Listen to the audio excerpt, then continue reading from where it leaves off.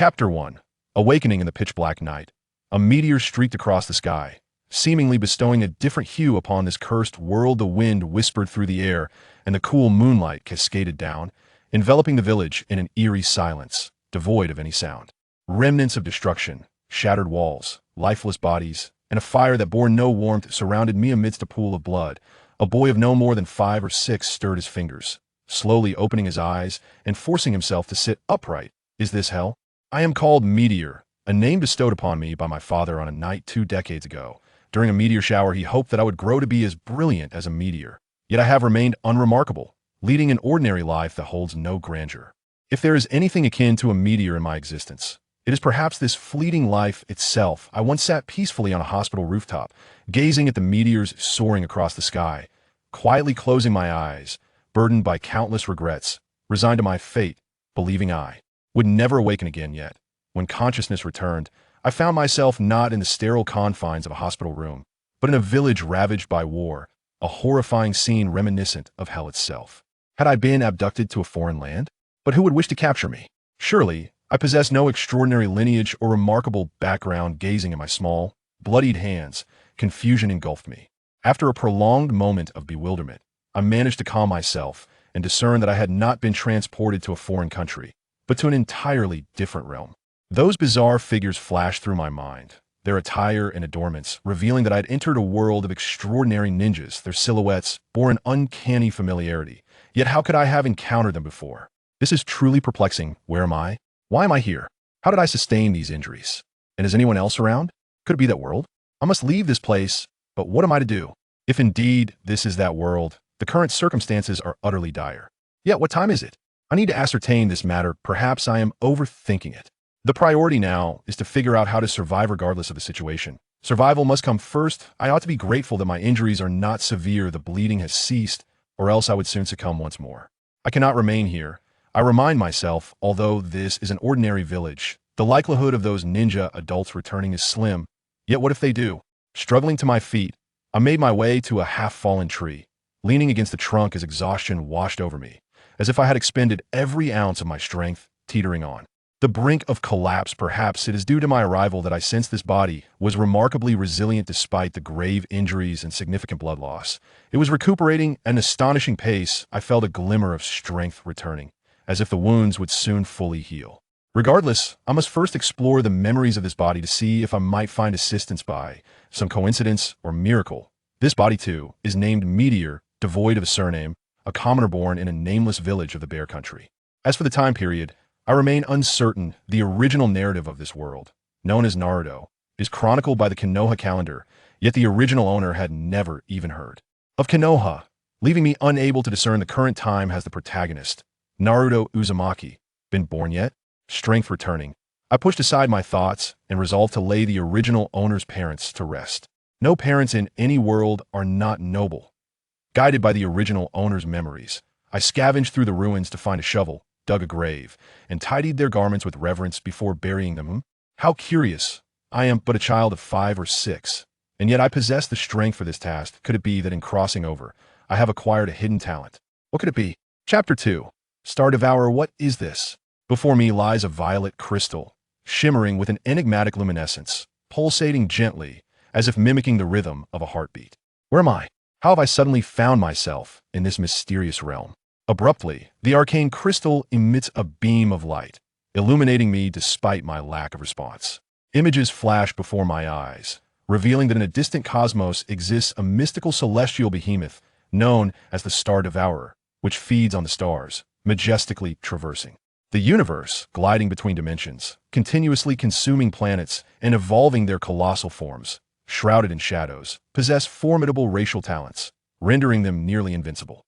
Yet, the world is rife with the unexpected. A newborn Star Devourer, still unformed and guided solely by instinct, wanders through the cosmos and encounters a formidable planet. In the ensuing clash, its massive body is obliterated, the stellar core shattering and dispersing into the void after eons of drifting through the universe. In its waning moments, it transforms into a meteor, plunging towards a cerulean planet, colliding with a dying patient on a rooftop, carrying his soul through the fabric of space into this realm of ninjas, landing upon the lifeless form of a child. Ultimately, The last vestiges of energy fused the three entities into one. I realize this is the nature of my transcendence. Very well, I must delve deeper into my studies.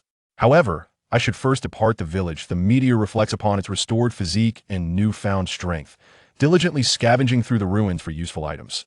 An axe, a short blade, limited provisions, a tattered water vessel, a few garments, bedding, and a shovel, as well as a backpack. It is time to leave. I pack the items into the backpack, testing its weight and finding it manageable. I grasp the shovel, hoisting the backpack, and gaze upon the ravaged village, this nascent realm of mine, the very origin of my presence in this world. I then venture towards the mountains behind the village in this unfamiliar world. The trees loom extraordinarily tall as I tread through the forest. A tinge of fear creeps in. Yet what choice do I have? After a considerable time traversing the landscape, weariness begins to set in. Fortunately, I encounter no ferocious beasts, and, just as twilight descends, I discover a suitable hollow in a tree. To rest, I swiftly clear the area, finally able to pause. Moonlight filters through, illuminating the hollow, which is not as dark as I had feared. As I consume the provisions I gathered, I ponder my next steps.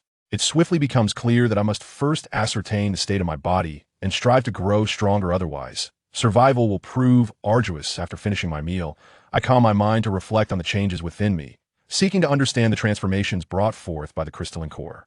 I discern that the Star Devourer's core has bestowed upon my body a fragment of its innate abilities, albeit significantly weakened. Nevertheless, these talents manifest within a human form, presenting themselves as extraordinary gifts. I possess remarkable regenerative capabilities, accelerating strength, acute perceptionable to sense minute changes within a 100-meter radius, even with my eyes closed, and a clear awareness of the omnipresent energy surrounding me, likely the essence of nature itself. Furthermore, I possess an exceptional digestive capacity, capable of absorbing energy from my surroundings, akin to the immortal beings of this world. I sense that my physique surpasses even that of these celestial entities, exhibiting formidable defensive properties, as evidenced by the short blade's inability to pierce my skin. Additionally, I have inherited the Star Devourer's spatial capabilities, albeit currently limited to approximately 100 cubic units. This endowment certainly rivals that of the fourth Hokage, Namake's Minato, in terms of spatial talent. The immense potential of this internal space will undoubtedly accelerate my growth, and I shall gradually uncover any additional talents that lie within. Night has fallen, and although I am alone in the forest, my current form renders me fearless of wild beasts. Slumber eludes me, and thus I spend my first night in this otherworldly realm in a state of half-awareness. Chapter 3. The first, unbeknownst to me, a shaft of sunlight graced my face, accompanied by the melodious chirping of birds. As I dazedly opened my eyes, a sudden realization struck me. I was no longer in the peace and safety of my home, but rather in a war-torn jungle of an unfamiliar realm. It dawned on me that I had yet to adjust my mindset. Lacking any sense of impending danger, this was a recipe for disaster. Upon this realization, I swiftly recalibrated my thoughts, scrutinizing my surroundings and striving to employ my heightened senses to detect any threats. Once assured that the vicinity was devoid of danger, I allowed myself a moment of respite. I then consumed the last remnants of my food. I resolved to depart this jungle in search of a more populated area, endeavoring to establish a semblance of residence and integrate into this new world. However, all signs indicated that this was a realm rife with conflict, and the chaos rendered my current vulnerability more perilous than remaining hidden within the jungle. After careful contemplation, I decided to stay put until I had acquired sufficient strength to venture forth. With this determination, I set about reinforcing my shelter, seeking sustenance in water sources, and diligently removing any snakes, insects, or wild beasts from the vicinity. Thus, I took action, grasping my axe firmly in hand. As I reached for my backpack, I suddenly remembered my spatial storage ability, prompting me to stow everything except the axe within. I cautiously descended from the hollow of the tree, knowing I might reside there for some time. I meticulously noted the surrounding environment and marked the towering trees with my axe before gradually making my exit. The trees in this world were astonishingly grand. Even this nameless thicket boasted many that two adults could barely encircle. Sunlight filtered through the leaves, casting a warm glow rather than a shadowy gloom. With my acute perception, locating a water source proved effortless. I quickly stumbled upon a crystal-clear mountain stream, teeming with fish. After observing the area for signs of large predators and finding none, I approached the stream, filled my water flask, and skillfully caught 3 palm-sized fish. This was a promising start. I secured the fish and water flask and continued my search for resources that could aid my forthcoming endeavors. I discovered wild fruits around me, but could not discern their edibility, so I refrained from consuming them directly. Nevertheless, I gathered a considerable amount to store in my spatial compartment for future experimentation with small animals. With this thought, I also collected several stones, confident that my current strength would allow me to hunt small creatures effectively. As I traversed the forest, I soon encountered a wild hare. Though my agility and strength were commendable, my aim with the stones was lacking, and I dared not pursue it too far, allowing it to escape. This experience underscored the need for further practice in the days to come. Fortunately, my luck turned as I stumbled upon several wild chickens, and after a diligent effort, I managed to catch two. Today's provisions were sufficient. Checking the time, I noted it was around 10 a.m. Although I had traversed a considerable distance, I did not feel fatigued. I resolved to seek out useful tools or craft some myself, confident that my spatial abilities would facilitate this endeavor. My first thought turned to the ruined village, where I believed I could find valuable items. I cautiously made my way back, observing the surroundings for signs of life and finding none. Having assimilated the memories of the original inhabitant, I felt a surge of sorrow and resentment. Yet I resolved to bury the deceased. I encountered familiar, yet foreign figures, unable to shake off the emotional weight. Utilizing my spatial absorption ability, I quickly buried the villagers' remains beside those of my parents. After paying my respects, I scoured the village for useful items, storing them within my space. Upon returning to the base of the tree housing my hollow, I processed the fish and kindled a fire to roast them. While the fish cooked, I utilized my spatial abilities to dig traps around the large tree, setting up precautions. After finishing my meal, I noted that there was still time, so I employed the gathered materials to fortify the tree hollow further. I then ventured to the stream to fill 2 large barrels with water, returning to boil it in a metal pot, ensuring I had ample supplies. As the afternoon progressed, I practiced my stone-throwing skills, and soon my accuracy improved significantly. Likely due to my inherent talent, I felt a sense of genius awakening within me. I then took another stroll around the vicinity and successfully caught a rabbit. With the day winding down, I prepared the wild chickens I had captured earlier, stewing them in the pot with the spices I'd found, confident that 2 chickens would satisfy my hunger. Seizing the opportunity, I engaged in some basic exercises to familiarize myself with my capabilities. Once the chickens were cooked and the aroma wafted through the air, I relished the meal, finishing both chickens with ease. After tidying up the dishes, I secured the entrance to the hollow and sat on my makeshift bed, reflecting on my spatial abilities and contemplating the training that awaited me. Come morning. Chapter 4. Absorption. The sunlight filtered through the crevices, heralding the arrival of a new day. The day I officially embarked on my journey of cultivation. Yet, it was evident that I had awakened late. Once again, to be candid, transitioning abruptly from a state of tranquility to one filled with acute crisis awareness is somewhat challenging for someone as languid as I. Nevertheless, I am aware that change is imperative. After a brief and simple cleansing ritual, I stepped out of my tree hollow, careful to evade all traps. I made my way to an open expanse, distance from both the stream and my dwelling, which I had deemed the most convenient training ground the previous day. Only then did my true endeavor commence. Upon reflection, I realized that in both this life and the last, I am merely an ordinary individual unversed in martial arts, lacking any esoteric texts or magical tomes, and certainly not a fitness enthusiast. My understanding of cultivation is akin to having 6 senses open while being entirely oblivious to the 7th. After some contemplation, I decided to adopt the cultivation method of a certain bald sage from another realm. I hoped that, unlike him, I would not lose my hair while gaining strength. Dismissing further thoughts, I began a set of exercises. To my surprise, I found it neither exhausting nor time-consuming. Thus, I resolved to practice the health-preserving Tai Chi I had learned during my previous life. The experience was remarkably gratifying, entirely different from my prior understanding. After several repetitions, I noticed a profound sensation while practicing Tai Chi. My body subconsciously absorbed energy from the surroundings, gradually enhancing my strength. As for the arcane arts, they seemed altogether different in this world. The cultivation of mystical techniques involves the fusion of one's chakra with natural energy in specific proportions.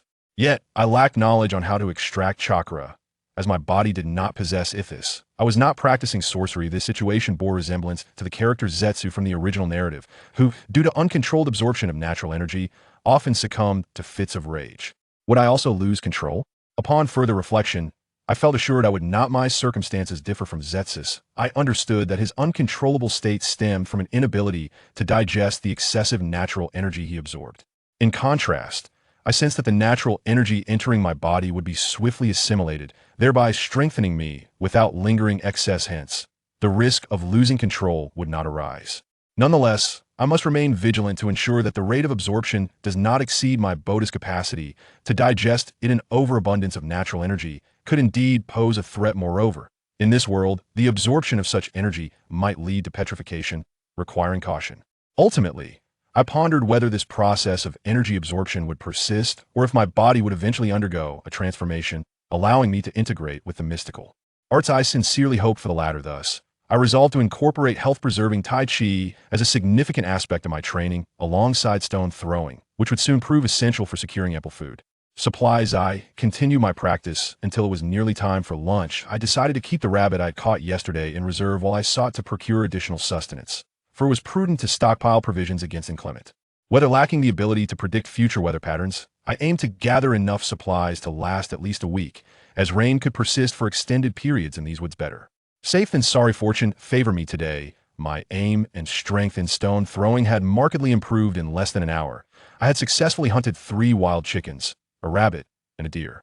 Although I spotted a wild boar, I wisely opted not to approach due to the inherent danger. Returning to my abode, I prepared the rabbit and consumed it, feeling the need for sustenance before resting.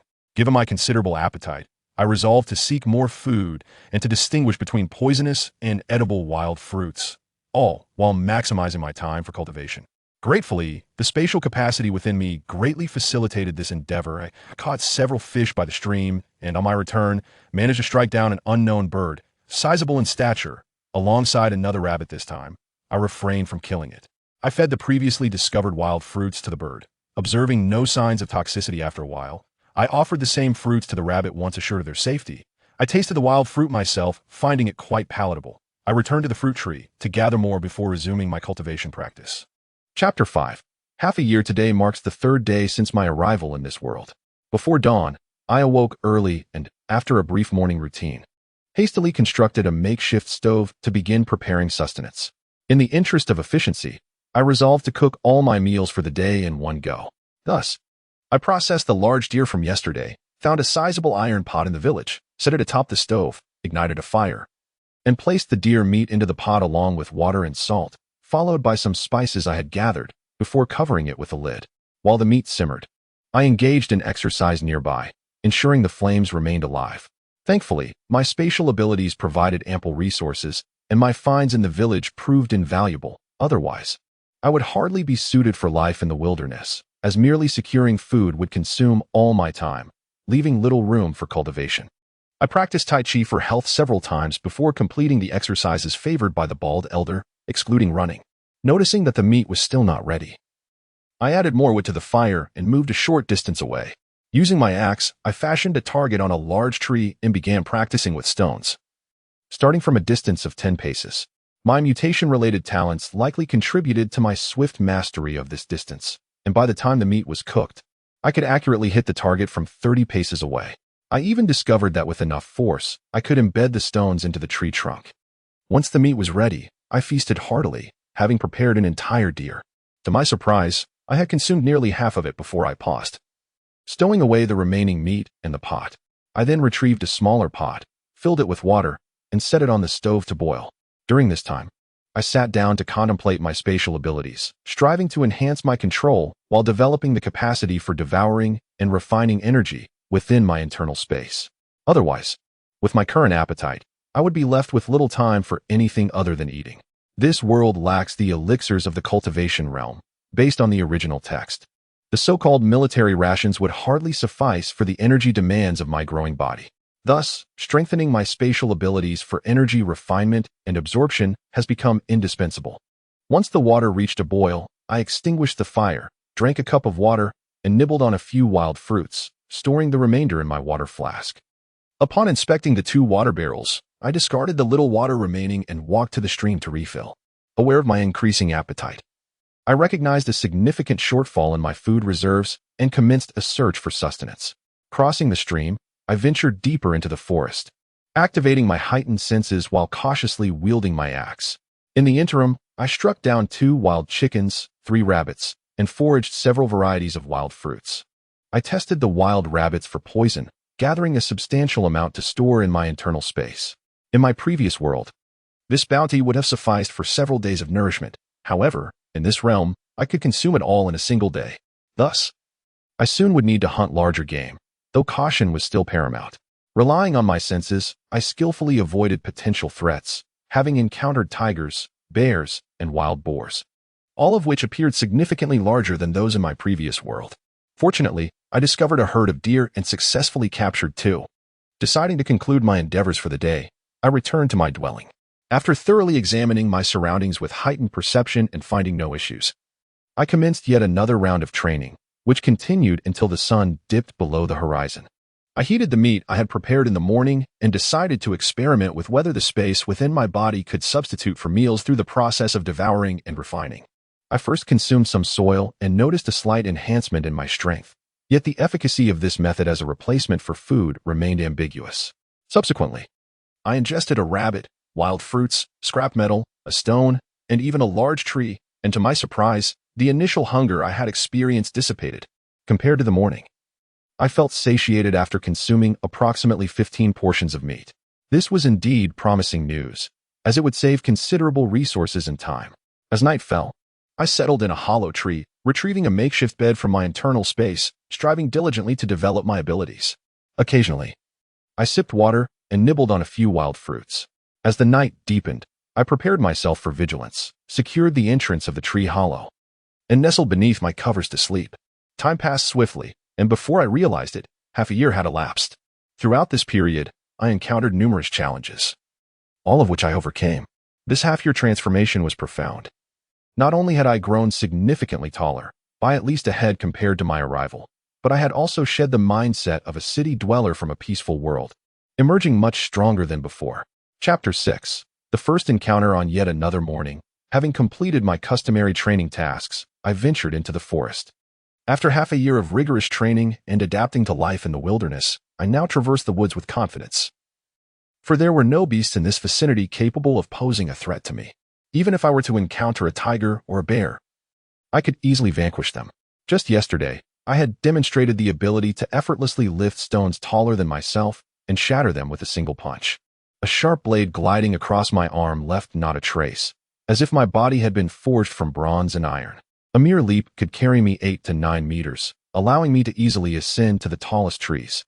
I could sense any disturbance within a kilometer radius, and my internal capacity had expanded 100-fold, accelerating my absorption and refinement, causing my physical prowess to grow seemingly without limit. Suddenly, I detected the approach of another presence. After months of solitude, my heart raced with excitement at the prospect of human interaction. However, I quickly tempered my enthusiasm, retreating cautiously behind a tree to discern the newcomer. From my observations, the individual did not appear particularly strong, nor did they move with haste. I could easily confront them. Yet, considering the existence of ninjas in this world, who, despite their lack of physical might, wield great lethality through their chakra, I remained vigilant. My careful scrutiny revealed no unique energy emanating from this person. But I dared not let my guard down, as it was possible I lacked the ability to sense chakra.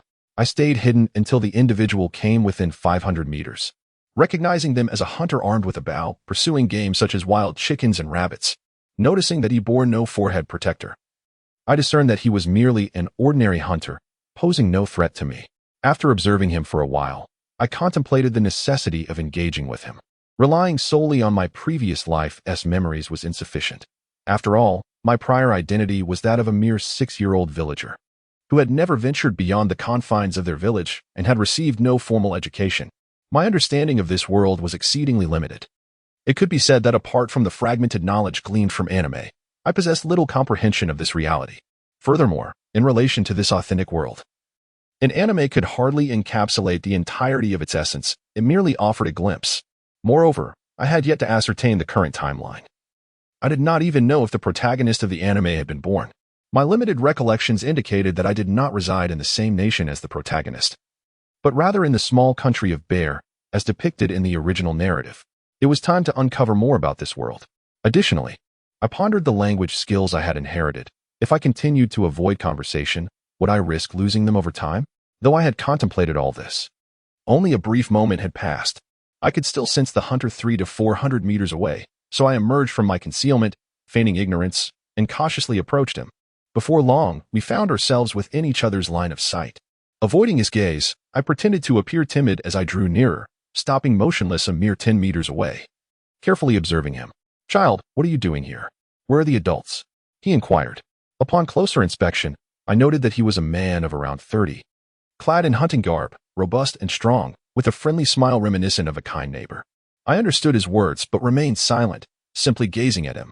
After a while, he seemed to have an epiphany and asked, "Do you not have parents? Would you like to visit our village?" I pondered for a moment, said nothing, and merely nodded slightly. Thus, he led me towards his village, engaging in conversation along the way, occasionally inquiring about my thoughts, to which I remained silent, responding only with nods. As we continued our journey, I gradually realized that the village he spoke of was located on the other side of the mountain, not far from my original home. Additionally, it appeared that my original self had an aunt residing in this village, which stirred a flicker of hesitation within me. Nonetheless, I ultimately resolved to proceed to the village. Chapter 7.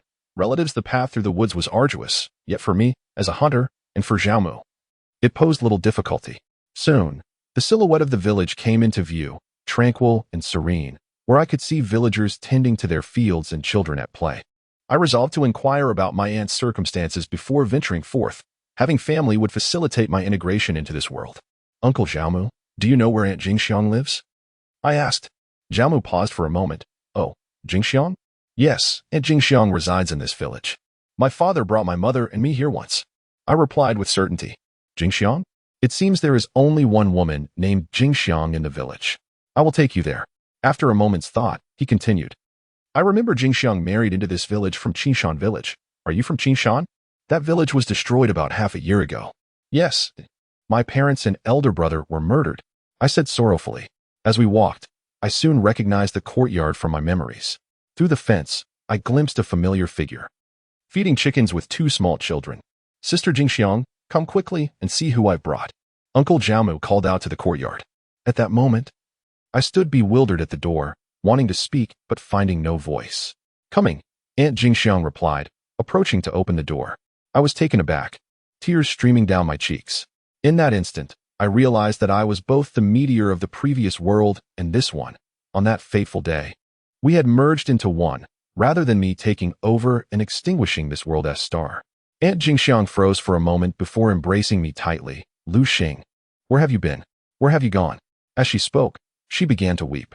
My younger cousins, hearing their aunt's cries, joined in with their own wails. After a while, Xiaomu hurriedly urged, "This is a joyful occasion. Do not cry. I will go inform Xiong." At that moment, Aunt Jingxiang wiped my tears and then dried her own.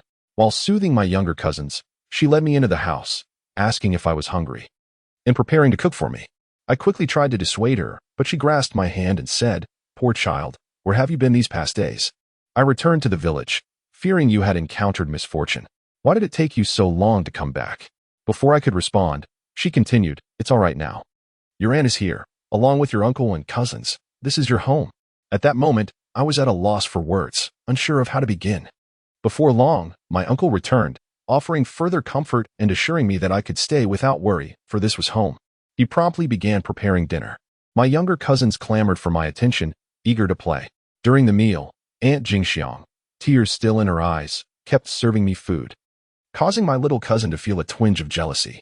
That evening, she prepared bedding for me early. Lying in bed, I realized that in this world, I had family once more and was no longer alone. I vowed to protect them and ensure that such tragedies would never occur again. I took up residence at my aunt's house, in this ordinary village where the children had little to occupy their time. For days, I found myself in a state of stupor or entertaining the little ones, as my aunt forbade me from engaging in any tasks, rendering my cultivation nearly impossible. Yet, this existence was ill-suited to my spirit. Thus, I resolved to concoct an excuse to venture once more into the wilderness. I sought out the oak, a seasoned hunter, and implored him to teach me the art of hunting, subsequently persuading my aunt to allow me to practice. Thus began my renewed journey of cultivation. Chapter 8. Information. As I once again traversed the dense jungle, I reflected upon my days since arriving at my aunt's home. From the initial bewilderment to my current sense of belonging, a smile inadvertently graced my lips. Life in the mountain village is remarkably serene. Yet the memories I possess instill in me a constant sense of unease, compelling me to persist in my training, an effort and dedication that were absent in my previous life. Suppressing my smile, I engaged in careful inquiries and, aided by my extraordinary hearing and perception, I unknowingly amassed a wealth of information. In summation, I have gathered that this world is indeed the Naruto universe, and the village I inhabit belongs to the Land of Bears, a small nation situated at the southernmost tip of the peninsula bordering the Land of Fire. It is adjacent to the island nation of the Land of Whirlpools and across the sea from one of the 5 great nations, the Land of Water. This country is predominantly forested and functions as a secluded realm. It is home to the Star Village, an exceptionally small ninja village, with its leader referred to as the Star Shadow. Of course, from the original work, I am aware that only the leaders of the 5 great ninja villages are entitled to be called shadows. The Star Village lacks the qualification to bear such a title. However, based on the information I have obtained, it remains uncertain whether the title of Shadow was originally conferred upon the first Hokage, as the Star Village was established significantly earlier than Konoha. Nevertheless, I suspect few would acknowledge this claim. Regarding the timeline, I have not gleaned the exact chronology of Konoha. But considering that the Land of Whirlpools has already fallen and the Ninja World War has ceased, I can deduce that the time frame is set after the Second Great Ninja War but prior to the Third. Consequently, it is likely that my age in this life is at most 1 or 2 years apart from that of Kakashi Hitaki, Naruto Uzumaki's mentor in the original narrative. And there is a strong possibility that we are of the same age. I recall that Kakashi was born in the 37th year of Konoha, which places us around 44 years after its founding. At this time, Naruto's father, the 4th Hokage, has yet to ascend to his position, only just beginning to make a name for himself in the ninja world. I anticipate that it will not be long before the title Golden Flash reverberates throughout the world, as the 3rd Great Ninja War looms on the horizon, with the 4th Great Ninja War, which nearly leads to the world's destruction, occurring 67 years later. Only a couple of decades remain. My presence will undoubtedly trigger a butterfly effect, influencing the protagonists. Will they, as in the original narrative, rise to save the world? Furthermore, as evidenced in the subsequent Boruto series, the existence of the 2 saviors has prevented another ninja war. However, the world remains, as it is now, devoid of true peace. Additionally, the emergence of the Ōtsutsuki clan perpetually threatens the ninja realm with annihilation. I do not wish to dwell on such matters. Although my formidable talents and the extraordinary space within me allow for swift growth and strength, it is imperative that I learn ninjutsu while immersed in the ninja world. At the very least, I must acquire a fundamental understanding of it. However, mastering ninjutsu is not an easy endeavor. In fact, for someone like me, an ordinary civilian not belonging to a ninja clan or village, learning ninjutsu is nearly impossible. The original narrative may appear to be filled with passionate inspiration. Yet every person and event subtly reveals the bloodlines and fatalism that govern daily life.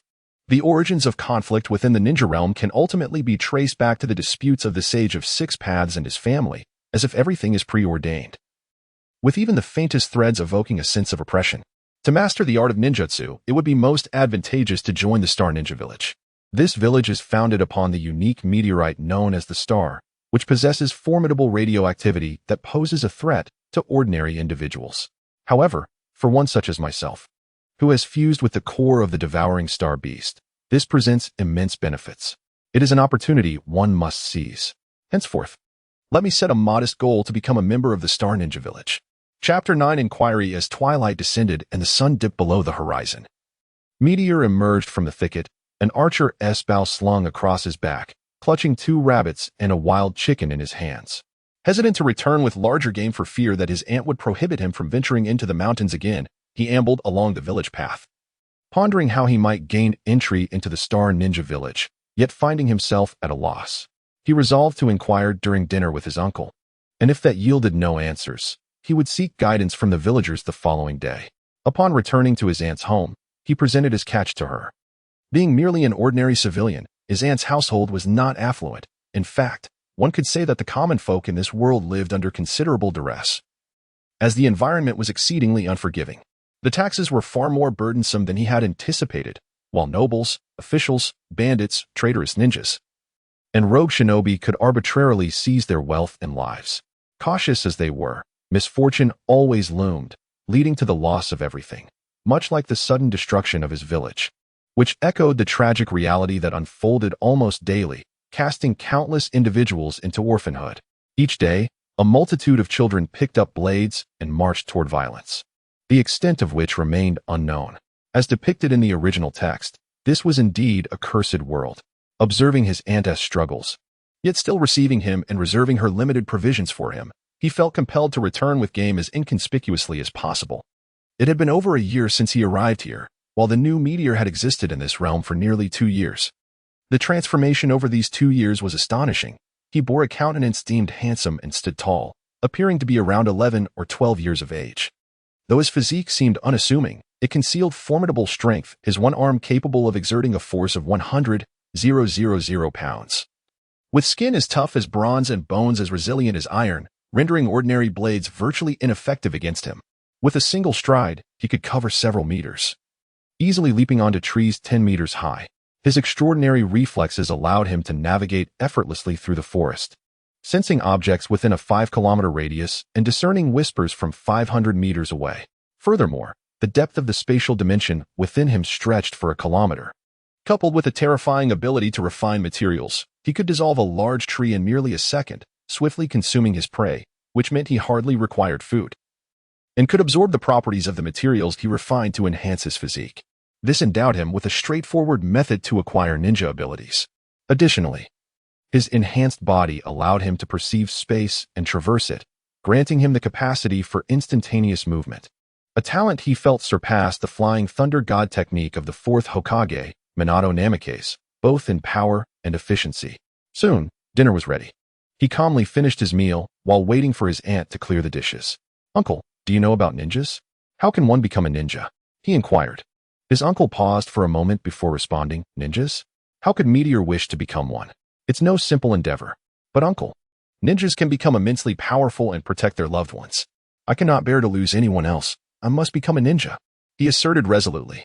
"In our land, to become a ninja, one must join the Star Ninja Village and possess the requisite talents," his uncle replied, eyeing him thoughtfully.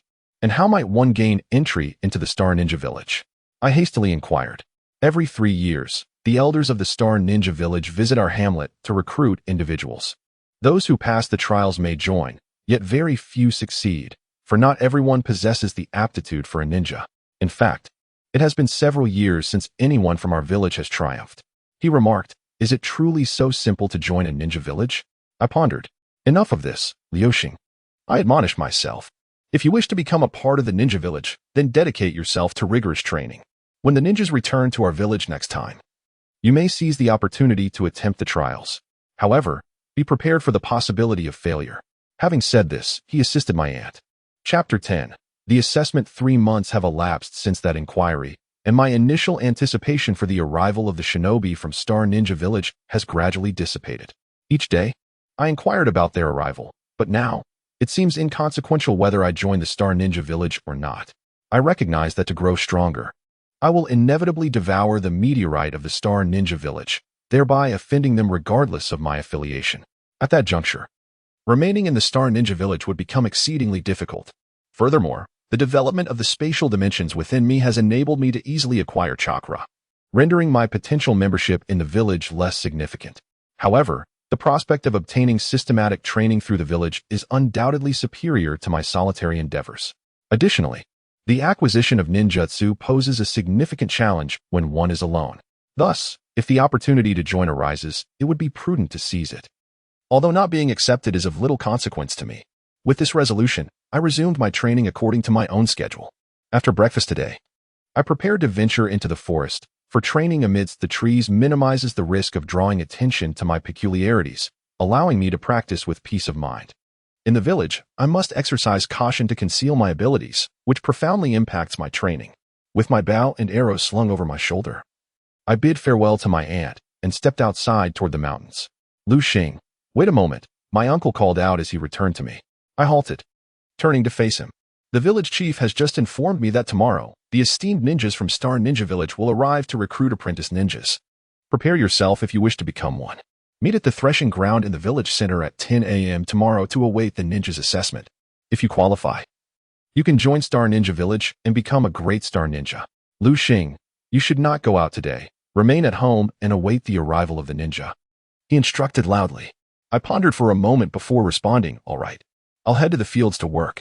Think carefully about whether you truly wish to become a ninja. My uncle concluded before departing the courtyard. I returned to the yard to store my bow and arrows, feeling a twinge of curiosity. Based on the original narrative, recruiting ninjas from outside one's village seems rather illogical. Although it occurs within our nation and among neighboring villages, it undoubtedly presents numerous complications. Does Star Ninja Village not consider these factors? Surely not. What then motivates them to act in such a manner? I dismissed the thought, realizing that I would soon learn the answers upon reaching Star Ninja Village, even if complications arise. The original narrative suggests that Star Ninja Village is merely a small ninja village, likely possessing only a handful of ninja with elite J-Nin level strength. In fact, it is uncertain if anyone of J-Nin caliber even exists there. Given my current abilities, I need not fear for my safety, regardless of any unforeseen circumstances. As the day drew to a close, I spent a tranquil morning in the courtyard after breakfast. At 9 a.m., my uncle and aunt approached, urging me, Lu Xing. It's time to go. We must not keep the ninja waiting. He embraced my younger cousin and cousin sister, while my aunt approached.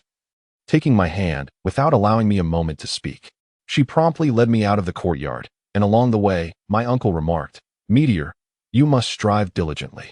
I too once participated but failed the ninja assessment, as did your aunt. It would be splendid if you could succeed. Upon arriving at the threshing ground, it was already bustling with people. My uncle and aunt were engaged in greetings with many. The children participating in the assessment were of similar age to mine, totaling 23 of us. The village elder instructed us all to stand in the center of the threshing ground, awaiting the arrival of the Star Ninjas. Subsequently, he and several esteemed figures from the village made their way to the village entrance. Around 10 o'clock, they cautiously escorted a young man wearing a forehead protector to the newly constructed platform in the center of the threshing ground. The crowd fell silent as he announced, I'm Akahoshi, and I will assess whether you possess ninja potential. Please line up and approach one by one. He then produced a sheet of paper and instructed the children participating in the assessment to interact with it as he directed. It dawned on me that this examination was to determine if we could extract chakra. The special paper would react to even the faintest presence of chakra. Thus, the assessment became exceedingly clear. Time elapsed, and 12 evaluations had taken place, yet none had succeeded. When it was my turn, I followed his instructions and felt a unique energy, but I was uncertain if it was indeed chakra. Fortunately, I passed. As I descended from the platform, my aunt rushed toward me, joyfully embracing me. Meteor, you are magnificent. You've passed, and you are to become a true ninja. Soon, the assessments concluded, and regrettably, I was the only one from the entire village to succeed. At that moment, the ninja named Akahoshi approached me, saying, Congratulations, you are Meteor, correct? Go bid farewell to your family. Shortly, you will accompany me back to Star Ninja Village. Reluctant to part from my aunt's family, I saw her tearfully imploring me to take care of myself and to return soon. My younger cousin clung to my leg, weeping and pleading for me not to leave. However, under Akahoshi's insistence, I had to depart swiftly. Following him out of the village, I glanced back repeatedly, unsure when I would return again. After gathering my thoughts, I turned and hurried to catch up. Chapter 11. The journey as Chixing departed from the village, his pace was not particularly swift. Perhaps he considered my youth and the fact that I had yet to become a ninja. He would walk a short distance before pausing to rest. During these intervals, I attempted to inquire about various matters, but each time I opened my mouth, he would disregard my questions, occasionally displaying a hint of impatience that discouraged me from pursuing conversation further. However, I gleaned from him that our journey to Shinrin Village would take approximately 3 days at our current speed, given that the distance was a daunting 70 to 80 kilometers. If he were alone, he could return in a relatively short time, but for a 6 or 7-year-old child who had not yet become a ninja, traversing such rugged terrain in 3 days was undeniably a formidable task. Realizing this, I understood it was also a test. As we progressed, I noticed that throughout the day, ninjas would periodically converge, some accompanied by children of similar age to mine. However, the numbers were not overwhelming. Only 3 additional children joined us throughout the day. And of the ninjas, only 2 remained while the others departed swiftly. It appeared that they were assembling competent children for the journey, ultimately leaving the 3 of us, Chixing and his companions, to escort the qualified children to Shinrin Village. Thus, we followed Chixing and his fellow ninjas, spending our days hurrying along, resting only when absolutely necessary. All of us, having just left home, carried our belongings, and our provisions were scant. During this time, many children wept in distress. But their cries were met with scorn, and there was even one child, possibly spoiled at home, who defiantly lay on the ground and wailed. Without hesitation, Chixing executed him before our eyes, instilling a palpable fear that silenced any further outbursts. We persisted with all our might, as many understood that failing to reach Shinrin village meant elimination and the loss of life. This world is truly cruel, I mused silently. On the second day, as we continued our trek, some children could not endure the fatigue and collapsed on the ground, unable to rise. When others attempted to assist them, they were callously rebuffed. Chixing and his comrades employed harsh methods to compel them to stand and push their limits. Those who failed were mercilessly slain by the end of the second day, for children had perished on the journey. Witnessing their lifeless bodies and pools of blood deepened my awareness of the profound malice inherent in this world. When killing and being killed become the norm, it is difficult for someone like me, who retains memories of a peaceful existence from a previous life, to accept. Perhaps my arrival in this world, endowed with formidable talents, is meant to bring about some semblance of change.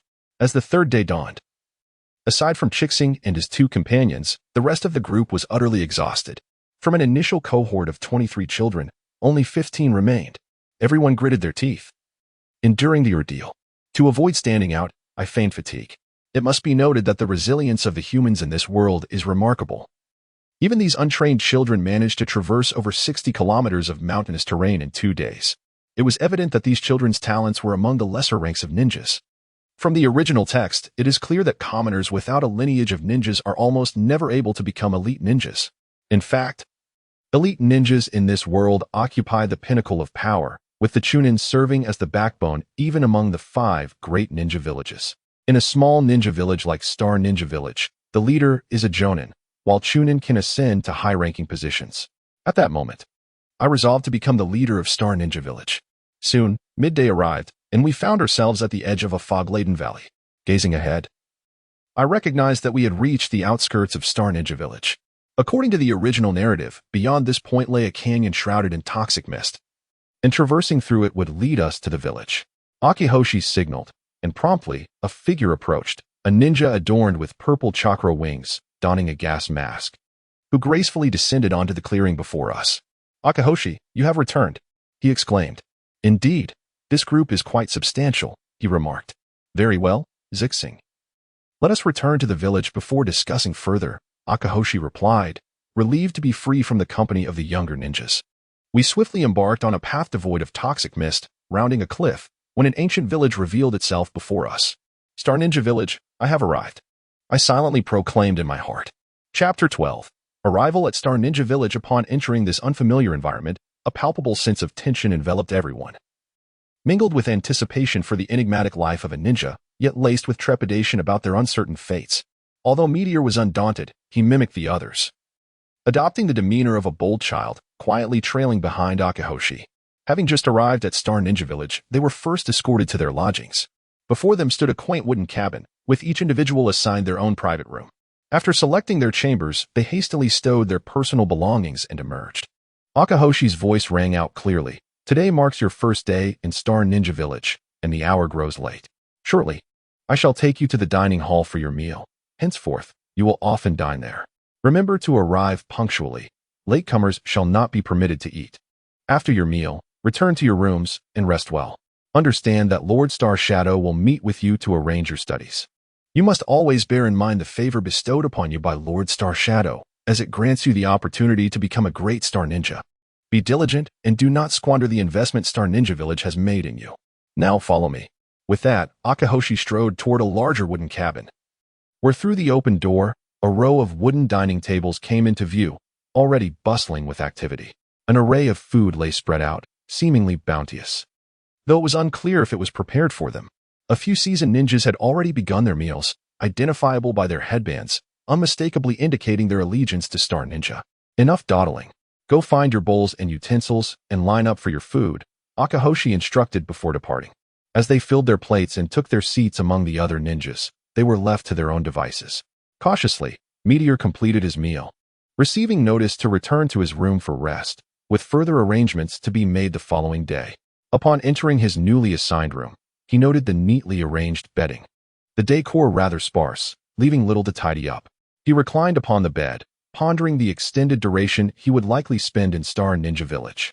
The training offered to commoners like himself would probably not encompass advanced techniques. After all, in the original narrative, even the esteemed Leaf Village's educational system merely taught the basics of ninjutsu. It was evident that Star Ninja Village, lacking even a formal ninja academy, would offer little more. Fortunately, what he required at this moment were the most fundamental skills, which he expected to master with relative ease. However, he needed to remain cautious, as exhibiting too much strength might arouse suspicion of being a spy, a predicament he wished to avoid. Moreover, it appeared that Star Ninja Village possessed a limited repertoire of ninjutsu, relying on the chakra extracted from the fallen star for their training. When would they be granted permission to practice near the meteorite? As these thoughts swirled in Meteor's mind, a flicker of excitement regarding the fallen star ignited within him. Meteor resolved to swiftly acquire the foundational skills of a star ninja while simultaneously familiarizing himself with the village and its inhabitants. He couldn't shake the feeling that the recruitment of ninjas from outside the village was somewhat irregular. Was there an underlying issue at play? He recalled that no one from his original village or his uncle's village had returned as ninjas.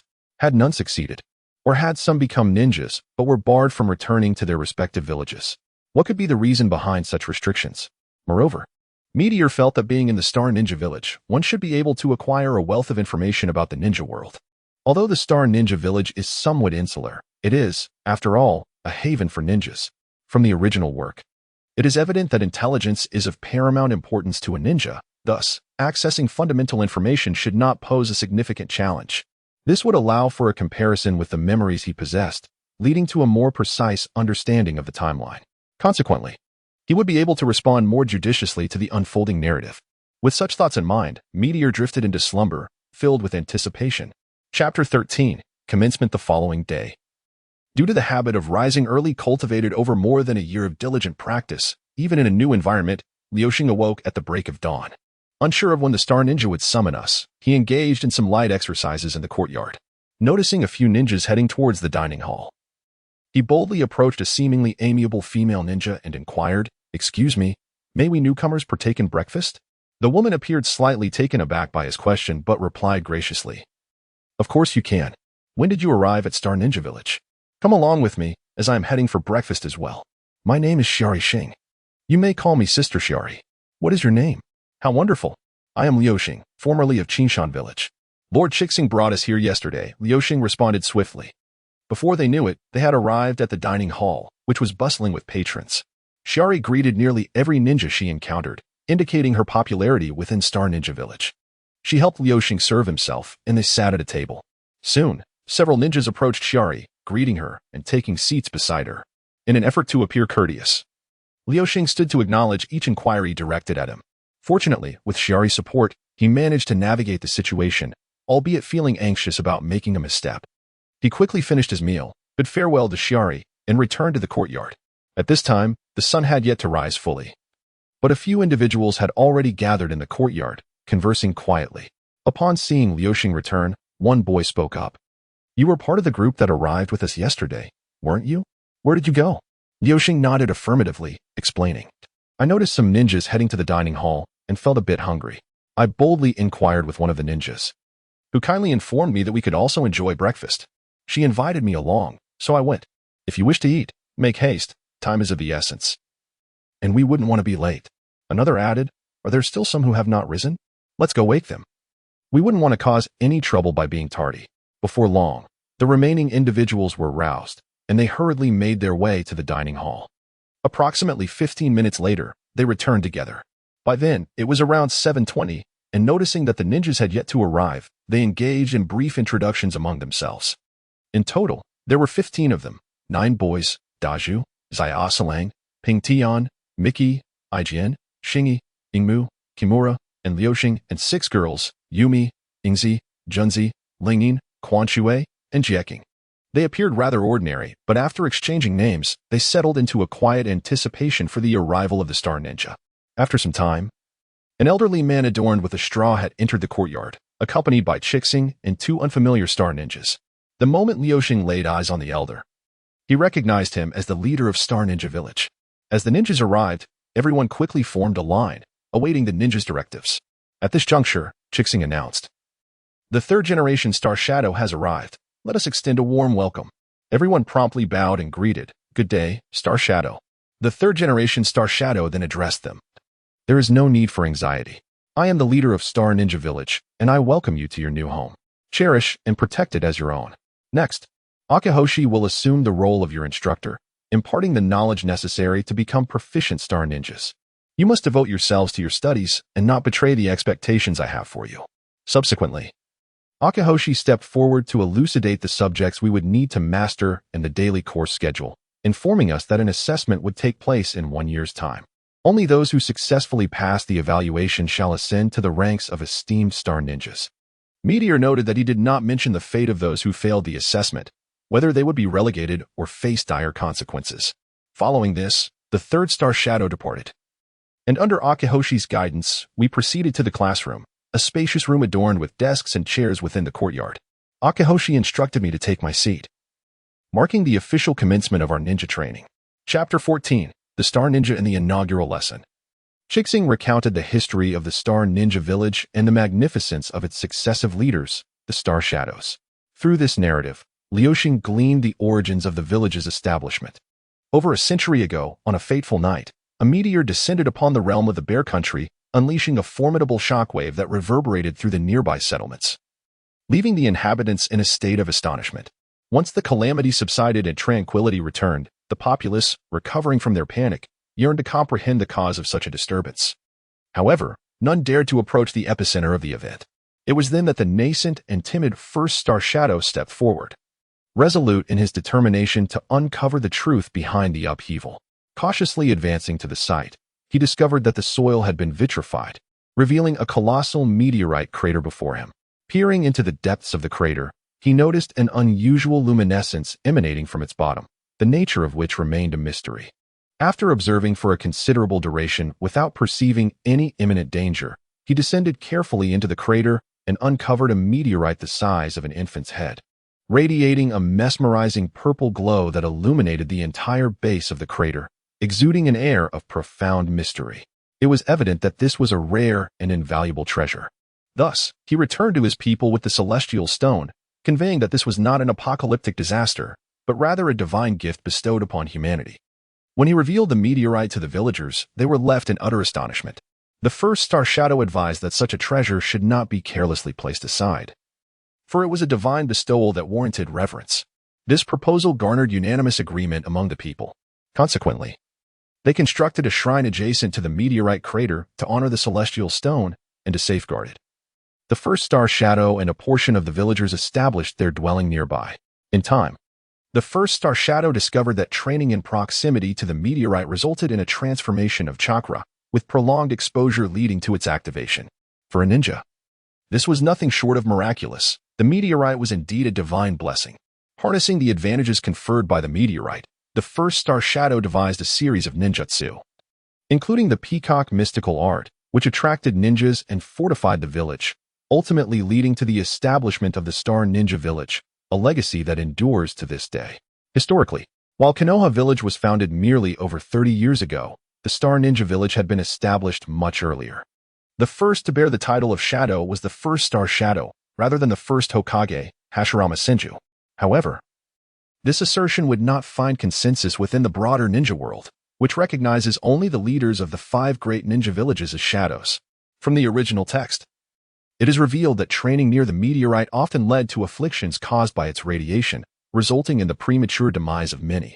Eventually, the third Star Shadow was compelled to conceal the meteorite due to the extensive casualties it caused, which in turn incited Chixing's betrayal in the assassination of the third Star Shadow.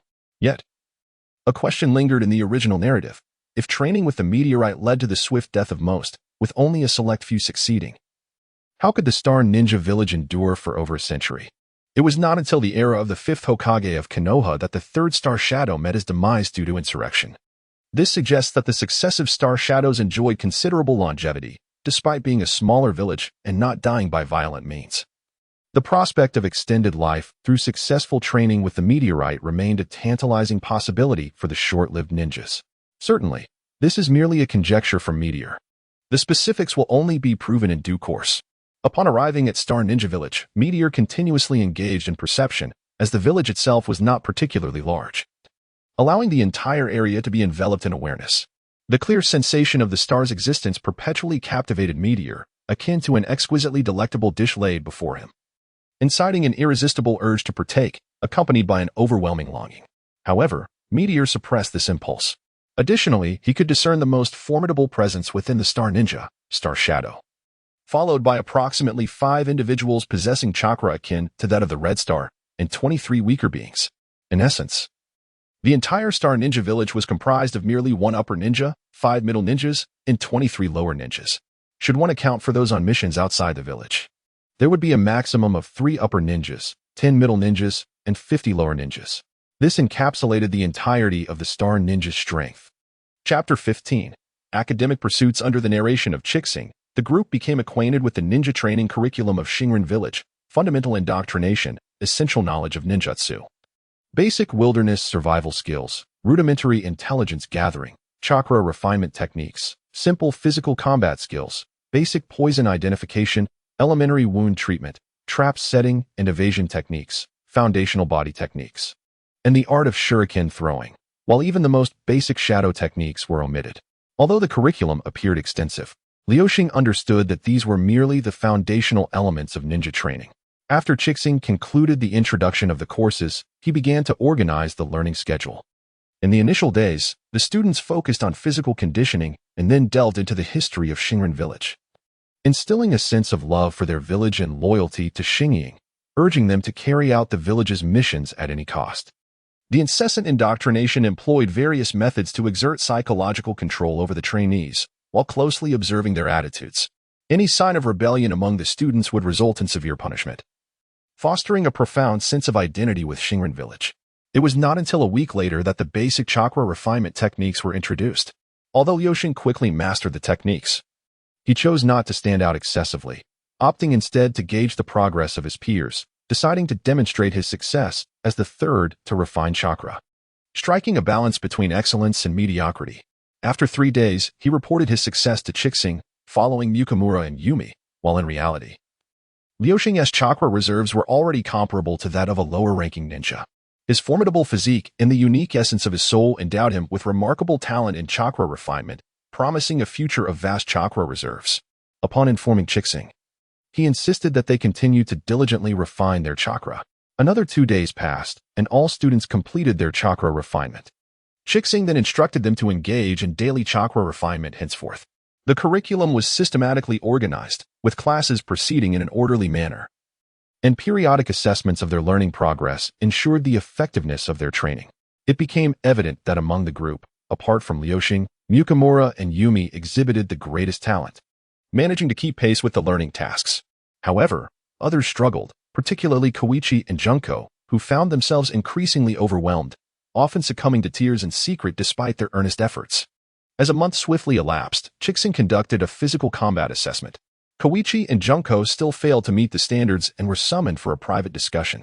Initially, the others presumed they would face reprimands, but they did not return. After the day's lessons concluded, their absence was noted during mealtime, and their quarters had been tidied up. Chixing informed the group that due to their inability to qualify, they had been eliminated and sent home. While doubts lingered among the students regarding this explanation, none dared to inquire further. However, endowed with keen perception, Liuxing discerned the grim truth. They had not returned home but had been mercilessly slain by their instructor, Chixing. This revelation deepened Liuxing's understanding of the world's harshness and coldness. The casual act of taking another's life has created a profound chasm between Liuxing and the village of Xingnan. Yet he meticulously conceals his true feelings, feigning ignorance and presenting himself as a somewhat gifted but ultimately unremarkable child of humble origins. Privately, he exhausts every effort to absorb and assimilate the knowledge he acquires. Thus, a year has passed unremarked, and Liuxing is now over 7 years old. The training for the ninja students of Xingnan Village is nearing its conclusion, and Liuxing is acutely aware that he can undoubtedly defeat Chixing through various analyses. It is evident that he has nearly ascended to the pinnacle of strength within Xingnan Village. Consequently, he harbors no concerns regarding the forthcoming evaluations. Presently, among this cohort of students, only 10 remain, with Xiaoxiling, Daisu, and Jieking having been eliminated, signifying their untimely departure. The mere thought of this evokes a tinge of sorrow within Liuxing. Nevertheless, he resolutely compels himself to adopt a state of tension before the assessments, revealing not a hint of his inner turmoil. Chapter 16. Graduation time slipped through our fingers, and before we realized it, a year of diligent training as ninjas had passed. Tomorrow marked the day of our graduation examination. A blend of fear and anticipation enveloped us, for we all understood that passing would grant us the title of a Chunin in Star Ninja Village, allowing us to truly integrate into the community. Conversely, failure would lead to the grim realization that death awaited us after a year of unwavering effort. Uncertainty about the exam's content stirred a peculiar sensation within Meteor's heart, though it was not fear. Thus, the final night before the examination passed in this state of mind. Morning light filtered through the cracks, casting a serene and peaceful glow. By then, some had already gathered in the courtyard, engaging in conversation and movement. Meteor, upon hearing the sounds from the yard, realized he had woken up unusually late. Startled, he opened his eyes, checked the time, and discovered he would not be tardy. He then rose slowly to wash up and have breakfast. Today, he refrained from outdoor exercise and instead awaited the arrival of Akahoshi in the courtyard. As the time for class approached, everyone quietly formed a line, anticipating the examination. At that moment, the third star shadow entered the courtyard, accompanied by Akahoshi and two other star ninjas who followed silently. Upon their entrance, the crowd immediately paid their respects to the third star shadow without needing any prompting. The third star shadow paused in front of us, taking a moment before speaking. Very well, there is no need for excessive formality. Treat me as your grandfather. Seeing you all is akin to witnessing the growth of Star Ninja Village. I eagerly await your performance. Becoming a qualified Chunin in Star Ninja Village is the goal. Furthermore, I have decided to reward the top student with a prize, the body replacement technique. At this announcement, excitement rippled through the group, for we all recognized the rarity of such a jutsu. Meteor understood that while apprentices in any of the 5 great ninja villages could easily learn the body replacement technique, acquiring it in a small village like Star Ninja Village was no simple feat. Throughout the year, they had not been taught any jutsu. Akahoshi had never imparted any techniques nor shown any intention to do so. His teachings primarily revolved around basic body techniques and mind conditioning. This underscored the value of jutsu in a small ninja village, implying that for aspiring ninjas, learning such techniques would be an even greater challenge. Although Meteor had clandestinely mastered both the body replacement technique and the peacock method of Star Ninja Village through his exceptional perception and learning aptitude, he dared not reveal his abilities, as he could not clarify their origin. This sparked a competitive spirit among everyone, each vying for the top position. Under Akahoshi's guidance, they soon grasped the examination's format. Given that Star Ninja Village boasted fewer than 50 inhabitants with ninja aptitude, the exam's requirements were far simpler than expected, consisting primarily of training objectives that everyone could accomplish. The distinction in performance would be based on the duration and completeness of the tasks. This time, I will undoubtedly secure first place, came Kimura's voice. Following that, Yumi chimed in, not if I can help it. Other top performers echoed similar sentiments, while Shofu weakly murmured, almost inaudibly, I will definitely pass. Meteor cast a glance at him, contemplating the year they had spent together in study, and resolved to lend a helping hand if possible.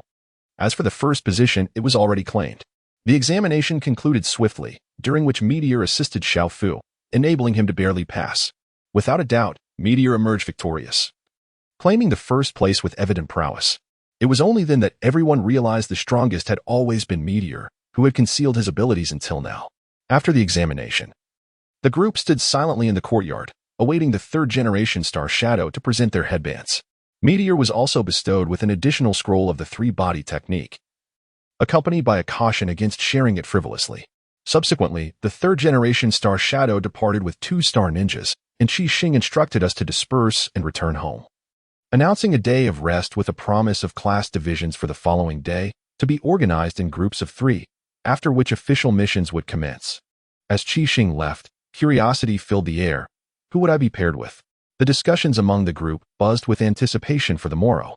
Chapter 17, Class Allocation. In the morning, everyone returned to the classroom, engaging in hushed discussions as they settled into their seats. I wonder who I will be in a class with, Yumi murmured to herself. Others chimed in, expressing their hopes to be in the same class as Yumi. I want to be in the same class as Yumi, Kimura stated. Not a chance. Yumi is in my class, Ajian interjected. The world of children truly seems to cultivate maturity at an early age, as they exchanged words back and forth, each attempting to convince the others, leading to a lively debate within the classroom. Suddenly, Shokufu timidly spoke up. "We have 10 people, with 3 in each class. What about the remaining individuals?" Instantly, the room fell silent, a hint of concern etched on their faces as they wondered how the allocations would unfold. Fortunately, at that moment, Akahoshi entered, accompanied by 2 star ninjas, 1 male and 1 female. Lu Xing recognized the female ninja as Summer Star, whom he had encountered before. But sensing it was not the time for greetings, he chose to remain silent. Akahoshi commanded, "Silence. We shall now proceed with class allocations. Class 1, Lu Xing, Kimura, Yumi. And Team Leader Summer Star. Class 2, Ajian, Sakuragi, Swearin, and Team Leader Purple Star. Class 3, Hirata, Sakurako, Izumi, with myself as the team leader. Akahoshi-sama, what about me?" Shokufu trembled as he raised his hand. "You will join the team with vacancies. Proceed to the training ground to report to White Star." "Off you go," Akahoshi replied, dismissing him without further ado. Shokufu cautiously exited the classroom, while Akahoshi added, "Now, each class shall operate independently." At this point, Purple Star nodded to Akahoshi and Summer Star before stepping forward. "I am Purple Star, Class 2. Follow me," he announced before turning to leave the classroom. Ajian, Sakuragi, and Swearin hurriedly followed him out. "Well then, Class 1, follow me," Summer Star said, gesturing to Akahoshi before making her way outside. Lu Xing and the others quickly trailed after her. They walked until they reached the village training ground, where Summer Star finally halted. "All right, this shall suffice. Congratulations on becoming a Star Ninja. According to regulations, you must each adopt a new name, with the final character being Star to signify your emergence as a distinguished Star Ninja," she explained. Lu Xing hesitated to change his name, as it held significance from 2 lifetimes. After pondering, he spoke, "Team Leader Summer Star. May I retain my name since it already contains Star?" After a moment of consideration, Summer Star nodded. "That is acceptable. You shall continue to be called Lu Xing. Your name suggests you were destined to be a Star Ninja." Lu Xing sighed in relief, patiently awaiting further instructions. Summer Star then addressed Kimura and Yumi. "Have you both decided on your names? Would you like me to assist you?" "Team Leader Summer Star, I have decided. I shall be called Radiant Star. My grandmother said that Radiant Star brings good fortune. I hope to possess good luck and share it with others," Yumi declared. "I will be called Sirius Star. It's a rather impressive name, don't you think?" Kimura added. "Very well then, in Summer Star's class, Lu Xing, Radiant Star, and Sirius Star. Let us commence with self-introductions. My name is Summer Star, a middle ninja from the Star Ninja Village. I cherish the starry summer nights and despise the nights devoid of stars, aspiring to become a remarkable ninja in the future." "Well, that's all for now. It is your turn, starting with Meteor," said Summer. "I am Meteor. I delight in training, satisfying my hunger, and enjoying tranquility. I am not picky with food and detest the pangs of hunger. I abhor violence and aspire to safeguard that which I hold dear. Furthermore, I wish to contribute something unique to this world in the future," Meteor expressed. "I am Radiant Star. I cherish the company of my family, have a fondness for flowers, and dislike solitude. I detest loss and aspire to become a great Star Ninja, protecting those whom I care for," said Yumi. "I am serious. I yearn for strength, relish challenges, and have an affinity for the unyielding. I have no patience for weakness and hope to emerge as a formidable ninja. I shall protect everyone," declared Kimura. Listening to their words, Meteor realized that the commoners, Kimura and Yumi, had vanished. Before him stood the Star Ninjas, Radiant Star and Sirius. At that moment, Meteor comprehended why those who were not chosen returned to their original village, while those who failed naturally perished. The chosen ones, upon embracing their identity as ninjas, understood the essence of their calling.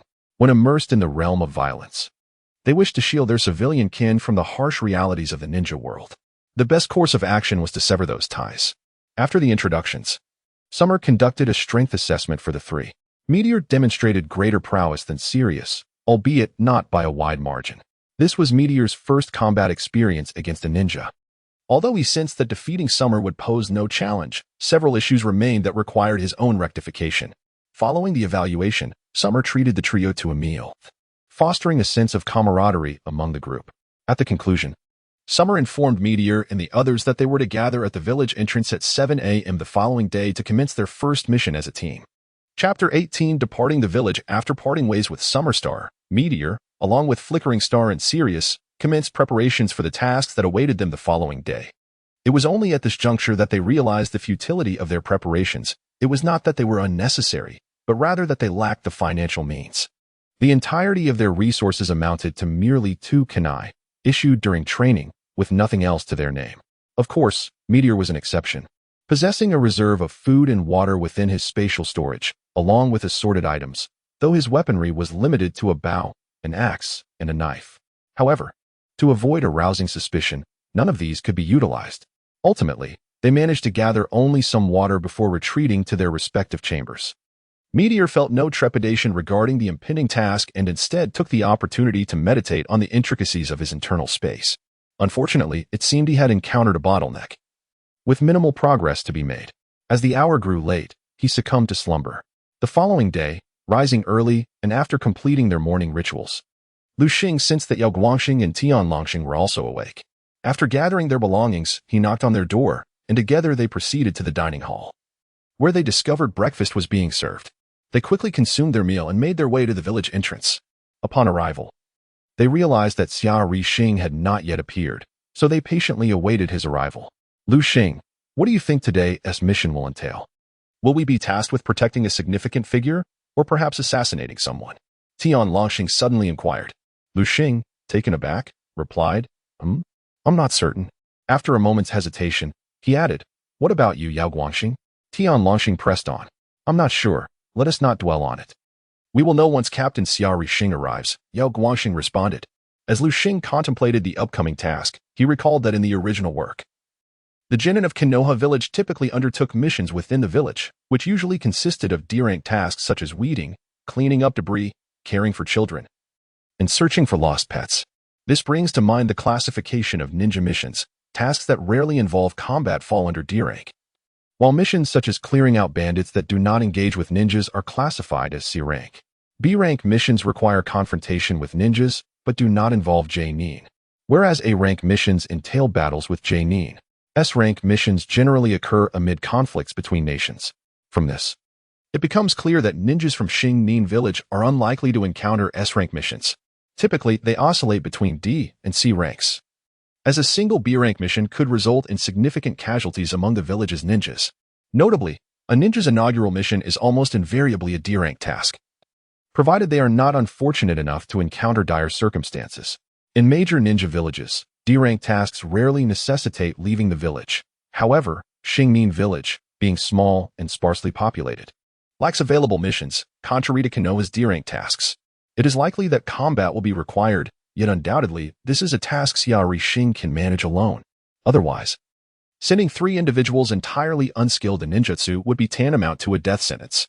Such a scenario would yield no returns for the investments made in the lower-ranking ninjas of Xingnin village, which is inconceivable in this world. Before long, Lu Xing spotted Xia Rixing approaching, and the 3 hurried to greet him. Captain Xia Rixing, you have arrived, they exclaimed in unison. Excellent. No one is late. Remember, punctuality is paramount for ninjas, especially during missions. Our task today is to travel to Shaohe village and assist the villagers in driving away beasts that are ravaging their farmlands. Let us depart, Xia Rixing proclaimed. Striding towards the village exit, the 3 quickly gathered their belongings and followed closely behind. Upon reaching the safe passage leading out of the village, Xia Rixing suddenly accelerated her pace. Yao Guangxing and Tian Longxing had to run to keep up, while Lu Xing, seeing this, imitated their pace and leisurely trailed behind Xia Rixing. Thus, they journeyed towards Shaohe village. Along the way, Xia Rixing shared various techniques for traveling as a ninja and essential precautions to observe, urging the 3 to learn them swiftly and commit them to memory. Additionally, she cautioned them to conserve chakra during their travels and to remain vigilant against potential ambushes from any direction. They must never let their guard down. Lu Xing and the others diligently absorbed this knowledge, remaining cautious and observant of their surroundings. Chapter 19, Little River Village under the guidance of Summerstar. The group swiftly arrived at Little River Village, where they encountered the task issuer, the village chief, at the entrance. The village chief, an elderly gentleman with a seemingly gentle demeanor, appeared somewhat haggard. Upon seeing their arrival, he hurriedly approached, exclaiming, "Ninja Masters, you have finally come. Please help us, or our fields will be devastated by those beasts. Oh dear, how shall we survive?" "Fear not, village chief, We shall first assess the situation and will certainly assist you. Summer Star reassured the elderly man, turning to the others and asking, "Surely, you will not let this mission fail, will you? Come, let us investigate the condition of the fields. We must not be negligent." Without waiting for their response, he urged the village chief to lead them towards the fields. As they proceeded, the modest size of the village became apparent, and perhaps due to the urgency regarding the fields, the chief moved at a brisk pace. This prompted a significant question mark in Meteor's mind. However, concealing one's strength had little bearing on him, as long as it did not impede him or jeopardize their mission. He preferred to avoid unnecessary complications. Before long, they reached the fields, which bore the scars of destruction as if several bulldozers had rampaged through them. Rivulets crisscrossed the land, with scarcely a single crop remaining intact. A few farmers stood at the edges, faces etched with despair, desperately trying to salvage what little remained. Meteor, possessing a basic understanding of the plight of common folk, recognized the implications of this devastation for these families. The obliteration of their fields meant a total loss of their harvest, leaving them without sustenance and, more frightfully, unable to meet their tax obligations. Such circumstances could lead to their utter ruin. Yet, Meteor also understood that there was little he could do at that moment. Summer Star led them through the fields, meticulously instructing them on how to observe and discern the subtle traces left behind. Soon, he deduced that the destruction was caused by a few wild boars. Wild boars? Meteor pondered, bewildered by the magnitude of the devastation, which seemed more akin to the work of elephants. Indeed, Summer Star affirmed confidently. But how could wild boars be here? She murmured softly. Glancing around, she spotted some charred grass in the soil nearby, picking it up for inspection before quickly stowing it away. At that moment, Sirius spoke up. "Summer Star, what did you say? I didn't quite catch that." "No matter," Summer Star replied hastily. "It is certainly the work of wild boars. Let us prepare to confront them. Be cautious, for these are formidable creatures, and carelessness may lead to casualties." Formidable creatures? Meteor awoke from his reverie. Realizing that this world was unlike the last, the animals here possessed sizes beyond imagination. From the original text, he recalled the existence of toads as large as mountains, enormous serpents, and lizards the size of castles. Furthermore, he remembered that in the original storyline, Shikamaru's team had encountered colossal wild boars, seemingly to protect the farmlands as well. Returning to the matter at hand, had the colossal wild boar from the anime truly appeared? It would have been nearly impossible for an ordinary star ninja to complete the task without revealing their prowess. Those who had not mastered the peacock mystique, and thus lacked the ability to fly, would find survival nearly unattainable. It is vital to note that this mission was executed by a team of ninjas composed of the most gifted direct descendants of the esteemed Inuzuka, Nara, and Akimichi clans, and was meticulously planned by Nara Shikamaru, the most intellectually gifted character in the entire anime. Their strength at that time undoubtedly surpassed that of the current Summer Star, which caused Meteor to hesitate. "Are you afraid? Fear not. I shall safeguard you, for you are my subordinates," Summer Star remarked, sensing Meteor's trepidation. "We are not afraid. Just watch me," Sirius interjected. Lacking the necessary tools for setting traps, they had no choice but to procure some usable items from the village chief's home. They began to lay out the traps, only completing the task as twilight fell. Fortunately, no wild boar had arrived by that time. After a brief respite, they consumed some provisions they had brought along. Although the village chief had provided food and water, Summer Star insisted that they could only consume what they had prepared themselves. Dismissing the chief's offerings, Meteor and his companions exchanged puzzled glances, wondering if such a rule existed. Realizing there was something amiss with the village chief, Meteor chose to remain silent. As night descended, the villagers returned to their homes, leaving the trio to guard the traps. After a prolonged silence, Meteor finally voiced his concern. "Captain Summer Star, do you think there is something wrong with the village chief?" Summer Star paused before responding. "Indeed, but he is the one who issued the mission. Our sole responsibility is to complete the task. We need not concern ourselves with matters beyond that. However, if he is malevolent, many villagers may suffer greater harm." Radiant Star interjected. "Regardless, a ninja must never harm their employer. That is an unbreakable rule. Remember it well," Summer Star stated with gravity. "Very well. Let us rest for now," she concluded, falling silent thereafter. The trio could only bury their doubts deep within and quietly await the arrival of the wild boar. Chapter 20. Night. The fields at night are enveloped in a profound tranquility, occasionally interrupted by the calls of cicadas and the distant croaks of frogs. Were it not for the desolation of the ravaged crops, the moonlight would cast a breathtaking tableau across the landscape. In the fields, three figures, Summer Star, Meteor, and the two others, huddled by a trap, where the stars, Starlight and Sirius, appeared somewhat apprehensive, tightly gripping their kunai with great care. In contrast, Summer Star and Meteor exuded a calm demeanor, seemingly unperturbed by the presence of the wild boar. Meteor understood that Summer Star, having mastered the peacock technique, was capable of soaring through the skies, rendering the ordinary wild boar, regardless of its size, a mere nuisance. As for Meteor, the boar posed no threat at all. Had it not been for Summer Star's company, she would have ventured deep into the forest by now, where those boars would have long since become sustenance and energy. However, despite her outward composure, Meteor's mind raced with thoughts. She realized that should the boar prove to be formidable, unless she intended to flee, revealing her true strength could arouse the suspicions of Star Ninja Village, a predicament she wished to avoid. She pondered how to minimize these suspicions. After much contemplation, she resolved to adopt the persona of one endowed with innate divine strength, although whether she could convincingly maintain this fade remained uncertain. Once she settled on this course, she dismissed her worries.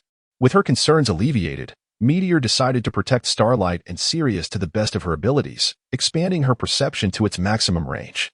After a year of training in Star Ninja Village and significant physical development, her sensory capabilities had considerably strengthened, allowing her to detect individuals up to 10 miles away. It wasn't long before she sensed a group of wild boars approaching from 5 miles away.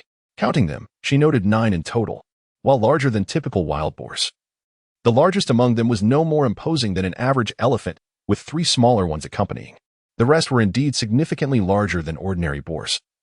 But with Summer Star by her side, they would be easily managed. Thus, Meteor felt reassured that their strength would remain relatively concealed. Although she had detected the boar herd, their distance prompted her to remain silent. The group was still meandering and would take some time to reach their vicinity. Meteor monitored their movements attentively while quietly contemplating the spatial realm within her. After a considerable duration, the boar herd drew within 800 meters. At that moment, Summer Star suddenly brandished her kunai and stood alert. Meteor understood that Summer Star must have heard something. With a serious expression, she cautioned, "Be careful and conceal yourselves. Something approaches." She then fixed her gaze intently in the direction of the advancing boars. Before long, the imposing figures of the boars came into view, their massive forms accompanied by a cacophony of sound. Starlight and Sirius appeared unusually tense, clutching their kunai tightly. They were aware that kunai would wield little lethality against such large beasts. Moreover, the traps they had set, aside from those arranged by Summer Star, were of limited efficacy. Fortunately, at that moment, Summer Star declared, "I will first deal with those 4 large boars. You two should utilize the traps for the remainder." Having spoken, the peacock, employing its exquisite technique, soared into the sky towards the herd of wild boars. In no time, it successfully lured away 4 large wild boars. Observing this, Meteor rose to his feet and remarked to Radiant Star and Sirius, "I shall lead the remaining wild boars into the trap." Without waiting for their reply, Meteor dashed forward, controlling his speed to reach a point 100 meters away from the wild boars. He shouted, "Boar heads, over here, come." As he hurled a clump of earth he had just picked up, his precision allowed it to strike one of the wild boars effortlessly, inciting its fury. The enraged wild boar charged at Meteor, who quickly raced towards the trap, narrowly evading injury on several occasions. Thus, the wild boars were successfully led into the trap. Though not all perished immediately, nevertheless, the trio swiftly dispatched those that had fallen into the trap. It was only at this moment that Radiant Star and Sirius approached to inquire if Meteor had sustained any injuries. After a brief self-assessment, Meteor patted his chest and declared, "That was terrifying. Fear not, I am unscathed." Realizing that Summer Star had also dealt with the other wild boars, he added, "I wonder how Captain Summer Star is faring against those wild boars. I should offer my assistance." "Indeed," nodded Radiant Star and Sirius in agreement. Thus, the 3 prepared to assist, but after only a few steps, they spotted Summer Star approaching them. They hurriedly greeted him, asking, "How are you, Teacher Summer Star?" "I'm well.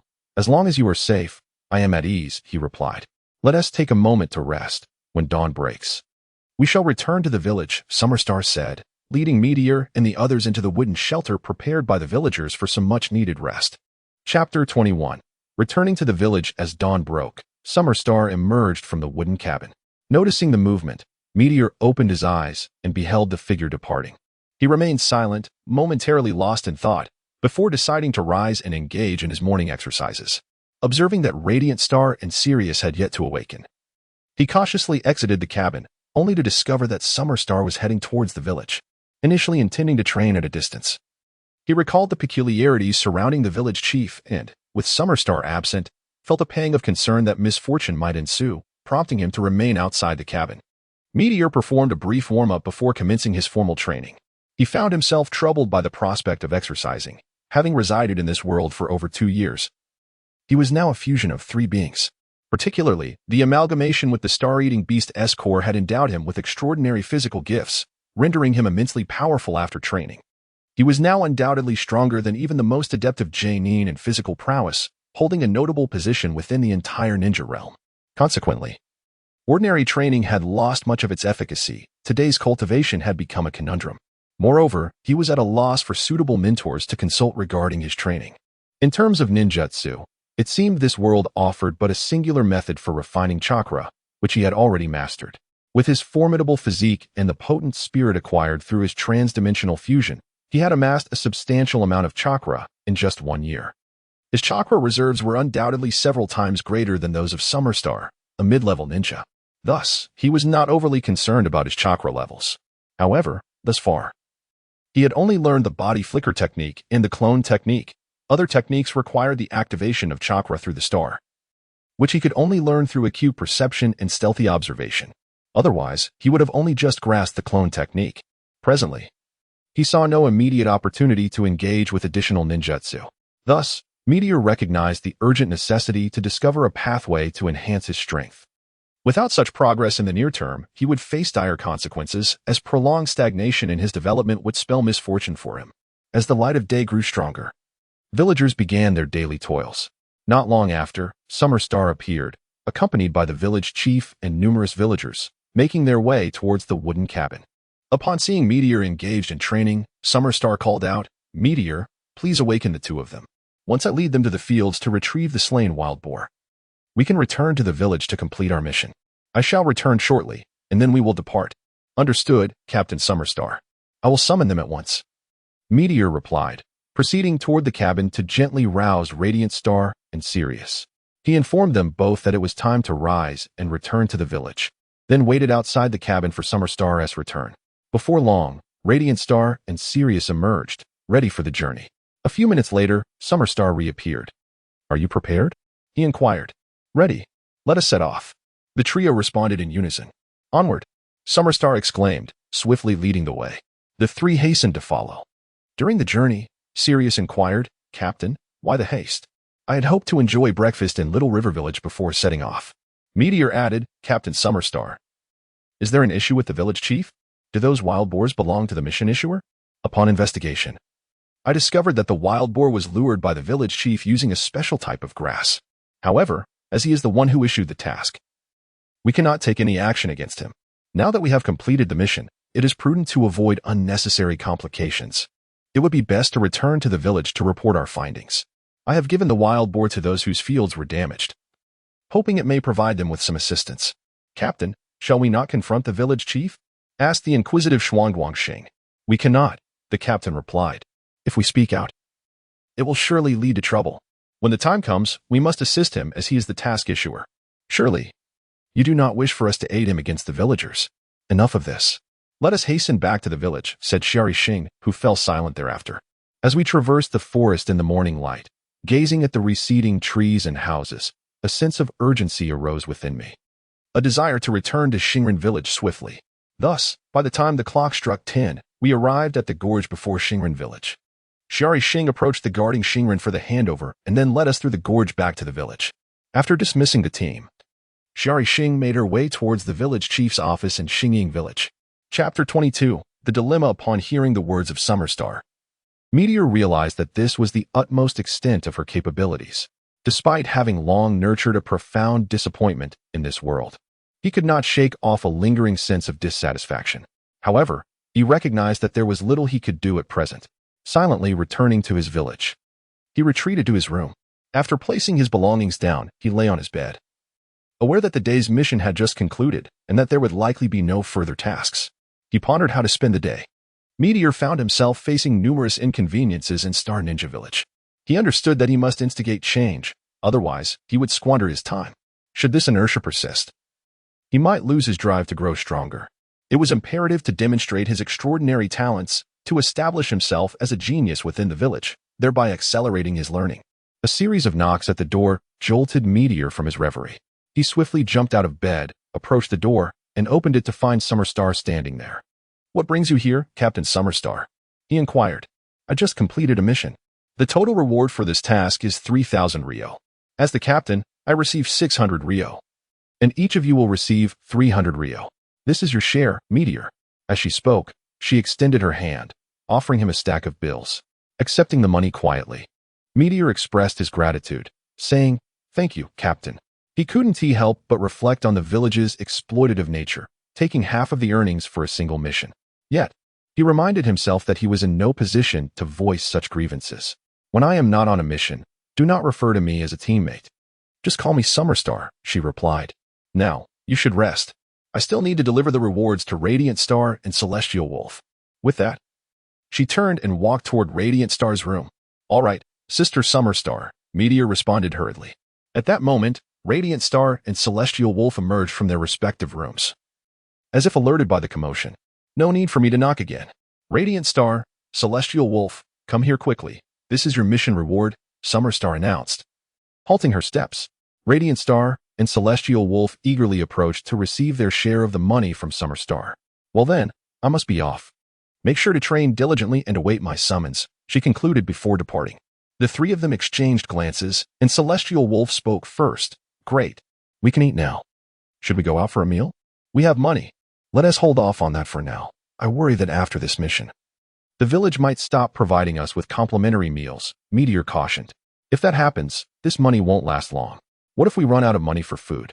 Celestial Wolf exclaimed anxiously. "Surely the village wouldn't stop providing meals. That could lead to starvation," Radiant Star added, shaking her head. "We should ask someone right away. I wish I had inquired with Captain Summerstar earlier." Thus, the trio made their way to the dining hall, where they discovered a heated argument at the serving counter. Spotting Sakuragi and the others, they deduced from the dispute that the village would no longer offer free meals to those who had just graduated. Consequently, newly minted genin from outside the village would find that the meager earnings from missions could only suffice to ensure basic sustenance, leaving no funds for purchasing ninja tools. And they could not afford to sustain injuries, given the lack of funds for medical treatment. In that fleeting moment, we came to a poignant realization: the days ahead would be fraught with difficulties. A palpable sense of despondency enveloped everyone, and hope seemed a distant glimmer. Observing the collective gloom, Liuxing suggested, "Let us first finish our meal, then we shall devise a plan together. Now, let us proceed to gather our food." With that, Liuxing stepped forward to pay and prepared the meals, subsequently taking a seat at the dining table. Soon after, everyone had their portions, and we ate in silence. Following our meal, we resolved to convene at the training grounds to deliberate further. Upon arriving at the training area, a sense of uncertainty loomed. We were at a loss for solutions. I noticed that our village was encircled by dense forests, undoubtedly home to wild beasts. I proposed that we should hunt, as capturing prey would alleviate our food costs and ensure our sustenance. Having hunted before, I was aware of the skills required. Yet I was uncertain if the village would permit such undertakings. The others considered this a viable option and decided to inquire. After consulting with the resting ninjas at the training grounds, we received confirmation that hunting was indeed allowed. A collective sigh of relief escaped us, yet challenges remained. It would be unreasonable to burden Liuxing with the responsibility of providing food for all. He, too, had his training and missions to attend to. While Liuxing yearned for the solitude of hunting alone, finding it more conducive to harnessing his energy, he recognized the necessity of shared responsibility. Ultimately, we agreed that all who were not on missions would venture forth together, thereby minimizing danger and maximizing our chances of securing ample food. This arrangement would also foster greater communication and learning among us, enabling us to grow stronger and better defend ourselves. Having settled our plan, Liuxing and the two others resolved to seek out Sherry Xing. Given our proximity to Xingren village, there were numerous areas inaccessible to us, the newly arrived genin, and potential taboos that required careful navigation. We needed to gather this knowledge, for any misstep could lead to dire consequences. Though Liuxing was untroubled by fear, it was prudent to exercise caution. We soon discovered the whereabouts of Sherry Xing. Upon meeting her, Liuxing and his companions conveyed all pertinent details of our situation. Sherry Xing, upon listening, patiently outlined the precautions we should heed. She also offered assistance, stating that if we found ourselves in urgent need of money, she could lend us some. Liuxing and his companions, choosing not to respond to the offer, expressed their gratitude once more before departing from her home. Chapter 23. Hunting. Emerging from the residence of Summerstar, the trio, Meteor, Radiant Star, and Sirius, found themselves with an idle afternoon and decided to explore the forest. With no equipment to procure, they did not even return to the courtyard. Soon, they ventured into the dense woods of the back mountain, where silence enveloped them. Any ordinary child would have been terrified in such an eerie place. However, the three of them, having undergone rigorous training, were not easily frightened. They cautiously navigated through the thickets until they reached the area where Summerstar had mentioned wild beasts frequently roamed. They halted, attentively observing their surroundings, and swiftly discovered signs of animal presence. Lacking the tools to set traps, they concealed themselves atop a tree, awaiting the arrival of their quarry. Meteor, acutely aware of the environment, understood that danger lurked in the wilderness. The creatures of this world were unpredictable. Before long, he sensed an animal approaching, likely a young deer. He promptly cautioned, "Remain silent. Something is coming." Hearing his words, Radiant Star and Sirius perked their ears, listening intently. "I don't hear anything," Radiant Star remarked. "Did you mishear, Meteor?" "No, it's coming right now." "Do not speak," Meteor insisted. Just as they were about to respond, the young deer entered their auditory range. Upon hearing its movements, they cautiously lowered themselves and held their breath, waiting for the prey to appear. Soon, the deer came into view, and both Radiant Star and Sirius exhaled in relief, realizing there was no imminent danger. For the three trained individuals, taking down a young deer would be a trivial task. To minimize blood spillage and the accompanying scent, Meteor opted not to use a kunai, but instead delivered a swift kick to subdue it. "Excellent," Sirius exclaimed, descending from the tree, his excitement palpable. "Indeed," Radiant Star echoed, also climbing down and nodding vigorously. "This is a promising start," Meteor remarked. "The young deer has bled little, which should not attract larger predators. Let us conceal it and see if any other animals venture near." After a considerable wait, in which Meteor struck a passing bird with a stone, their efforts yielded no further results, prompting them to continue their exploration of the woods. Utilizing his heightened senses, Meteor discerned prey ahead and soon led Radiant Star and Sirius to numerous catches. Unbeknownst to them, Meteor had skillfully guided them away from larger beasts multiple times. Throughout this venture, Meteor consistently spotted prey before the others, subtly directing Sirius and Radiant Star's actions while instructing them on the necessary techniques. Unwittingly, Meteor assumed the role of leader within their group, a fact that went unnoticed by his companions, perhaps due to their acknowledgement of his superior prowess. Gazing at their accumulated prey, Meteor declared, "All right, we have gathered sufficient game for today. Let us return." He proceeded to the designated area for their catch, binding the majority with found vines, carrying the bulk on his back while leaving only a modest portion for Radiant Star and Sirius, which nonetheless proved burdensome for them as well. Thus, the trio strolled back, engaged in cheerful banter. Although the return journey seemed devoid of peril, Liuxing remained vigilant, only relaxing upon glimpsing the village.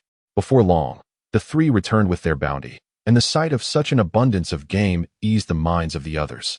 They collectively resolved to indulge in a barbecue for dinner. Given the perishability of their catch, a portion was exchanged with the restaurant owner for various provisions. Subsequently, Liuxing instructed them to summon the teachers from each class, hoping they would join them for a meal to foster camaraderie, thereby mitigating future risks and complications in their ninja endeavors. Ultimately, only Xia Rixing attended. The meal concluded swiftly, and as they parted ways, plans for future hunting expeditions were discussed. They decided that the three small teams would take turns hunting when not on missions.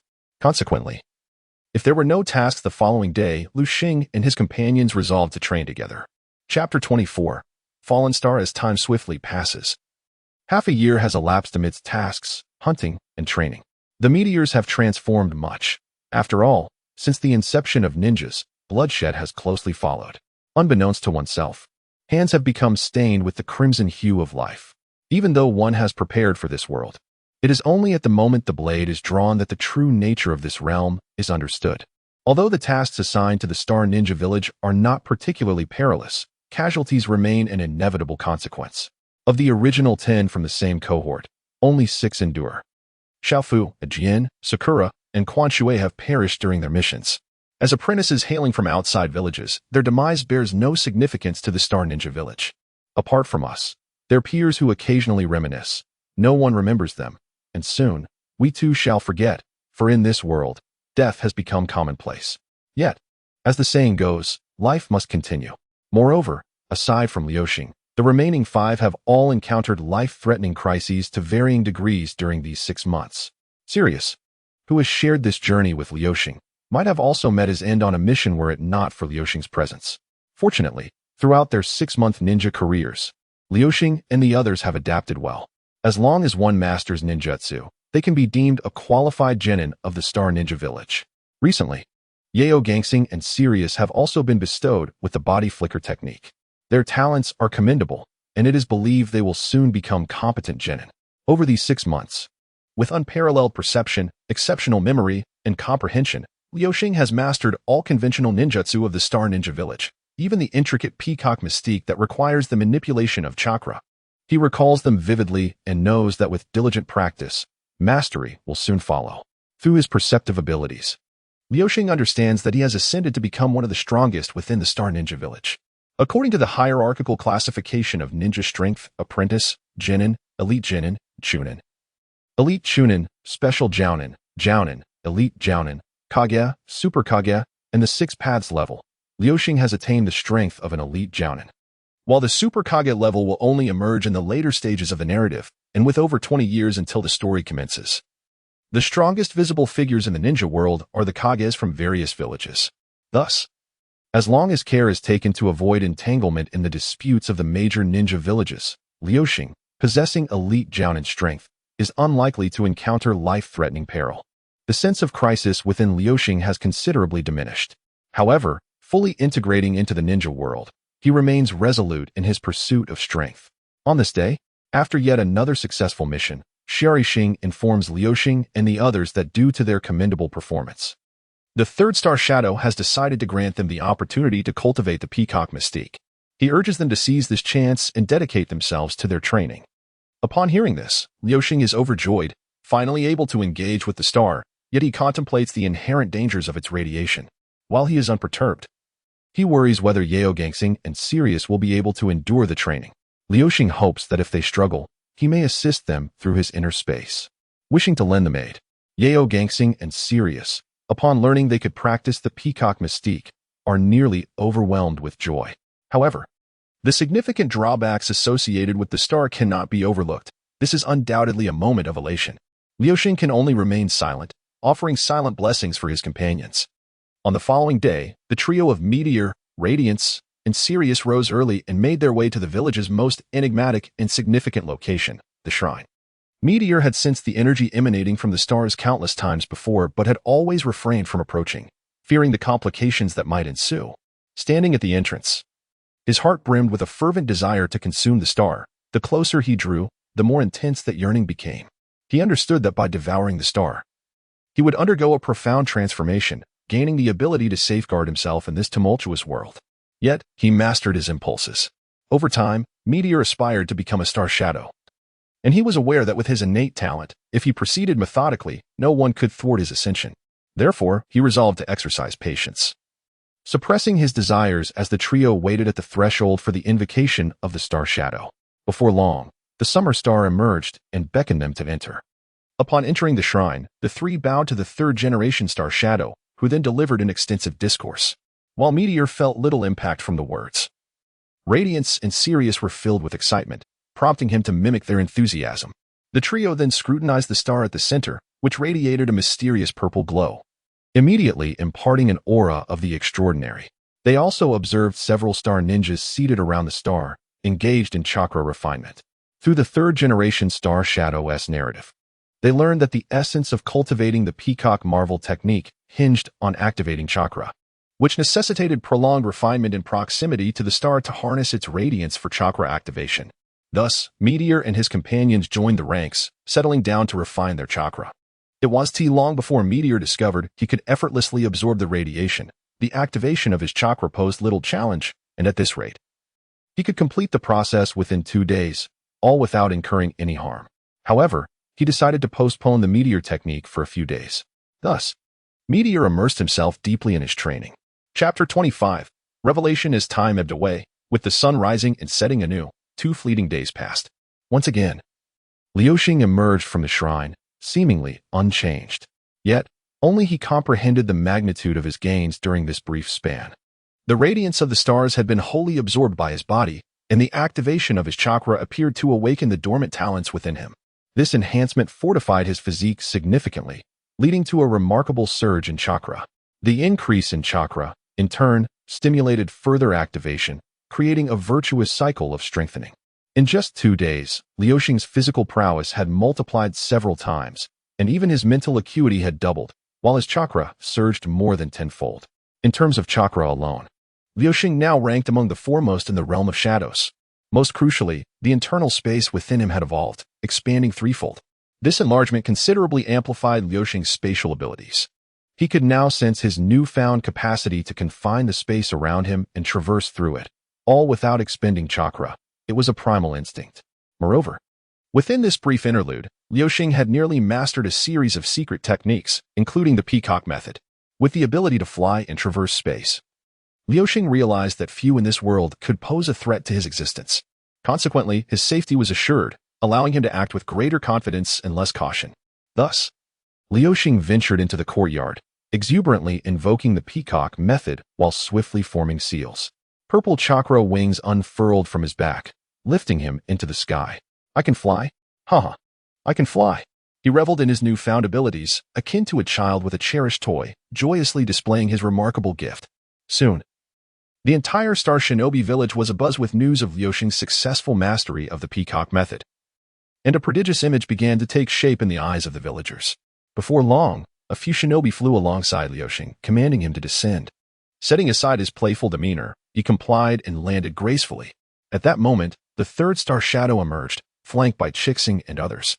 Liuxing hurried forward, bowing respectfully. I apologize, esteemed shinobi, for my exuberance. I did not mean to disturb you. Please impose your punishment.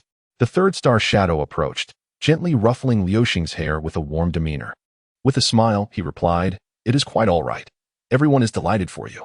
Your name is Liuxing, correct? You are indeed a genius. There is no need to call me esteemed, simply refer to me as Grandpa Star Shadow. Liuxing quickly responded. Is that so? Grandpa Star Shadow. The third star shadow nodded affirmatively. You are so impressive. I shall reward you with a high-level ninjutsu. Later, Liuxing discovered it was the B-level shadow clone technique, the only advanced ninjutsu available in Star Shinobi Village aside from the peacock method, as there were no other techniques to offer him for study.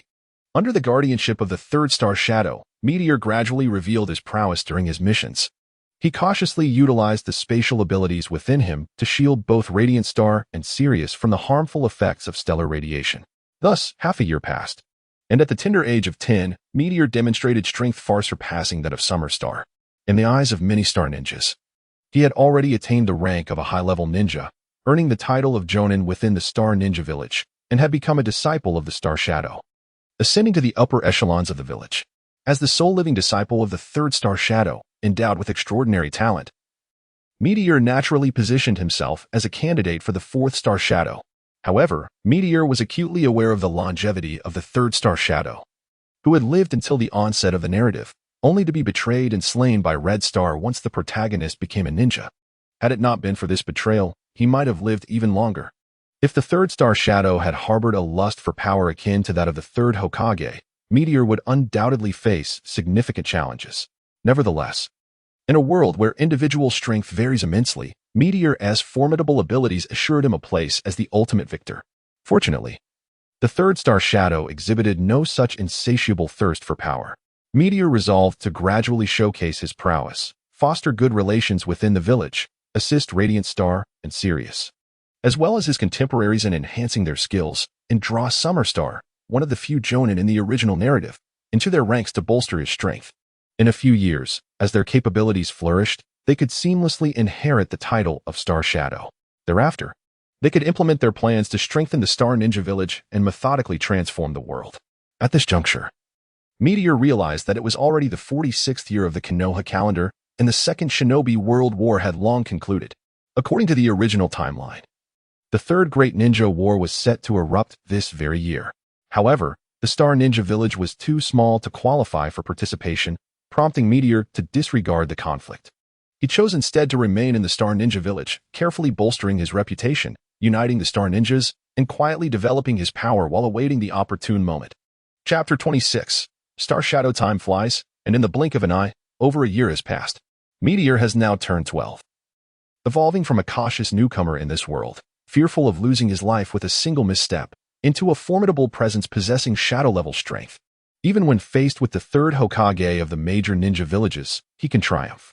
This immense power has instilled in Meteor a profound confidence, allowing him to shed his disguise and adopt a more dignified demeanor.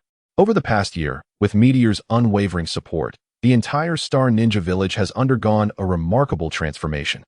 Leveraging his exceptional perception and the refinement of space within him, Meteor effortlessly acquired D and C rank ninjutsu of various attributes, along with several B rank techniques. He generously shared this knowledge with the ninjas he had recruited, thereby earning their unwavering trust and loyalty, resulting in a significant portion of Star Ninja Village, about 80%, becoming his subordinates. Consequently, Meteor ascended to the upper echelons of the village, to the extent that even the third Star Shadow could no longer hinder his actions. It soon became evident to the third Star Shadow that surrendering power to Meteor was inevitable, leading him to withdraw from village affairs entirely. In this context, Meteor began to enthusiastically recruit ninja apprentices and establish a ninja academy within Star Ninja Village. Traditionally, one needed a natural talent for chakra refinement to become a ninja, a rarity among the common populace. Historical accounts from the original work indicate that during the Fourth Great Ninja War, the entire ninja world boasted a mere 100,000 shinobi, which constituted less than 1,000th, or even 1/10,000th, of the global population. This figure represented the post-war era, a decade and a half of peace after the Third Great Ninja War, and the current numbers are even lower. One day, Meteor pondered the origins of ninjas. Recalling how the Sage of Six Paths bestowed chakra seeds upon ordinary people, granting them the ability to harness this energy. With his innate talent for space and refinement, he wondered if he could also cultivate chakra seeds, thereby offering ordinary individuals the potential to become ninjas. Once this thought took root, it became an unstoppable ambition. Fortuitously, after countless experiments, Meteor succeeded in refining chakra seeds. He could transform his own chakra into these seeds, enabling ordinary people to gain the ability to refine chakra. This newfound capability rapidly strengthened Star Ninja Village. However, even now, Meteor was cautious not to reveal this power. He justified his ventures outside the village as missions to locate children with ninja potential to nurture within the village, though such gifted children were exceedingly rare. Meteor also sought to rescue orphans affected by the ravages of war, stealthily bestowing upon them chakra seeds. Thanks to his prowess, even the recipients remained oblivious to the transformation. Within a mere year, Meteor had successfully brought over 1,000 individuals back to the village, all of whom, thanks to the chakra seeds he provided, could aspire to become ninjas. To legitimize this endeavor, he undertook several journeys to the now-defunct Whirlpool Country, conveniently located adjacent to Bear Country. Serendipitously, he encountered several survivors of the Uzumaki clan, a young couple and their 3 children. Had it not been for Meteor's fortuitous arrival, they would have met with a tragic fate. Meteor, in a perilous moment, rescued the couple not due to the formidable strength of their adversaries, but because they teetered on the brink of death. Had it not been for the powerful life energy cultivated within Meteor's internal space, survival would have been exceedingly unlikely. Grateful for Meteor's intervention, the couple readily agreed to join the Star Shinobi Village. Their presence provided Meteor with a rationale for gathering numerous orphans endowed with chakra talent. With the addition of over 1,000 individuals possessing ninja aptitude, the establishment of the Ninja Academy in Star Shinobi Village became a natural progression. Meteor, against the tide of opposition, decisively set the duration of the ninja school to 6 years, necessitating his early ascension to the forefront. In the 47th year of the Leaf Village calendar, amidst the jubilant cheers of the Star Shinobi Village populace, Meteor received the hat, symbolizing leadership from the third Star Shadow, thus becoming the 4th Star Shadow at the tender age of 12. Chapter 27. 3 years Meteor officially assumed the role of the 4th Star Shadow, and the Star Ninja Village flourished without hindrance, undergoing a remarkable transformation. Primarily, Meteor significantly increased investment in the village's Ninja Academy, appointing the 3rd Star Shadow as the principal. The original Star Ninjas were almost entirely engaged as instructors, diligently teaching the over 1,000 ninja apprentices that Meteor had brought back. The academy not only imparted foundational ninja skills in the three-body technique, but also instructed students in appropriate C-rank ninjutsu to ensure a steady supply of training resources. Meteor dispatched shadow clones to lead the Chunin-level ninjas of Star Ninja Village in undertaking missions. Meanwhile, his original self utilized the spatial abilities within him to explore the stars and journey to the shores of the Bear Country, where he practiced in the sea, simultaneously fishing and hunting marine beasts. Thanks to the capabilities of his inner space and Meteor's ever-strengthening perception, he effortlessly captured a plethora of seafood, ensuring an ample food supply for the village. Furthermore, the surplus was refined within his inner space into energy pills, providing the necessary energy to accelerate the growth and potential of the ninjas. Additionally, Meteor guided those star ninjas skilled in elemental ninjutsu to cultivate fields in the surrounding desolate mountains, recruiting refugees to plant crops under their leadership. Witnessing that food shortages would not be an issue, Meteor continuously enrolled ninja apprentices, tirelessly searching for children with innate ninja talent, providing ordinary children with chakra seeds. Consequently, the number of apprentices in Star Ninja Village surged rapidly. As time progressed, the Ninja Academy became increasingly refined, with a sufficient supply of energy pills. Most apprentices grew into competent genin within a mere 4 years, even qualifying as such in the 5 great ninja villages, due to the substantial increase in the village's population. In the 3rd year of Meteor's tenure as the Star Shadow, the first batch of over 1,000 students from the Ninja Academy underwent graduation examinations. Ultimately, more than 900 successfully graduated, becoming qualified genin of Star Ninja Village, bringing the total registered ninjas to over 1,600. Among these 1,500 ninjas, aside from the newly graduated 900 genin and fewer than 100 recent additions to the village, over 500 possessed at least genin level strength. Among them, approximately 72 were jonin, including elite jonin such as the 3rd Star Shadow, Summer Star, Firefly, Red Star, Vortex Yatai, Vortex Xiaotsao, Shaking Light Star, and Sirius. Meteor had already brushed against the power of an extraordinary shadow. However, in terms of sheer numbers, Star Ninja Village still fell short compared to the more than 10,000 ninjas of the 5 great countries. In terms of strength, Star Ninja Village had become the most formidable ninja village outside of the 5 great villages and Rain Ninja Village. With its current trajectory, it would not take long for Star Ninja Village to surpass the Rain Ninja Village of Hanzo's era in all aspects. As the 3rd year of Meteor's reign as Star Shadow unfolded, specifically in the 50th year of the Konoha calendar, the 3rd Great Ninja War had come to a close, ushering in a relatively peaceful period in the ninja world. Meteor harbored concerns that the rapid development of Star Ninja Village might attract the attention of the great ninja villages, potentially leading to suppression. Therefore, he resolved to recruit formidable individuals, for while the current growth of Star Ninja Village had ensured an abundance of mid to low-tier ninjas, nurturing a shadow-level powerhouse remained a formidable challenge. Meteor meticulously recalled the formidable figures from the original narrative, realizing that the number of potential recruits was rather limited. However, this was to be expected. After all, even when considering the 5 great shinobi villages, aside from Konohagakure, there were scarcely 5 notable figures among them. These elite shinobi had essentially ascended to the pinnacle of ordinary ninja prowess. Moreover, Meteor contemplated the possibility of enlisting some clans of ninja, regardless of circumstances. Bloodline limits and secret techniques still held considerable sway within this realm. He mused that the only viable candidates among the elite were the undead ninja Kakuzu and the tailless beast Jinchuriki, Kisame, though recruiting either would prove challenging. In terms of ninja clans, he considered the Uchiha clan, whose members possessed the Sharingan and were imprisoned in the Hell Valley of the Land of Lightning, along with the Fma clan, adept in wind-based shuriken techniques, which was likely situated in the Land of Rice. Both clans teetered on the brink of extinction, making recruitment for Star Ninja Village a feasible endeavor. Additionally, he thought of the Mizukage clan, the Mizumizuki from the Land of Water, and the Kaguya clan, known for their Shikatsu Miyako bloodline and associated with Orochimaru's subordinate, Kimimaro. Furthermore, the Uchiha clan, to which one of the protagonists, Sasuke, belonged, faced annihilation due to political upheaval. Meteor possessed a spatial domain within him that could facilitate the rescue of numerous individuals just before their clans faced extinction.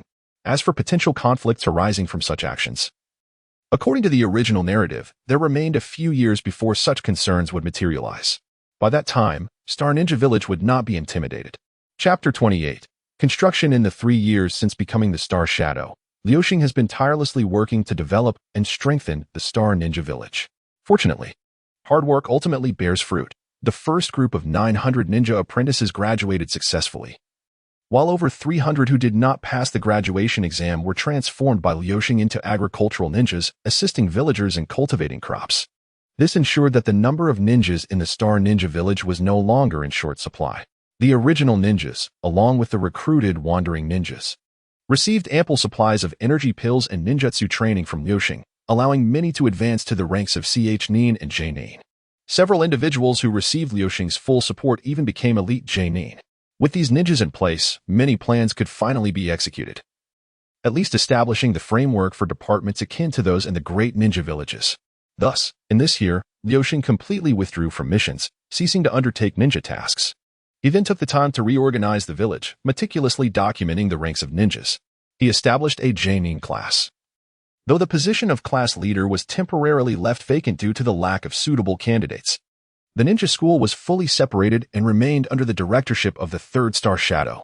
From among the many elite Nin, 50 suitable candidates were selected to become teachers, freeing them from missions to officially transition into the school, where they would serve as long-term educators, with distinct subjects assigned to each. A formal barrier class was established, led by Uzumaki Waita, who selected skilled ninjas in sealing techniques from the village to impart knowledge of the Uzumaki clan's sealing arts. Together, they designed the defense barriers for Star Ninja Village and completed their deployment. Subsequently, Akahoshi, Tenr, and Firefly were appointed as captains of the village's Umbu, each being assigned 3 squads of 4 Nin, thus forming the Umbu of Star Ninja Village. The Akahoshi squad was tasked with eliminating rogue ninjas and spies. The Tenr squad focused on intelligence gathering, while the Firefly squad was responsible for training and protection. This was merely the preliminary framework for the Umbu.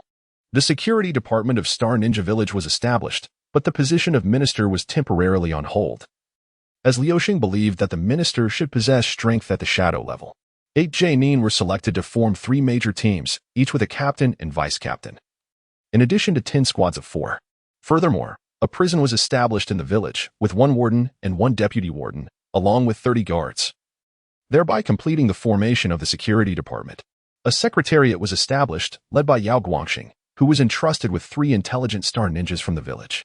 A financial department was also created, with its minister position on hold, as Liuxing intended to recruit Kakuzu, overseen temporarily by Xirixing.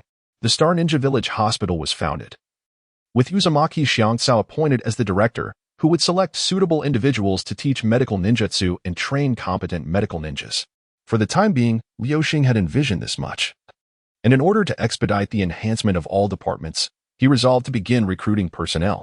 His first thought was of Kakuzu, knowing from the original narrative that by this time, the first leader of the Akatsuki, Yahiko, had likely passed away. His death had darkened Nagato's heart, leading to the recruitment of S-rank rogue ninjas by the Akatsuki shortly thereafter. Therefore, Liuxing needed to recruit Kakuzu before the Akatsuki could, lest he miss the opportunity. Aware of Kakuzu's information, he quickly located him. "Hello, Mr. Kakuzu." In a secluded forest, Meteor encountered Kakuzu, who was currently engaged in a bounty mission and effortlessly dispatched his target. Upon noticing Meteor's arrival, Kakuzu adopted a cautious demeanor, clearly sensing the formidable presence of his counterpart. "Who are you? It seems we are not acquainted," he inquired. "I am the 4th leader of the Star Ninja Village, and I wish to extend an invitation for you to become the Minister of Finance," Meteor replied. "You little brat, I could never join a minor ninja village. Depart at once. I shall grant you this exception," Kakuzu responded, visibly relaxing upon learning Meteor's identity. Meteor discerned Kakuzu's shift in attitude and contemplated that without first defeating him, Kakuzu would not accept his proposition. "It appears that unless I vanquish you, you will remain obstinate. Thus, let us settle this. Should I defeat you, you shall join the Star Ninja Village," he declared. "Do not presume to dictate terms, you insolent child." Kakuzu retorted furiously. "If you can best me, I might consider your offer." With these words, Meteor felt a sense of relief. "Then be wary, Minister Kakuzu," he said. Fully aware of Kakuzu's capabilities and the fact that his 5 elemental jutsu were hindered by the spatial constraints within his body, Kakuzu, lacking understanding of Meteor's true strength, soon faced a swift defeat. After Meteor eliminated 3 of Kakuzu's hearts, the latter conceded and agreed to join the Star Ninja Village. Thus, the position of Minister of Finance was secured.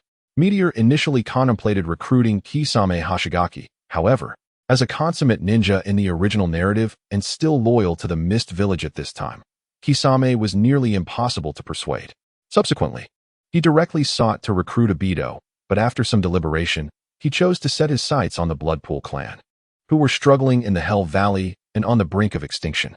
With minimal effort, Meteor convinced them to join, and utilizing his spatial abilities, he swiftly transported the Bloodpool clan back to the Star Ninja Village. After a few days of adjustment, the Bloodpool clan seamlessly integrated into the Star Ninja Village. Upon reflection, Meteor decided to appoint the clan leader, Wyatt Castle, as the Minister of Security. Once stability was achieved, he sought out the Wind Demon clan, persuading them with relative ease as well. He then used his spatial powers to bring their clan back to the Star Ninja Village. Thus, a year passed. The second cohort of students graduated from the Ninja Academy, and the Star Ninja Village boasted over 600 registered ninjas, alongside approximately 700 agricultural ninjas. In the year 51 of the Konoha calendar, Meteor had reached the age of 16.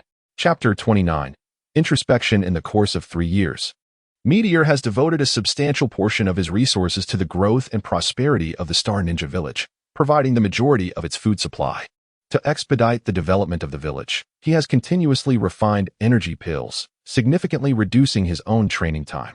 Consequently, Meteor's progression in strength has been primarily reliant on his natural physical growth, just barely reaching the threshold of the Super Shadow level without fully entering it. Now that the Star Ninja Village has achieved a certain level of advancement, with established protocols for various matters, it has become possible to operate methodically. Furthermore, due to extensive agricultural expansion, the presence of numerous farming ninjas, and the flourishing fishing industry, the village has attained self-sufficiency in food production. Meteor has resolved to temporarily set aside his responsibilities to engage in a period of rigorous training.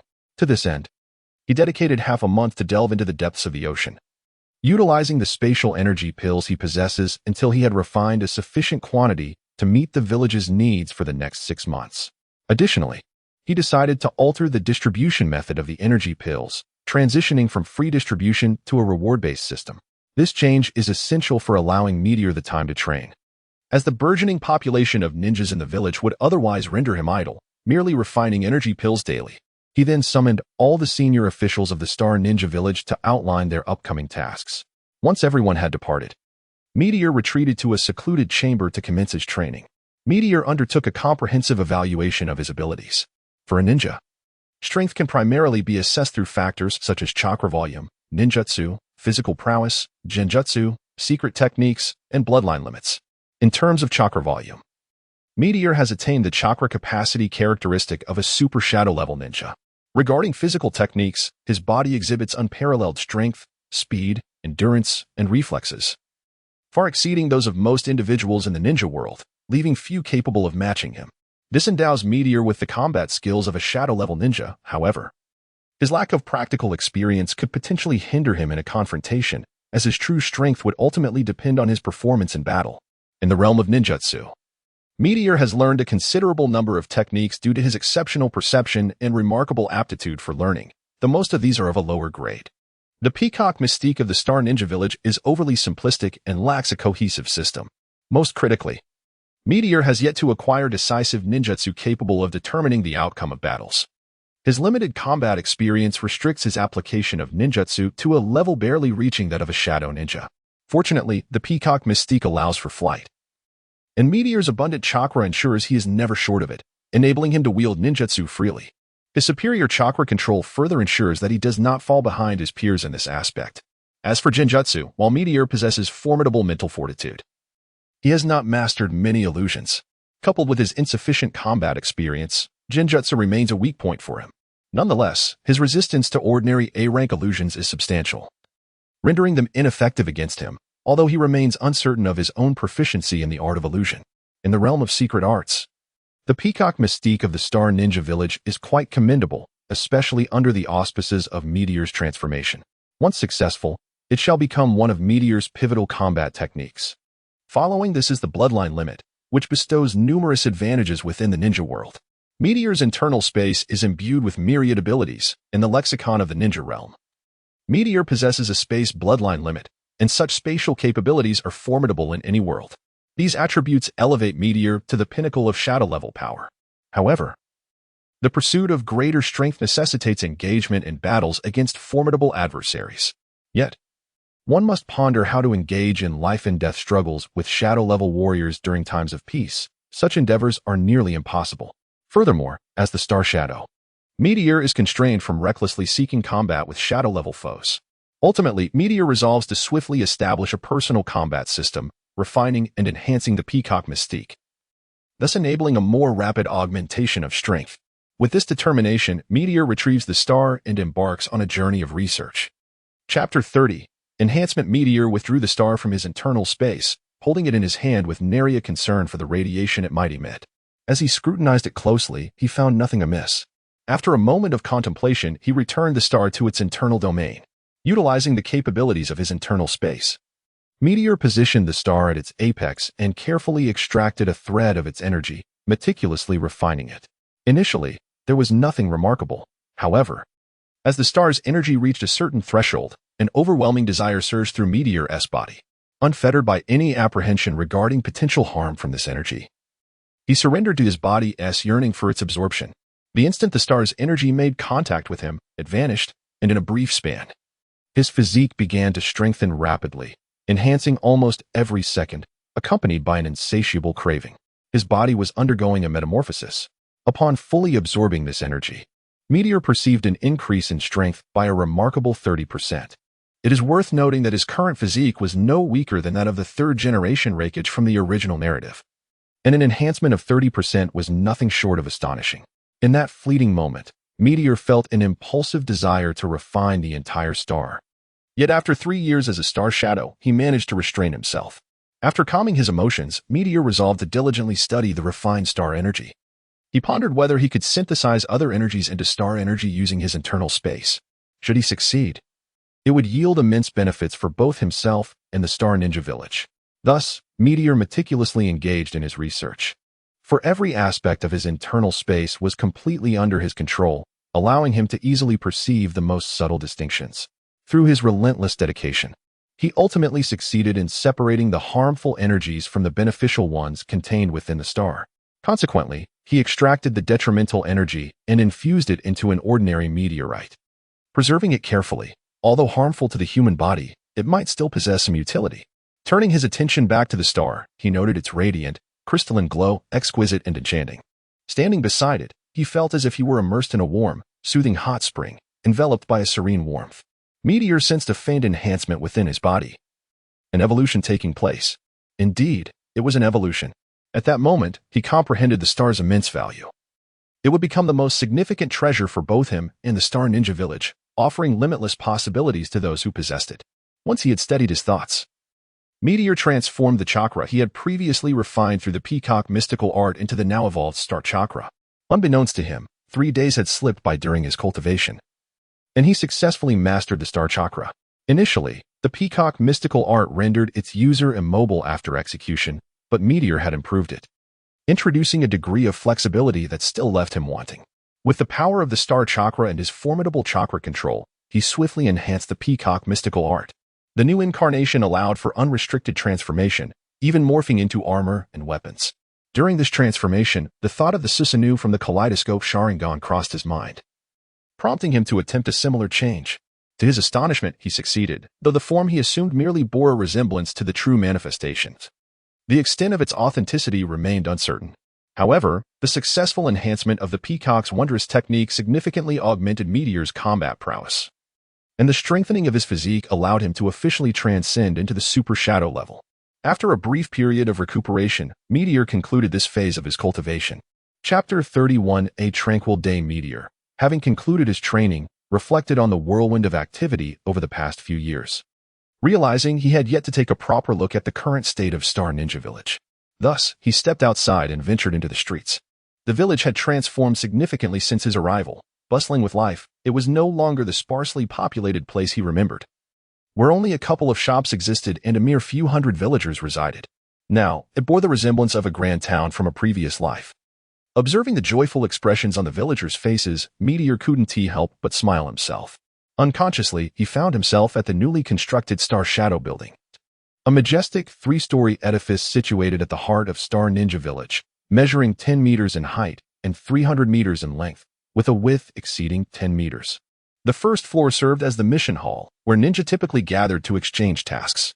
Upon entering the hall, he noticed a considerable number of ninjas present, some engaged in task exchanges while others mingled in conversation. The hall still exuded an air of spaciousness. Recognizing Meteor, several ninjas immediately greeted him with enthusiastic bows, and soon the entire gathering became aware of his presence. Meteor responded with nods of acknowledgement while engaging in brief conversations with those who recognized him. As more and more individuals began to converge, he quickly encouraged them to disperse and ascended to the second floor. The second floor housed the administrative office of the village, where most governmental affairs were handled. Meteor entered the secretary's office, where Yao Guangxing was diligently processing documents. Upon noticing Meteor's arrival, she rose to pay her respects, but he swiftly stopped her. He inquired about the village's situation during his training, and Yao Guangxing promptly reported what she had observed. Finding everything in satisfactory order with no urgent matters requiring his attention, she then asked if he wished to summon the senior officials from various departments. Meteor contemplated for a moment, deciding that there was no rush and resolved to take the day to relax, thus declining her offer. He proceeded to the third floor, where the Star Shadow building housed a private office reserved solely for him. This office contained numerous confidential documents, important ninja scrolls, and the files of all ninjas. Consequently, it was fortified with powerful protective barriers, allowing only those granted Meteor's permission to enter, with 4 elite ninjas stationed to guard it at all times. Even Meteor himself needed to carry the unique key to the barrier to avoid triggering alarms upon entry. After spending a brief time in the office, wishing to avoid administrative duties, he perused some essential documents before setting them aside. After a moment of contemplation, he decided to visit his aunt's home. 3 years prior, upon becoming the Star Shadow, he had immediately brought his aunt's family to Star Ninja Village after stabilizing affairs.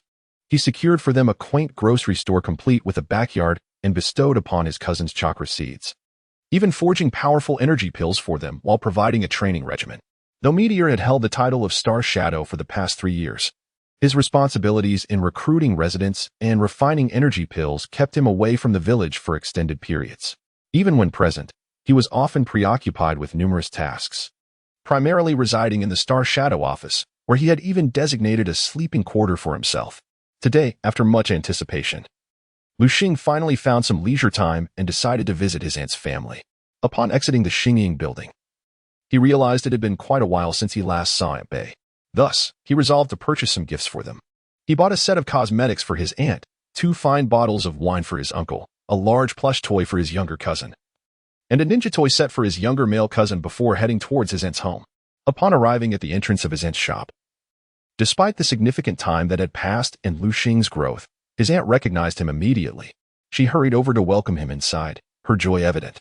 She then addressed the customers in the shop, saying, "I apologize for the inconvenience, but we will be closing today due to a family matter. Please choose your items, and I shall treat you all to them as an apology." Soon, she dismissed the customers and locked the shop, ushering Lu Xing into the courtyard. "Lu Xing, you must be hungry. Please wait a moment while I prepare some food," she said as she began to cook. "Aunt, please don't rush. I have the time today. By the way, aren't uncle and the boys home?" Lu Xing inquired. "Your uncle has gone to restock supplies and will return shortly, while Qingzi is at ninja school, and Akaji is out playing. Please, sit for a moment while I prepare the meal," she replied before turning to wash vegetables and cook. Lu Xing wanted to assist, but his aunt gently refused his help. Sitting on a chair, he glanced at the time and noted that it was nearly time for school to let out. He turned to his aunt and said, "School will be letting out soon. I will go pick up Qingzi. Is that all right?" His aunt hesitated. "Of course. It's only right for an older brother to fetch his younger sister," Lu Xing assured her before stepping outside. The current ninja school in Xingren Village was quite large, with over 1,000 students in each class and a total of over 4,000 individuals, including teachers. Lu Xing was preparing to transition to a 6-year program starting this year, which would increase the number of students even further. At this moment, many parents had already gathered at the entrance of the ninja school to pick up their children, creating quite a crowd. Most of the students were orphans that Lu Xing had brought back, or else the throng would have been even more overwhelming. Before long, Lu Xing was recognized, and everyone rushed towards him. Fearing a stampede, he quickly requested the school's ninja instructors to maintain order, and after delivering a brief speech, he was able to leave with his cousin Qingzi and return to his aunt's home. By then, his uncle had returned. "Come in quickly, Lu Xing. Jingxiang has prepared a meal with all your favorite dishes, he called out. At that moment, his younger cousin Akaji returned, covered in dirt, and rushed towards Lu Xing, who picked him up and carried him home. Upon seeing this, his aunt hurried down, exclaiming, "Aren't you aware that you're covered in dirt? Lu Xing, put him down at once. Don't soil your clothes." "It's all right," Lu Xing replied.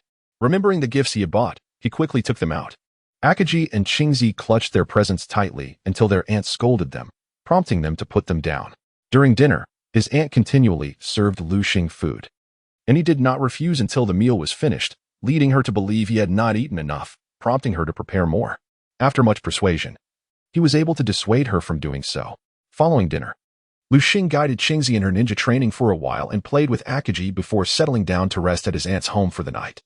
Chapter 32, The Meeting Awakening from Slumber in the Morning. This was the most restful sleep Meteora had experienced since arriving in this world. As if she had relinquished some burdens. Rising from her bed, she discovered her aunt already preparing breakfast, so she took a moment to stretch in the yard. After they all shared the morning meal, Meteora informed her aunt that she would return for lunch and kindly requested her assistance in preparing the meal. She mentioned that she would bring her cousin Haruko along and afterward escort her to the ninja school. Upon reaching the entrance of the ninja school, Meteora watched Haruko enter and waved her farewell before turning towards the Star Shadow Building. Upon arriving at the conference room on the second floor of the Star Shadow Building, Meteora was ready to convene a meeting with the senior members of the Star Ninja Village to ascertain the village's recent circumstances and to outline forthcoming tasks. To her surprise, nearly all the senior officials were already present. Taking her seat at the head of the table, she addressed the assembly. "It seems everyone is here. Perfect timing, as I need to be apprised of the current situation in the Star Ninja Village. After all, I have been in seclusion for over 6 months, and much can change in that time. Who would like to begin with their report?" The third Star Shadow spoke up. "I shall commence with my report. The second class of the ninja school graduated 2 months ago, with over 300 students passing the Chunin examination. Those who did not pass, numbering over 400, have been transitioned into agricultural roles. Currently, there are 86 ninja instructors at the school, with over 900 first-year apprentices, approximately 500 second-year students, and around 300 third-year apprentices. In another 6 months, the third-year apprentices will be eligible for graduation." After reflecting on this information, Meteora responded, "Previously, our village had a scarcity of ninjas, necessitating that students graduate in 3 years. Now, with the increasing number of ninjas available for missions and the overall framework of the village stabilizing, we need not rush the children into graduation. Henceforth, the ninja school will adopt a 6-year curriculum. While we will continue to accept orphans, we must strive to increase the proportion of village children as our community is growing. We must enhance their sense of belonging. Third, I trust you will manage the school's operations appropriately." The third nodded in agreement. "I will ensure everything is arranged properly. You can rest assured." Meteora then turned her attention to Kakuzu. "Please provide an update on the financial department." Kakuzu replied, "Since I took over the finances, our village's main sources of income have been 50 million ryo from ninja missions, 180 million ryo from agricultural yields, and 130 million ryo from fishing. The expenditures for the ninja school amount to 60 million ryo, with ninja expenses at 130 million ryo and 15 million ryo for agricultural ninjas. Additionally, we possess an inventory of energy pills and provisions for the students that equate to approximately 50 million ryo in food and fish. The construction expenses for the village total 50 million ryo. If it weren't for your leadership, Lord Shadow, our expenditures would far exceed our income. If we do not find ways to enhance our revenue, we must increase our investments. Otherwise, the village will soon face bankruptcy. However, as the Shadow, you should not be burdened by these concerns. Understood. First, we shall endeavor to accept tasks as much as possible, albeit with discretion. Additionally, we should expand agricultural land and enhance fishing efforts, which will consequently elevate the farmer's income. In the near future, I will provide the village with high-energy food and fish. However, after 6 months, I shall solely supply energy pills, and their quantity will diminish. My focus will then revert to the village's development. It is imperative that you promptly replenish any deficiencies." Then, Meteor turned his gaze towards Yuyucheng. "Lord Xingying, since I assumed command of the security department, I have gradually refined the security system and its functions, which necessitated an increase in personnel. Presently, the security department comprises Deputy Minister Fingma Kue, the security general team, and 4 guard teams from the southeast, southwest, northeast, and northwest, alongside 3 patrol teams, a rescue team, and the Shinrin village prison. The security general team consists of 5 upper ninjas and 30 middle ninjas, of which 15 belong to clerical positions, while the remaining 9 teams total 42 individuals, bringing the entire security department to a total of 407 personnel. Subsequently, Uzumaki Yongtai spoke up. The sealing team currently consists of 13 members, with only 1 upper ninja aside from myself. The remaining 12 are all middle ninjas. The village's barrier has been designed, but it is currently challenging to complete relying solely on the sealing team. I apologize for disappointing you, Lord Xingying. It is not your fault, after all. Those skilled in sealing are few. Your accomplishments are commendable, so continue your efforts. As for the establishment of the barrier, all the ninjas in the village will cooperate with you to accomplish it, Meteor reassured. Thank you, Lord Xingying. I will exert my utmost effort to establish the barrier for the village as soon as possible, Uzumaki Yongtai replied with excitement. Then, Uzumaki Xiangsao interjected, I apologize, Lord Xingying. Currently, there are 21 medical ninjas at the Shinrin Hospital, and apart from myself, they are all middle ninjas who can only perform basic medical ninjutsu. The village lacks advanced medical ninjutsu, and we find ourselves at an impasse. Xiangsao, it is all right. I will seek methods to gather advanced medical ninjutsu. For now, continue to intensify the training of medical ninjas in hopes of cultivating more skilled healers, Meteor promptly stated. Next, Sirius. Having enhanced his strength through various missions with the support of Meteor, though not yet at the level of a shadow, had distinguished himself among elite upper ninjas. He was appointed as the head of the Umbu before Meteor's retreat for training. Lord Xingying, the Umbu has been refined into several divisions: the guard team, intelligence team, interrogation team, assassination team, surveillance team, training class, and sealing class. Aside from the training class, which consists of 10 upper ninjas, the Umbu sealing class has 4 members, while the other 5 divisions each comprise 40 individuals. With Deputy Minister Chixing, the Umbu now totals 216 personnel. Excellent. But as the Umbu has just been established, Sirius, you must strive further. I hope the Umbu of Shinrin Village will not lag behind those of the 5 great ninja villages, Meteor affirmed with a nod. Sirius promptly stood, pledging, rest assured, Lord Xingying, I will strive diligently. The Umbu of Shinrin Village will undoubtedly stand on par with the 5 great ninja villages. Very well, do not rush. Please take a seat, Meteor concluded. Meteor spoke. Then, Summer Star began. Lord Star Shadow, the administrative division of Star Ninja Village currently consists of the Jonin class, the administrative hall, the secretariat, the advisory department, the archives, and the Star Shadow Guard. I am temporarily serving as the Minister of Administration, while the position of Jonin class leader remains vacant. The administrative hall is managed by Jonin Purple Star, the secretariat is overseen by Jonin Shaking Light. The head of the advisory department is currently unfilled, and the archives are managed by Jonin Firefly. The leader of the Star Shadow Guard is also yet to be appointed. After Summer Star concluded, Meteor turned to Firefly and inquired, how many ninjas and villagers are there in Star Ninja Village? Would you kindly share the details with everyone? Firefly promptly responded, Lord Star Shadow, according to our statistics, there are currently 361 registered ninjas in Star Ninja Village, including 3 at the shadow level, yourself, Lord Kakuzu, and Lord Yuyucheng. There are 15 elite ninjas, namely myself, Lord Third, Summer Star, Red Star, Sirius, Shaking Light, Uzumaki Yoda, Uzumaki Kaoru, Wind Demon Kue, Wind Demon Hai, Yuyucheng Yun, Sasaki, Akira, Yagyu Kenshin, and Chiba Raiuchi. Additionally, there are 130 Jonin, 552 Chunin, and 661 Genin. As of yesterday, the village's population stands at 843, including 369 orphans. This is due to your continued orders for the ninjas to recruit villagers and gather the displaced and orphaned, a number that increases daily. Well done, Firefly. Your ability to recall these figures clearly demonstrates your diligence. Let us all remember that each of us must work earnestly for the betterment of our village. Affirmed Luxing. Firefly hastily rose, saying, Lord Star Shadow, your praise is unwarranted. This is merely my duty. There is no need for such modesty, Firefly. Please, take your seat, Meteor responded. Now that everyone has a clearer understanding of the situation in Star Ninja Village, if anyone has suggestions or questions, please feel free to voice them. Meteor paused and observed the room, noticing that no one seemed inclined to speak. He continued, Very well. I ask that each of you return home, organize your respective situations, and submit them to me. Additionally, consider candidates for the vacant departmental leaders and make your recommendations. So we may swiftly appoint those responsible for the departments. The meeting is now adjourned. You may attend to your own matters. Shaking Light and Firefly. I kindly request that you compile the information into documents, along with the personnel files of the village, and bring them to my office for review. With that, Meteor made his way to the office on the 3rd floor. Chapter 33. Missteps as Lu Xing returned to his office. It wasn't long before Xiao Ri Xing and Yao Guangxing arrived with documents in hand.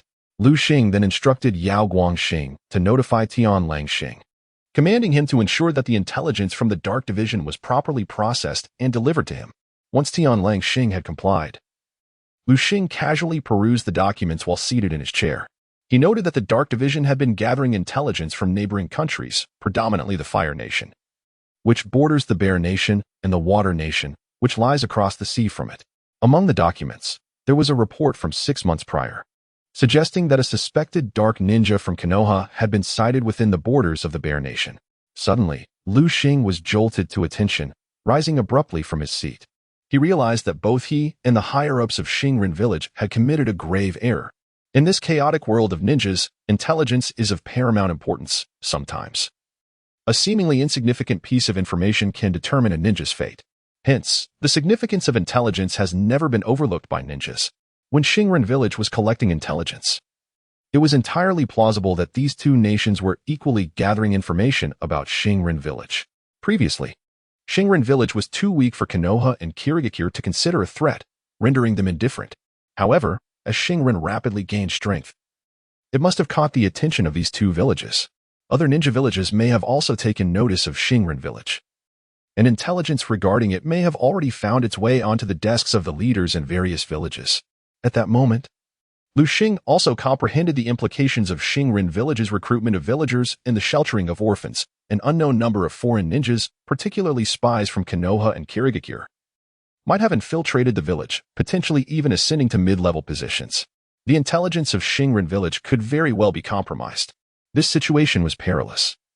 One could easily surmise that Konoha and Kirigakure would not wish to see Xingren Village rise, as it would threaten their own status and revenue. It is well understood that should Xingren Village ascend, it would inevitably impact the volume of missions available to the ninjas of both villages. As ninjas who rely on missions for survival, how could they afford to relinquish this? The 5 great ninja villages are perpetually vying for mission assignments, and currently, Konoha and Kirigakure have already lost the majority of missions from the Bear Nation. How could they refrain from investigation?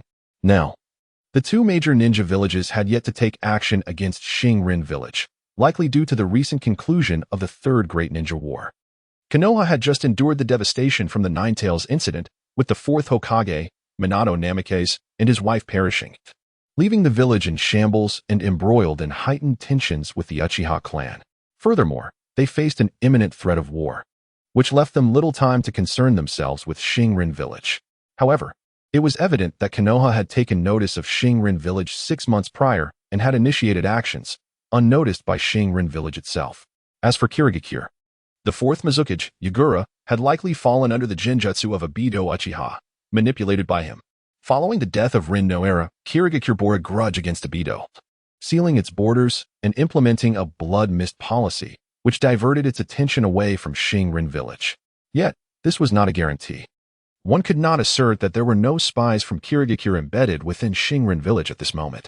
Upon realizing this, Lu Xing found it entirely plausible for there to be spies from all 5 great ninja villages within Xingren Village, as this was the very essence of the ninja world's operations, rather than the previous impulsive development of the meteor, which naively believed that maintaining a low profile would shield it from the attention of the 5 great ninja villages. Such optimism proved to be misguided. Upon this realization, Meteor set aside the documents at hand and summoned the 3rd star shadow, Kakuzu, the Radiant Star, Sirius, the Castle of Waya, Vortex Waita, and the Summer Star. Meteor shared his conjectures with them, and the expressions on their faces darkened instantly, receiving prompt affirmation from several members. Sirius even expressed remorse and called for punitive measures. Yet Meteor chose not to agree, acknowledging his own oversight in the matter. Subsequently, they engaged in a discussion concerning the extent of the information leak and deliberated on the methods to identify the infiltrators within the village. They contemplated whether to eliminate them immediately upon discovery or to consider other options.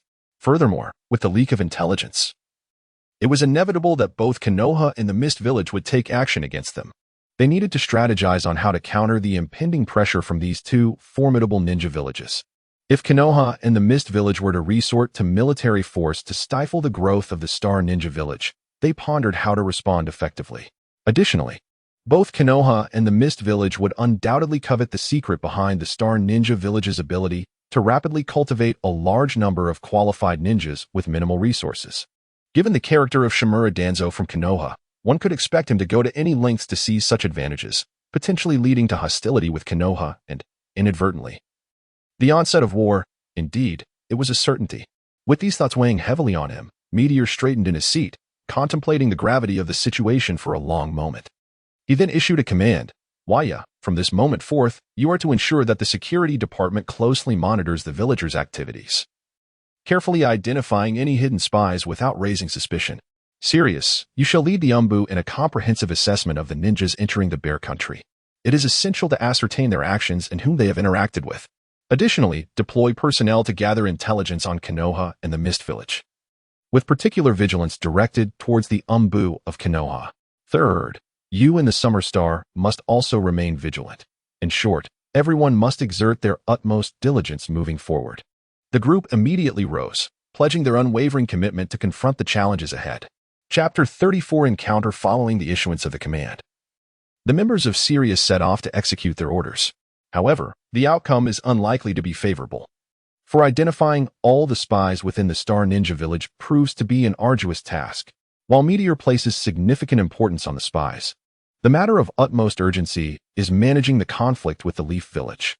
Based on the original narrative, Meteor's understanding of Shimura Danzo, coupled with his current insights into the ninja world, suggests that a complete deterioration of relations between the Star Ninja Village and that shadowy figure in the ninja realm is almost inevitable.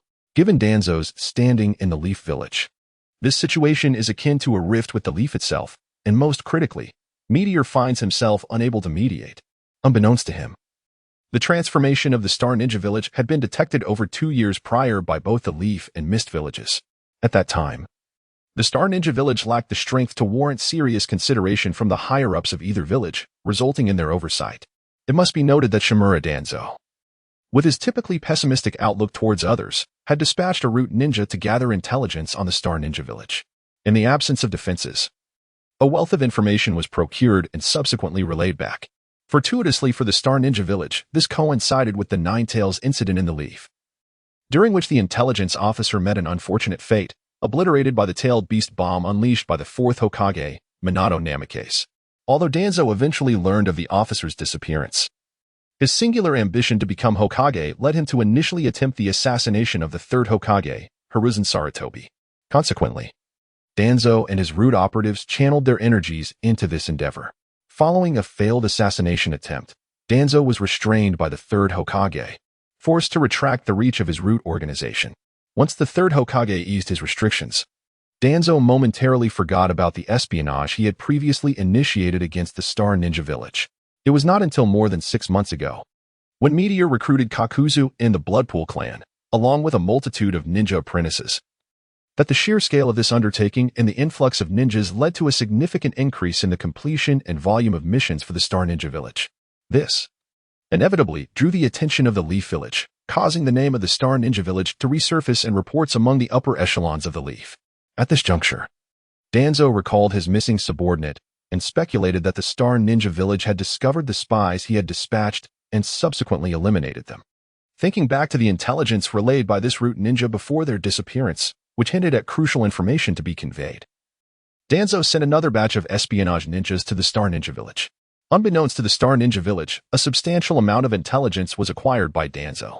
Fortunately, during this period, Meteor had chosen to enter seclusion for training, thereby halting the distribution of chakra seeds to ordinary individuals.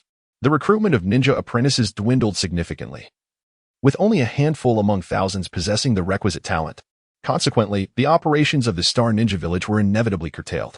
By that time, the upper echelons of the Star Ninja Village had essentially been established, and although much of the intelligence remained in Danzo's possession, the most critical aspects eluded him. Nevertheless, The mere exposure of the village's burgeoning capacity to cultivate ninja abilities and the immense benefits of energy pills for ninjas piqued Danzo's insatiable ambition. Fortunately, Shimura Danzo's self-serving nature prevented him from allowing these resources to fall into the hands of the Hidden Leaf Village. Instead, he sought to claim them as his own, viewing them as a means to ascend to the position of Hokage. Consequently, he concealed this intelligence from the third Hokage and others in Konoha. Shimura Danzo dispatched numerous ninjas from Route to infiltrate the Star Village, intent on seizing the formula for the energy pills, which were derived from the fish and sea beasts captured through the internal space manipulation of the meteor. Others were utterly incapable of creating them, and no formula existed. This resulted in Route wasting 6 months without uncovering any information regarding the energy pills. Nevertheless, this only heightened their perception of the pill's significance. Otherwise, why would the Star Village guard them so meticulously? It was precisely this secrecy that allowed the Star Village to flourish without overt suppression from Konoha. However, as time passed, Shimura Danzo's patience waned. Being from a prominent village like Konoha, he harbored a deep-seated disdain for smaller villages like the Star Village, believing that despite their number of ninjas, they were fundamentally inadequate and could not compare to the ninjas of Konoha. He and Root could easily overpower the Star Village. Yet he feared that excessive action might alert the third Hokage, resulting in all the rewards falling into the latter's hands. Thus, after much caution, he resolved to deal decisively with the Star Village, swiftly claiming the benefits for himself, ensuring that even the third Hokage could not snatch them from him. Thus, Shimura Danzo, accompanied by a substantial contingent of Root ninjas, clandestinely entered the Land of Bears, preparing to employ force against the Star Village to compel them to surrender their secrets. Meanwhile, Sirius received orders from the meteor to keep a vigilant watch over the entire Land of Bears with his Umbu, and he dispatched a small squad of Star Village Umbu into the Land of Fire to gather intelligence. Ultimately, due to his unease, Sirius personally led an entire team of Star Village Umbu to the border forest where the Land of Bears met the Land of Fire. In this manner, both parties encountered each other unexpectedly at the border forest of the Land of Bears, unprepared for the confrontation. Chapter 35. Confrontation. Upon discovering a large contingent of ninjas from the Hidden Leaf Village, Sirius promptly relayed the intelligence back to Star Ninja Village. The Umbu, upon receiving this information, reported with utmost urgency, and soon Meteor was apprised of the situation. After careful consideration, Meteor resolved to assist Sirius, for he feared that in a confrontation, the Umbu of Star Ninja Village might be at a disadvantage compared to the Root of the Hidden Leaf, and he wished to mitigate any potential losses. Thus, he hastened to the border. At this moment, Sirius was engaged in a standoff with the Root, led by Shimura Danzo. Although Danzo sensed that the Umbu of Star Ninja Village were far stronger than he had anticipated, he recognized that a battle would result in significant casualties on both sides. While Danzo was known for his ruthless pursuit of objectives, often disregarding the lives of ninjas, he understood that engaging in combat would thwart his current ambitions. Nonetheless, the thought of retreat was distasteful to him. As the Minister of Umbu in Star Ninja Village, Sirius could not afford to retreat in the face of foreign ninja invading the Land of Bears. However, he was reluctant to engage with the Umbu of the Hidden Leaf, one of the 5 great shinobi villages, as Star Ninja Village was still comparatively weaker. Esteemed ninjas of the Hidden Leaf, please withdraw. You are in the territory of the Land of Bears, which falls under the influence of Star Ninja Village. Foreign ninjas are not permitted to enter at will. Is your presence here a declaration of invasion? Sirius proclaimed. Kindly step aside. We must fulfill our mission. This is not a matter for your Star Ninja Village to impede. Are you seeking to provoke war with the Hidden Leaf? Danzo retorted, his indignation palpable. Sirius seethed with fury yet hesitated to issue a command, maintaining a cautious stalemate without a hint of complacency. You, Shimura Danzo, the advisor to the Hokage of the Hidden Leaf, I vow not to allow you to advance any further, even at the cost of my life. Please depart, Sirius declared. As the verbal exchange continued for over half an hour, Sirius grew increasingly anxious. Just as Danzo was on the verge of losing all patience and preparing to strike, Meteor arrived. Upon stepping forth from the space, Sirius felt a profound relief upon seeing Meteor. Lord Star Shadow, your arrival is most fortuitous. Meteor offered only a nod in acknowledgement. Young one, you are the leader of Star Ninja Village. Please instruct them to stand down and not impede our mission. Your actions constitute a provocation against the Hidden Leaf. Do you intend to wage war on us? Danzo threatened Meteor. Hearing his words, the Star Ninja's anger surged. Yet none dared to speak. Meteor, maintaining a calm demeanor, responded, We of Star Ninja Village wish to avoid war, and will not be intimidated by anyone. I implore you, advisor to the Hokage, to vacate the land of bears. As he spoke, Meteor unleashed his overwhelming presence as a super shadow-level powerhouse. A formidable aura emanated from him, causing the air to feel as though it had thickened, and everyone broke into a cold sweat as they were instantly suppressed. The most affected was Danzo, who trembled as he uttered, "You, very well, everyone from the hidden leaf, please return." The meteor retracted its oppressive aura, as if nothing had transpired, and spoke. At this moment, Shimura Danzo had regained his composure, realizing that achieving his objective today was an impossibility. Should a confrontation occur, given the prowess displayed by the meteor, he would likely be left behind. Reluctantly, he commanded his subordinates, "Withdraw." He then turned and retreated towards the land of fire. After covering some distance, he glanced back at the meteor and declared, "Just wait. Konoha will not let this slide." He swiftly departed. At this juncture, Sirius approached the meteor and inquired, "Lord Star Shadow, what shall we do?" The meteor pondered for a moment before replying, "Leave a portion of our forces to continue monitoring the border. You and the others shall return to the Star Ninja Village. I will head back to the village first." Without waiting for Sirius's response, the meteor activated his teleportation technique and hastened towards the village, fully aware that he needed to swiftly devise a countermeasure. Chapter 36. Dissipation. As Liuxing returned to the Star Ninja Village, he made his way to the conference room, where he instructed the esteemed members of the council to convene an urgent meeting. Seated upon a chair, Liuxing bore a weighty heart. Although he was aware from his previous life's memories that, given the current state of Konoha, the likelihood of war was slim, he recognized that this was a tangible world. He could not solely rely on an animated series to perceive it as a complete and authentic representation. Rather, it was merely a fragment of this reality. Moreover, familiar with the concept of the butterfly effect, Liuxing understood that his arrival in this world would inevitably instigate numerous changes. He also acknowledged that differing circumstances would elicit varied responses from individuals. Liuxing was uncertain about the manner in which Konoha would regard the Star Ninja Village. A crackdown and persecution seemed likely, yet he could not dismiss the possibility of outright war. Even the mildest oppression from Konoha, considering its vast influence, would still bring significant troubles to the Star Ninja Village. Soon, the senior officials of the Star Ninja Village gathered in the conference room. Their solemn expressions indicated an acute awareness of the village's precarious situation. Fortunately, it was apparent that they did not exhibit fear in the face of their deteriorating relationship with Konoha. Once all the village leaders had arrived, Liuxing addressed them.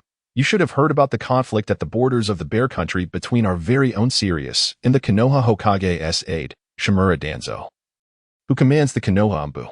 Clearly, Danzo has set his sights on the Star Ninja Village, although he has been momentarily repelled. All intelligence regarding him suggests that he will not relinquish his pursuits easily. Known as the darkness of the ninja world, Danzo is notorious for his unscrupulous methods to achieve his objectives. We must exercise caution in our response. More importantly, given his standing in Konoha, we cannot resort to assassination if we wish to avoid war. We must confront Konoha's attitude towards our village. Will it resort to covert oppression, or will we face the specter of war?"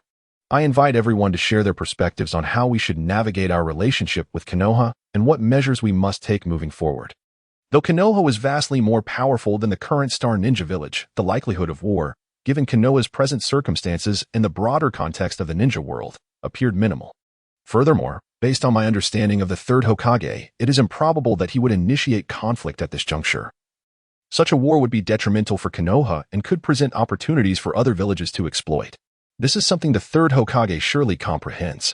However, we cannot evade the reality of impending covert oppression, Kakuzu interjected. Kakuzu is correct. Konoha may very well adopt antagonistic measures against the Star Ninja Village. Yet we must remain vigilant regarding Shimura Danzo, for he is certain to orchestrate some nefarious schemes. His moral threshold is alarmingly low, Kazekage Kue remarked. Regardless of how Konoha chooses to act towards our village, we must be prepared. No matter who the adversary may be, should they dare to disrupt our village, we shall not allow them to escape unscathed, declared the third Star Shadow. Indeed, no one shall be permitted to harm our village. The crowd spoke in unison. Let us disperse. Everyone should return and prepare diligently. By the way, make haste to uncover the spies from the Star Village within our own, Meteor declared. Meanwhile, Shimura Danzo was still en route back to Konoha, feeling a sense of reluctance. Several times he contemplated returning to the land of bears. Yet the formidable prowess of Meteor and the elite Umbu of Star Village weighed heavily on his mind. He understood that engaging in direct conflict with Star Village, relying solely on himself en route, would lead to significant losses. However, Star Village needed to be thoroughly suppressed, otherwise, given its rapid development and Meteor's immense strength, it would soon surpass Rain Village, posing a threat to Konoha. Upon arriving in Konoha, Danzo commanded the root ninjas to return to their base, while he proceeded directly to the Hokage's office. After presenting the majority of the intelligence regarding Star Village to the third Hokage, he awaited his review. The Star Village is developing too swiftly. We must cripple them before they become a genuine threat to our village. Let us convene a military meeting. War must be initiated this time, Danzo proclaimed emphatically. Danzo, you know the village well. Your intelligence indicates that to completely eliminate Star Village would require the deployment of a substantial number of ninjas, which is not feasible. You must cease your actions. The third Hokage responded gravely. You will come to regret this. Danzo retorted passionately. I am the Hokage. The third Hokage asserted loudly. Danzo, infuriated, stormed out of the Hokage's office, while the third Hokage muttered to himself, all for the sake of Konoha. Chapter 37. The Shadow Level Training Program. At this moment, Meteor, residing in the Star Ninja Village, remains unaware that, thanks to the third Hokage, the ominous specter of war has dissipated. He continues to seek a breakthrough. After much contemplation, he finds himself in a position of passive waiting. Thus, amid the tension pervading the Star Ninja Village, 6 months slip by. Through the diligent efforts of Sirius, numerous spies have been uncovered. However, the anticipated war and rampant oppression have failed to materialize, rendering everything deceptively tranquil. The shadow of conflict has vanished entirely, and the Star Ninja Village has returned to its ordinary state. This recent clash has significantly impacted the nascent Star Ninja Village. The originally planned 6-year curriculum for the third-grade students of the ninja school has come to a halt under the looming threat of war. Despite Meteor's deep-seated reluctance, he ultimately concedes to the higher-ups of the village and allows this cohort of students to graduate, thereby postponing the 6-year program. Should war erupt, Meteor remains uncertain as to when it might be implemented. He has always aspired to offer something unique to this world. Yet now he has inadvertently ushered children into the realm of war, which fills him with profound sorrow. With this batch of students graduating, the registered ninjas of the Star Ninja Village have officially surpassed 7,000, totaling 7,543. This expansion enables Meteor to approach the 5 great ninja villages with greater composure. The number of ninjas now rivals that of the weakest among the 5 great ninja villages, the Sand Ninja Village, especially after its recent conflict with Meteor's strength. Should war arise with the Sand Ninja Village, the Star Ninja Village would likely not face defeat. Considering that war is unlikely to occur in the near future, Meteor decides to relax the tense atmosphere, yet he acknowledges that the Star Ninja Village must grow stronger. After careful deliberation, he realizes that while the number of ninjas can continue to expand, the circumstances have changed, rendering previous strategies unsuitable for the current state of the Star Ninja Village. Furthermore, in a world where individual strength often determines the outcome of battle, cultivating numerous lower-tier ninjas pales in comparison to nurturing a single shadow-level powerhouse, especially now that the shortage of lower-tier ninjas is no longer a concern. Thus, after thorough contemplation, Meteor resolves to implement the shadow-level training program. This initiative entails Meteor selecting exceptional ninjas from the village for personal mentorship. With his unique ability to create a spatial dimension and eliminate harmful substances, he can facilitate rapid advancement for these talented ninjas without causing them harm. Ultimately, Meteor selects 9 individuals for the shadow-level training program: Sirius, Radiant Star, Summer Star, Uzumaki Yoda, Uzumaki Herb, Yuya Kumo, Wind Demon High, Yagyu Kingston, and Mingshi. All are under the age of 25, with Mingshi being a standout among the Jounin. Notably, Sirius has already approached the threshold of shadow-level strength and seeks to break through to become a true shadow-level powerhouse. Once a decision was reached, Meteor convened another meeting to organize the forthcoming tasks and entrusted the governance of Star Ninja Village to the 3rd generation of Star Shadows. He urged the 9 participants of the Shadow Level program to expedite the handover of their duties, ensuring that their departure would not disrupt the operations of the village or incur unnecessary losses. Failure to comply would result in their expulsion from the Shadow Level training program. Thus, the 9 set to work diligently. Due to the varying complexities and demands of their roles, Mingshi, Yagyu Kinsei, Yuya Kumo, and Fumakai swiftly completed their transitions, while the others struggled through the day to finalize theirs. Meanwhile, Meteor completed the necessary arrangements and led the 9 to their training grounds. Chapter 38. breakthrough. Once all preparations were complete, the meteoric plan commenced in earnest. The initial step involved mastering the novel peacock mystique, particularly focusing on the activation of chakra. To expedite the process, Meteora introduced the 9 members of Sirius into his inner space, marking the first instance of bringing living beings into this realm. Fortunately, after several evolutions, the inner space had expanded significantly, now comparable in size to the Star Ninja Village, effectively becoming a concealed sanctuary. Given the existence of the enigmatic summoning realm within the ninja world, this space would not arouse suspicion among the Sirius members. To obscure the capabilities of his inner space, Meteora designated a chamber roughly the size of a conference room, positioning the center of the star within it. The 9 individuals surrounded the village to refine their chakra, while Meteora manipulated the inner space to facilitate a swifter and more efficient absorption of stellar energy, enabling rapid digestion. Thus, aside from essential rest, even meals were substituted with super energy pills, leading the Sirius members into a monotonous training regimen. 10 days passed, during which the 9 members successfully activated their chakra. Thanks to the benefits derived from the star and the super energy pills, their chakra reserves multiplied significantly. Consequently, Sirius, Uzumaki Yoda, and Uzumaki Kusa exceeded the minimum standard for shadow-level ninja. It is worth noting the considerable advantage of bloodline traits in this world. Although Yoda and Kusa initially ranked in the middle tier among the 9, their intense training over these 10 days, possibly propelled by their substantial chakra increase and physical enhancement, triggered the awakening of their Uzumaki clan abilities. Uzumaki Kusa awakened the regenerative prowess and the divine eye of her counterpart in the original narrative, while Uzumaki Yoda manifested the diamond lock technique, elevating their strength to rival that of Sirius, bringing them close to shadow-level prowess.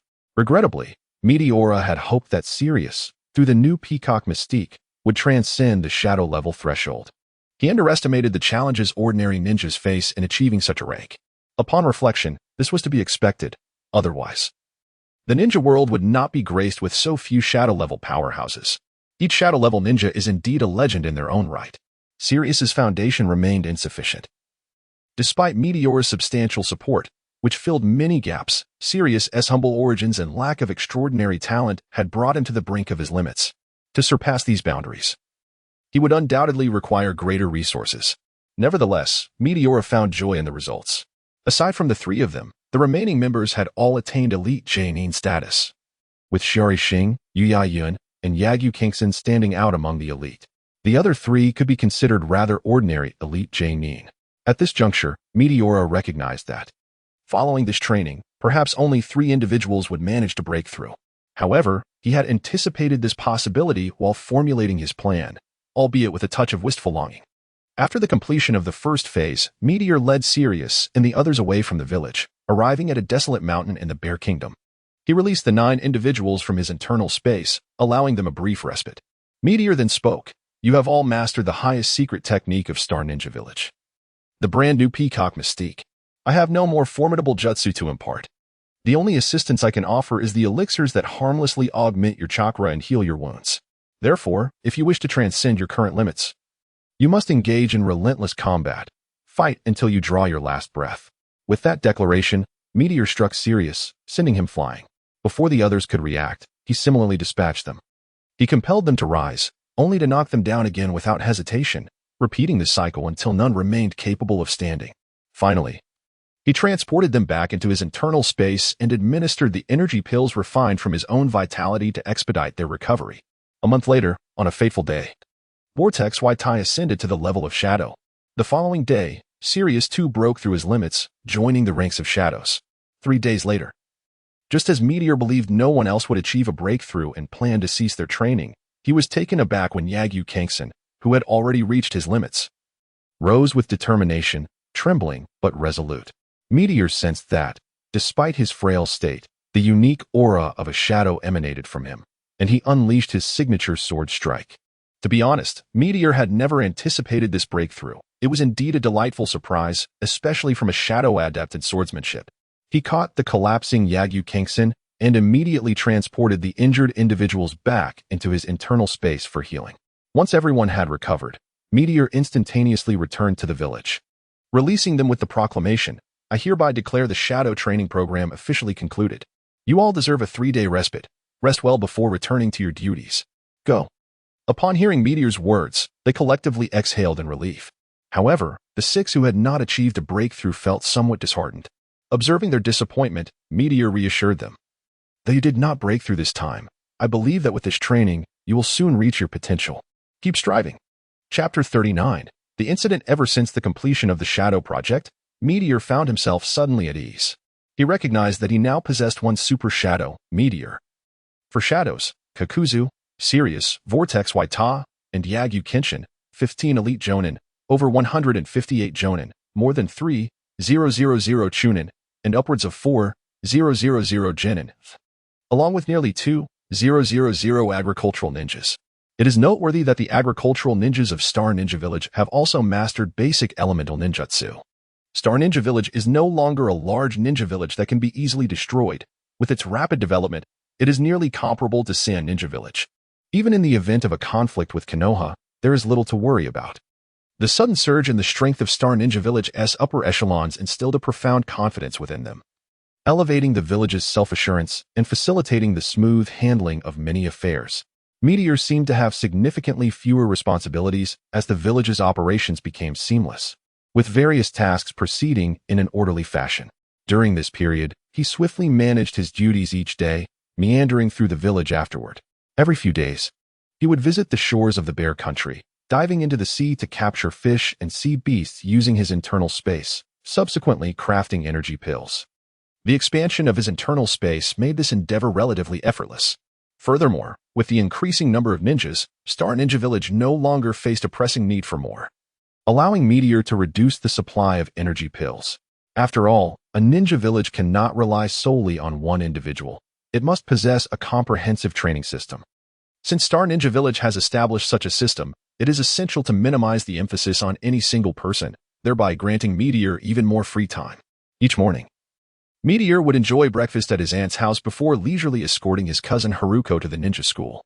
He would then stroll to the Star Shadow office, where he would effortlessly complete his tasks, savoring tea and gazing out the window in the Star Shadow office, occasionally chatting with the busy Yao Guangxing after he finished his work.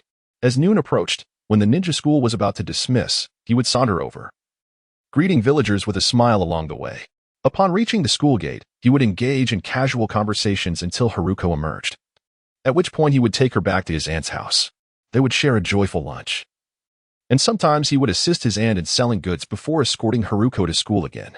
If there were no pressing matters, he would skip the Star Shadow office and leisurely wander the village, as if he had transitioned from youth to a tranquil elder life, experiencing a peaceful existence even earlier than the third Star Shadow. Encountering the third Star Shadow on several occasions left him feeling unguarded, and at times, Meteor pondered that this way of life was quite satisfying. However, tranquility in the world of ninjas is invariably fleeting. One day, 3 months later, Meteor received intelligence regarding the infiltration of Konoha's Umbu into Bear Country. It appeared that Shimura Danzo had been warned by the third Hokage to keep a low profile. Yet, after such a considerable lapse of time, the third Hokage had long since relaxed his suppression of Danzo, coveting the rapid cultivation capabilities of Star Ninja Village. Danzo dispatched spies once more to infiltrate and steal from them. During this exchange of intelligence, the covert operatives of the Star Ninja Village became aware of the situation.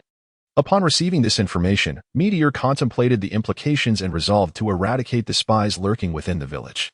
A significant leakage of intelligence could pose numerous threats to Star Ninja Village. Currently, it is merely Konoha, but Meteor is convinced that the other 4 great ninja villages would also prefer not to see the rise of Star Ninja Village, as such an emergence would inevitably disrupt the equilibrium among the 5 great villages, instigating profound transformations within the entire ninja world. The consequences of altering the established order remain uncertain, yet the interests of all 5 great villages would undoubtedly be affected. Meteor fears that Star Ninja Village might face a united front from the other 4 great villages. Hence, it is imperative to delay the dissemination of information regarding Star Ninja Village's ascendance as much as possible. Consequently, the elimination of spies becomes a matter of urgency. After careful consideration, Meteor summoned Sirius and Mingxi, instructing Sirius to devote all efforts to the eradication of spies, regardless of their village of origin. He allocated 70% of the personnel from the Covert Intelligence Division to establish the Intelligence Department of Star Ninja Village, with Mingxi appointed as the head, tasked with gathering intelligence from the various ninja villages. Furthermore, Sirius was directed to recruit additional ninjas to restore the Covert Intelligence Division's ranks. The covert operatives, in collaboration with the security department, were to meticulously investigate Star Ninja Village to uncover hidden spies, while ensuring that villagers were not unjustly accused. They were to inform the villagers to remain vigilant for spies, and any suspicious individuals should be reported promptly. Additionally, the covert operatives were to closely monitor foreign ninjas entering the Bear Country, and upon detecting any anomalies, they were to eliminate the threat immediately. Moreover, ninjas were to patrol the borders of the Bear Country to prevent unauthorized entry by foreign ninjas. Meteor understood that the days of leisure were over, and the routine of a ninja had returned. He held a firm belief in overcoming any crisis and leading Star Ninja Village towards prosperity. Chapter 40. Mizuki. As days swiftly passed, the Star Ninja Village successfully eradicated a significant number of spies while simultaneously preventing foreign ninjas from infiltrating the Bear Country. This led to an almost confrontation between Sirius and Shimura Danzo's root organization. Fortunately, Sirius demonstrated his strength at the level of a Kage, compelling Danzo to retreat. Furthermore, upon receiving intelligence about Kakuzu's allegiance to the Star Ninja Village and recognizing the formidable power of Meteor, the leader of the Star Ninja Village, Danzo understood that relying solely on himself and the root organization would guarantee defeat. The third Hokage would undoubtedly refrain from waging war against the now powerful Star Ninja Village, especially if Konoha were to initiate it. Thus, he withdrew, temporarily alleviating the threat of war for the Star Ninja Village. Once the situation calmed, Meteor reflected on his strength. Realizing it was insufficient, as was that of the Star Ninja Village, he resolved to diligently enhance his abilities while simultaneously fortifying the village. Aware that he had reached a level surpassing a Kaguya, he understood that further ascension would not come easily and that he must proceed with methodical training. Without extraordinary opportunities, significant advancements in the short term seemed unlikely. Nevertheless, Meteor was confident that within a few years he could attain the prowess of the first Hokage and Uchiha Madara. But he also recognized that transcending to the level of the Sage of Six Paths would be a formidable challenge. It was prudent to focus his energies on strengthening the Star Ninja Village. In contemplating this, Meteor recalled his earlier aspirations to recruit talents from the Kaguya clan and the Mizuki clan. From the original narrative, he learned that the Mist Ninja Village enforced a blood mist policy, brutally suppressing bloodline limit clans. At this juncture, both clans were on the verge of annihilation. Without Meteor's intervention, they would face extinction due to a coup. By the time the main story commenced, only one member from each clan would remain alive, leading to their eventual total demise. Although the Mist Ninja Village had inflicted less harm upon the clans previously, the Star Ninja Village was incapable of recruiting them at that time. However, now, as they faced extinction, Meteor, possessing a spatial ability, could save members from both clans during their impending doom. Even if he could not recruit adult ninjas, he could rescue the children and women of the clans. After careful consideration, he resolved to intervene. In the days that followed, Meteor instructed the Star Ninja Village's intelligence to closely monitor the movements of both the Kaguya and Mizuki clans. Soon, he received reports of a lockdown in the Mist Ninja Village. Subsequently, he set aside his tasks to stealthily infiltrate the Mist Ninja Village for observation. Given Meteor's prowess, obtaining the desired intelligence was effortless, revealing that the Mizuki clan was on the brink of annihilation, with numerous skilled members already fallen. The fourth Mizuki's blade was poised for slaughter, yet the Mizuki clan lacked the strength to resist, let alone escape. Upon grasping this grim reality, Meteor resolved to infiltrate the Mizuki clan that very night to persuade them.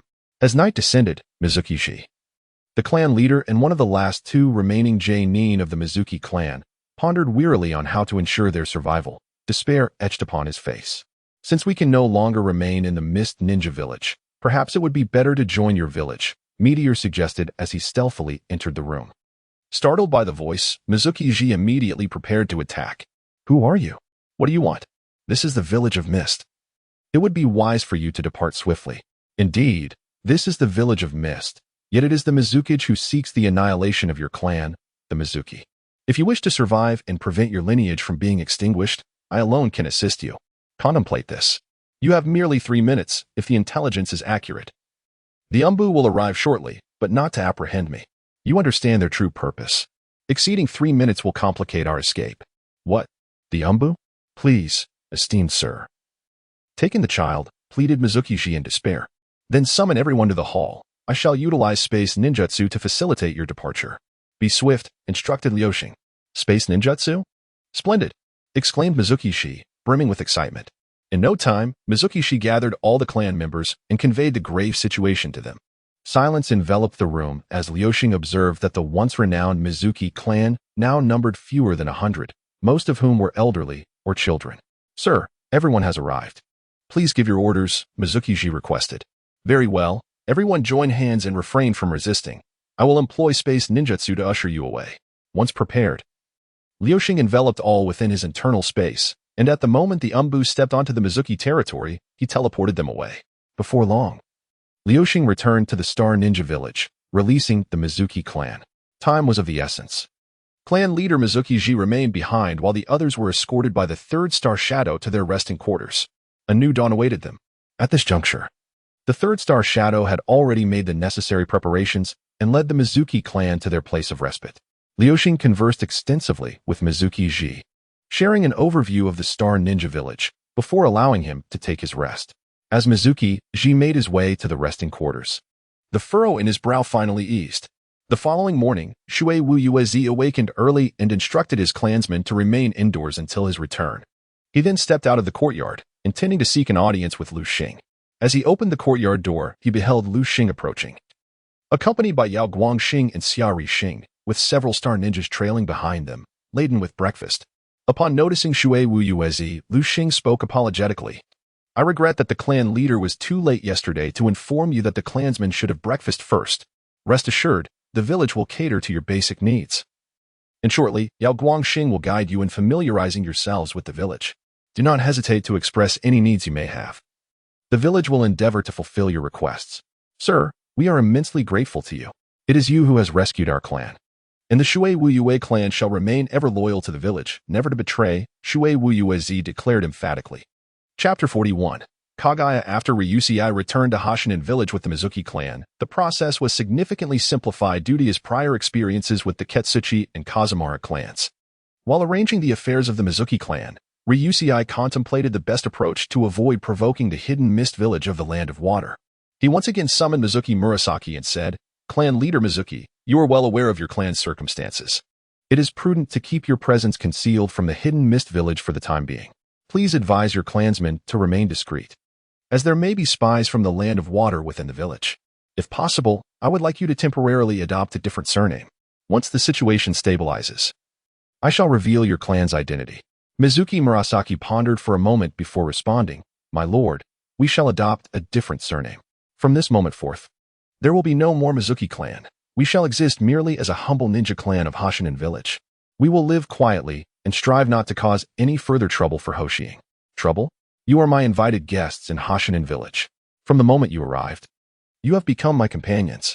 I am grateful to you, Lord Hoshiing, and all the Hoshinin for your assistance to the Mizuki clan. We are willing to share the ninjutsu techniques that our clan has preserved with the village, Mizuki Murasaki declared, presenting a large scroll of ninjutsu to Ryusei. Ryusei was elated. For the Mizuki clan, being a prominent family from the hidden mist village, undoubtedly possessed a wealth of advanced ninjutsu. Although the Akatsuki, Kitsuchi, and Kazumara clans had previously surrendered their collected techniques to Hoshinin village, the truth was that the number of high-level ninjutsu was rather limited. Ryusei engaged in further conversation with Mizuki Murasaki regarding the challenges faced by their clan in integrating into Hoshinin village, and he promptly assisted them in resolving those issues. Thus, with the support of the Hoshinin leadership, the kind-hearted and gentle Mizuki clan quickly assimilated into the village. To the untrained eye, it appeared inconceivable that a renowned clan from the ninja world had aligned itself with the Star Ninja Village. However, those in the higher echelons of the Star Ninja Village were acutely aware that their strength had been significantly augmented. After successfully enticing the Mizuki clan to join, Liuxing sought to recruit the Kaguya clan as well. Yet, this endeavor proved to be a disheartening experience for him. During his initial approach to the Kaguya clan, he was met with an unrelenting assault from the clan's leader before he could utter a single word. To avoid escalating the situation and drawing the attention of the Mist Ninja, Liuxing had no choice but to withdraw. A similar fate befell him on his second attempt, leaving him utterly speechless.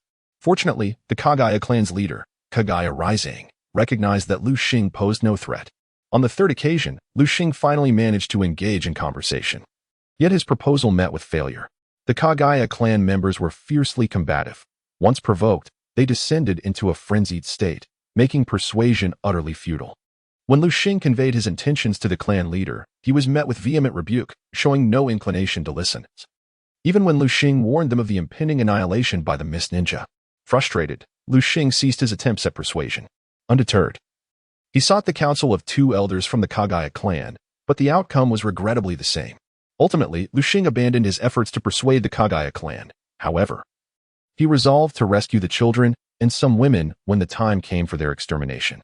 Truth be told, Lu Xing felt a surge of anger towards the Kaguya clan.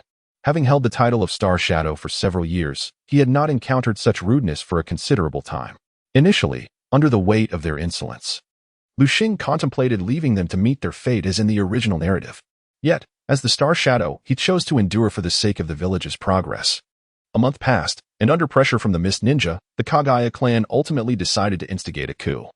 It was perplexing how the clan's leaders failed to consider their own strength and the potential consequences of failure. Recklessly leading their children into battle against the Mist Ninja without leaving anyone to protect the women and elderly. This, inadvertently, facilitated Lu Xing's plans. Almost immediately after the Kaguya clan's departure, he utilized his spatial abilities to rescue all the women and children from the clan. Ironically, due to the Kaguya clan's reckless nature, the number of surviving women and children far exceeded that of the Mizuki clan, totaling over 300. Despite suffering oppression, no one dared to provoke a group of powerful yet irrational individuals lightly. Lu Xing initially intended to leave things as they were, but was reminded of the prodigious talent of Kaguya Kimaru, born of the Kaguya clan. Recognizing that with Kimaru's innate gifts, should he join the Star Ninja Village and receive proper training, he would undoubtedly ascend to the rank of a shadow-level powerhouse, possibly even transcending to Super Shadow status. Such a talent was too remarkable to overlook. Thus, Lu Xing hastened to catch up with the Kaguya clan, only to discover that they had already engaged in combat with the Mist Ninja. The meteor concealed itself, cautiously rescuing several children from the Kaguya clan. Soon, it located Kimimaro amidst the fray. Finding Kimimaro was remarkably simple, given that he was the youngest among the Kaguya clan to awaken the bloodline limit. With the meteor's keen perception, it could almost be said that upon arriving at the battlefield, it immediately pinpointed Kimimaro's location. The decision not to directly extract Kimimaro stemmed from two reasons. Firstly, the meteor wished to ascertain Kimimaro's current strength. Secondly, it sensed a significant chakra presence nearby, one that radiated a cruel and sinister aura, akin to a venomous serpent lurking in the shadows. Upon contemplating the serpent, the meteor understood the identity of this presence. It recalled that, in the original narrative, Kimimaro ultimately became a subordinate of Orochimaru, having been recruited by him during his flight following the clan's annihilation. Kimimaro was initially chosen as Orochimaru's vessel, but due to Kimimaro's affliction with the bloodline disease and Orochimaru's obsession with the Sharingan, especially after being easily defeated by Itachi Uchiha, he abandoned Kimimaro in favor of one of the protagonists, Sasuke Uchiha. Upon realizing Orochimaru's involvement, the meteor resolved to refrain from taking Kimimaro for the time being and instead focused on rescuing more children from the Kaguya clan. Caution was imperative, as the meteor understood that increased activity on the battlefield would inevitably lead to exposure. However, with Orochimaru present, the meteor could easily shift the blame onto him. Given Orochimaru's notorious reputation and methods, no one would suspect him. While the individual combat prowess of the Kaguya clan was commendable, it paled in comparison to the entirety of the Hidden Mist Village. Moreover, the upper echelon of the Kaguya clan had swiftly fallen to the elite Umbu, led by the 4th Mizukage, bringing the coup d'etat to a close. Under Orochimaru's clandestine protection, Kimimaro safely withdrew from the battlefield, fleeing towards the outskirts of the Hidden Mist Village. To mitigate suspicion from the Hidden Mist, particularly following the recent rescue of the Mizuno clan, the emergence of Kaguya clan women and children from the village would surely raise alarms. Such occurrences could attract the attention of Obito Uchiha and Kurizetsu, and given the latter's capabilities, it would not be long before the Star Ninja Village was exposed. The Star Ninja Village had little means to evade Kurizetsu's probing, presenting a grave danger. Thus, it seemed wiser to allow Orochimaru to reveal himself before the Hidden Mist, leading them to believe that the disappearances of the Mizuno clan and Kaguya clan women and children were the result of Orochimaru's actions, purportedly for his human experimentation endeavors, an assertion that Orochimaru would find difficult to refute. Even if he attempted to explain himself, it was unlikely anyone would believe him. Thus, the meteor stealthily hurled a kunai towards Orochimaru, who was about to depart from the battlefield. Yet, given the meteor's formidable strength, Even an ordinary kunai could inflict significant harm if dodged. Orochimaru sensed the impending danger and swiftly evaded, inadvertently revealing his presence. It must be said, however, that as one of the legendary Sannin, Orochimaru was astute enough to detect the meteor's recent concealment. His gaze instinctively shifted towards the origin of the kunai. Fortunately, the meteor had already teleported away immediately after casting the weapon. Orochimaru's exposure quickly drew the attention of the fourth Mizukage, who hastened to confront him, compelling Orochimaru to retreat. As Orochimaru was pursued by the fourth Mizukage, the meteor located Kimimaro and promptly retrieved him, teleporting back to the Star Ninja village. It was only upon returning to the village that he could finally breathe a sigh of relief. Outmaneuvering Orochimaru, one of the Sannin, had indeed been exhilarating. Once settled, he released the women and children of the Kaguya clan, informing them of the current circumstances and advising them to live cautiously and discreetly within the village. They quickly acclimated to the new reality. The meteor instructed the Yaguan Star to arrange for Suigetsu in the Moonlight clan, and conveyed his intention to take Kimimaro as his apprentice. Hearing this, they felt a greater sense of reassurance, although it seemed that Yaguan Star had something more to say before departing. Chapter 42, Disciple After Making Arrangements. Liuxing noticed that the day was drawing to a close and retired to the bedroom behind the office. Unbeknownst to him, his decision to take Junaru of the Kaguya clan as his disciple quickly spread throughout the upper echelons of the Star Ninja village, creating quite a stir. With his unparalleled strength, status, and ability to cultivate ninjas, Liuxing had already reached the pinnacle of the ninja world.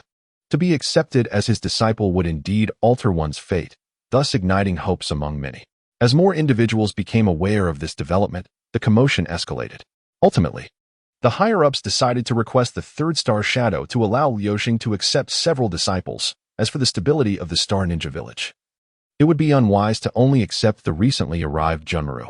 Reluctantly, the third Star Shadow acquiesced to the demands of the elders. Upon the dawn of a new day, Liuxing rose later than usual. Aware of his late-night endeavors, the villagers patiently awaited his natural awakening. After freshening up, he sat down at the dining table to enjoy the breakfast that had been prepared in advance. Just as he settled into his chair, the third Star Shadow hurried in. Liuxing could discern that the third Star Shadow appeared fatigued, prompting him to inquire, "Is there an urgent matter, Third? You should delegate responsibilities to the younger generation. It's rather inconsiderate of others not to accommodate an elder. I must address this issue with the higher-ups of the Star Ninja village. It is quite unacceptable. I heard that you intend to take Junmaru of the Kaguya clan as your disciple. Are you serious? The third asked hesitantly. Liuxing, slightly perplexed, replied, Of course. Is there any insincerity in accepting a disciple? Is there a problem with this? Liuxing, you are now the Star Shadow. You cannot make such decisions lightly, especially regarding the significant matter of accepting disciples. A single misstep could impact the entire village. Please consider this carefully, the third Star Shadow cautioned. Upon hearing the third's words and observing his demeanor, Liuxing contemplated the situation and realized that it was the majority of the higher-ups urging him. Although not well-versed in politics, he grasped that accepting Junmaru as a disciple would inevitably influence the power dynamics of the Star Ninja village. Nevertheless, he resolved to take Junmaru under his wing. For Liuxing understood the significance of having a super shadow-level powerhouse in this ninja world. Thus, he declared, I have made my decision to accept Junmaru as my disciple. He is a prodigy, third. With his talent, he will undoubtedly reach at least the level of a shadow. With my guidance, he could potentially attain the prowess of the first Hokage and Uchiha Madara. This is of paramount importance to the Star Ninja village. Many other matters pale in comparison. The third stood up in astonishment, exclaiming, What? He could reach the strength of the first Hokage? How is that possible? Liuxing remained silent. The third slowly resumed his seat, realizing Liuxing was not deceiving him, and continued, In that case, you must accept him as your disciple. However, it would be best if you could take on a few more students. Liuxing pondered for a moment, then replied, Indeed, I should accept more disciples. Please inform the village that I will be recruiting disciples. The exact number will be determined later. If there is nothing else, third, please take some rest. Rest assured, I will manage everything appropriately. After the departure of the three generations, the meteor summoned the Star Yaoguang to inform the village of his decision to select disciples, emphasizing that the backgrounds of the candidates would not be questioned. Once the announcement was made, the entire Star Ninja village erupted in excitement, with everyone engaged in fervent discussions regarding the matter. Unbeknownst to them, when Meteor resolved to take Jun Malu as his student. He had already planned to accept between 6 to 9 disciples and had several candidates in mind. Among them was the character from the original story, Uzumaki Keirin, who had been discarded by the Grass Ninja Village and treated as a mere pawn. After the arrival of Uzumaki Waitai, she had sought Meteor's assistance to rescue her kin. He ultimately saved her mother and brought them back to the village.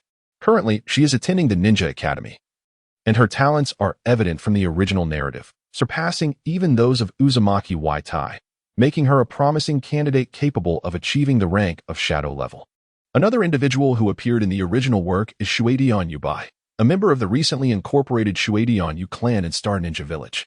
Additionally, there are 3 more candidates: Waikan, daughter of the Bloodpool clan Sya Castle, and Yagyu Kenshin's son, Yagyu Shingitsu, who has just broken through to Shadow level, along with Meteor's cousin, Seiko. Although Seiko's talents do not match those of the other 4, her connection to Meteor, coupled with his unwavering support, has enabled her to reach a level of strength comparable to theirs. Thus, there are already 5 potential disciples, leaving only 4 more to be selected from the village. Meteor noted that Jun Malu and the other 5 are all within the age range of 6 to 7, so it would be ideal to select the remaining 4 from this age group as well. After contemplating this, Meteor meticulously observed the children in the village. Aspiring to become his disciple, one must possess extraordinary talent in a particular domain, for only then could they truly flourish under his guidance. Meteor is resolute in his desire for his disciples to surpass even the Shadow level under his dedicated tutelage. Over the course of more than a month of careful observation, he ultimately identified 4 additional children: Hua, Tianyu, Chimu, and Yuanyi. Hua, abandoned shortly after birth for unknown reasons in the forest, was fortuitously raised by a mother tiger. It was only 2 years ago that he was discovered and brought to Star Ninja Village. After years of learning, he has been rehabilitated, and owing to his upbringing on tiger's milk, he possesses immense strength at the tender age of 7. He already exhibits the power of an adult Chni. Additionally, having grown up in the wilderness, he possesses remarkable instincts akin to those of a beast.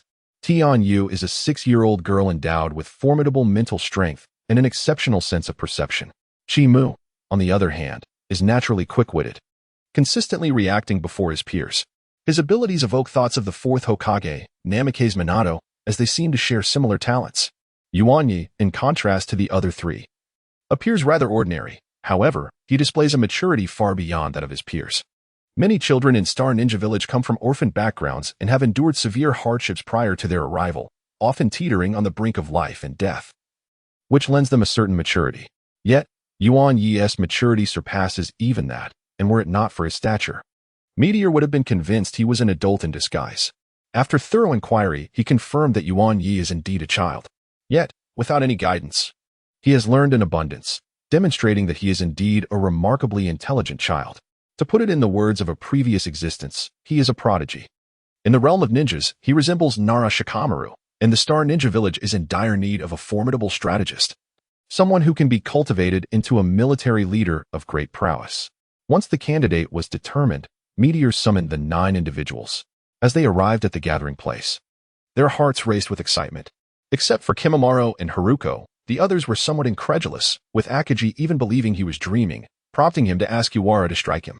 It was only after being knocked down by a punch from Yuara, laughing and exclaiming in pain, that he began to accept the possibility of being accepted as Meteor's disciple. As the 9 observed Meteor approaching, they instinctively formed a line. In that moment, Meteor felt an air of seniority, and with a serious demeanor, he approached them. "Greetings. I trust you have all heard the news. I hereby declare that from this moment forth, you are the disciples of the 4th star Shadow, Meteor. Bearing this title is a privilege, but have you prepared yourselves to exert efforts 100-fold?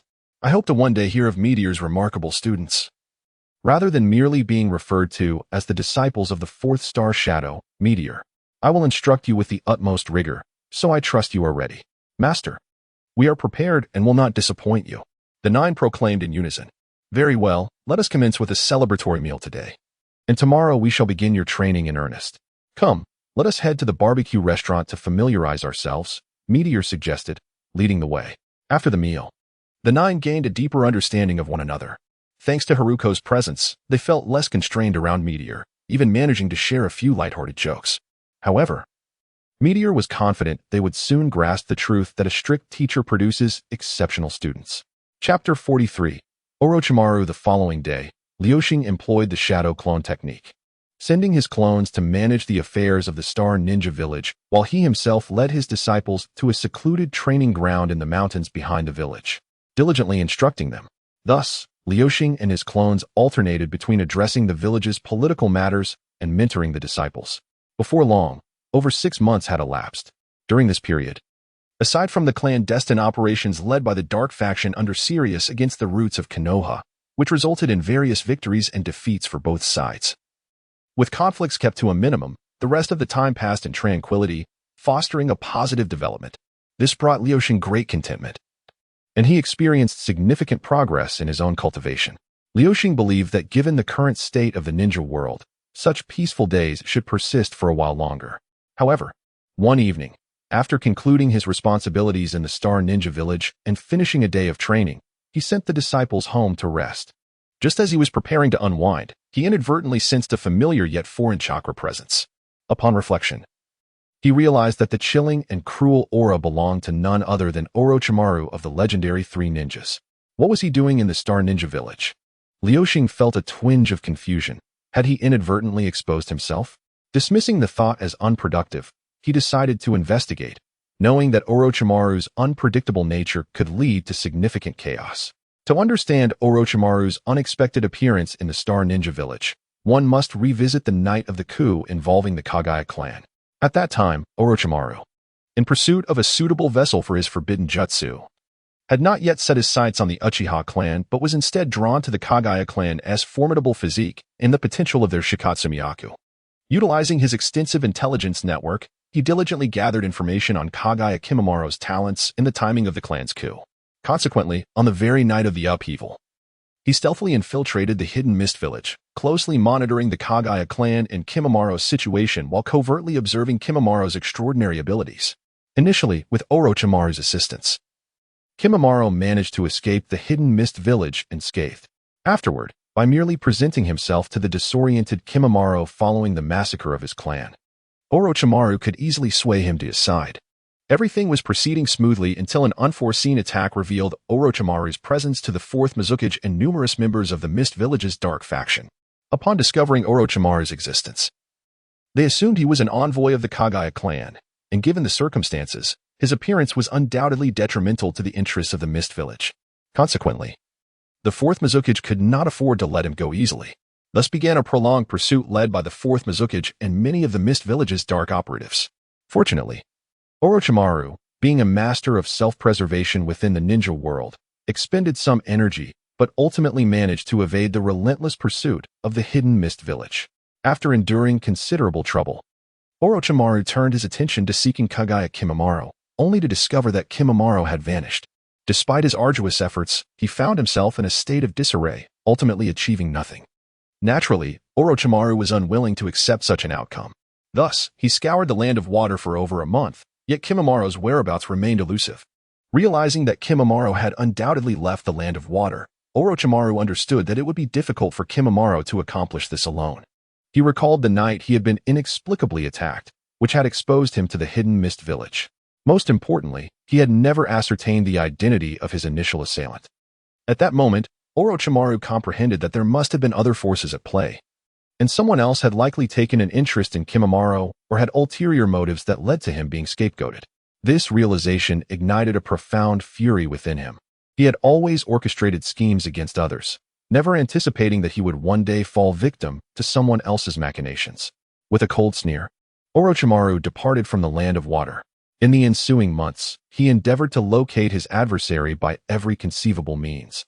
Yet it was as though they had vanished into thin air, leaving not a trace of information.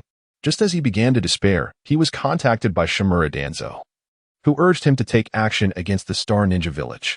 It was at this juncture that Orochimaru became aware of this once weak village, which had risen with astonishing speed and had previously escaped his attention. Danzo's intelligence led Orochimaru to suddenly realize that the Star Ninja Village could very well be the orchestrator behind his predicament. He recognized that those who conspired against him were not among his acquaintances. He had dealings with the formidable 5 great shinobi villages and the Akatsuki organization. none of whom fit the profile of the shadowy figures behind his plight. It became evident that his adversaries were likely powerful individuals unknown to him, and Danzo's reports indicated that several such individuals resided in the Star Ninja Village. Consequently, Orochimaru resolved to investigate the village. Shortly after infiltrating the Star Ninja Village, Orochimaru confirmed his suspicions upon discovering that many members of the Kaguya clan had arrived there. As he beheld the clan's distinctive features, a surge of rage consumed him. However, he was unprepared for the fact that his emotional upheaval drew the attention of Uzumaki Yongtai, resulting in his exposure. Left with no choice, he had to engage in combat with Yongtai. Initially, Orochimaru believed he could swiftly defeat him, yet he soon realized that Yongtai was also a shadow-level powerhouse. Although he was inferior to Orochimaru, vanquishing Yongtai proved to be a more formidable challenge than anticipated, leading to his eventual discovery by Meteor. Chapter 44. The recruitment of Orochimaru. As the sun began to set, Uzumaki Yoda hurriedly concluded his day's work at the sealing class and made his way home. He soon arrived at the residence of the Uzumaki clan, which had grown to over 30 members after years of searching in Star Ninja Village. Under the village's protection, they had survived the tragedy of their clan's annihilation. Yoda reminded himself how precious this life was and vowed to protect it at all costs. Standing at the entrance, he raised his hand to knock on the door, but his gaze inadvertently drifted to the nearby dwelling of the Kaguya clan, who had also endured the horrors of their own clan's extinction, stirring an unfamiliar emotion within him. At that moment, an overwhelming and sinister chakra suddenly engulfed Yoda's senses. The intense murderous aura momentarily froze him in place, and he quickly realized that a powerful rogue ninja from another village had infiltrated their midst. Had it not been for the sudden surge of hostility, he might not have sensed the intruder at all. Swiftly, he discreetly alerted his comrade, Uzumaki Kankeo, who had just returned home, while feigning ignorance as he hastened towards the source of the threat. Perhaps due to the distance, Orochimaru had initially failed to notice his exposure. However, with Yoda approaching, Orochimaru's hubris led him to believe he could eliminate Yoda before the village's defenses could react and subsequently conceal himself once more. After a brief exchange of blows, Orochimaru realized he was in a precarious situation, while Yoda desperately dodged his attacks, understanding that he was no match for the formidable opponent. Fortunately, they were within the village's confines, and Kankeo was nearby, ready to provide support. Yet, she had to prioritize the safety of the women and children of both the Uzumaki and Kaguya clans, wary of potential additional enemies. Yoda knew that if he could merely delay Orochimaru, the fourth star shadow and the village's elite would soon arrive, rendering any desperate measures unnecessary. Thus, he evaded Orochimaru's strikes while preventing him from retreating. Unexpectedly, within mere moments of the confrontation, Meteor appeared before them. Perceiving Meteor's emergence from the void, Orochimaru recognized him as the orchestrator of his predicament. However, he could not afford to focus on Meteor at that juncture. Faced with two shadow-level powerhouses, particularly one adept in space ninjutsu, escape was far from simple, especially with a steady influx of star ninjas converging from all directions in the imminent lockdown of the village. Once surrounded, Orochimaru would find it impossible to exit Star Ninja Village. Enough, Meteor commanded, observing that Meteor had intervened to prevent their clash. Both Orochimaru and Yoda ceased their hostilities, maintaining a wary stance. Approaching Orochimaru, Meteor inquired, "What brings you to Star Ninja Village?" Yoda quickly stepped forward to shield Meteor, while numerous arriving Jonin fixed their gazes on Orochimaru, ready to unleash their full might at the slightest sign of hostility. The fourth star shadow. Are you unaware of my purpose here? Is it amusing to conspire against me? Even in such a perilous situation, Orochimaru spoke with an air of composure. Though he felt a flicker of unease at being ensnared by his own machinations, he quickly dismissed it. Indeed, it was I who orchestrated the previous encounter, so Orochimaru. You must understand that I prefer not to draw excessive attention to the Star Ninja Village. However, having entered its domain, you must realize that there is no way I will permit you to depart unscathed. Thus, I must inquire, would you consider joining the Star Ninja Village? I can lend my support to your experiments, allowing you to utilize the most nefarious of individuals as subjects, yet this is my ultimatum. And all must transpire under the village's watchful gaze. Orochimaru pondered for a moment before responding, "What if I refuse?" Lu Xing replied, "Trust me. I am well acquainted with your nature. You should comprehend that refusal is futile. Furthermore, do not entertain thoughts of escape. Once I stand before you, your chances are extinguished." With that, Lu Xing unleashed his formidable presence. In that instant, the very fabric of space seemed to solidify. Orochimaru was taken aback by Lu Xing's overwhelming strength. And before he could react, he found himself ensnared within Lu Xing's inner realm. Damn it, where is this place? Orochimaru exclaimed in fury. This is a realm of my own creation, where I wield absolute control. Here, I am indistinguishable from a god. What shall be your choice? Lu Xing inquired. After a brief silence, Orochimaru responded, I may agree to join the Star Ninja Village, but I must retain a measure of freedom. Then welcome, Orochimaru. The director of the Star Ninja Village Research Institute. I am aware of your pursuit of immortality. You shall not regret this decision, Lu Xing stated. He continued. I know the essence of your being. To prevent any unforeseen occurrences, let us establish some assurances. Without waiting for Orochimaru's reaction, Lu Xing conjured a unique seal from his inner space, embedding it within Orochimaru's very soul. It was a first for Lu Xing, and fortunately, he succeeded. What is that? Orochimaru inquired anxiously. You should recognize it as akin to the caged bird of the Hyuga clan. Rest assured, I have no intention of controlling you. Though Orochimaru felt a deep sense of reluctance, he found himself powerless at that moment. Lu Xing emerged from his realm, instructed everyone to disperse, and informed the higher-ups of a meeting to arrange matters for the following day. Chapter 45. Arrangements. A new day dawned as Liu Xing, having finished his breakfast, entered the conference room of Star Shinobi Village. By this time, the village's high-ranking officials, including the Jonin and the newly joined Orochimaru, had already gathered. Liu Xing took his seat and proclaimed, Since everyone is present, we shall commence the meeting. Upon hearing Liu Xing's words, the attendees straightened their posture, awaiting his directives. He began. It has been some time since we identified the departments lacking within Star Shinobi Village, along with their respective heads. I hereby announce that Yagyu Kinkaku will serve as the leader of the Jonin class. Furthermore, F. Makai, Yakumo, Mizuki Murasaki, and Kaguya Ryu will establish the Star Shadow Guardians, with F. Makai appointed as the captain. In addition, I will establish the Star Shinobi Village Research Institute, with Orochimaru as the director. Shiari Xing, please expedite the selection of a suitable location within the village for the institute. Kakazu, I need you to ensure that the finance department promptly prepares the budget and allocates it to Orochimaru in a timely manner. Orochimaru, I require you to provide the medical ninjutsu and sealing techniques that you possess. If possible, I would also appreciate the inclusion of some advanced ninjutsu. Rest assured, Star Shinobi Village will not take advantage of you. After the meeting, I will offer something in return to ensure that you feel adequately compensated. Yuzushobikure Y Tai and Yuzushobikure KS. Once Orochimaru has imparted the sealing techniques and medical ninjutsu to you, expedite the training of sealing ninjas and medical ninjas to ensure we have a sufficient number for the sealing division and the village hospital. Moreover, with the expansion of Star Shinobi Village, our intelligence has increasingly fallen into the hands of the 5 major ninja villages. Orochimaru's infiltration signifies that we can expect a surge of foreign ninjas entering Star Shinobi Village. Therefore, Yuzushiyogakure Y Tai, you must prioritize the establishment of the village's barrier, ensuring we can detect any ninja entering from sources other than the main gate. I urge you to lead the Uzumaki ninjas and those skilled in sealing, including myself, to momentarily set aside our current tasks and collectively establish the barrier for our village. I hope that within a month, Star Shinobi Village will have erected a large barrier capable of sensing, protecting, and sealing. Other departments should also expedite the refinement of their structures, ensuring that personnel are adequately equipped and enhancing the training of our members' capabilities. That concludes my address.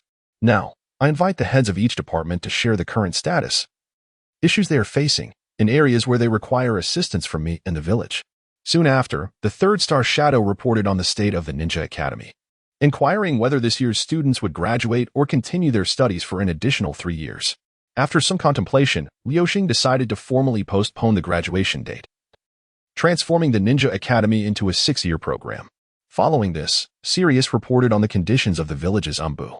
Due to numerous confrontations with Konoha's route over the past year, although the Umbu had not suffered outright defeats, cumulative losses had been significant, necessitating the urgent replenishment of personnel to maintain their strength.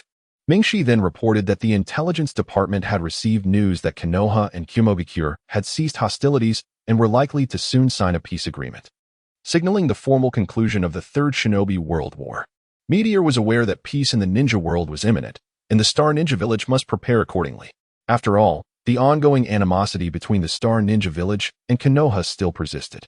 Once Konoha and the Cloud Ninja Village signed a peace treaty, the absence of constraints from the latter would inevitably shift their focus onto the Star Ninja Village. Subsequently, the heads of various departments reported on their respective situations. Overall, the Star Ninja Village had made considerable progress during this period, growing stronger, yet it also faced numerous challenges that required Meteor's strategic adjustments. Furthermore, the management of relations with Konoha demanded careful contemplation from Meteor. After all had spoken, Meteor dismissed everyone, choosing to linger behind. Reflecting on the events from the original narrative regarding the signing of the peace treaty between Konoha and the Cloud Ninja Village, particularly the incident involving Hinata Hisashi, Meteor suddenly pondered whether there might be an opportunity for gain. The thought of Hisashi's demise led him to recall the caged bird mark and how he had utilized the space within his body to implant a soul mark on Orochimaru. Could it be possible to use this internal space to lift the caged bird seal? The prospect excited him. Yet he quickly reminded himself that the time was not yet ripe. He then recalled the impending extermination of the Uchiha clan and concluded that adaptability was essential. Suddenly feeling a pang of hunger, Meteor glanced out the window, stood up, stretched, and exited the conference room in search of a meal. Chapter 46. The Cloud Ninja Incident. Since the conclusion of the last meeting, the Star Ninja Village has been steadily expanding, with Meteor hardly needing to concern himself with matters at hand. 3 months have slipped by, and the calendar now reads December. On this particular day, Meteor received intelligence from Mingxi, revealing that the Cloud Ninja Village would be dispatching envoys to the Leaf Village for peace negotiations. It was then that Meteor realized it was already the 52nd year of the Leaf calendar. From the original narrative, Meteor was aware that the envoys from the Cloud Ninja Village would arrive in the Leaf Village on December 27th and would be warmly welcomed. However, unbeknownst to the Leaf Village, the envoys harbored ulterior motives. This day marked the 3rd birthday of Hinata Hyuga, the eldest daughter of the Hyuga clan. Under the cover of night, the leader of the Cloud envoys infiltrated the Hyuga household and abducted Hinata. In the ensuing struggle, the clan leader, Hayashi Hyuga, discovered the intruder and ultimately killed him. Coveting the Hyuga clan's bloodline limit, the Byakugan, the Cloud Ninja Village turned the tables by claiming that the envoy had been slain, threatening the higher-ups of the Leaf Village with renewed war should they fail to surrender the murderer. Astonishingly, the Leaf Village leaders capitulated under the guise of peace. And to prevent the Byakugan from falling into the wrong hands, they coerced Neji Hyuga, the twin brother of Hinata, to take the place of Hayashi in death. In a desperate act to protect his brother, Neji made the tragic choice to take his own life. His body was handed over to the Cloud Ninja Village, leading to the signing of a peace treaty between the Leaf and Cloud villages. This, in essence, encapsulates the entirety of the Cloud Ninja incident as presented in the original tale. Meteor perceives numerous discrepancies within the Cloud Ninja incident. Firstly, while it is evident that the envoy was coveting the Byakugan, he was designated as a representative for peace negotiations. Did he truly accept the Cloud's directive to steal the Byakugan? Or was he, from the outset, a mere pawn sent to the Leaf Village with malicious intent? It appears that the higher-ups of the Cloud Ninja Village had calculated that the Leaf Village's leadership, spearheaded by the 3rd Hokage, would acquiesce to their threats. Furthermore, how did the Cloud Ninja manage to evade the extensive security surrounding the Hyuga clan and safely extract their heiress? Had it not been for Hayashi's timely intervention, the Cloud Ninja would have succeeded. However, from the original narrative, it is evident that the Cloud Ninja who kidnapped Hinata possessed no more than the capabilities of a typical Genin and was easily dispatched by Hayashi, whose strength, even during the 4th Great Ninja War 15 years later, had yet to surpass the level of a Kaguya. This raises the question, how could the Cloud Ninja have abducted Hinata, considering he was ultimately slain by Hayashi, who was merely a top-tier elite Genin? Moreover, the Cloud Ninja's threats seem contradictory. If they were indeed sending envoys for peace negotiations, it implies a desire to cease hostilities. What emboldened them to threaten the Leaf Village? Likewise, why did the Leaf Village leaders acquiesce to the Cloud's demands? It is noteworthy that the Hyuga clan is among the most prestigious and powerful clans within the Leaf Village. How could the Leaf leadership be so certain that the Hyuga clan would not turn against them? Meteor pondered. Indeed, this is the world of ninjas. After much contemplation, he still could not fully comprehend the intricacies of the situation. However, he felt a compelling urge to take action. There existed a significant opportunity to unravel the seal of the caged bird, potentially swaying the members of the Hyuga branch family. Particularly in the wake of the recent incident in the Hidden Cloud Village, the discord between the Hyuga main house and branch family was bound to intensify. possibly orchestrated by the higher-ups of Konohagakure to exacerbate the conflict. This realization ignited within Meteor the ambition to recruit members from the Hyuga branch. He recognized the high probability of success, yet was apprehensive about exposure. Should his intentions be unveiled, it would inevitably provoke a war between Hashigakure and Konohagakure. This dilemma left him in a state of turmoil. In reflection, he recalled the annihilation of the Uchiha clan and resolved to abstain from immediate involvement. He planned to extend his recruitment efforts during the time of the Uchiha's demise, believing that his participation would significantly undermine Konohagakure. Coupled with the burgeoning strength of Hashigakure, he felt assured that the threat of war from Konohagakure would be negligible. Thus, Meteor chose to quiet his thoughts, diverting his attention from the incident in the Hidden Cloud Village, and instead dedicated himself to the development of Hashigakure, diligently training to enhance his own prowess. Chapter 47. Strength. Having set aside his thoughts regarding the Chunin incident, Meteor devoted himself to enhancing his own abilities while diligently developing the Star Ninja Village to solidify its foundation. 3 years swiftly passed, bringing us to the year 55 of the Konoha calendar. Through years of rigorous training, although Meteor had yet to reach the 6 paths level, he had made significant strides beyond the shadow level, nearing the threshold of the 6 paths. This indicated that he had attained the pinnacle of the first Hokage's power. In terms of combat prowess, Meteor had already achieved the 6 paths level. Now, at the age of 20, his physical development, along with years of refining energy within his internal space, had greatly fortified his bloodline derived from the star-eating beast core.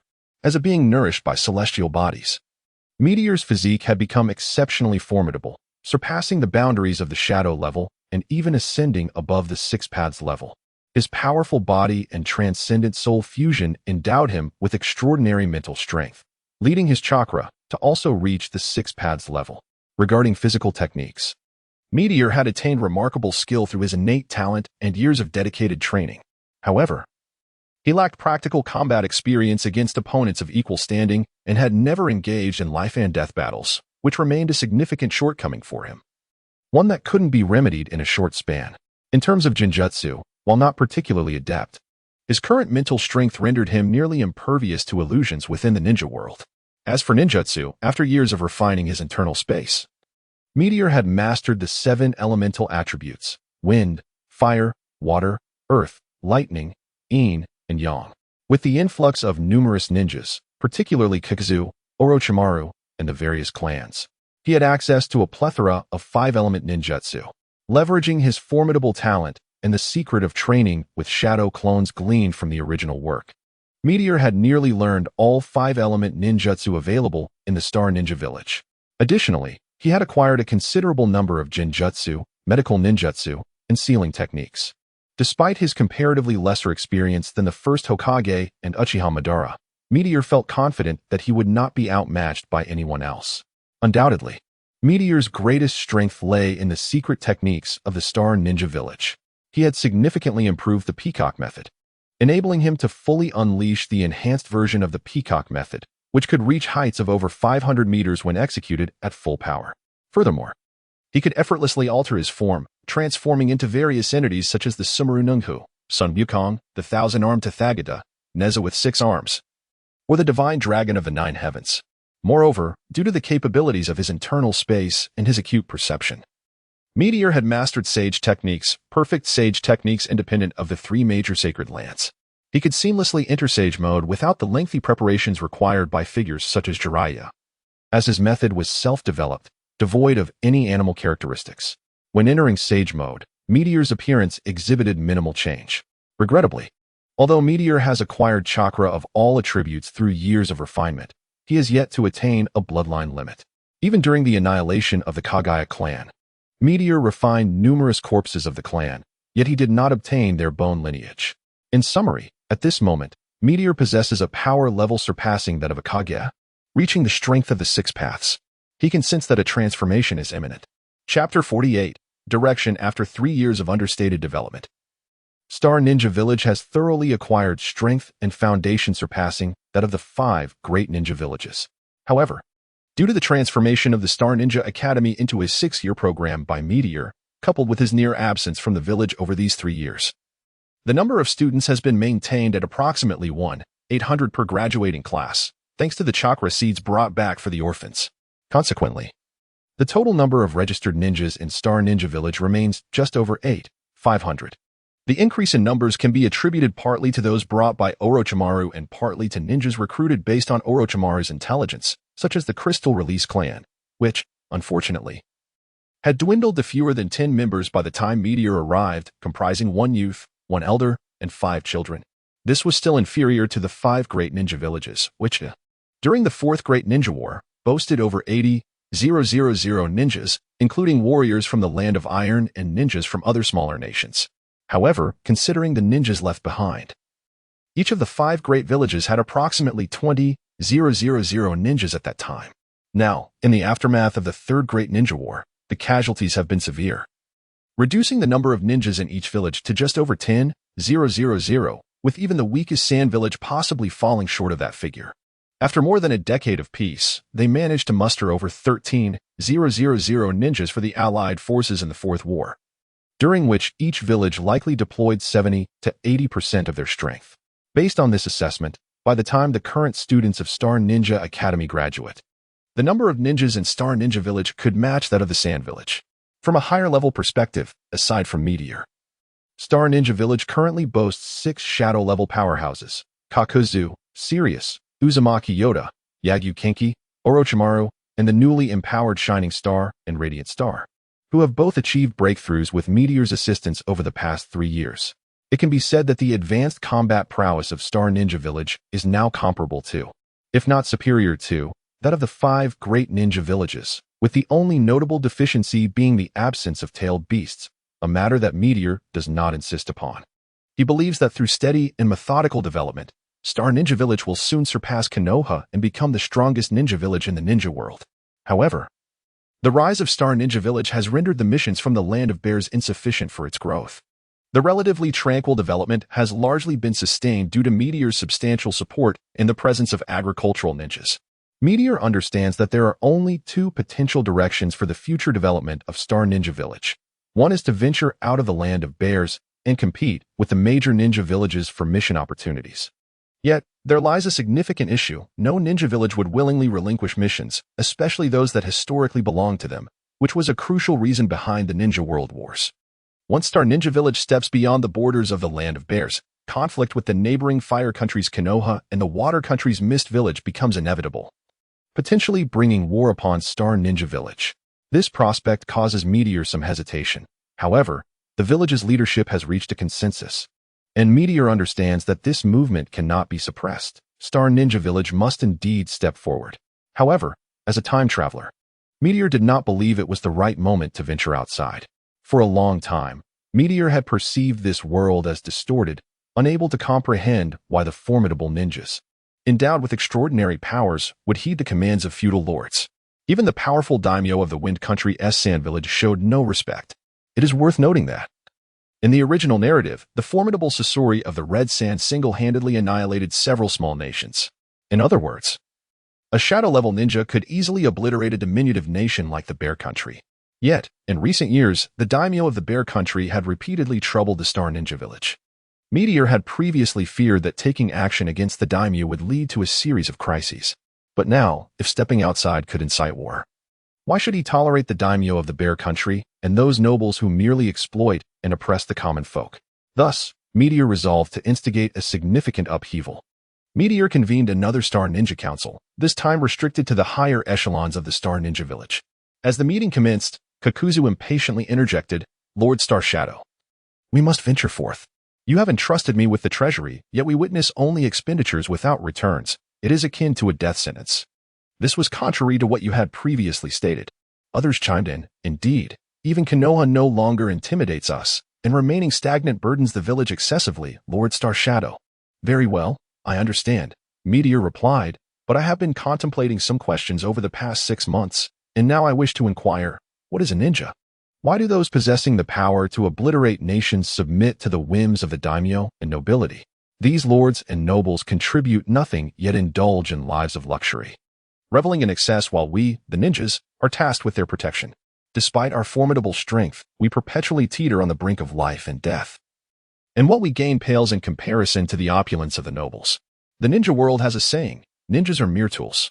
Why should we, endowed with great power, Be reduced to tools, merely for a meager payment? Did we become ninjas for financial gain?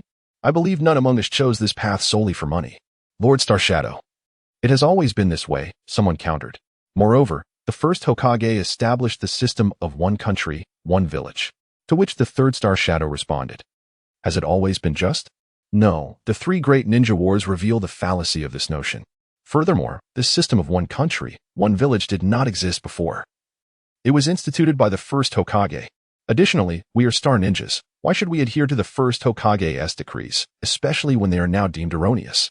The higher-ups of the Star Ninja Village, primarily recruited and nurtured by Meteor, quickly reached a consensus. However, Meteor chose not to act immediately but to await the opportune moment. Chapter 49. Recruiting the Hyuga since the last meeting. A month has elapsed unknowingly. Meteor received intelligence from the Hidden Leaf Village. Due to Meteor's particular interest, although the higher-ups of the Hidden Leaf Village and the Uchiha clan have not made any significant moves, the tense atmosphere in the village has been detected by the intelligence personnel of Star Ninja Village. Considering the circumstances surrounding Sasuke Uchiha, one of the protagonists during the Uchiha massacre in the original work, Meteor realizes that the Uchiha clan is not far from annihilation. Meteor has always developed cautiously, refraining from revealing his true self.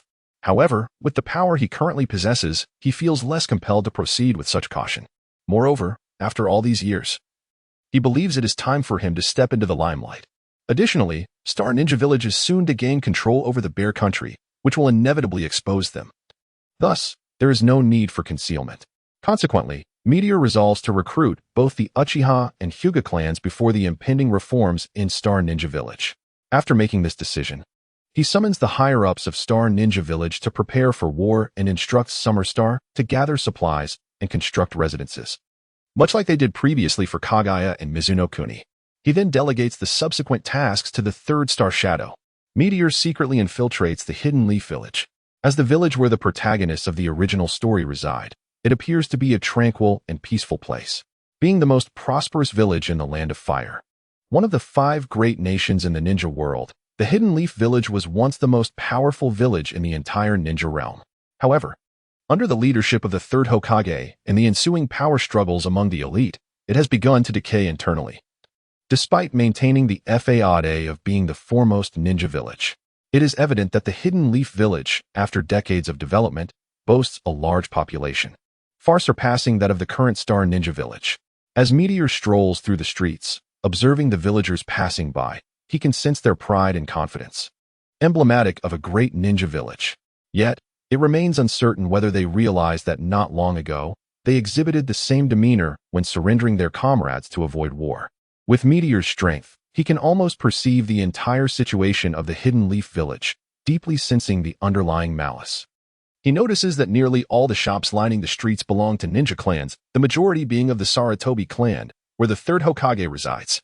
Reflecting on the 3,000 ninjas of the Sarutobi clan during the Fourth Great Ninja War, which constituted about 14 of the entire Leaf Ninja army, and combining this with the intelligence gathered by Star Ninja Village, Meteor comprehends that the third Hokage, Hiruzen Sarutobi, has been executing a plan all along to transform the Hidden Leaf Village into the Sarutobi clan's domain. Had the third Hokage not perished unexpectedly during the Chunin exams and continued to lead the village for another decade, he would have indeed succeeded. Although he died suddenly, his son Asuma Sarutobi had already passed away, leading to Konohamaru Sarutobi ascending as the 8th Hokage. This trajectory reveals the future power of the Sarutobi family within the Hidden Leaf Village. However, all of this is unrelated to the Meteor. After wandering through Konoha for an entire day and waiting for the Ninja Academy to dismiss, the Meteor learned that Uchiha Sasuke had returned home on time, confirming that today was not the night of the massacre. Considering the psychological issues afflicting the Uchiha clan, it was decided to first approach the Hyuga family without raising any alarms. The Meteor understood that the possibility of recruiting from the main branch of the Hyuga family was nearly non-existent. Yet he possessed the ability to lift the caged bird seal from within his spatial realm, which would make it almost effortless to persuade the branch family to comply with his request.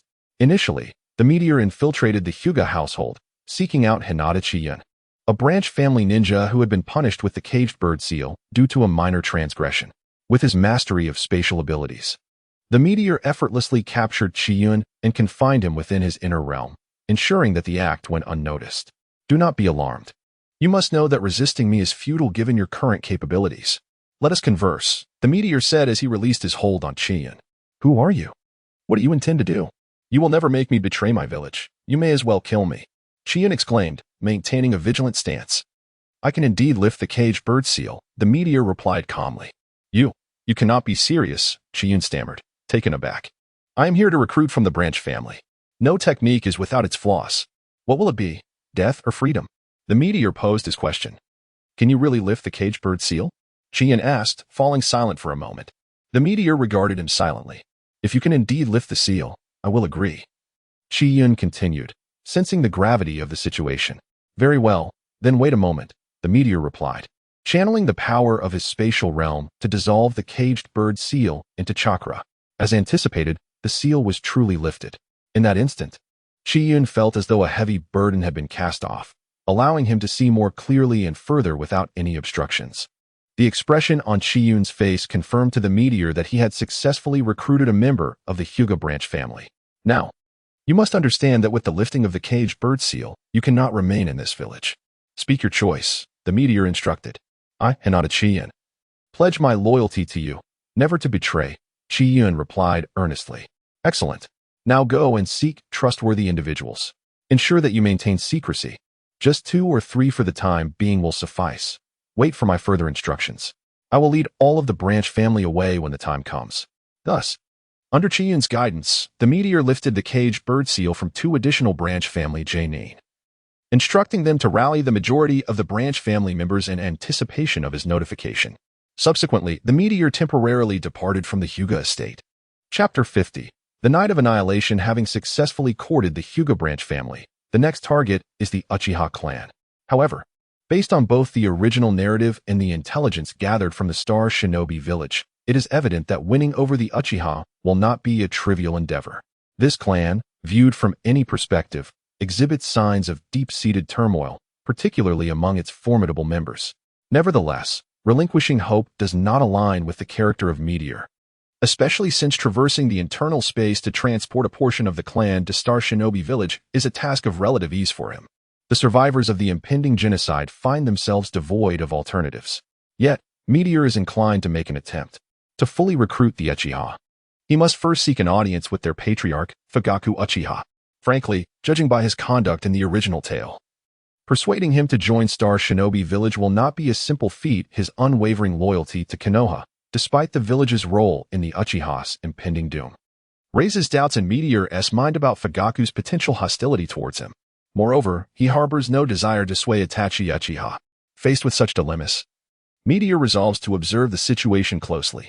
Utilizing his internal space, he conceals himself within Konoha, meticulously scrutinizing the village's ostensibly tranquil existence while also witnessing the underlying currents of treachery and decay. From his observations, it becomes apparent that all shinobi clans are acutely aware of the Uchiha's impending demise. Perhaps the only ones oblivious to this fate are the Uchiha themselves. The other clans await the annihilation of the Uchiha, calculating the benefits they might garner from such an event. In truth, no shinobi currently regards the Uchiha as kin. Meteor also turns his attention to the Uchiha clan, whose behavior strikes him as perplexing. Their actions seem to contradict their established personas. Despite being acutely aware of the looming threat of annihilation, they remain divided into factions.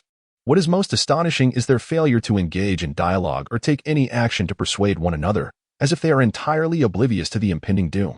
Yet, the reactions of the Uchiha leadership indicate that they are indeed aware. At this juncture, it appears that the hawkish faction within the Uchiha holds a dominant position, with many supporting the coup d'etat and convening repeatedly to deliberate on their plans. Strangely, it seems that a significant number of villagers in Konoha are aware of their intentions. Yet they continue to hold meetings and voice their discussions as if anxious for others to take note. However, there exists a conspicuous absence of action. They have not prepared resources, devised strategies, nor established contingency plans for both success and failure. In essence, they have not equipped themselves for the coup at any stage. Meteor wonders if they truly embody the hawkish spirit, or if perhaps the term is a misinterpretation. Meanwhile, the Dove faction within the Uchiha has dwindled considerably, and their actions have become even more subdued. They consistently urge others to place their faith in the village, asserting that the third Hokage will resolve the issues at hand. They advocate for understanding the complexities faced by the village, emphasizing their identity as villagers and insisting that grievances towards the village are misplaced. They attribute all faults to a lack of understanding among clan members, proclaiming that if they trust in the third Hokage, they will surely integrate into the village. The Uchiha moderates have seemingly been in sync from the beginning. It feels as though the threat of annihilation does not weigh upon them. They remain passive. What perplexes Meteor the most is that the high-ranking officials from all three factions are acutely aware of the impending crisis, yet they remain remarkably composed. At times, Meteor is overwhelmed by the urge to confront them directly and demand answers. Days have passed, and Meteor has sensed a stifling atmosphere, understanding that the night of extermination is fast approaching. Furthermore, he has detected spatial fluctuations, indicating that Uchiha Obito has been traversing this realm.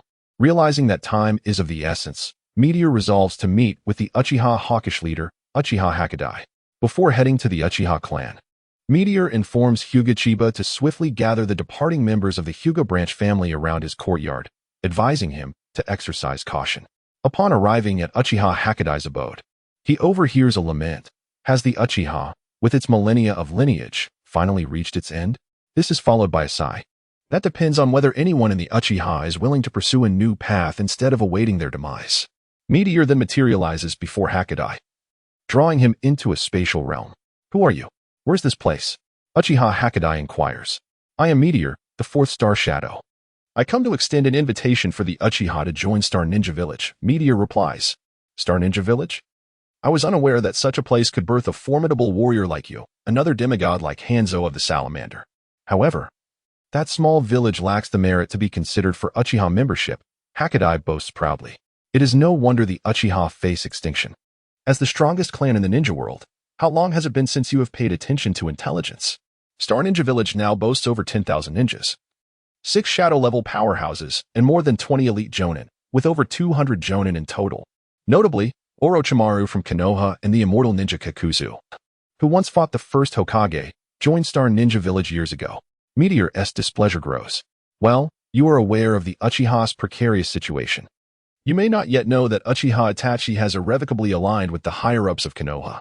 For the sake of so-called peace and his brother Uchiha Sasuke, he has consented to Danzo Shimura's plan for the clan's extermination. Your clan leader, Uchiha Fugaku, is reluctant to confront his own sons, prepared to await his fate, knowing both can survive. Moreover, Uchiha Itachi has already established contact with the enigmatic Uchiha responsible for the Nine-Tails incident, poised to annihilate your clan. Without my assistance, your clan is doomed to extinction. But one cannot say for certain. After all, Uchiha Itachi and his brother Uchiha Sasuke, along with that mysterious Uchiha, may yet survive. Damn it, Uchiha Fugaku is a traitor to our clan. What can you, the fourth star shadow, possibly do? Uchiha Hakudai exclaims, both angry and anxious. Do you see this space? I have forged this realm. I can gather the Uchiha clan members into this space before Konoha makes its move, and then utilize spatial ninjutsu to depart from Konoha and return to Star Ninja Village, which entails minimal risk. Now, if you agree, prepare accordingly. By the way, today's class for Uchiha Sasuke has been delayed, indicating that Konoha is ready to act.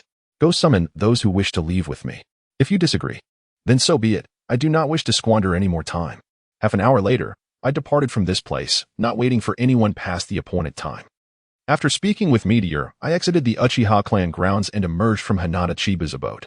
At that moment, a considerable number of individuals from the Hinata branch had gathered within the house.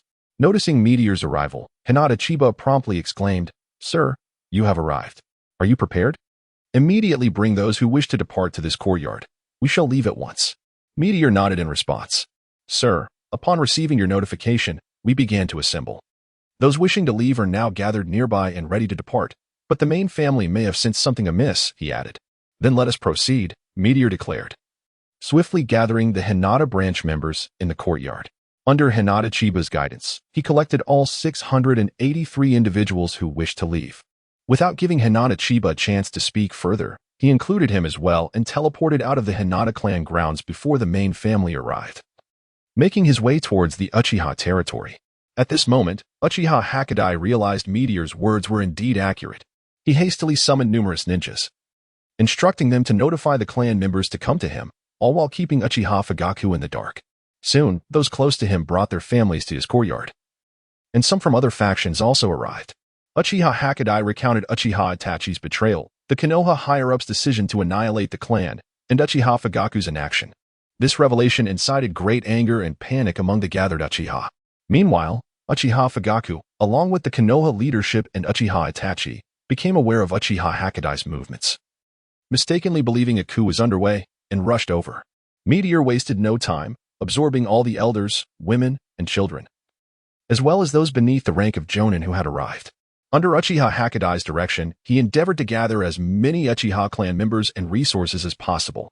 Soon, apart from a few treasures unknown to Uchiha Hakudai, most of Uchiha's millennium-old collection had been absorbed into Meteor's spatial realm, including the stone tablet left by the Sage of Six Paths, which had been corrupted by Kaguya. After completing these tasks, it became apparent that Uchiha Itachi and Uchiha Obito had already engaged in battle. The Jonin under Uchiha Hakudai had suffered heavy casualties, and those who had not heeded his call had been slaughtered. At this juncture, Meteor found little else to collect and prepared to rendezvous with Uchiha Hakudai before departing. However, before he could reach him, he heard Uchiha Hakudai declare, the Uchiha clan's demise was not due to Uchiha's arrogance, but because of Uchiha Fugaku, myself, and those among you in high positions. We are all sinners and do not deserve to live. With that, he unleashed a forbidden technique, but alas, he did not succeed in taking any lives.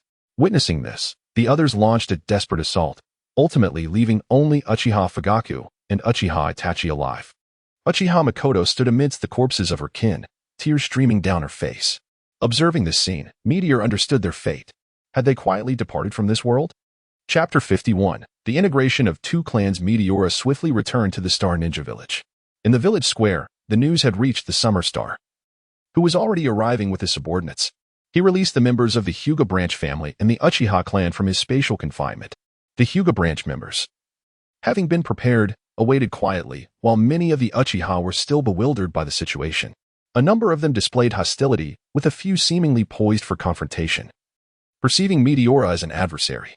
Meteora, however, did not indulge them. He unleashed his imposing aura, overwhelming all present before retracting it.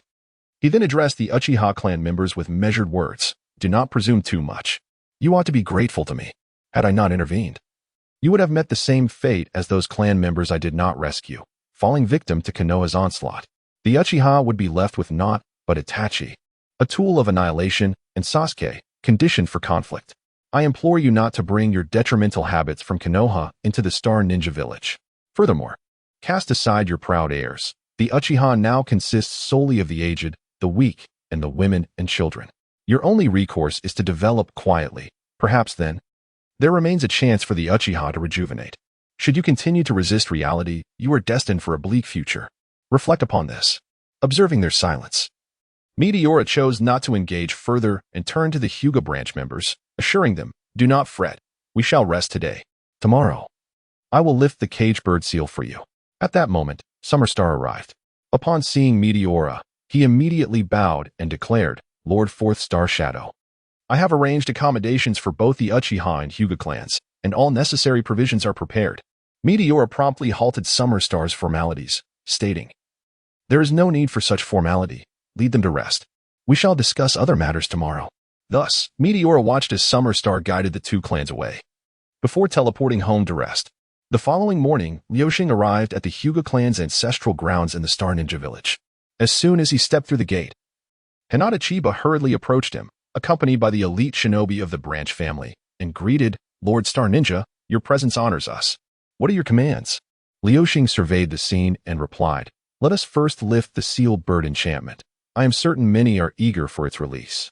No, that can wait until you are finished with your tasks, Lord Star Ninja, they collectively insisted. Enough of this, let us begin. The sooner the enchantment is lifted, the sooner I can return to rest. Who will be first? Liuxing interjected, selecting one of the elite shinobi to utilize the space within his body to dispel the sealed bird enchantment. As the mark on the shinobi's forehead vanished, the remaining members of the Hyuga clan grew increasingly excited. During the process, Liuxing noticed the presence of Hyuga Niji, the prodigious talent from the branch family, reminiscent of the original narrative. This discovery brought him a measure of joy, for the Star Ninja Village had gained another potential powerhouse. Once all individuals bearing the sealed bird enchantment were liberated, the branch family members gathered around Liuxing. collectively bowing in gratitude for the new lease on life he had bestowed upon them. They awaited his further instructions in silence. Aware that it was time to officially organize them, Liuxing spoke, "From this day forth, the Hyuga branch family shall cease to exist as such. You are now the Hyuga clan of Star Ninja Village. For the sake of our better development, I propose Hinata Chiba as the head of the Hyuga family in Star Ninja Village. Furthermore, we are all aware of the immense advantages the Byakugan offers in reconnaissance. However, Konoha has merely regarded the Hyuga family as scouts, predominantly excelling in close combat, thus neglecting the potential for long-range application of the Byakugan. The Hyuga clan can certainly learn to harness this capability. In fact, the Byakugan also possesses significant advantages in medical applications, which should become a focus for the Hyuga clan moving forward. Thus, a portion of the Hyuga clan integrated into the Star Ninja Village's security department, while a few with exceptional chakra control joined the village hospital, perhaps due to the liberation from the sealed bird enchantment. The Hyuga clan members became considerably more open and quickly assimilated into the village. However, Liuxing found himself troubled by the Uchiha clan, which remained divided into factions, with some even contemplating a return to Konoha. This infuriated Liuxing, leading him to suppress several individuals before regaining his composure. Only when the news of the Uchiha clan's annihilation in Konoha reached them did they come to terms with reality, acknowledging that henceforth, only the Star Ninja Village could offer them refuge. From that point on, they began to integrate into the Star Ninja Village, although their assimilation was still a gradual process. It marked a significant improvement. Chapter 52. The Conquest of the Bear Nation. Since the meteoric rise of Flow, the Uchiha and Hyuga clans have gradually integrated into the village. Ultimately, it was determined that over 500 members from both clans had arrived at Star Ninja Village, excluding those who were too old and those aged over 6, but below the graduation threshold for the Ninja Academy. All were eligible to become students at Star Ninja Academy. Consequently, there remained 213 ninjas from both clans, including 13 Jonin, 10 from Hyuga and 3 from Uchiha, while the rest were Chunin. It must be acknowledged that they are indeed renowned clans within the ninja world. The intelligence regarding the two clans quickly reached Shimura Danzo, inciting a flurry of discord. However, at this moment, Flow remained unperturbed, while Konoha found itself in a precarious position. The Uchiha clan, a founding family of Konoha, had been obliterated, resulting in the loss of their formidable power. The other 4 great ninja villages began to stir restlessly. Although the various clans had profited from the Uchiha's demise, they found their gains were not as substantial as anticipated due to the extensive resources that Flow had confiscated. Moreover, the departure of the majority of the branch family members from the Hyuga clan led to a significant decline in their strength, leaving even the protection of the main family inadequately staffed and incapable of swift recovery. Amidst this turmoil, the revelation that the cage bird seal had been lifted left the members of the Hyuga main family in a state of uncertainty. Those branch family members who remained in Konoha found themselves rendered nearly impotent. It could be said that Konoha was at its weakest point, and should war ensue, it would undoubtedly be the one to suffer defeat. Recognizing this, the senior officials of Star Ninja Village felt an impulse to act. However, Flow swiftly quelled such ambitions. The leadership of Konoha, deterred from initiating conflict, found themselves rendered to verbal skirmishes instead. On one day, Konoha dispatched a letter of condemnation to Star Ninja Village, only for Flow to respond the next day with a missive detailing the annihilation of the Uchiha clan and asserting that the branch family of the Hyuga were not companions but rather slaves. The higher-ups of Konoha, proclaiming the will of fire, turned a blind eye to the enslavement of their own comrades. In the days to come, discussions about the Uchiha and Hyuga clans in the Star Ninja Village flourished, and amidst the banter, over 3 years slipped by. We arrived at the 58th year of the Konoha calendar, a time when Meteor had fully ascended to the 6 paths level, reaching the pinnacle of ninja prowess. More significantly, this transformation bestowed upon him a metamorphosis of his body, allowing the bloodline of the star-eating beast, which had merged with him, to undergo a significant evolution. This granted Meteor the physique akin to that of a juvenile star-eating beast, along with a plethora of inherited bloodline talents. Thus, despite merely stepping into the 6 paths level, Meteor ventured far beyond, and the advancement of the star-eating beast bloodline endowed him with an extended lifespan, akin to that of the beast itself. From this perspective, Meteor had, in essence, surpassed the Sage of 6 Paths considerably. During these 3 years, 4 cohorts of students graduated from the Star Ninja Village's Ninja Academy. Additionally, Meteor continued to recruit ninjas and bestow chakra seeds upon the common folk. Consequently, The Star Ninja Village now boasted over 15,000 registered ninjas, alongside more than 6,000 agricultural ninjas. Although these agricultural ninjas possessed only rudimentary elemental jutsu, through years of practicing ninjutsu and farming, their strength rivaled that of the lower-ranked ninjas from the 5 great ninja villages. After all, most of those lower-ranked ninjas, barring those from ninja clans, were limited to merely the basic transformation techniques, whereas agricultural ninjas at least had mastery over one elemental jutsu. With the growth and strength and the current stagnation of development in the Star Ninja Village, Meteor was aware of the imminent coup brewing in the Mist Ninja Village. The Fourth Mizuki's misguided policies had led to a considerable faction of Mist Ninjas rallying under the banner of Elder Yuan, and with Yuan's support, the Fifth Mizuki, Terumi-mei, was poised to swiftly oust the Fourth Mizuki, Yagura, and ascend to power. Meteor resolved to instigate a coup against the Mist Ninja Village when they were unable to defend themselves, aiming to seize the Bear Country. This way, even in the event of unforeseen circumstances or the onset of war, the Star Ninja Village would only need to contend with the Leaf Village, as the Wind and Thunder countries were not directly adjacent to the Bear Country. Initially, Meteor dispatched Sirius and Mizuki to lead 3,000 ninjas to completely secure the border between the Bear Country and the Fire Country. Subsequently, he commanded Yuya and Kazamaru to lead another 3,000 ninjas to blockade the coastlines of the Bear Country. Following this, he instructed Summer Star and Kakazu to breach the capital of the Bear Country and the daimyo's mansion, capturing officials and nobles. He then directed numerous elite ninjas from the Star Ninja Village to cleanse the Bear Country of its officials and nobles based on gathered intelligence. Thus, within just 3 days, Meteor had comprehensively seized control of the Bear Country's governance. Meteor appointed Kakuzu as the Minister of Finance for the Bear Country, urging the swift selection of financial department officials. Summer Star was tasked with overseeing the administrative affairs as the Minister of Administration, with an emphasis on promptly appointing officials for the Bear Country. The next step was to enact sweeping reforms within the Bear Country, assigning Yagyu Kenshin to manage the surrendered samurai in the daimyo's army, with the aim of swiftly consolidating the Bear Country while preparing for potential backlash from the various daimyos. Chapter 53. The situation in the month that followed, Meteor, alongside the Star Ninja Village, meticulously restructured the Bear Country. All who perpetrated malevolence, be they nobles, officials, merchants, gangsters, bandits, thieves, or even rogue ninjas and samurai, were systematically eradicated. Those whose transgressions were not excessively severe were apprehended for labor reform. All lands were nationalized and subsequently leased to the common folk, establishing a standardized tax rate of 10%.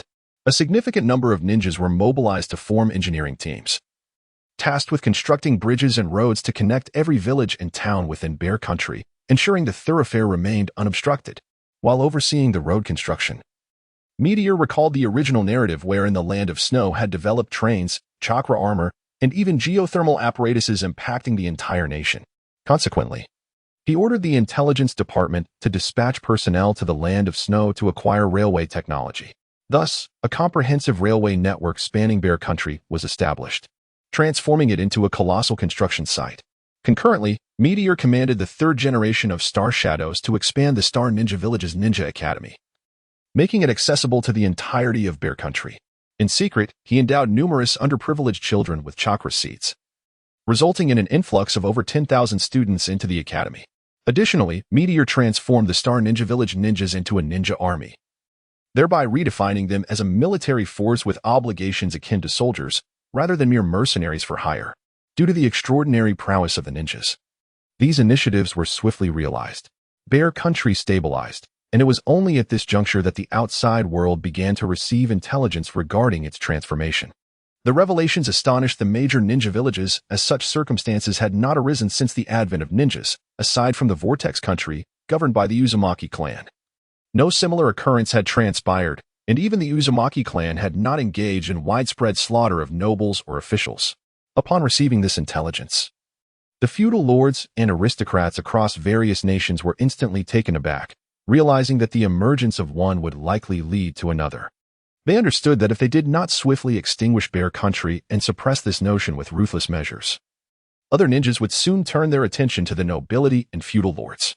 The existence of such a village, Star Ninja Village, or Bear Country, would enlighten ninjas to the possibility of a world devoid of feudal lords and nobles, or one where ninjas could ascend to such positions of power. In light of this mindset, the feudal lords and aristocrats resolved to unite against the Star Ninja Village.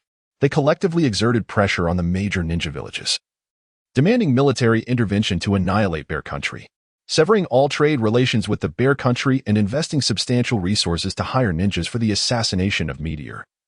Numerous ninjas flocked to Bear Country with the intent to eliminate Meteor. Meanwhile, both Konoha and the Hidden Mist Village continuously amassed military strength, and the other three great nations also remained active.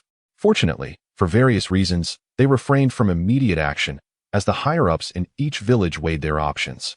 However, Meteor, through intelligence, discerned that the Hidden Mist Village, under the influence of the fourth Mizukage, Yagura, exhibited signs of aggression. Consequently, Meteor instructed the intelligence department to leak information regarding Yagura's manipulation to the elder of the Mist Village, prompting the elder to assign Byakugan users to carefully monitor Yagura. Simultaneously, this revelation informed Yagura that his control had been discovered, thereby compelling both sides toward inevitable conflict.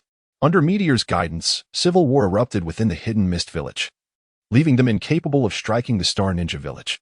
The upper echelons of Konoha soon recognized this predicament, realizing that they could not contend with the Star Ninja Village alone.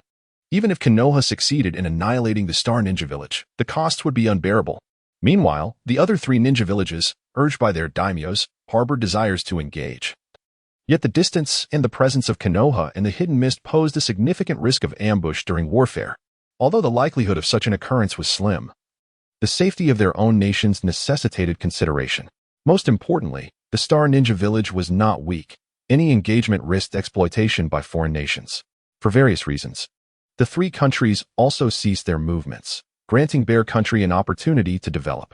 However, the actions of the fourth Mizukage Yagura alerted Meteor to Uchiha Obito's intent to target the Star Ninja Village, likely realizing that Meteor's existence could disrupt the Moon's Eye plan.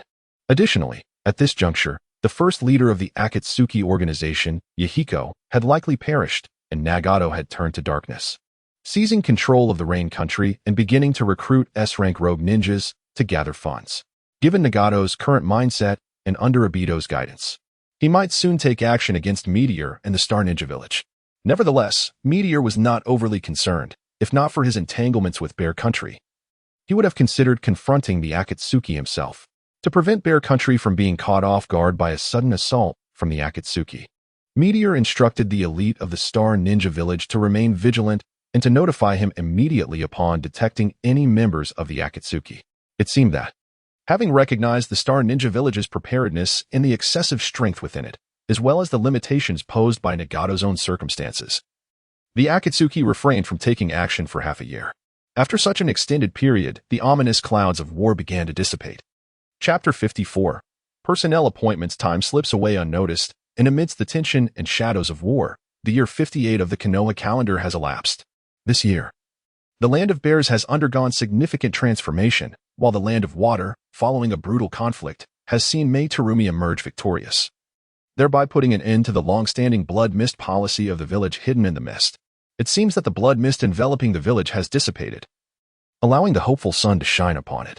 The war clouds that have loomed over the ninja world have also gradually dispersed after a prolonged period of tension, bringing relief to all. In this newfound tranquility, Meteor reflected deeply and realized that the forthcoming 2 years, leading up to the 60th year of the Konoha calendar, would mark the most peaceful era in the ninja world.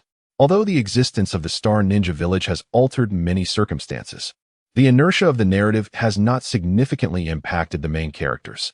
Soon after, Meteor refocused his attention on the development of the Land of Bears. Under the guidance of Meteor and the management of the Star Ninja Village over the past few months, the disappearance of the daimyo, nobility, corrupt officials, and merchants has led to the rapid alleviation of oppression and exploitation in the Land of Bears. This has brought considerable relief to the common citizens. The eradication of bandits, robbers, gangs, wandering samurai, rogue ninjas, and traitorous ninjas within the territory has ensured the safety of the populace. Consequently, the citizens of the Land of Bears have felt a marked improvement in their lives, swiftly rallying behind the Star Ninja Village. With the diligent efforts of the ninjas from the Star Ninja Village in repairing roads and bridges, transportation has become significantly more efficient. Although the changes have not yet been monumental due to the short duration, the people of the Land of Bears are optimistic that their lives will continue to improve. The expansion of the Star Ninja Village's ninja school has granted over 10,000 children the hope of becoming ninjas, thanks to the chakra seeds bestowed by Meteor. This influx of students into the ninja school has effectively quelled the turmoil in the Land of Bears, as all citizens eagerly anticipate a brighter future. After a considerable period, the officials of the Land of Bears have been appointed, and the ninja army has been organized, completing the staffing of various departments. With the establishment of the government system in the Land of Bears, Meteor officially proclaimed the renaming of the nation to the Star Sea Empire. The former Star Ninja Village has been transformed into the Star Capital, which now serves as the capital of the Star Sea Empire. Meteor has assumed the role of the first leader of the Star Sea Empire, appointing Summer Star as the inaugural minister of the Department of Administrative Affairs to assist in governance. He appointed Radiant Star as the first director of the Secretariat, and the third-generation Star Shadow as the first Minister of Education, overseeing the Star Sea Empire's ninja school while also establishing various educational institutions. Furthermore, he appointed Kakuzu as the first Minister of Finance, entrusting him with the creation of the financial system of the Star Sea Empire, the establishment of the Star Sea Empire Bank, where he will also serve as the first president. He similarly established the Tax Bureau, with Kakuzu appointed as its inaugural director. Additionally, he appointed Mifune as the first Minister of Security, charging him with the continued enhancement of public safety across the empire. Lastly, he appointed Mingxi as the first Minister of Intelligence, a member of the Shadow Plan, who, after years of effort, has long since transcended to the level of Shadow. Sirius has been appointed as the inaugural Minister of the Inspection Department of the Star Sea Empire, tasked with leading the original Umbu of the Star Ninja Village to establish and refine the Empire's inspection system. Orochimaru has been designated as the first president of the Academy of Sciences of the Star Sea Empire, as well as the director of the Research Institute, with the responsibility to assemble the Scientific Research Institute of the Star Sea Empire, attracting and nurturing scientists and researchers. Uzumaki Yoda has been appointed as the vice president, tasked with integrating the original sealing team and managing the daily operations of the academy. Uzumaki Kankeo has been appointed as the first Minister of Health and Medical Services of the Star Sea Empire, entrusted with the establishment of the Empire's first hospital and the vigorous training of medical ninjas, alongside the cultivation of ordinary medical personnel and research staff. Jindun Honglian has been appointed as the first Minister of Transportation, having been recruited by Meteor during the acquisition of ninjas, being a crucial member of the once-endangered Jindun clan. Recognized for her elite Jonin prowess and subsequently nurtured by Meteor, she has now approached the threshold of shadow-level strength, proficient in both earth techniques and the unique bloodline limit of her clan, and is charged with advancing the Empire's road construction and establishing the engineering corps in the Railway Bureau. Hikaru has been appointed as the first Minister of Agriculture, being one of the earliest Jonin of the Star Ninja Village. Before Meteor joined the village, he independently mastered the secret techniques of the Peacock Mystique, showcasing remarkable talent, which could be described as genius. After Meteor ascended to the position of Star Shadow, he received substantial support and energy pills, allowing him to master the enhanced Peacock Mystique and attain shadow-level strength, making him the second most proficient in Star Ninja secret arts after Meteor. His calm demeanor has always served him well in managing the agricultural ninjas of the village. Furthermore, Meteor plans to initially establish 6 ninja legions, each comprising 20,000 ninjas, though currently only 3,000 are available. Yagyu Kenshin has been appointed as the commander of the First Legion, stationed in the capital city of Star City to safeguard the Empire's capital. Kazemahai has been appointed as the commander of the Second Legion, a prodigy of the Kazemahai clan and a member of the Shadow Project, who recently broke through to shadow-level strength while serving in the Star Shadow Guard. Chixing has been appointed as the commander of the Third Legion, a senior member of the Star Ninja Village, who, despite previous betrayals in the original narrative, is now unwaveringly loyal to Meteor and has received significant support from him. Although Chixing's strength does not match that of Hikaru, he has also achieved shadow-level prowess. Uchiha Jin has been appointed as the commander of the Fourth Legion, originally an elite Jonin of the Uchiha clan, who survived the Night of Annihilation due to an earlier injury and was sheltered alongside the clan's women and children. He has since awakened the Mangeki Sharingan and, through Meteor's guidance and his own efforts, has become a formidable force among shadow-level ninjas. Haruko has been appointed as the commander of the Fifth Legion, as Meteor's cousin. She has received extensive training from him. A disciple of Meteor, she is now only 2 years younger than him at the age of 20, and despite her modest talent, she has successfully broken through to shadow-level strength. As for the other 8 disciples of Meteor, despite their exceptional talents, they are all around the age of 10. With the strongest among them, Jumaru, being merely 13 years old. Their youth renders them somewhat inexperienced. Although he possesses qualities that would seemingly make him a more fitting leader than Haruko, Meteor holds lofty expectations for him, believing that the shadow rank is not his ultimate limit. Thus, Meteor desires for him to devote several more years to focused training. As for the other disciples, they are even younger, with the most capable among them only reaching the level of a high-ranking ninja, while the majority are merely mid-ranking. After Haruko's departure, Meteor contemplated and subsequently took Hyuga as his disciple. Aside from the Fifth Army, he appointed Mizuki Murasaki as the commander of the Navy. Due to personnel issues, only one army is currently being established. Naturally, as the leader of the Mizuki clan, Mizuki Murasaki is an elite high-ranking ninja who has approached the edge of the shadow rank through her ice release bloodline limit.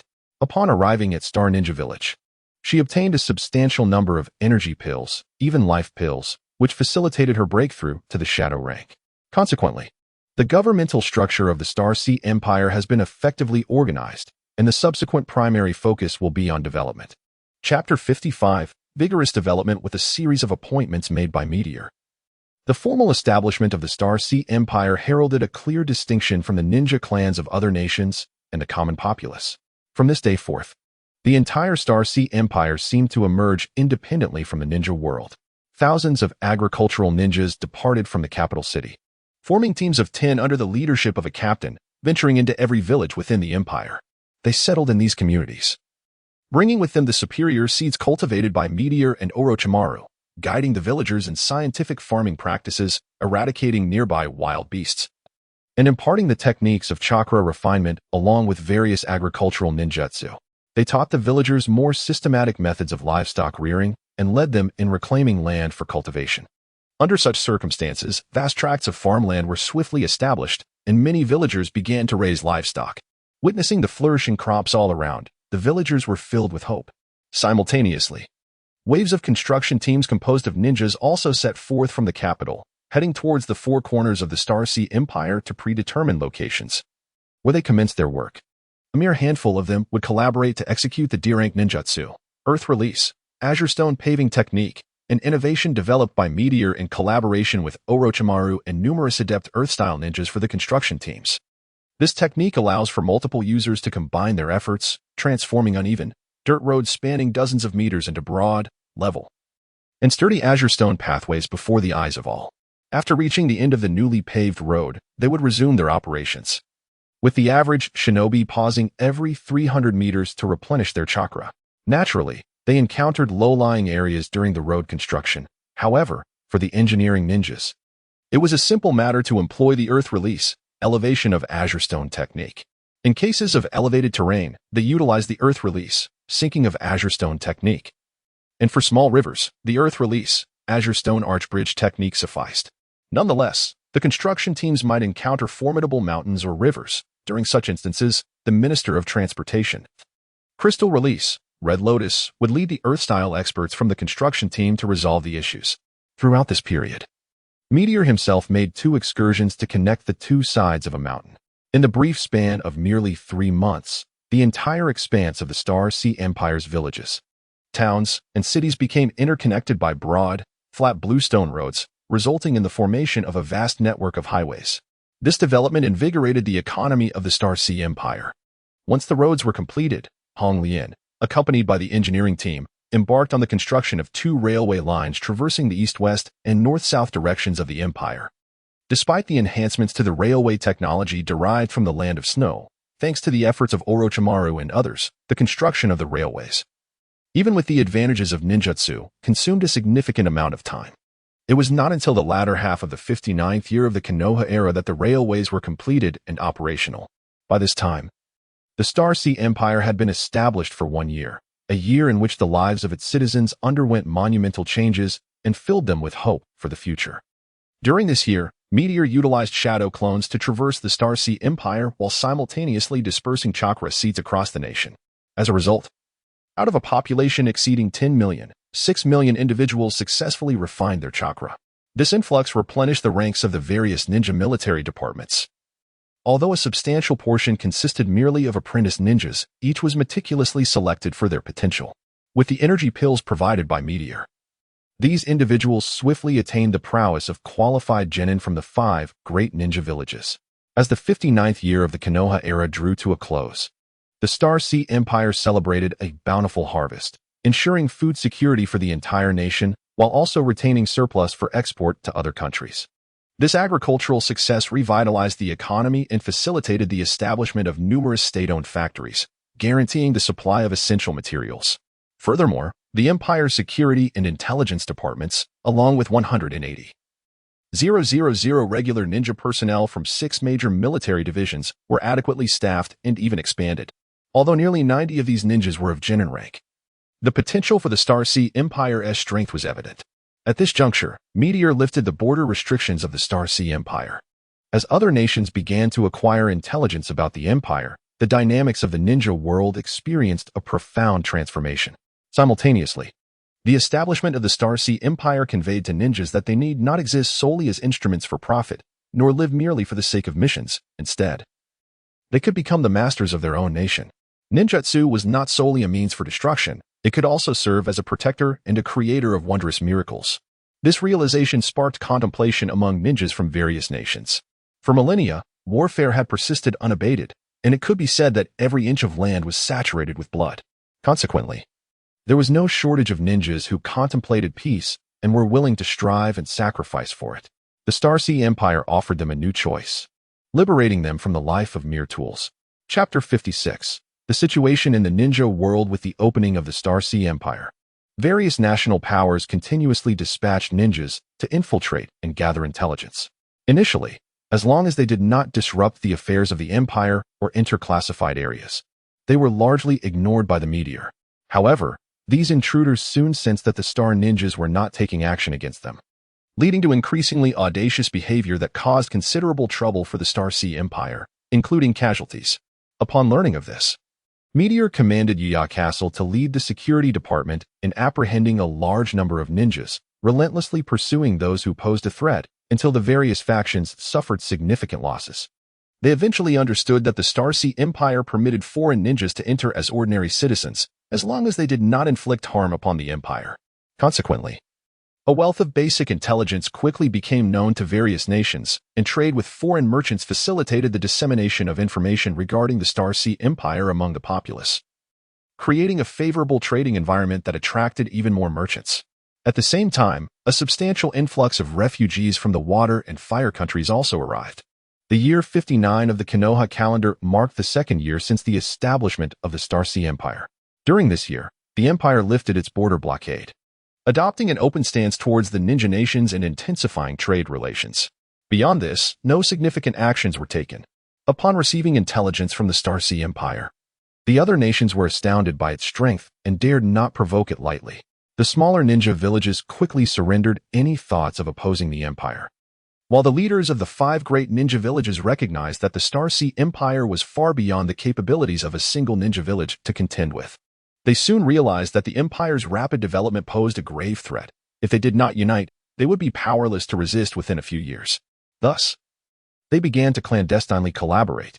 However, deep-seated animosities and conflicts from the 3 great ninja wars made it difficult for them to set aside their grievances, as each faction sought to maintain its own power. Consequently, they could only forge a superficial alliance. Upon discovering the situation within the Star Sea Empire, the daimyos of the various nations, though increasingly eager to see its downfall, understood the futility of direct confrontation. They fervently supported the development of ninja villages while simultaneously training their own ninjas. Aware that their safety was at stake, not only from the Star Sea Empire but also from their own ninjas who might emulate Meteor and betray them. Thus, the major powers devoted their efforts to bolstering the ninja villages against the Star Sea Empire, striving to curtail its growth. Yet, their efforts proved ineffective, leaving them helpless as they watched the Empire flourish at a miraculous pace.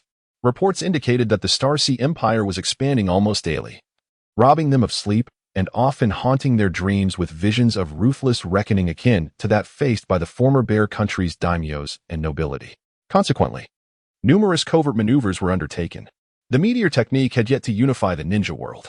After briefly retaliating, it was disregarded. with attention focused solely on the collection of intelligence from various nations and the constant readiness of the ninja army. Meteor concentrated his thoughts on the development of the Star Sea Empire. As a novice in governance, many matters proved challenging for him. However, his prowess at the Six Paths level and the transformation of the star-eating beast bloodline endowed him with extraordinary talents across various domains.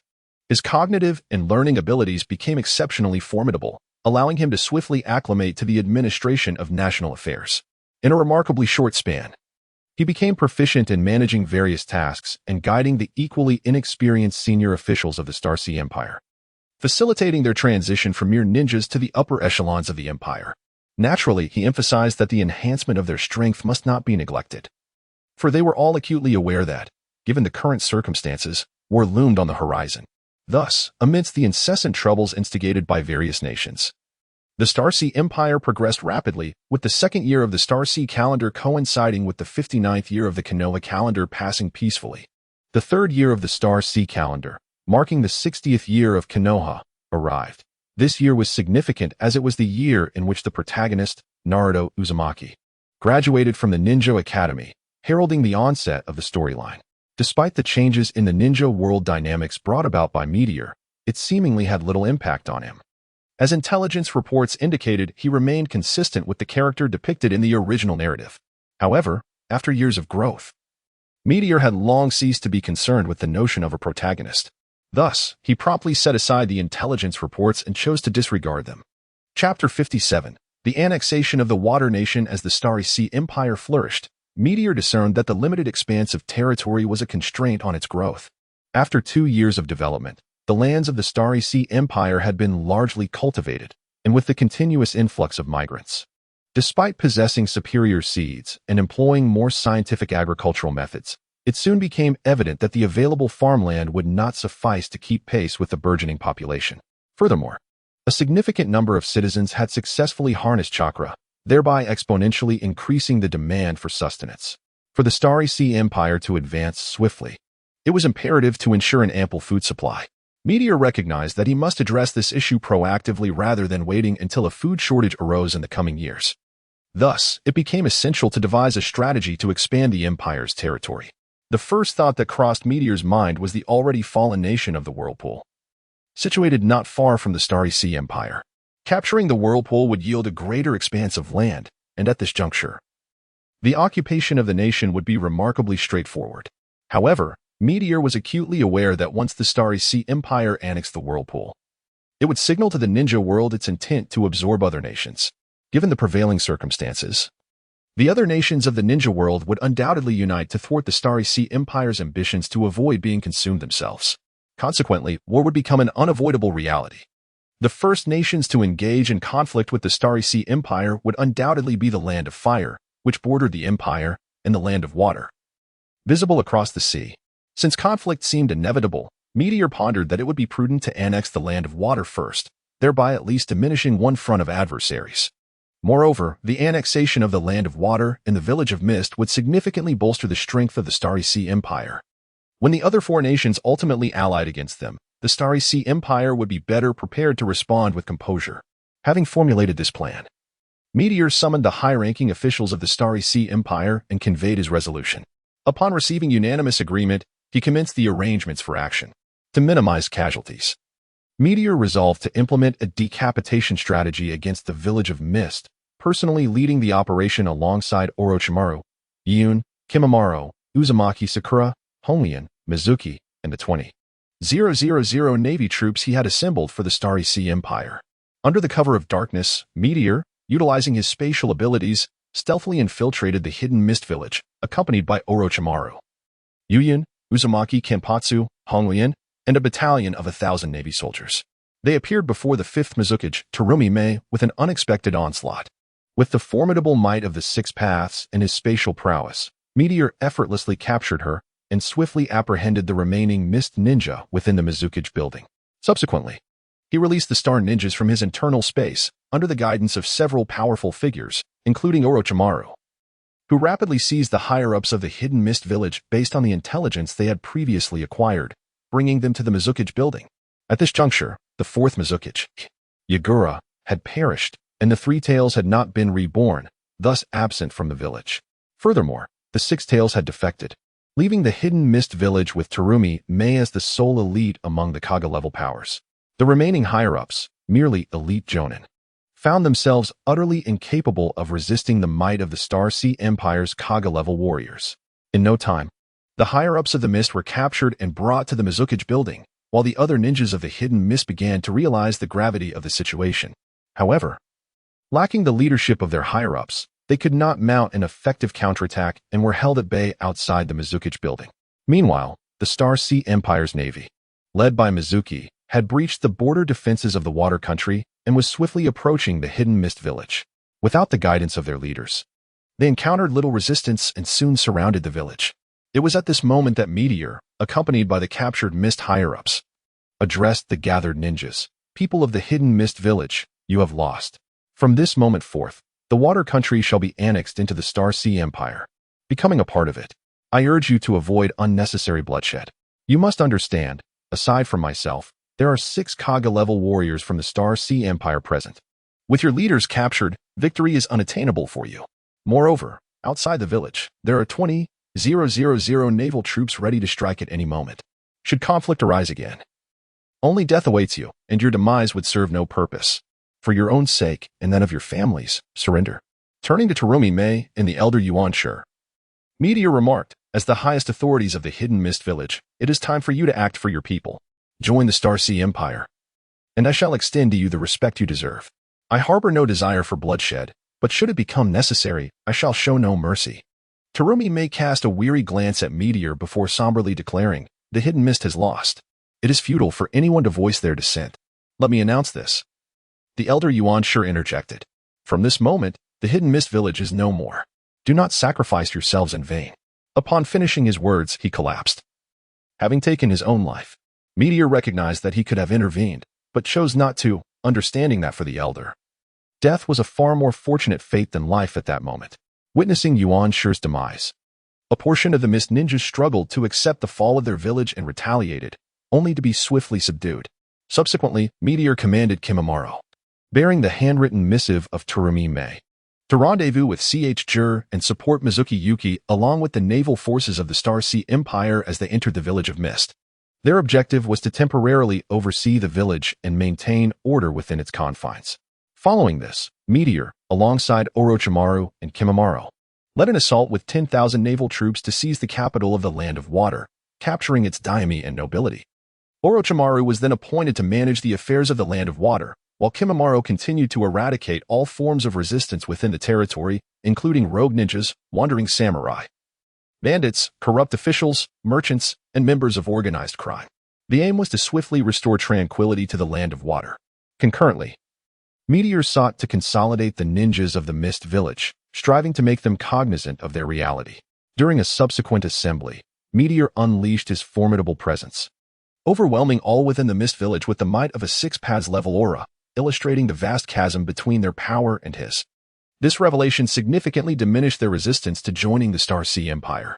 Once cohesion was achieved, Meteor assigned Ukiyuki Kumo and Uzumaki Karasuba to guard the Mist Village while he, accompanied by Mizuki Yuki, Terumi Mei, 5,000 naval troops, and 8,000 Mist shinobi, moved to the borders of the Land of Water to prepare against potential assaults from other ninja villages. Meanwhile, as per their strategy, while Meteor engaged the Mist Village, Uchiha Jin led the 4th Army of the Star Sea Empire, comprising 20,000 troops along with the elite shadow-level warriors Uzumaki Waita and HK, to establish a defensive position along the border with the Land of Fire, anticipating an attack from Konoha. At this juncture, Konoha received intelligence indicating that the 3rd Hokage had dispatched Jiraiya to lead a contingent of Leaf Ninja to counter any offensive from the Star Sea Empire. After a brief skirmish, Konoha hesitated to launch a full-scale attack, resulting in a stalemate. The other 3 great nations, delayed by their intelligence, took several days to learn of the fall of the Land of Water. They contemplated an offensive but recognized the potential for catastrophic losses. The shifting circumstances made it perilous to attack other villages without incurring significant casualties. Thus, the 4 great ninja villages opted to wait for the first to strike, fully aware that the one who acted first would likely bear the heaviest losses. Consequently, a tense standoff ensued, ultimately leading to a retreat after a month of stalemate. With the prospect of war diminishing, Meteor refocused his efforts on the Land of Water, preparing to integrate it swiftly into the framework of the Star Sea Empire, ensuring its complete assimilation as a vital part of the empire. Chapter 58. A leap forward in the aftermath of the war, in a bid to stabilize the Water Nation. Meteor appointed Terumi Mei as the Deputy Minister of the Ministry of Administration, assisting Summer Star in managing the affairs of the Star Sea Empire. For the time being, she would remain in the Water Nation to aid Meteor in streamlining its governance. As for the Mist Ninjas, a portion of the Water Release Ninjas were integrated into the Ministry of Agriculture, while another segment joined Terumi Mei in the Ministry of Administration. And yet another faction entered the Security Department. The majority, however, became part of the 7th Army established by Kaguya Ōtsutsuki. After more than a month of cleanup, all threats to civilians within the former territory of the Water Nation were eradicated, and the existing land underwent a degree of planning. Subsequently, Meteor summoned the Minister of Agriculture, Firefly, to manage the farmlands in accordance with the previous practices of the Star Sea Empire, deploying numerous agricultural ninjas to assist the villagers of the former Water Nation in swiftly adapting to farming conditions, learning to extract chakra and agricultural ninjutsu.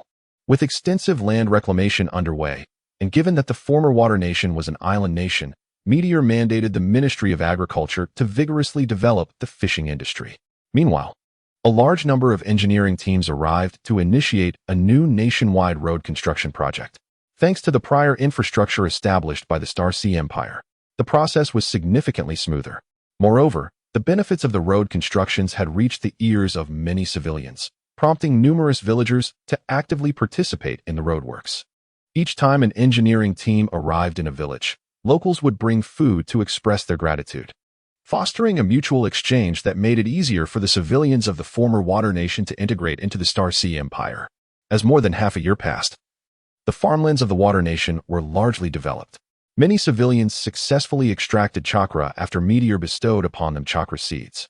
The Star Sea Empire's Ninja Academy dispatched a considerable number of ninja instructors to establish branch schools, immediately expanding enrollment by incorporating former Mist Village ninja teachers.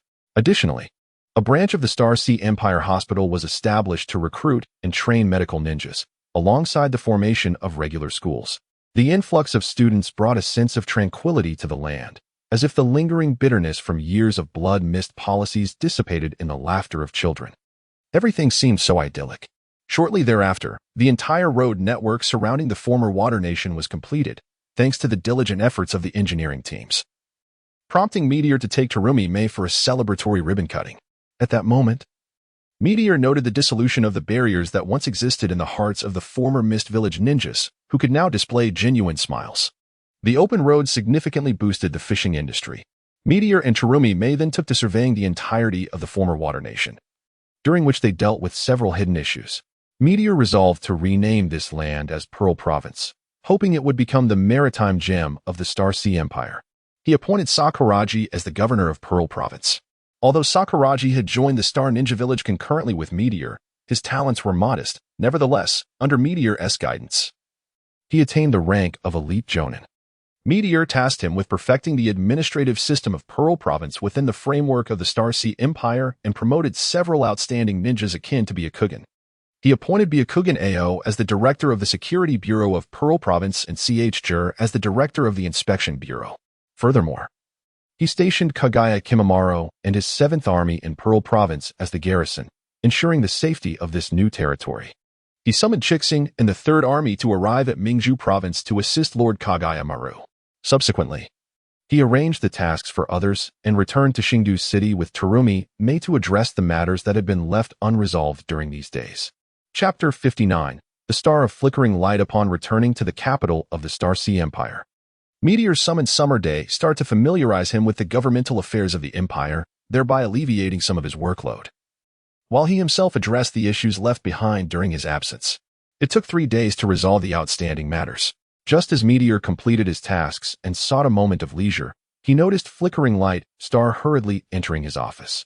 Upon seeing Meteor, she placed an invitation letter on the desk and spoke, "Your Excellency, this is an invitation from the 3rd Hokage of Konoha Village, inviting the Star Sea Empire to participate in the upcoming joint Chunin exams and encouraging your attendance.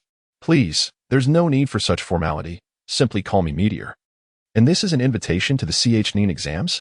Why would Saratobi Hiruzen extend such an invitation to us? Is there something amiss?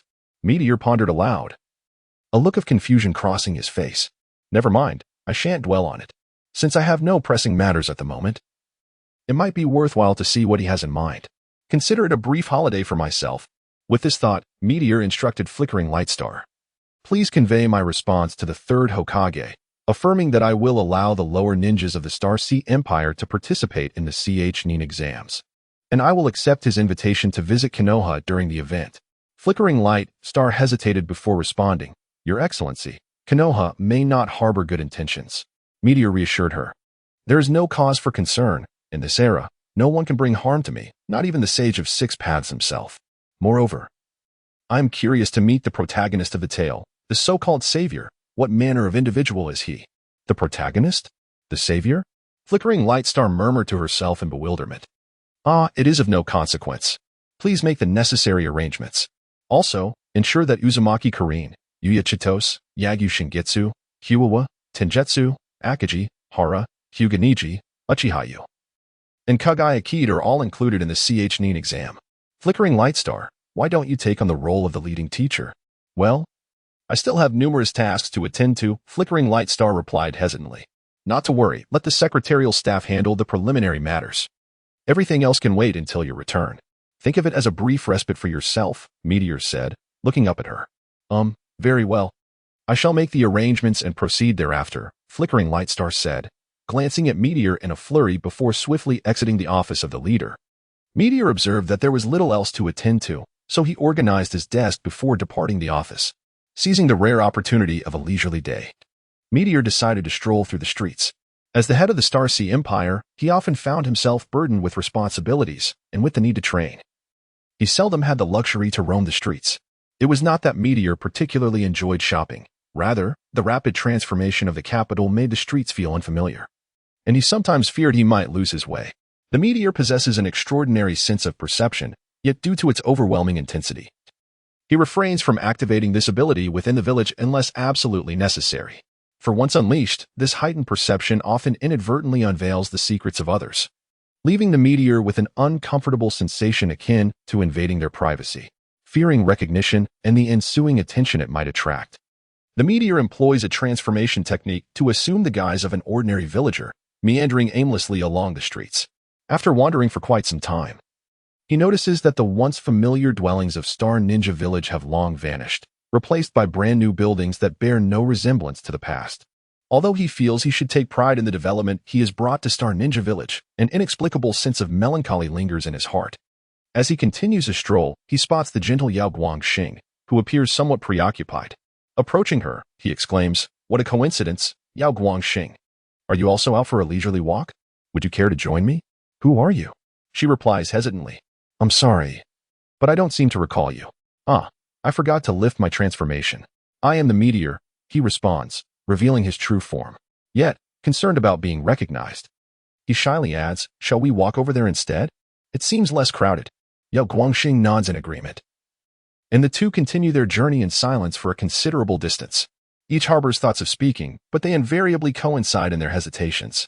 Finally, gathering his courage, the Meteor turns to Yao Guangxing and declares, "Let us enter into a relationship."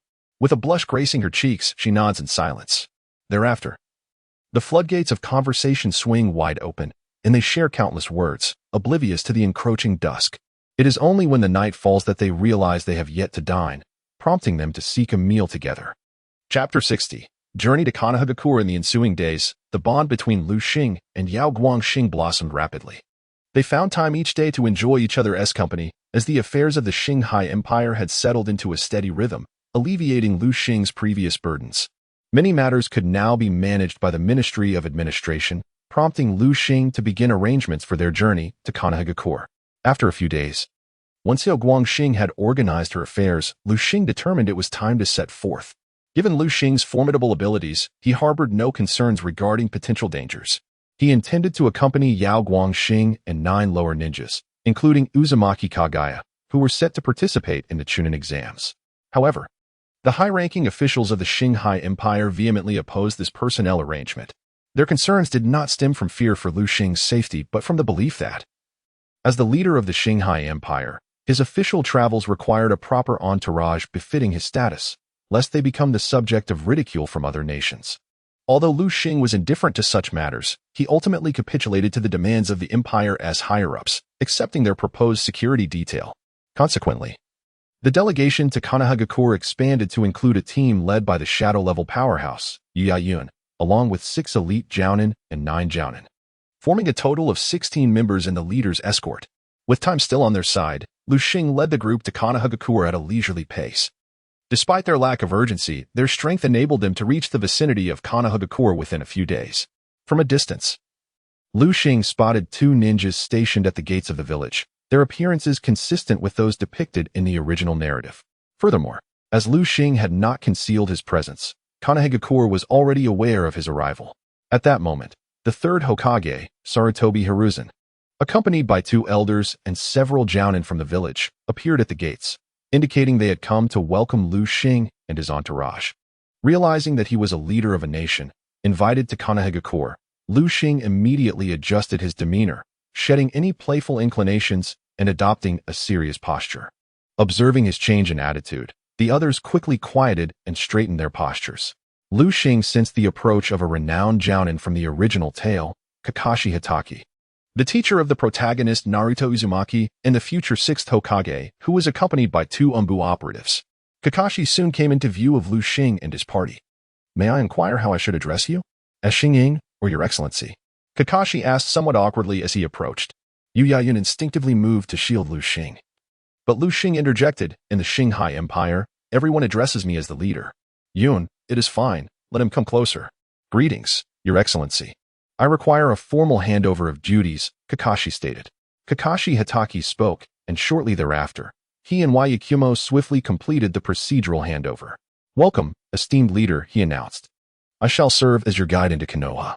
Thus, under Kakashi's leadership, the group maintained their formation and hastened to the gates of the Hidden Leaf Village. At that moment, the 3rd Hokage was already awaiting their arrival. Kakashi halted a short distance from the 3rd Hokage, accompanied by the stars, preparing to bow in respect. However, the 3rd Hokage raised a hand to stop him and stepped forward to address the stars. "I am Sarutobi Hiruzen, the 3rd Hokage of Konoha. And on behalf of all the villagers, I extend a warm welcome to the leader of the Star Sea Empire." In response, the stars took a step forward and replied, "It is an honor to receive your invitation, Hokage. There is no need for formalities. Given your age and status, you may simply call me Stars." Speaking calmly to the 3rd Hokage, the stars harbored some lingering confusion regarding the invitation. Yet, he understood that it would be futile to discern anything from the seasoned Sarutobi Hiruzen's demeanor. Due to the original narrative, the stars held a rather unfavorable impression of the 3rd Hokage, leading to a brief exchange of pleasantries before the meeting was swiftly concluded. Under Kakashi's guidance, they proceeded to their designated accommodations in Konoha. The stars soon noticed the hidden ninjas of the village surrounding them. Recognizing this as a common occurrence in the ninja world, he paid them no mind. At that moment, Yakumo approached the stars and remarked, "Esteemed leader, you need not concern yourself with them. Simply focus on your duties. By the way, during this time, ensure that he does not enter the courtyard. You may rest. There is no need to be overly tense." Engaging in a discreet conversation, the stars replied, "Indeed, it is our responsibility. I will arrange for the guards." With that, Yakumo took action in front of Kakashi. "You needn't worry, Kakashi. Please continue your duties." "May we explore the village?" the stars inquired. "Of course, where would you like to go?" "I shall accompany you," Kakashi replied. "We are unfamiliar with Konoha, so we'll just wander about without troubling you." The stars were aware that Kakashi was ostensibly assigned to monitor their party. However, if it were not for the stars' desire to accompany Yao Guangxing on a stroll through Konoha, he would not have created any inconvenience for him. Upon hearing the stars' words, Kakashi paused momentarily and responded, "Then I shall not disturb you, esteemed leader. Please feel free to call on me should you require anything." With that, he exited the courtyard. Chapter 61. Ichiraka Ramen Meteor inquired about the desires of his companions. The 9 genin participating in the Chunin exam, being relatively young and in a new environment, were reluctant to remain indoors and expressed a wish to explore. However, Yuyun intended to accompany Meteor with 2 guards, a proposal he resolutely declined. He instructed them to leave a few individuals to guard their residence, while permitting the others to roam freely. In the event of conflict in Konoha, it was clear to Meteor that the village would be the first to suffer, and he harbored no concern that Konoha would confront him within its confines. Due to the existence of the space within him, Meteor's belongings were almost entirely stored in a corner of this internal realm, allowing him to travel as effortlessly as usual, while others were burdened with their luggage that needed to be organized. After a brief wait, Yaogangsing soon emerged, naturally linking her arm with Meteor's as they ventured outside the courtyard. Just before exiting the gate, Meteor turned to Yuyun, advising him to keep an eye on Uchiha and Hyuga as their identities might attract trouble in Konoha. He reminded Yuyun that the Qinghai Empire never shied away from complications. As Meteor and Yaogangsing strolled along the bustling streets of Konoha, the atmosphere was vibrant due to the approaching Chunin exam, with many people around. Meteor noticed numerous ninjas who did not belong to Konoha, representing the 4 great ninja villages as well as several smaller ones, evidently visiting Konoha for the first time. Although this Chunin exam coincided with the one from the original narrative, its scale was significantly larger, being dubbed the Allied Chunin exam rather than the original's participation limited to Konoha and Suna's Chunin. According to the intelligence Meteor had received, this joint Chunin exam included not only the Sand Village from the Land of Wind, but also the Cloud Village from the Land of Lightning and the Rock Village from the Land of Earth. During the finals of the Chunin exam, the Kage from these 3 villages were expected to arrive in Konoha. Moreover, he had received word that the Rain Village's ninjas would also participate, led by Conan. The moment Meteor learned that Conan was at the helm, he realized that this Chunin exam was undoubtedly a coalition of these villages aiming to challenge him, though he remained puzzled as to how they had set aside their disputes. At this juncture, Meteor should have swiftly returned to the Qinghai Empire. Yet he felt confident in his formidable strength, believing that no one in the ninja world could pose a threat to his life, with the ability to transport himself and the people of the Qinghai Empire at any moment. He was also curious about the strategies these villages intended to employ against him and what hidden trump cards they might possess, allowing him to prepare more effectively for the future unification of the ninja world under the Qinghai Empire. After wandering for quite some time, Meteor glanced at the time and realized it was time for a meal. Suddenly, a thought struck him. In the original narrative, the most renowned restaurant in Konoha was not one of the grand establishments, but rather a modest ramen shop called Ichiraku Ramen. Its presence was woven into the memories of numerous characters from Konoha, and despite the village enduring several catastrophic wars that nearly led to its destruction, Ichiraku Ramen had always emerged unscathed. Consequently, many online had humorously speculated that the owner, Tucci, was the true mastermind behind the scenes, suggesting his ties to the Otori clan. At that moment, Meteor felt an irresistible urge to visit the famed ramen shop. As the Meteor addressed the star of shimmering light, he remarked, "It is almost time to dine. I have heard of a renowned ramen shop in Kanahagakure. Shall we indulge in some ramen? Is it truly famous?" Giggled the star of shimmering light. "I too have a fondness for ramen." With that, the Meteor hailed a ninja from Kanahagakure, inquiring about the location of Ichiraku Ramen. Soon, the two arrived at their destination. To their slight dismay, Ichiraku Ramen appeared rather modest, a diminutive establishment with only the chef and owner, Tucci, and his daughter as the sole waitress. It could accommodate but a handful of patrons. The Meteor, recalling the jesting remarks made online in a previous life, recognized that Tucci was merely an ordinary man. Yet, since they had come, how could they resist sampling the famed Ichiraku Ramen? Seated comfortably, the Meteor asked, "What type of ramen would you like?" "Me? I shall have the seafood variety," replied the star of shimmering light. After a moment's contemplation, the Meteor decided to order the pork bone chashu ramen, the favorite of the protagonist Naruto Uzumaki. He called out to Tucci, "Sir, we would like 1 seafood ramen and 1 pork bone chashu ramen." "Certainly. Please hold on for a moment," Tucci responded as he retreated into the kitchen. Just then, Kakashi Hitaki entered, calling out, "I'll have a bowl of seafood ramen as well." "Ah, hello, esteemed leader. I see you are here too." Kakashi feigned surprise upon noticing the Meteor and his companion. Casting a weary glance at Kakashi, the Meteor retorted, "Stop pretending. You have been following us all along." Caught off guard by the Meteor's revelation, Kakashi faltered, unsure of how to reply. Fortunately, Tucci and his daughter, Ayam, emerged with the ramen, allowing Kakashi to pivot the conversation. "The esteemed leader is visiting Konoha for the first time. You must experience the delightful taste of Ichiraku Ramen," Kakashi exclaimed, internally relieved as he struggled with the implications of being discovered trailing a national leader. He had a mission to complete and could not afford to abandon it. "Very well. But do keep your distance, the meteor advised Kakashi, then turned his attention back to the star of shimmering light. Do try it. It looks quite delectable. She nodded after tasting a spoonful. It is indeed delicious. The two fell into a comfortable silence, quickly finishing their meal. As they prepared to leave, the meteor grasped the star of shimmering light's hand and, just before exiting, called back to Tucci, "We are being treated by Kakashi." With that, they departed. Chapter 62. Conflict. As the meteor and the flickering star strolled along the street, the meteor suddenly halted. He sensed a fluctuation in the chakra of the lower ninjas from the Star Sea Empire, indicating that someone was employing ninjutsu in combat. Aware of the impending alliance among numerous ninja villages to confront him, he was concerned for the safety of his disciples and remained vigilant. Upon detecting the usage of ninjutsu, he focused his attention, and once he confirmed there was no immediate threat, he proceeded to approach them cautiously while maintaining his awareness. During this recent period, the meteor had unraveled the reasons behind the conflict. Initially, akin to the original narrative, the grandson of the third Hokage, Sarutobi Kinomaru, still unwittingly became a subordinate of Uzumaki Naruto due to an unknown will.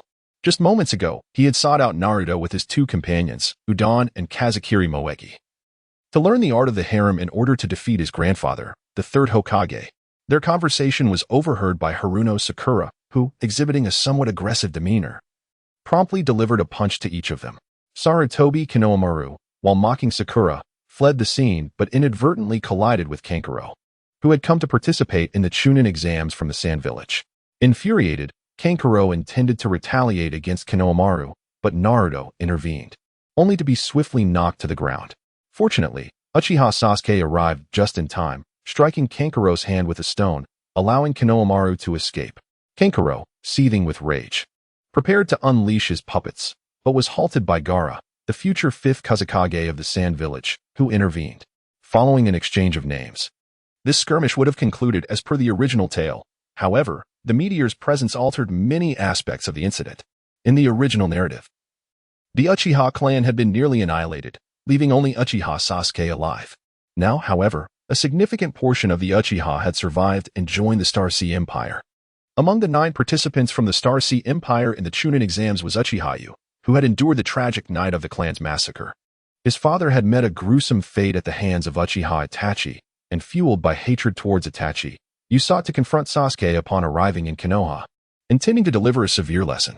However, before he could act, he stumbled upon the unfolding situation, initially reluctant to engage. The sight of Uchiha Sasuke stirred an uncontrollable urge to strike.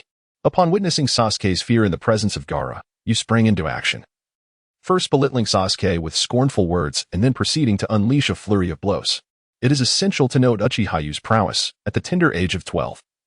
He was the son of an elite jonin from the Uchiha clan, who had awakened the three-tomo Sharingan. Tragically, on the night of the massacre, his father, having placed his trust in Uchiha Fugaku, initially doubted Uchiha Itachi, ultimately falling victim to Itachi's lethal hand. The death of his father catalyzed the awakening of his Sharingan. Upon arriving at the Starry Sea Empire, driven by a thirst for vengeance, he devoted himself to rigorous training. Coupled with the energy pills provided by the Empire and a life pill awarded for his exceptional performance, he received guidance from Uchiha Jin, which significantly accelerated his growth over 5 years. Now possessing a three-tomo Sharingan, his strength had undoubtedly reached the level of a Jonin, making it exceedingly easy for him to defeat Uchiha Sasuke, who had merely attained the standard of a Nin. As Uzumaki Naruto witnessed Uchiha Sasuke being mercilessly beaten, he rushed forward without hesitation to intervene. Subsequently, in a moment of unknown motivation, Gaara also directed his attacks towards Uchiha. Nearby, Uzumaki Karen and Waichino, who were out shopping, heard the commotion and hurried over to help when they discovered Uchiha being besieged. Soon after, Kanjiro, Shuki, and the trio of Inoshikicho observed the situation and made their way over, followed closely by the elite ninjas from nearly all the major ninja villages. As they were pulled into the fray, given the commendable strength of these talented individuals, the mere presence of a few patrolling Konoha ninjas was insufficient to contain the chaos. It was only when members of the Hyuga clan noticed Niji Hyuga that they dispatched several Jonin to restore order. Initially, everyone believed the conflict had subsided. However, after allowing most to depart, the Hyuga clan intended to escort Niji back to their compound. Naturally, the members of the Starry Sea Empire would not allow Niji to return with them, thus birthing a new conflict. Fortunately, The Hyuga clan recognized the formidable nature of the Starry Sea Empire and refrained from engaging, yet they also would not permit Niji's departure. In this stalemate, both sides held their ground. Fortunately, Yayuna and Hyuga Hizashi arrived almost simultaneously.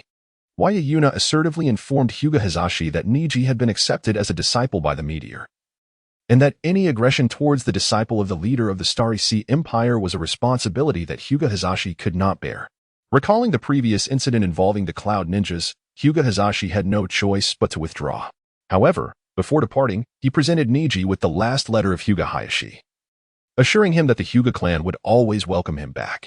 Niji merely scoffed dismissively, and under Yayuna's lead, all the lower-ranked ninjas of the Starry Sea Empire made their way to their designated quarters in Konoha. Having sensed the unfolding events, Meteor felt a wave of relief wash over him. However, after a long day of wandering, he decided it was time to retreat and rest. Thus, he caught up with YKO and returned to the accommodations arranged for them in Konoha. Chapter 63. Undercurrents. In the following days, Meteor seldom remained at his residence. Most of his time during the day was spent accompanying the Radiant Star on excursions through the bustling streets of Konoha, indulging in delightful meals, and nearly exploring every corner of the village. However, as night descended, Meteor would create shadow clones to rest while he discreetly returned to the Star Sea Empire through the secret space within him. Due to Xiaonan's movements, Meteor discerned that the Akatsuki organization was also involved in the plot against him. Utilizing Sage Mode, he meticulously surveyed the capital of the Star City and discovered that numerous white Zetsu had infiltrated the area. To avoid exposure, he clandestinely met with Sirius, Summerstar, Yagyu Kenshin, and Ukiyuki, informing them of his findings and urging them to remain vigilant in guarding the Star City, prepared for war at a moment's notice, while ensuring that no one else was aware of their actions, as the existence of Zetsu could easily lead to their discovery. Subsequently, Meteor issued orders to Mingxi, instructing her to closely monitor the movements of various nations. Meanwhile, in a hidden barrier within a valley near Konoha village, the high-ranking officials of Konoha and representatives from the other 3 major ninja villages convened alongside Xiao Nan from the Akatsuki organization. It was revealed that when Meteor obliterated the Mist Ninja village of the Water Country, the existing order within the ninja world was irrevocably disrupted. Many destinies were severed from their original paths. The leader of the Toad clan from one of the 3 Holy Lands, the Great Toad Sage, possessed the ability of prophecy. Initially, with Meteor's arrival, the prophecies underwent subtle alterations. As time passed and Meteor's strength and influence grew, these changes directly impacted the future development of the ninja world, rendering the prophecies increasingly inaccurate. After the fall of the Water Country, the Great Toad Sage's prophetic abilities vanished entirely, leaving him unable to perceive the future. The established trajectory of the future dissipated, rendering his plans largely ineffectual. The Great Toad Sage feared that Mayaboku Mountain might also be embroiled in the conflicts of the ninja world, losing its transcendent status as a holy land, and even facing the threat of annihilation. Thus, he commanded his subordinate, the Jiraiya Sage, to summon Jiraiya to Mayaboku Mountain. He addressed Jiraiya, "Jiraiya, the ninja world is undergoing tremendous upheaval. The future of the ninja realm, influenced by his presence, is on the brink of an unprecedented war. I foresee the destruction of Konoha, and peace will be elusive." Upon hearing this, Jiraiya immediately inquired, "An upheaval? Will the future still change? I will certainly stop him for the sake of peace." With resolve, he clenched his fists. He continued, "Great Toad Sage, do you know who this variable is? How should I seek him out?" "Ah, Jiraiya, you need not search. This variable is none other than Meteor, the leader of the Star Sea Empire. He must be eliminated as swiftly as possible," interjected the Jiraiya Sage. "Meteor, the leader of the Star Sea Empire? That poses a significant challenge. To contend with him, it seems that I and Konoha alone may be insufficient. Moreover, as the leader of a nation, any action I take against him, whether successful or not, would inevitably plunge the Star Sea Empire into conflict with Konoha. Konoha would never permit me to act," Jiraiya lamented, at a loss for how to eliminate Meteor without endangering Konoha. Although he firmly believed in the prophecy of the Great Toad Sage, the current circumstances rendered its realization exceedingly difficult. The Meteor of the Star Sea Empire had long since revealed his ambitions, which encompassed the conquest of all nations, an understanding that had permeated the upper echelons of various countries. Yet, unity eluded them. Following the fall of the Water Nation, they were compelled to reconsider. Individual ninja villages stood no chance against the might of the Star Sea Empire. To safeguard their own villages, the major ninja clans must unite. For only through collaboration could they hope to weather the impending storm. Otherwise, annihilation awaited them, the great Toad Sage declared solemnly. Furthermore, Jiraiya, your disciple Nagato has seized control of the Rain Country, becoming the leader of the Rain Ninja, and he has awakened the Rinnegan. To confront that man, you will need his strength, the great Toad Sage continued without allowing Jiraiya a moment to respond.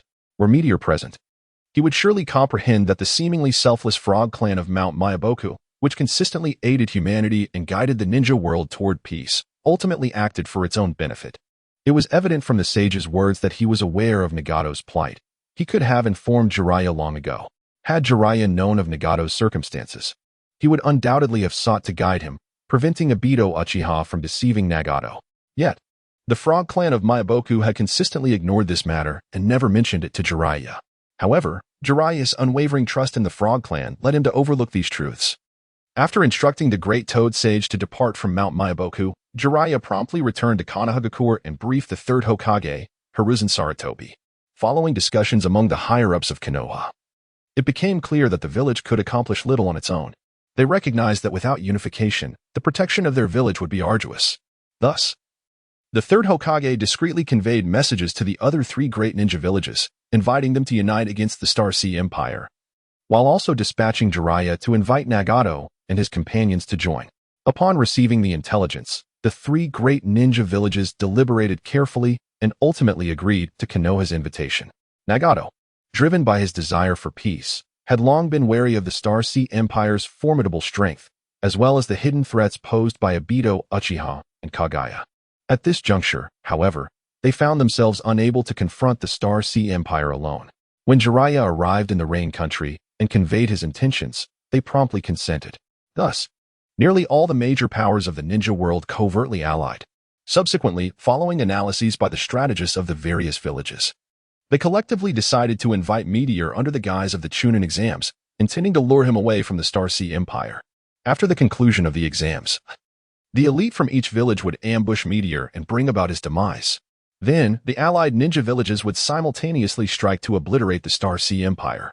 At this moment, the upper echelons of the villages believed their plan was progressing smoothly as Meteor, unsuspecting, accepted the invitation to Konohagakure. They merely needed to ensure that neither Meteor nor the Star Sea Empire sensed their intentions for the plan to succeed. At this point, they began to quarrel over the benefits that the impending downfall of the Star Sea Empire would bring, until Jiraiya and Nagato eventually quelled the discussion. Observing the disputes among the leaders of various villages over their interests, even Jiraiya, who had long grown accustomed to such conflicts, felt a twinge of disappointment. His hopes for the arrival of peace waned slightly. However, he swiftly recalibrated his mindset, reaffirming his belief that peace would ultimately prevail. After exchanging information, the individuals, driven by their aspirations for gain, clandestinely departed from the valley, returning to their respective villages to quietly prepare. Chapter 64. Chunin exam one time, often slipping away unnoticed. Passed quietly in the days spent in Konoha. Meteor appeared remarkably serene, seemingly oblivious to the undercurrents in the ninja world. Each day was spent idly accompanying Radiant Star on leisurely strolls, leading her to sense something amiss, though Meteor chose to remain silent. In the ninja realm, it seemed as if all conflicts had suddenly evaporated, yet the perceptive could discern the unease, aware that something significant was on the horizon. Experienced fishermen knew that an eerie calm often precedes a tempest, and none could fathom the hidden perils lurking beneath the tranquil surface. Amidst this atmosphere, the Chunin exam commenced. On that morning, the genin of the Star Sea Empire bid farewell to Meteor and Radiant Star after breakfast and hurried towards the examination venue. Under the guidance of Kakashi Hitaki, Meteor and Radiant Star arrived at a conference room where the third Hokage Hiruzen Sarutobi, Jiraiya, and the two elders of Konoha, Kohara Udatain and Hamura Midokado, awaited. Also present were the Kazakage Raza and his guard Maki from the Sand Village of the Land of Wind, the Reikage and the Jinchuriki of the Eight Tails from the Cloud Village of the Land of Lightning, the third Tsuchikage Inoki and the third Tsuchikage Sunkei Tetsu from the Rock Village of the Land of Earth, and Conan from the Rain Village. As Meteor and Radiant Star entered, a hush fell over the room, all eyes fixated on Meteor. For an ordinary person, being scrutinized by such formidable figures would induce anxiety. However, Meteor remained unaffected. He surveyed the conference room, then led Radiant Star to an empty chair and sat down with poise. "Ah, So the so-called leader of the Star Sea Empire is merely a young brat. He doesn't seem impressive at all, a voice remarked from the side. Meteor recognized it as the third Suchikage without needing to look. He glanced at him but chose not to respond, and the third Suchikage fell silent. Sensing the lack of engagement, the third Hokage, Hiruzen Sarutobi, addressed the assembly, welcoming everyone to Konoha for the grandest Chunin exam in the history of the ninja world. To select qualified Chunin, this examination would unfold in 3 stages. To ensure fairness, the first and second rounds would be visible to all present via the crystal orb before them, while the final round would be observed together at the venue. Upon hearing this, Meteor understood that the enormous crystal orb in the center of the room was intended for the use of the crystal ball technique. As he gazed at it, he noted the multitude of images displayed, far surpassing the crystal ball used by the third Hokage in the original narrative to observe Konoha's situation. This orb was significantly larger and capable of showcasing numerous scenes simultaneously, leaving Meteor once again in awe of the wonders of chakra. Upon noticing the crystal ball, through the observation of Meteors, it was evident that the first Chunin exam, akin to the original narrative, was presided over by Marino Ibiki, the head of the interrogation department of Konohagakure. The content of the examination remained unchanged. However, the number of participants exceeded that in the original tale, with each village dispatching its own prodigies. Yet, excluding the Genin from the Star Sea Empire, the strength of Konohagakure's Genin was notably superior to that of other shinobi villages, a testament to the depth of its heritage, unmatched by its counterparts. In the original story, several conflicts had erupted among the Genin prior to the exam's commencement. Conversely, this time, due to previous altercations and the multitude of candidates, the Genin exhibited heightened caution, refraining from disputes. Even the protagonist, Naruto Uzumaki, was unusually subdued. Consequently, the atmosphere remained peaceful, and soon all examinees were seated quietly as Marino Ibiki announced the rules for the first test. Indeed, the meteors revealed that, similar to the original, Ibiki's demeanor was more assertive and domineering this time, crafting an even more intimidating ambience. The observer harbored no concern for the Genin from the Star Sea Empire. Rapidly, various forms of cheating began to surface within the examination hall. As in the original story, Naruto was seated next to Hinata Hyuga, who encouraged him to copy her answers. However, Naruto found himself incapable of even that. Soon, they reached the final 10th question. True to his protagonist nature, Naruto shattered the oppressive atmosphere conjured by Ibiki, prompting the latter to declare that the remaining candidates had passed the first test. Thus, much like in the original, Naruto succeeded in the first exam despite submitting a blank paper. Reflecting back, the observer was delighted to note that all individuals from the Star Sea Empire had successfully passed the first round. Chapter 65, Transition with a Sudden Crack. The assembly of candidates beheld a Konoha kunoichi clad in a fishnet outfit materializing upon the stage.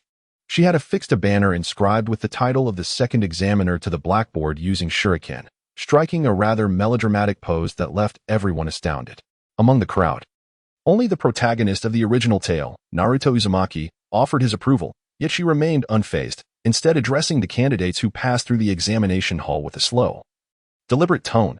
What is going on with Ibiki this time? There are still so many of you. The timid Mori no Ibiki stammered a response, but before he could finish, she interjected, "Not to worry, I shall eliminate half of you in the second round. I am the examiner for this portion of the Chunin exam, Tsunade's Elite Jonin, Mitarashi Anko. Now, follow me, little ones." With that, she turned and exited. Mori no Ibiki was left speechless, while the other candidates quickly regained their composure and hastened to follow her. Meanwhile, in the conference room, figures such as Meteor observed as the third Hokage, Hiruzen Sarutobi, signaled for a break. However, Meteor soon discerned that only those from the Star Sea Empire departed the room, while the others remained behind, and the door to the conference room swiftly closed. Meteor also sensed the presence of a barrier. Disregarding it, he led his companions, including the Starry Light, to partake in a meal. During this respite, Yuyun proposed to Meteor, "Supreme Leader, those from Konoha must be scheming. Perhaps you should return to the Star Sea Empire. I fear they may conspire against you." It was evident that Yuyun had detected an anomaly. "Do not fret. The third Hokage would never allow a conflict to erupt within Konoha. Such a clash among numerous elite shinobi would spell disaster for the village, and it would render all Konoha's efforts a mere gift to the other villages. With Hiruzen Sarutobi's political acumen, he would prevent such an occurrence. I suspect they will strike after the Chunin exam concludes, as we make our way back to the village." The number of assailants remains uncertain. But if I were to return now, they would likely act prematurely. Moreover, their reactions may have been deliberate, designed to alert us to the danger and prompt a hasty return to the village. They may already be lying in wait, anticipating my return, Meteor replied. Very well. Keep your concerns at bay. As before, ensure the safety of the Chunin. We shall address everything after the Chunin exam concludes. I will arrange the rest, Meteor added. At that moment, in the conference room, the fourth Raikage, addressed the third Hokage, Hiruzen Sarutobi. What are we waiting for? Now is the opportune moment to strike while Meteor is isolated. We must act swiftly to avoid unforeseen complications. The fourth Raikage speaks wisely. That man does not evoke a lesser sense of threat than Uchiha Madara did in the past. We should act quickly to prevent any prolonged uncertainty or mishaps. Furthermore, the power of the Star Sea Empire rivals our own. Should they become aware, eliminating him will prove exceedingly difficult. Allowing him to return to the Star Sea Empire would result in a situation we all wish to avoid. The third Tsuchikage, Inoki, chimed in. Hearing their words, the fourth Kazekage hastened to concur. Indeed, we must act without delay. Absolutely not. Any actions within the village are strictly prohibited. Bailai proclaimed resolutely as he rose to his feet. Should you act on your own accord, Konoha will withdraw from this operation. Furthermore, let us not forget that this is the village of Konoha. If a battle were to erupt here, even if you succeeded in eliminating Meteor, would you not be concerned? The third Hokage, Sarutobi Hiruzen, interjected. A profound silence enveloped the conference room. After a prolonged pause, the third Hokage spoke again. Very well, let us proceed according to plan. They shall return shortly. Everyone must remain vigilant and avoid revealing any signs of weakness. With that, they collectively steadied their minds and dissolved the barrier. Before long, Meteor returned to the conference room with Shaking Light Star and others, seemingly indifferent to their reactions.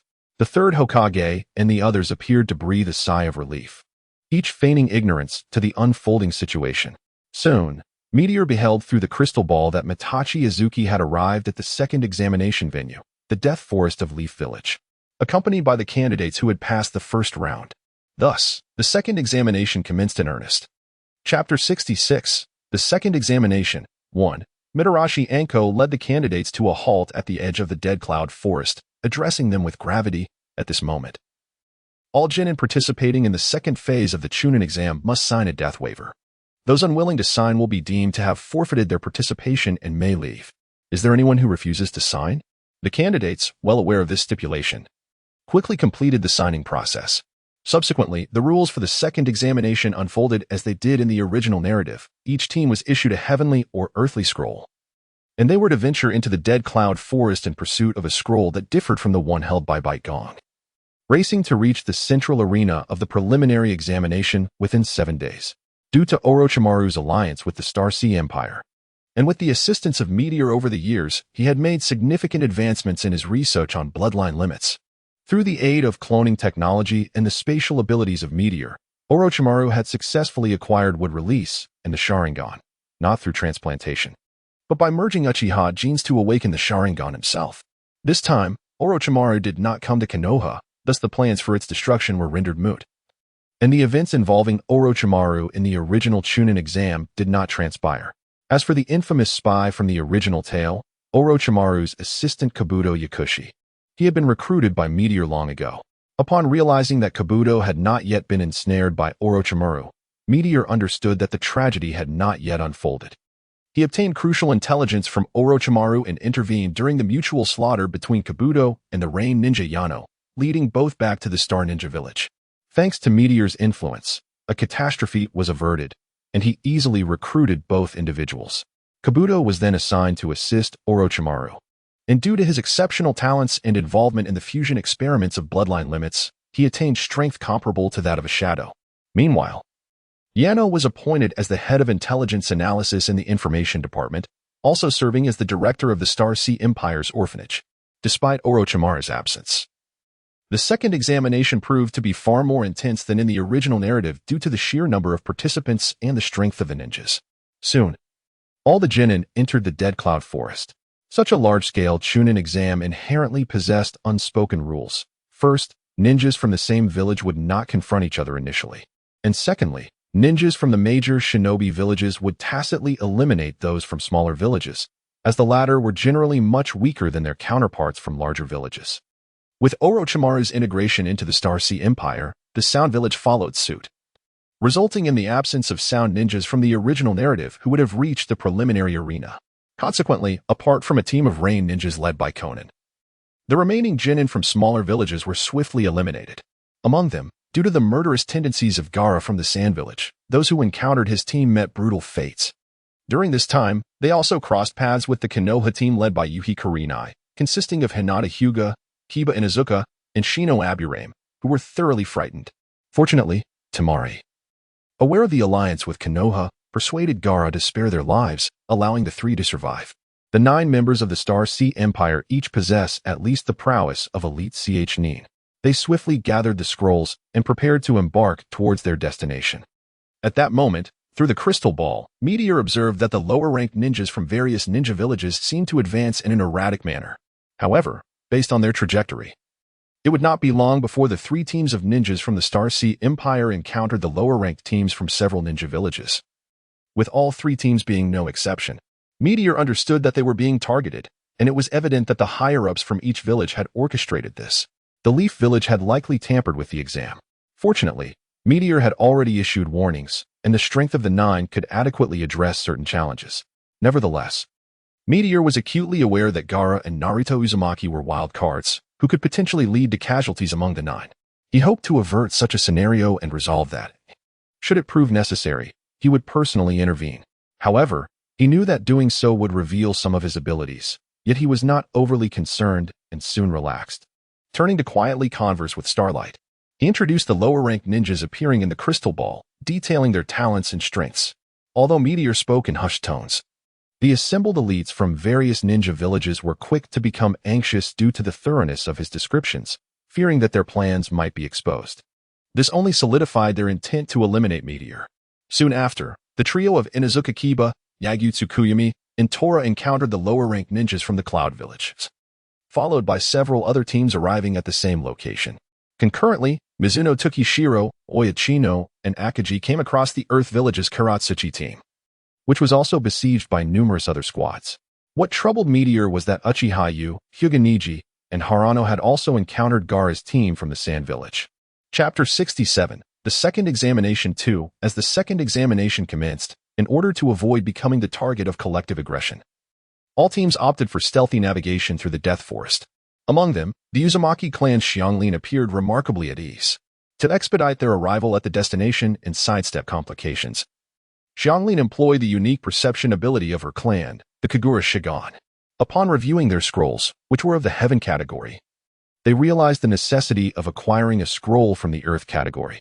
Swiftly, Xianglin identified a suitable target, a team from the Grass Ninja Village. With minimal effort, they successfully obtained the scroll. With this acquisition, a sense of relief washed over them, as they believed that, apart from the Star Sea Empire's 2 teams, no one else could seize their scroll. Relaxing their vigilance, they proceeded toward the center of the Death Forest. However, they were all prodigies, and under the rigorous training of Meteor, Xianglin had attained a strength equivalent to that of a Jainin, particularly in terms of chakra quantity, surpassing most of her peers. Although Yagyu Shingitsu and Huawa hailed from common backgrounds, they too were exceptional talents. Shingitsu had fully inherited his father Yagyu-ken's prowess, mastering swordsmanship formidable enough to pose a threat to ordinary Jainin, while Huawa, though slightly less gifted, was still a distinguished elite Nin in taijutsu, surpassing even the likes of Rock Lee from Konoha when he activated the 5th gate of the 8 inner gates. With such formidable abilities, the trio held little regard for the lower-ranked ninjas from other villages. It was only as they neared a trap set by a Cloud Ninja team that they became aware of the impending danger. Fortunately, their capabilities far exceeded those of the Cloud Ninja team. Upon detection, they promptly executed the Shadow Clone technique. Utilizing her exceptional perception, Xianglin swiftly pinpointed the hiding spots of the ambushers, while her true self stealthily approached the Cloud Ninja team's location. As the Cloud Ninja team witnessed the shadow clones of Xianglin and her companions enter the trap, they immediately launched an attack. However, their assault revealed significant vulnerabilities, allowing Xianglin and her team to effortlessly overpower them, eliminating the Cloud Ninja team from the competition. Simultaneously, Xianglin sensed the approach of other lower-ranked ninja teams. Quickly realizing that these teams were targeting them, Understanding this, the trio resolved to eliminate the approaching ninja squads to reduce their future adversaries in the exam. They swiftly set up traps and employed the shadow clone technique, feigning severe injuries, while the true Xianglin concealed herself atop a large tree, awaiting their arrival. Soon, a ninja team stealthily approached, unaware that all their actions were under Xianglin's perceptive scrutiny. In a short span, 2 more ninja teams fell victim to Xianglin and her companions. As they rapidly dispatched 3 teams, causing the remaining 2 to sense the looming threat and hesitate to trespass further into the area. Observing their reluctance and sensing that each member possessed only the strength of an average Nin, Xianglin and her team abandoned the traps, dispelled their shadow clones, and emerged from their hiding spots, quickly advancing toward one of the remaining ninja teams. In a one-on-one confrontation, this team was utterly incapable of matching Xianglin and her companions, leading to their swift defeat and elimination. Upon discovering the situation, another small team swiftly retreated. After Uzumaki Kuka dispatched the lower-ranked shinobi team, she realized they had already covered a considerable distance. Just as the 3 prepared to pursue, Kuka sensed the overwhelming chakra of Gaara, alongside the distinct chakra signatures of Narita, Uchihayu, and Hyuga. Noticing their precarious predicament, she promptly halted Yagyu Shingitsu and Tiger Boy, exclaiming, "Wait, do not chase them.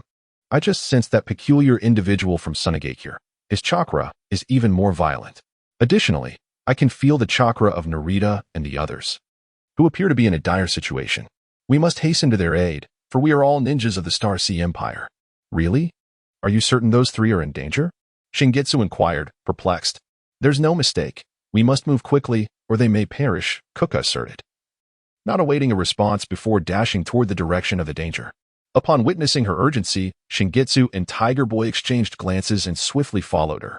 "If those 3 are indeed in peril due to their strength, we must devise a strategy rather than recklessly charging in," Shingitsu remarked as they hurried along. "Indeed," Tiger Boy replied eagerly. Kuka promptly concurred, and thus the trio proceeded, contemplating their tactics as they raced onward. Chapter 68, The Second Examination, 3. Upon entering the Forest of Death, Uchihayu, Hyuga, and Harano, at Harano's suggestion, swiftly made their way to the heart of the forest. With their remarkable abilities, they soon positioned themselves at the forefront of all participating teams. Originally, Harano intended to locate a strategic spot near their destination for an ambush, waiting for other ninja squads to arrive to seize their scrolls. However, midway through their journey, Uchihayu halted and remarked, "This examination merely requires us to gather the scrolls and reach the destination within the allotted time. Given this, why should we rush?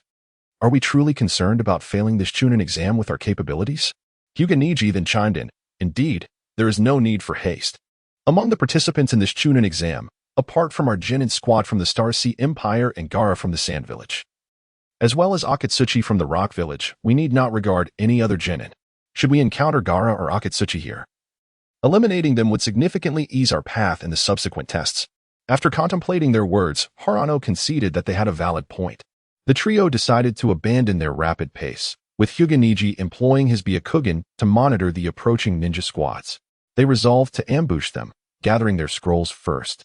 Indeed, several teams sought to reach the vicinity of the destination to ambush others, allowing Uchihayu and his companions to swiftly defeat 2 Genin squads from minor ninja villages and collect the necessary scrolls.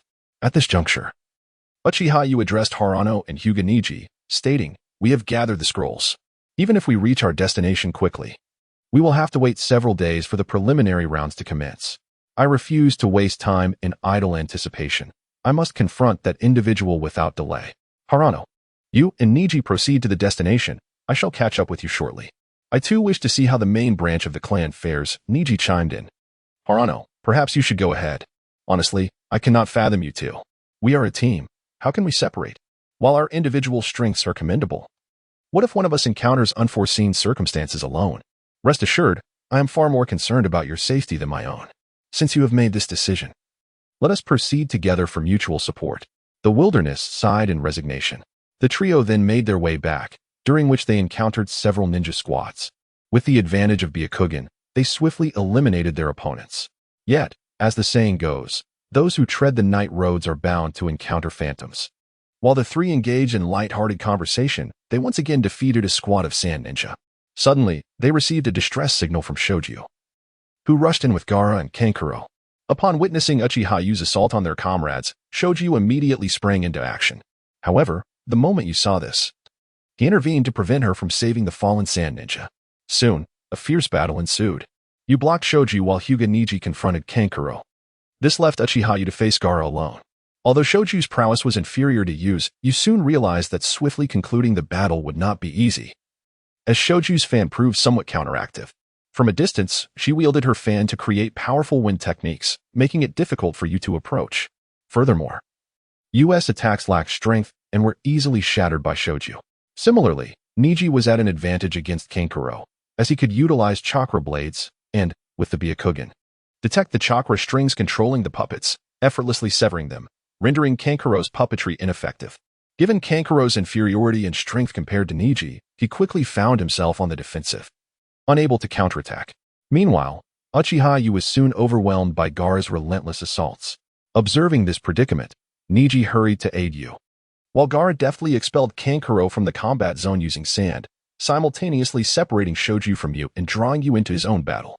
Thus, Gaara stood against 3 adversaries, yet still managed to keep Uchihayu's team at bay, maintaining their temporary invincibility. The intensity of their clash drew the attention of all nearby candidates. Those lacking strength prudently distanced themselves from the fray, while the more capable approached with confidence. Concurrently, Akagi, Mizunozuki Shiro, and Uyachino found themselves besieged by several squads of lower-ranking ninjas. Fortunately, their opponents were not particularly formidable.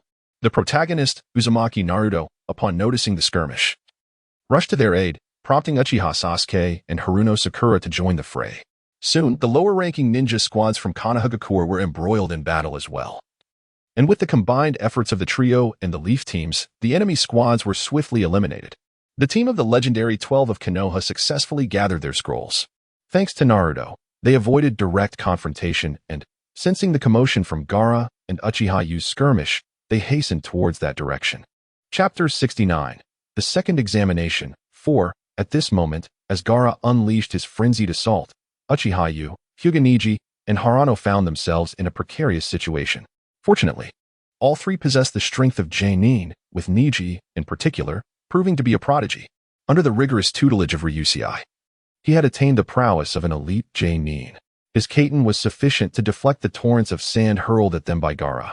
However, their collective attacks posed little threat to him. As the battle progressed, the synergy among Uchihayu and his companions grew increasingly harmonious, alleviating some of their peril. It seemed as though a stalemate was imminent. Yet, Gaara appeared to descend further into madness, teetering on the edge of losing his sanity. The tailed beast chakra surged uncontrollably from him, transforming his left arm into a colossal claw forged of sand, while a massive tail emerged from behind, suggesting the presence of a formidable beast attempting to break free from within. Astute ninjas quickly deduced that this must be the manifestation of the one-tail, Shikaku, from Sunagakure. The relentless storm of yellow sand bombarded Uchihayu and his companions, seemingly devoid of concern for chakra depletion. In this moment, the trio comprehended the wisdom behind Ryusei's prior counsel to maintain distance from Gaara of Sunagakure. They recognized the immense power of the tailed beast and felt the strain of their chakra reserves, realizing that without a viable strategy, they were in grave danger. In truth, even before engaging in combat, Harano had been contemplating strategies. Yet, every method they devised proved futile against a tailed beast. He understood that there were 2 means to confront such a formidable entity. The first was to possess the overwhelming strength to vanquish the beast outright, a feat achievable by only a select few in the ninja world, typically requiring a level of power that surpassed the average. The second was to employ sealing techniques. However, neither option was within their reach. With this realization, Harano concluded that their best course of action was to retreat. Yet, he was acutely aware of Uchihayu and Hyuga Niji's perspectives. For them, retreating would be synonymous with fleeing, a notion he knew he could not persuade them to accept.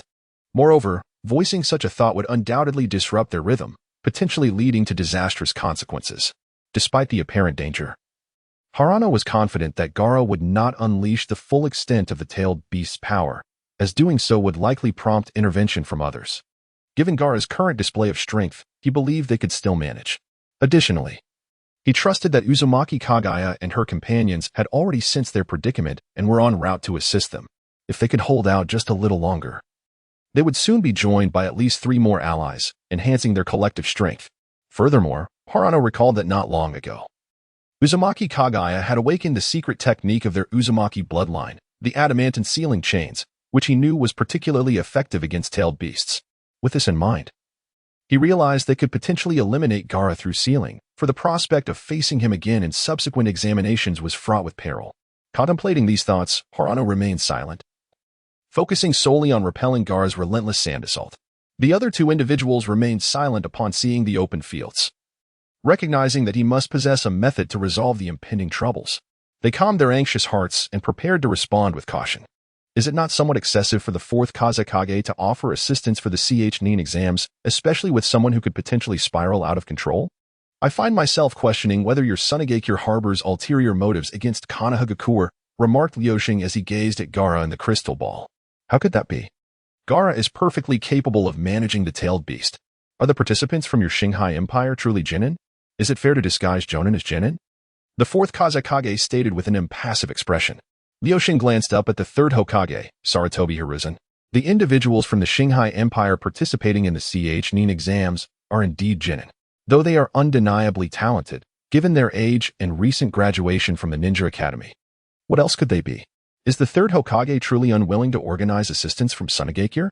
Rest assured, should the primary force lose control, Konohagakure will intervene, declared the third Hokage with certainty, yet he took no action. Young one, while allowing external assistance in the Chunin exams is rather inappropriate. Since the event is already underway, it is imperative that the shinobi learn to confront unforeseen circumstances, spoke the third Tsuchikage, Anoki. What is there to discuss? In this world, anything is possible. It is merely external assistance for the Chunin exams, the fourth Raikage interjected. Liuxing surveyed the four of them and said, very well.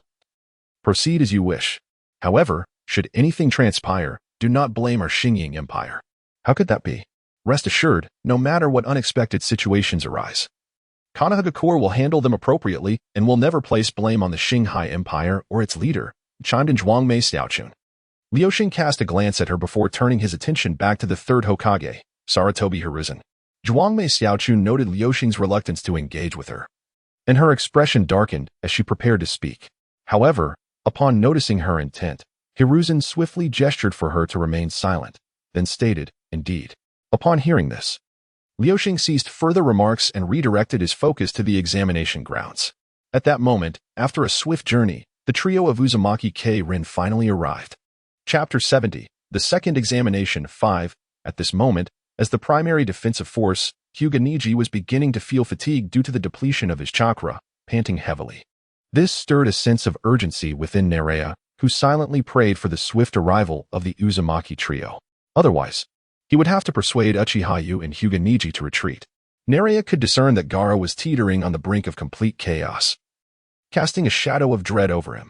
He understood that the instant Gaara lost control would be their most perilous moment. The onslaught that would ensue then was something they could not hope to withstand.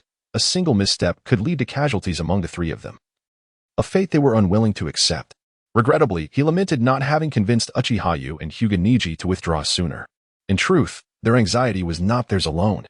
Shuki and Kanjuro from Sunagakure wore expressions of concern as well. They had attempted to intervene several times but had met with failure. Yet, they were acutely aware that they must not allow Gaara to spiral into complete madness, for that could spell disaster. Should the disciple of the Star Sea Empire meet his end at Gaara's hands, it would undoubtedly ignite a war between the Star Sea Empire and Sunagakure, as no one would consider it acceptable for a participant in the Chunin exams to lose control in such a manner. Fortunately, Nerea soon sensed the arrival of Uzumaki Karui and her companions. Upon realizing their dire situation, they hastened to intervene. With determination, Karui clenched her small fists and leaped high into the air, delivering a powerful blow to Gaara. The moment Gaara recognized that it was a young girl attacking him, he let his guard down, merely attempting a basic defense. However, such a feeble attempt could hardly withstand Karui's assault. In an instant, with a look of shock etching his features, Gaara was sent flying until he crashed into a tree, coming to a halt. Had he not been human, the impact might have rendered him incapable of rising again. Well, you three certainly find yourselves in quite the predicament. It seems I must step in to resolve this, Karui declared with pride to Uchihayu and the others. Be cautious. That individual is no ordinary ninja and will not be easily subdued. Watch yourself, Nerea shouted. Before Nerea could finish, Gaara, who lay sprawled on the ground, began to emanate a terrifying aura as he slowly rose to his feet. Sand continued to cascade from his body, and blood trickled from the corner of his mouth. It was evident that while he was injured, he had not yet lost his capacity for battle. In the final moments before Karui struck him, a protective armor of sand had swiftly formed around him, mitigating much of the damage and allowing him to retain his fighting strength. However, Gaara now appeared somewhat deranged, muttering incessantly about blood, his facial expression growing increasingly grotesque, with a malevolent glint in his eyes that rendered him almost unrecognizable as human. Moments earlier, Shuki and Kanjuro had watched Gaara being struck and were simultaneously berating themselves while fearing for the worst. Just as they prepared to act, they noticed Gaara rising again, which momentarily eased their worries. However, upon witnessing his current state, they instinctively exclaimed, "This is bad. We need to leave quickly." Subsequently, the two of them glanced at Gaara and, filled with concern, departed until they reached a considerable distance, where they ascended a large tree to observe the unfolding situation. Meanwhile, through the eyes of the swirling mist, Gaara appeared as a monstrous being, half man, half beast, frantically unleashing wind-based ninjutsu and the secret techniques of sand. A tempest of wind and sand surged toward them relentlessly. Fortunately, Hinata Niji had just managed to catch a brief respite, and under his leadership, the members of the Star Sea Empire barely withstood the onslaught. Once the assault ceased, everyone cautiously surveyed their surroundings and discovered that within a radius of 500 meters, all the trees had vanished, replaced by a barren desert. Only the ground beneath the 6 members of the swirling mist bore witness to their recent presence in a vast forest. Kagura. You must realize by now that he is the Jinchuriki of the One-Tail from Sunagakure. He has completely lost control, and you are the only one capable of stopping him. We shall create the conditions for you to seal him. Can you do that? Haruka inquired of Kagura. What a troublesome task you have entrusted to me. My diamond lock technique has only just awakened, and I cannot guarantee success against him. Perhaps I should withdraw for now. After all, he cannot maintain this state indefinitely. Kagura whispered cautiously to the 5 others while keeping a wary eye on Gaara. Observing Gaara's complete transformation into Shikaku, Haruka contemplated that engaging him with full force at this moment would not be prudent, considering they were not in their homeland, but rather in enemy territory. Likely the village hidden in the leaves. They were merely present for the Chunin exams and had no obligation to confront the One-Tail. Instead, it might be wiser to allow Shikaku to vent his fury. Eventually, the Hidden Leaf Village would manage the situation. Thus, he suggested, why should we engage in battle with the One-Tail? Even if a confrontation is necessary, let Shikaku unleash his rage first. We cannot bear the burdens of both Sunagakure and Konoha. Now, while Shikaku is preoccupied, let us make our swift exit. As Haruka, a disciple of the meteor, was groomed by the chief of staff, he, despite his relatively modest strength among Meteor's many disciples, often found his words heeded by others. Seizing the opportunity while Shikaku was distracted, the 6 of them stealthily slipped away. Chapter 71, The Second Examination 6, when Gaara lost complete control. Meteor had initially risen to intervene. However, after a moment's reflection and recognizing that there was unlikely to be any life-threatening danger, he opted to let them endure some hardship, believing it would temper their arrogance, and thus sat back down. Is the 3rd Hokage not going to intervene? Meteor inquired of Sarutobi Hiruzen, the 3rd Hokage. From the visuals, it appears that the lower ninjas of the Star Sea Empire are not in immediate peril. Perhaps, if we wait a little longer, the shinobi from Sunagakure will be able to harness the power of the One-Tail, Sarutobi Hiruzen replied, wearing a facade of confidence. Young man, do not be so hasty. As the leader of a nation, one must remain composed in the face of adversity. If you are truly concerned for your students, you may represent them and announce a withdrawal. Anoki, the 3rd Tsuchikage, interjected. The 4th Reikage and the 4th Kazekage remained silent, observing the unfolding events. Rakuo wanted to speak, but was silenced by Meteor's gesture. Meteor turned to them once more, stating, it is not yet time to withdraw. Are you certain you will not intervene? Let us not forget that this is the Chunin exam. Do not focus solely on these few. Look around. Nearly all remaining lower ninjas are rushing towards the scene. Already, a misfortunate soul has fallen to Shikaku's assault. As Meteor's words echoed, all eyes shifted back to the candidates, witnessing a team of Awagakure's lower ninjas struck down by a sudden gust of wind.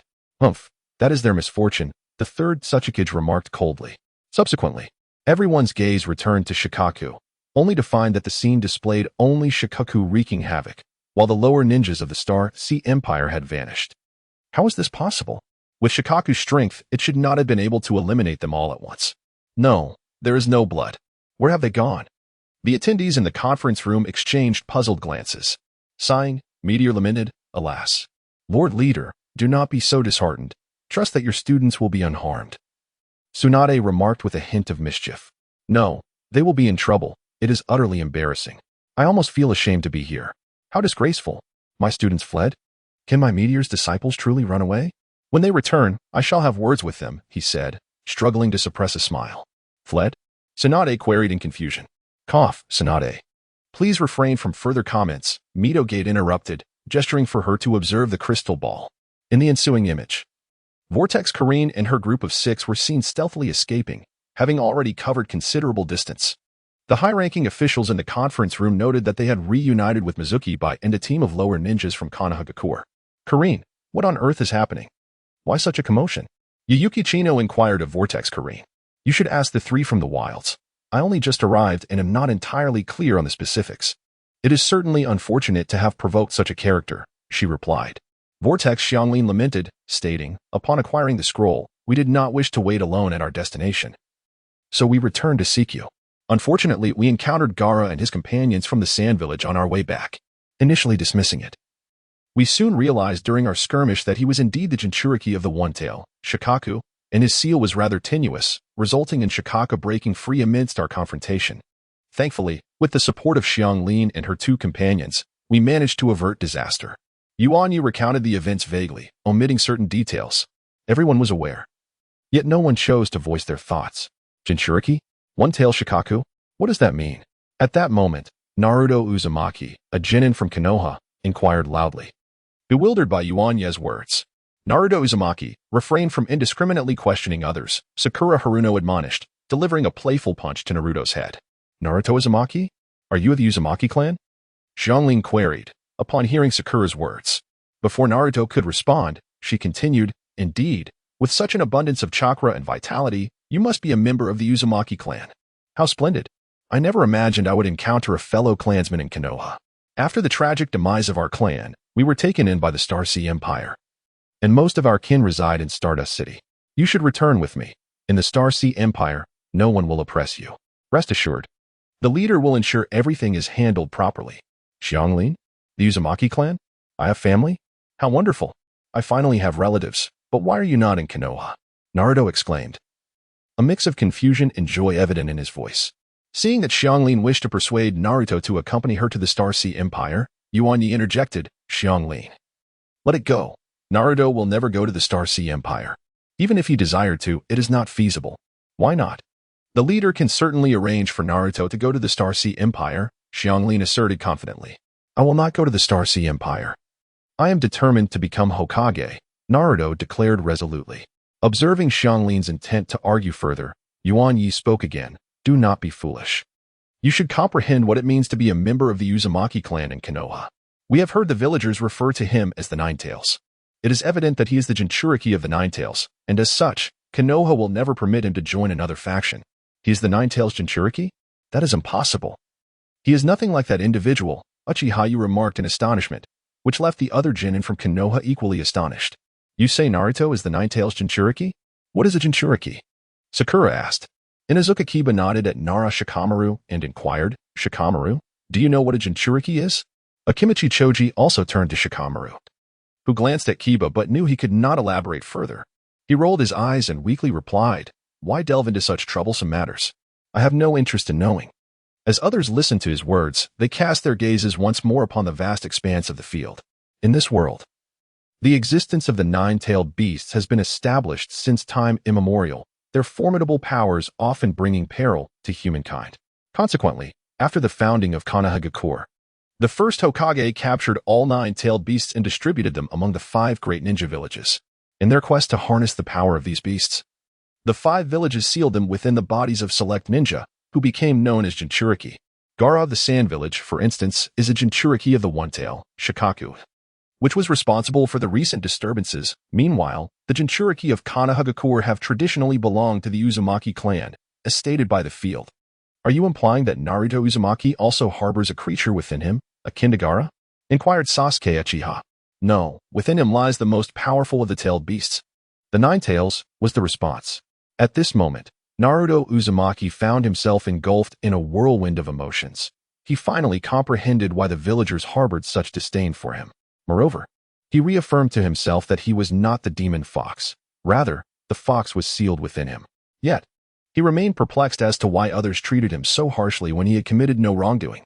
Meanwhile, the lower-ranked shinobi of Konohagakure regarded him with peculiar glances. Upon hearing the words of the field, Karui fell silent, unsure of what to say, while Waichino quietly approached to offer her consolation. The others remained silent. And the lower-ranked shinobi of Konohagakure began to murmur amongst themselves.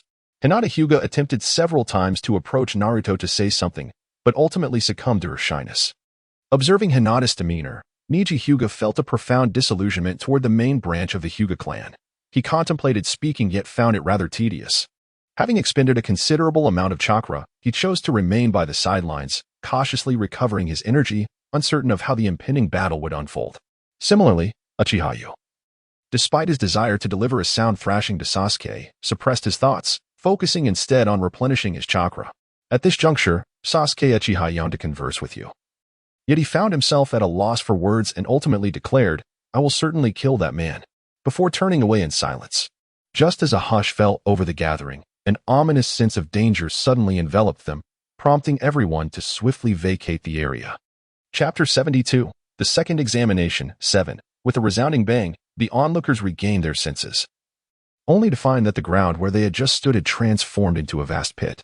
A long passage emerged, revealing a colossal creature resembling a raccoon, seemingly composed of sand. Was this not the beast that the ninja from the sand village had morphed into? What a predicament! What should we do now? Vortex K-Rin exclaimed. This is bad. Everyone, we must leave this place quickly. It has spotted us. Both Wildfield and Nara Shikamaru declared almost simultaneously. Upon hearing their urgent words, the crowd sprang into action. Just as they managed to dart aside, a voice echoed, "Damn little brats." Wind-style, vacuum sphere. Then came a thunderous explosion, as yet another lengthy passage tore through the forest. Amidst the cacophony, anguished cries mingled, indicating that more than one individual had been caught in the chaos. The scale of destruction was such that those affected had little hope of survival. Subsequently, Shikaku's relentless barrage of wind-style, vacuum sphere left everyone in a state of disarray. In no time, the trees between the lower ninja of the Star Sea Empire, the Leaf Village, and the Beast were obliterated. The lower ninja from all factions, including the Konoha Black Soil Team, a Cloud Ninja Team, and the IWA Ninja Squad, alongside Gaara's team, found themselves in a dire predicament. All candidates were forced into a hasty retreat, as a significant portion of the Death Forest lay in ruins. The third Hokage, there have been enough casualties among the lower ninja in this Chunin exam, one remarked. Presently, only 12 from Konoha, 9 from the Star Sea Empire, 3 from the Cloud Village, 3 from the Rock Village, and 3 from the Sand Village remained, totaling 30 individuals across 10 teams. If this continued, it seemed that this Chunin exam might conclude prematurely. The procedures of this Chunin exam have adhered to the rules. It would not be surprising for it to end at this juncture. After all, we are ninjas, and unforeseen events are bound to arise, replied the third Hokage. Is that so? Yet, I perceive this Chunin exam as a conspiracy orchestrated by the Leaf Village and the Sand Village to stifle the future of the other villages. Meteorically retorted. Do not intervene, third Hokage. I trust that soon, the lower ninjas of Konoha will suffer casualties. And I hope you can remain as composed as the third Tsuchikage and the fourth Raikage when that time comes. By the way, according to the rules, candidates may forfeit. Once half of Konoha's lower ninjas fall, I, on behalf of the Star Sea Empire's lower ninjas, will withdraw from this Chunin exam. Everyone can then congratulate the lower ninjas of the Sand Village on their promotion to Chunin. Meteorically concluded with a hint of frustration. Leader, do not be so vexed. This indeed was our oversight. Henceforth, we shall prohibit the participation of beasts in the Chunin exam, declared the third Hokage, Sarutobi Hiruzen. Such words should be directed towards the third Tsuchikage and the fourth Raikage, for they bear the brunt of the losses. The meteor, with an expressionless demeanor, spoke. Meanwhile, within the examination hall, casualties re-emerged due to prolonged evasion. The subordinate ninja of the Hyuga clan, who replaced Niji's position in the original narrative, was struck down and perished. The last team from the Cloud Village faced misfortune, with only one member surviving, albeit slightly injured, though not severely. Fortunately, in contrast to the original tale, The rise of the Star Sea Empire allowed Jiraiya to return to the Hidden Leaf Village sooner, consequently enabling Naruto Uzumaki to master the summoning technique at an earlier stage. Additionally, Sakura Haruno's injury triggered a fierce response from Naruto, who summoned the Great Toad Fukasaku. With Fukasaku's intervention, they finally seized an opportunity to counterattack. With the assistance of the subordinate ninjas from the Star Sea Empire, Naruto, embodying the role of the protagonist, turned the tide, awakening Gaara and sealing Shikaku once more. At that moment, Gaara lacked the strength to retaliate. While the subordinate ninjas deliberated on whether to eliminate Gaara, Shino and Kankuro rushed forward to shield him, declaring, "We withdraw from this Chunin exam. According to the rules, you cannot harm Gaara any further." Shikamaru and Ino understood that they were prohibited from killing a participant, and they could only urge everyone to allow Gaara and his companions to depart. Once the situation calmed, the remaining subordinate ninjas turned to realize that only 9 from the Star Sea Empire, along with Naruto Uzumaki, Sasuke Uchiha, Hinata Hyuga, Shino Aburame, Shikamaru Nara, Ino Yamanaka, Rock Lee from the Hidden Leaf Village, and 3 from the Rock Village, Kuratsuchi, Akatsuchi, and Shiratsuchi, and the last remaining ninja from the Cloud Village, Yuzuki, were left, totaling 20 individuals. At this juncture, all the subordinate ninjas were inclined to engage in battle. Having gathered all the scrolls, they collectively proceeded towards the venue for the preliminary selection. Soon, they arrived at the central tower of the Forest of Death, where they would open the scrolls, which contained the shadow clones revealing the objectives of the second phase of the exam. Thus, the second phase of the Chunin exam came to a close. Chapter 73. The preliminary competition commences. The shinobi of the present gathered at the central tower of the Death Forest, unfurling their scrolls. Upon receiving the explanation from the sealed mentor within, they took a brief respite before entering the tower. The ground floor of the central tower revealed an expansive circular arena, with only an electronic screen adorning the walls. The second floor featured a tiered viewing platform, where all the genin ascended to witness the proceedings. Above them, 5 stone chairs were prominently placed, occupied by the leading jounin from each village. The genin instinctively positioned themselves beside their respective jounin, awaiting the commencement of the preliminary rounds.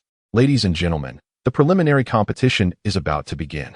Please follow me to the arena, announced the third Hokage, Sarutobi Hiruzen, standing to address the high-ranking officials from various ninja villages. As everyone rose, he led the way toward the competition grounds and took his seat upon the central stone chair, accompanied by the leaders of the 3 great villages. Once settled, the third Hokage nodded toward an ailing jounin on the viewing platform. Receiving the cue, the jounin swiftly appeared at the center of the arena. "Greetings, everyone. Ahem, I am the referee for the preliminary competition, Moonlight Gale. The competition will proceed in a one-on-one format. A match concludes only when one party concedes or is entirely incapacitated. Of course, it is forbidden to take the life of an incapacitated opponent. When I intervene, all must cease immediately. Let us commence the preliminary rounds. Contestants, please prepare. Kindly direct your attention to the large screen." As he spoke, he coughed intermittently, appearing gravely ill, as though he might collapse at any moment. "Third Hokage, are you certain we shouldn't appoint a different referee? This seems rather cruel. After all, it is merely a Chunin exam, and there is no need for your subordinate to perform in such a state," interjected the third Tsuchikage. "Indeed, if Konoha cannot provide an alternative, I could request assistance from Darui. The young man requires experience," added the fourth Raikage. "Maki could also suffice," the fourth Kazekage timidly suggested. The third Hokage, Sarutobi Hiruzen, glanced at the 3 Kages, then turned his gaze toward Ryusei, anticipating his input. Ryusei, upon noticing, addressed the third Hokage, "Do not look to me. The jounin of the Star Sea Empire has only Yao Guang present, and she has no desire to serve as a referee." After pausing, Ryusei pondered whether these individuals might be considering a confrontation in this setting, causing him to become increasingly vigilant. "You have ample shinobi in Konoha. I trust Gale will fulfill his duties as a referee competently. There is no need to trouble you all," he concluded. The third Hokage, Sarutobi Hiruzen, spoke coldly. Although his words momentarily eased the tension for Meteor, who realized that they were not inclined to act immediately, he understood that these 4 individuals, as the leaders of the 4 great ninja villages, were cunning old foxes, despite their differing personalities. Their long tenure as village leaders indicated a depth of insight that Meteor might not fully comprehend. Moreover, it was evident that turning hostile at this juncture could be more advantageous for them. Thus, Meteor discreetly signaled to Radiant Star to exercise caution and prepare for a potential retreat with the lower-ranking ninjas. Upon receiving the signal, Radiant Star's demeanor shifted to one of seriousness. She had underestimated the members of the village leader's guard. Her inadvertent display of intent led them to believe she was about to strike at one of the four shadows, thus intensifying the atmosphere. Observing this, Meteor quickly reassured Radiant Star, saying, "Do not be anxious. My disciples are not so feeble." At that moment, the names scrolling on the electronic screen came to a halt. And upon seeing the names displayed, the four leaders assumed Radiant Star's concern was for the lower-ranking ninjas, which alleviated the tension somewhat. However, Meteor sensed that their guard was still up.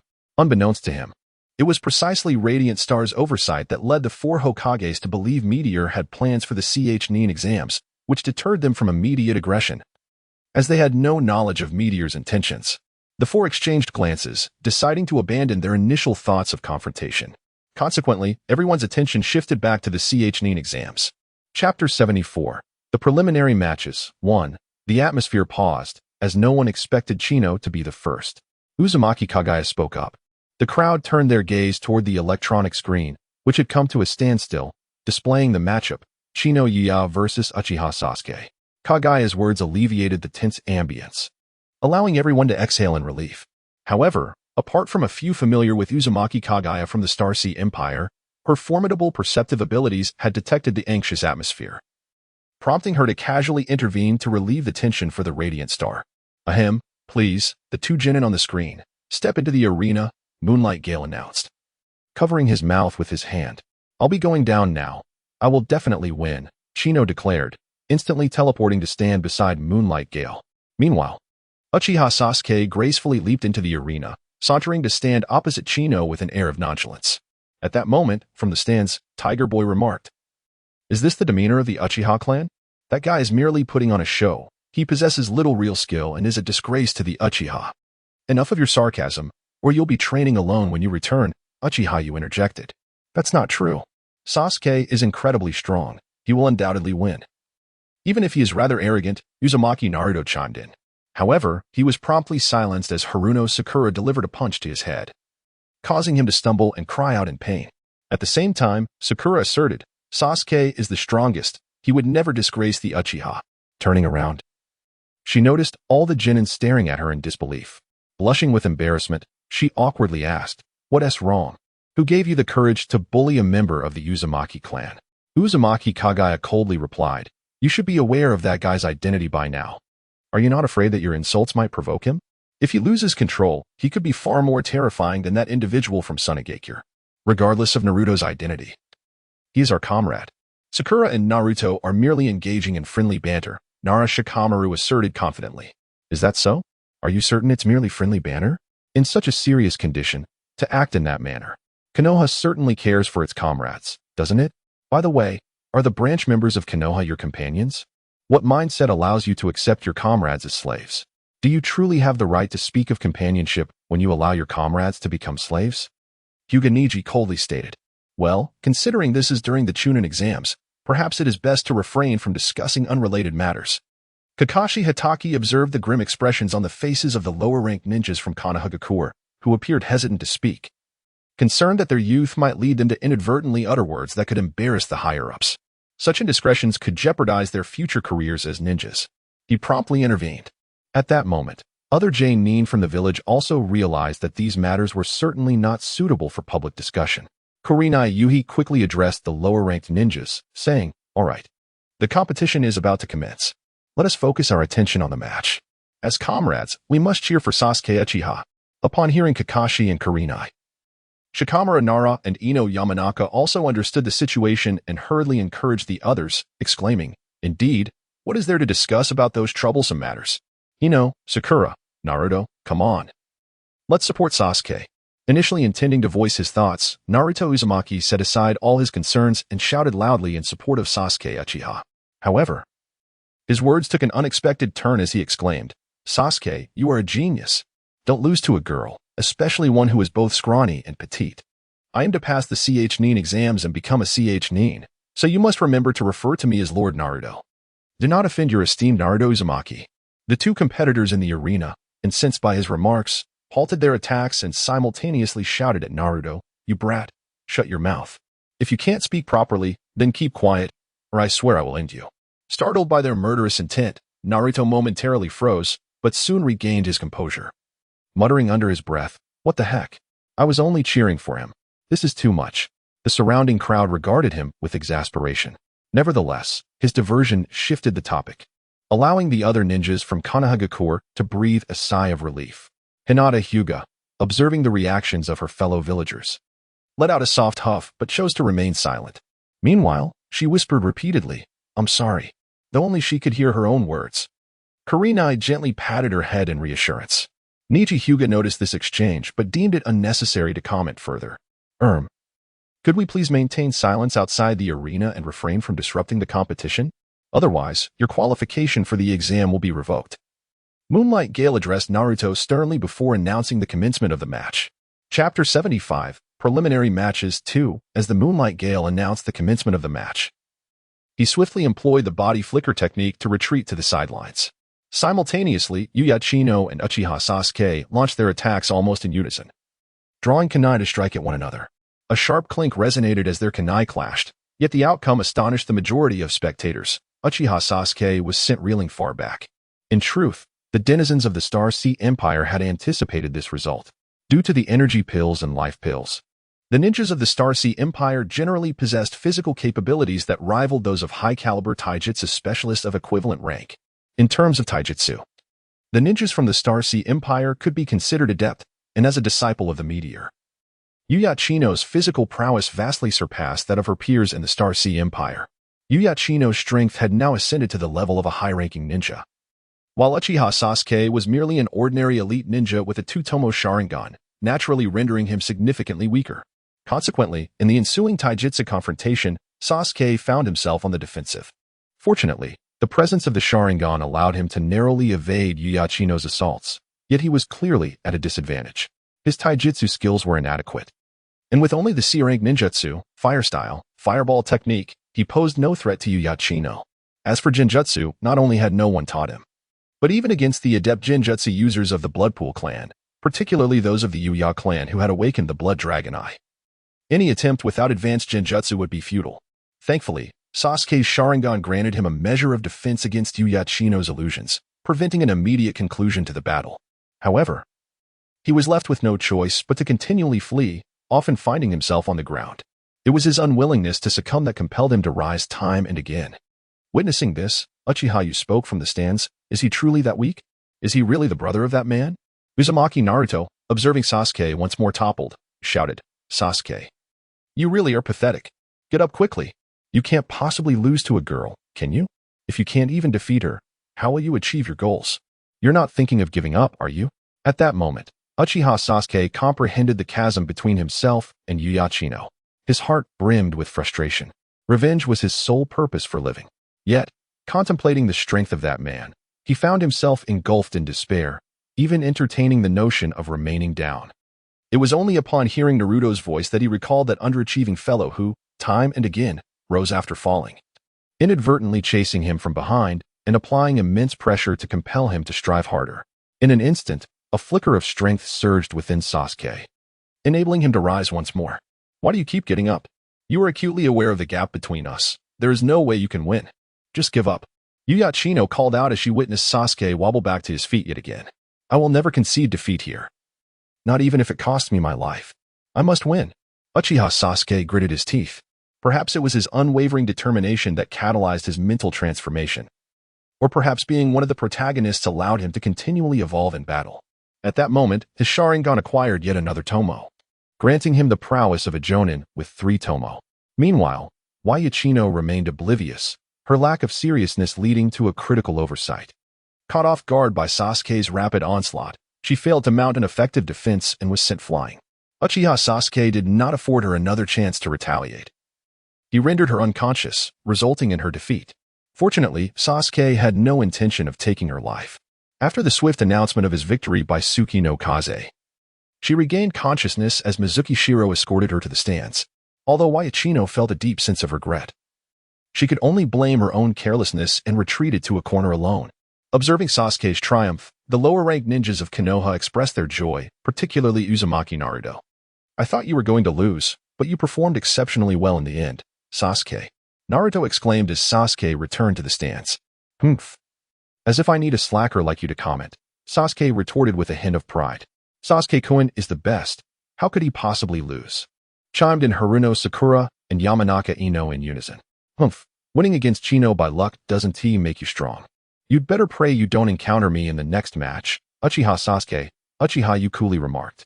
Soon, the electronic screen began to rotate once more, capturing the attention of all.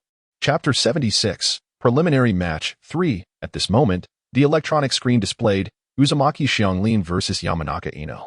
Moonlight Gale returned to the center of the arena and spoke. Now, please invite the two candidates here. Without uttering a word, Uzumaki Xianglin leaped to Moonlight Gale's side, gazing at Yamanaka Ino in the stands. Having witnessed Uzumaki Xianglin's prowess in the Forest of Death, Yamanaka Ino realized her inevitable defeat. When she met Uzumaki Xianglin's gaze, she raised her hand to Moonlight Gale, declaring, I concede. What? I should have known better than to come down. Uzumaki Xianglin responded, speechless. Upon hearing Yamanaka Ino's words, Moonlight Gale announced Uzumaki Xianglin as the victor of this match. Immediately, Uzumaki Xianglin returned to the stands. The electronic screen then shifted, landing on the matchup of Tereo versus Inuzuka Kiba. When Moonlight Gale summoned them to the arena, Tereo hesitated, casting a glance at Aburame Shino. Sensing his gaze, Shino replied, I will not concede easily. The two simultaneously leaped into the arena, positioning themselves at Moonlight Gale's sides. Once Moonlight Gale signaled the start, they engaged in battle. Tereo swiftly launched an attack on Aburame Shino, who seemed momentarily caught off guard and was struck. However, in an instant, Shino transformed into countless insects, reappearing behind Tereo to launch a counterattack. Yet, Tereo's reflexes were lightning fast. He turned and delivered a kick, causing Shino to revert to his insect form again, while he himself appeared on the opposite side of the arena. Realizing the vast disparity in physical prowess between them, Shino recognized Tereo as a skilled martial artist and resolved to employ ranged attacks. Subsequently, he utilized his insect replacement technique to withdraw from direct confrontation, summoning a swarm of insects to relentlessly assault Tereo. The arena was soon awash with a multitude of Shino's insects, causing the spectators to shudder in horror and break into a cold sweat. The Aburame clan's ninjas are truly fearsome. It's quite difficult to accept, remarked a spectator. Indeed. Sometimes in the ninja world, victory outweighs all else, replied a voice. This way of thinking about insects makes it much easier to accept. You brat, chimed in the third Tsuchikage. The Aburame clan is a vital ally of Konoha, and they are exceptionally reliable. One might even say they are the epitome of perfect ninjas. The third Hokage, Sarutobi Hiruzen, remarked that fortunately, the young boy, Hyuga, did not suffer from entomophobia. Faced with the swarm of insects attacking him, he relentlessly employed his taijutsu. However, the sheer number of insects was overwhelming, making it impossible for him to eliminate them all. Fortunately, the insects could not harm the agile Hyuga, leading to a standoff. It soon dawned on Hyuga that relying solely on physical prowess would not secure his victory. Although proficient in taijutsu, he was not entirely devoid of ninjutsu skills. Seizing an opportunity, Hyuga unleashed the peacock method, allowing himself to soar into the air. With the enhancement from the technique, he swiftly advanced toward Yamanaka Shino. Caught off guard by the sudden depletion of chakra, Shino found himself within Hyuga's reach and was quickly struck down. Once Shino's chakra was neutralized, the swarm of insects dissipated. Moonlight Shikaze approached to declare Hyuga the victor and summoned medical ninjas to tend to Shino's injuries. Once again, the participants gathered for the electronic selection round, awaiting the results with bated breath. Soon, the screen displayed Mizuki by versus Hyuga Hinata. At Shikaze's call, the two competitors stepped into the arena, both exhibiting cordiality, though Hinata appeared somewhat anxious. Fortunately, the encouraging cheers from Uzumaki Naruto imbued her with great courage, fortifying her resolve. Upon Shikaze's announcement to begin, the two exchanged polite bows before engaging in combat. However, the disparity in their abilities was stark. At that moment, Hinata possessed merely the strength of a regular genin, while Mizuki-bai had already attained the prowess of an elite genin. This significant gap allowed Mizuki-bai to defeat Hinata with minimal effort. Yet, true to his character in the original narrative, Mizuki-bai displayed kindness, halting his assault rather than delivering a final blow, which allowed Hinata to rise repeatedly. Spurred on by Naruto's cheers. Enough, Naruto. Do you wish to see Hinata perish? Why Hikarini? I interjected, halting Naruto's encouragement. Without Naruto's support. And realizing that prolonging the fight would only exacerbate Hinata's injuries, Mizuki adjusted his approach and delivered a decisive blow to bring her down. Meteor observed Hinata, who was still striving to rise from the ground, and reflected on her prodigious appetite, which surpassed even that of a Kimichi Chg, as well as her title of the Byakugan princess. It was indeed a pity, he thought. For if she were a member of the branch family and joined the Star Sea Empire, her extraordinary talent would surely have forged her into a remarkable ninja.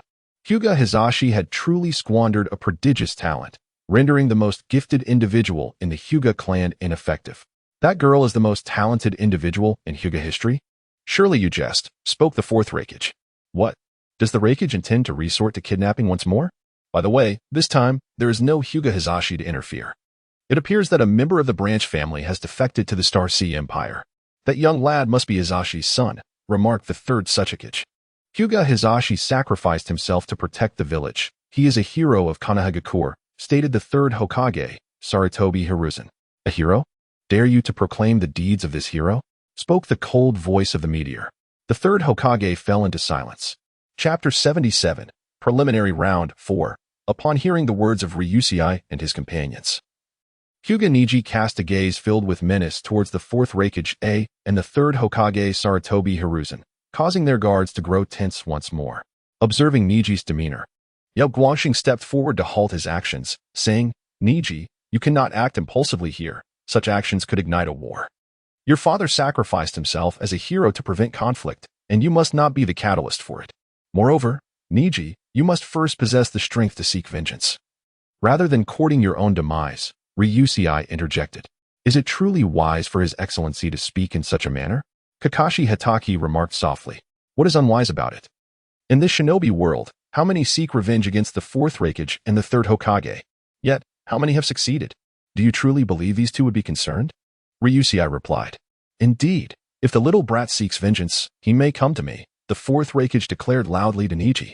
At this moment, Niji had steadied his emotions and refrained from responding. Observing this, Uzumaki Karen inquired, Your Excellency, you mentioned that among your disciples, Kimimaro possesses the greatest talent. At merely 15, he already wields power akin to that of a Kaguya. Following him, the next in line for talent would be Niji and myself. Niji, at just 13, has already attained the strength of an elite Genin. Do you truly believe Hinata's talent surpasses his, making her comparable to Kimimaro? That seems implausible. There exists a saying in the shinobi world, Konoha is a land abundant with geniuses, which is acknowledged by all. It must be said that this holds true. Although the Starry Sea Empire boasts numerous prodigies, and your strengths nearly surpass those of contemporaneous shinobi, you must understand that this is a consequence of my existence. Their inferiority is not due to lesser talent, but rather, as I mentioned, there is more to that saying. More to the saying? Everyone present pondered. Oh. I too am curious about the latter half of that statement, the third Tsuchikage commented. Konoha is also a place that cannot accommodate geniuses. Ryusei paused before continuing. It is well known that many prodigies and strong warriors have emerged from Konoha, yet most have met their demise. They are all heroes. Even if you are the leader of a nation, you must not insult them. Kakashi interjected. Indeed, they are heroes to Konoha, Ryusei acknowledged, but Kakashi, you must also accept a harsh reality. These prodigious heroes did not die in the great wars of the shinobi world. They perished at the hands of Konoha itself, without exception. Hear me clearly, not a single one is an exception. From your father, Hatake Shouen, to Senja Rope Tree, Kato Dan, the annihilation of the Senja clan. The departure of the legendary three, the deaths of the fourth Hokage and his wife, to the assassination of Uchiha Shursui, Hyuga Hizashi's demise, and Uchiha Itachi's extermination of his own clan. Can you claim that any of them were not heroes of Konoha? Can you assert that their deaths bore no relation to Konoha? Ryusei stated. Does that include him as well? Hiki, it would be better to inquire about the third Hokage. Let us not end up unjustly accusing Konoha. You shouldn't be surprised. This is indeed a cursed world, replied Meteor somewhat blandly. Now, let us discuss Hinata Hyuga. In light of the events surrounding the Cloud Ninja incident, although Hinata seemed unaffected, Hinata Hizashi was, after all, the younger brother of Hinata Hayashi. And he died while protecting him. This has instilled a subtle change within Hinata Hayashi, despite fulfilling his paternal responsibilities. His rigid and conservative nature has led to a significant neglect of his concern for Hinata, to the extent that he has never realized she has never truly been full. Can you imagine someone who has never had enough to eat from birth, yet still became a Chunin and participated in the Chunin exams before the age of 12? All while possessing such a personality? Have you ever witnessed her chakra deplete? In truth, her chakra reserves at this moment are still comparable to those of Sasuke Uchiha. How could she have never been satiated? Asuma spoke up. That girl's appetite certainly cannot be inferior to that of Shikamaru Nara, even after enduring years of hunger, which has severely diminished her potential. Yet, she continues to consume only the modest portions befitting a young girl. How could she ever feel full? Meteor replied. It is truly unfortunate. If only one could comprehend her appetite, they would grasp the extent of her talent. Eating is fundamentally about meeting bodily needs, and now, seeking to compensate for her losses, it is unlikely she can ever recover her original potential. Meteor expressed with a hint of regret. Chapter 78, Preliminary Match, 5. The electronic screen momentarily halted, displaying Naruto Uzumaki versus Kiba Inuzuka.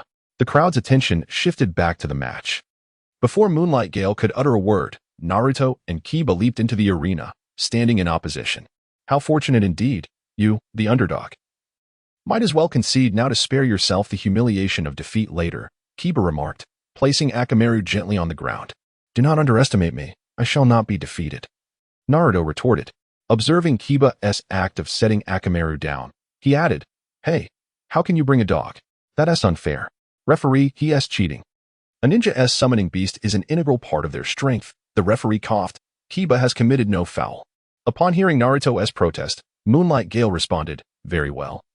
Even if it's 1 against 2, I am confident I will prevail. Bring it on. Naruto, seemingly unperturbed, appeared to suggest that Kiba had the upper hand. Hey, what kind of attitude is that? Kiba retorted angrily. It seems you are all prepared. Then let the match commence, Moonlight Gale declared, stepping back. In an instant, Naruto unleashed the shadow clone technique, creating numerous clones that charged towards Kiba, who countered with the Inuzuka clan's secret beast mimicry technique. The two engaged in a continuous exchange of blows. Perhaps due to Jiraiya returning to Konoha a year earlier than in the original tale, Naruto evidently benefited from his teachings, displaying a strength far superior to that in the original narrative. He swiftly overpowered Kiba, leaving him with little opportunity to retaliate. Soon enough, Kiba succumbed to Naruto's prowess. Fortunately, Naruto had not held back too fiercely. Following Moonlight Gale's announcement of Naruto as the victor, Kiba quickly regained his composure. Meanwhile, Naruto jubilantly ran around the arena, exclaiming, I won, until Moonlight Gale interjected, Naruto Uzumaki, you may return to the stands now. Do not disrupt the upcoming matches. Only then did he leap back to the sidelines, proclaiming to Sasuke Uchiha and Sakura Haruno, I won. All right, we understand. Please quiet down. Sasuke needs to recuperate, Sakura stated. Sasuke nodded in acknowledgement, remaining silent. Before long, the next contenders were announced, Akamitsu versus Akatsuchi. Upon seeing their names, the two quickly entered the arena, facing each other. Akamitsu, as a disciple of Meteor, was chosen due to his exceptional reflexes.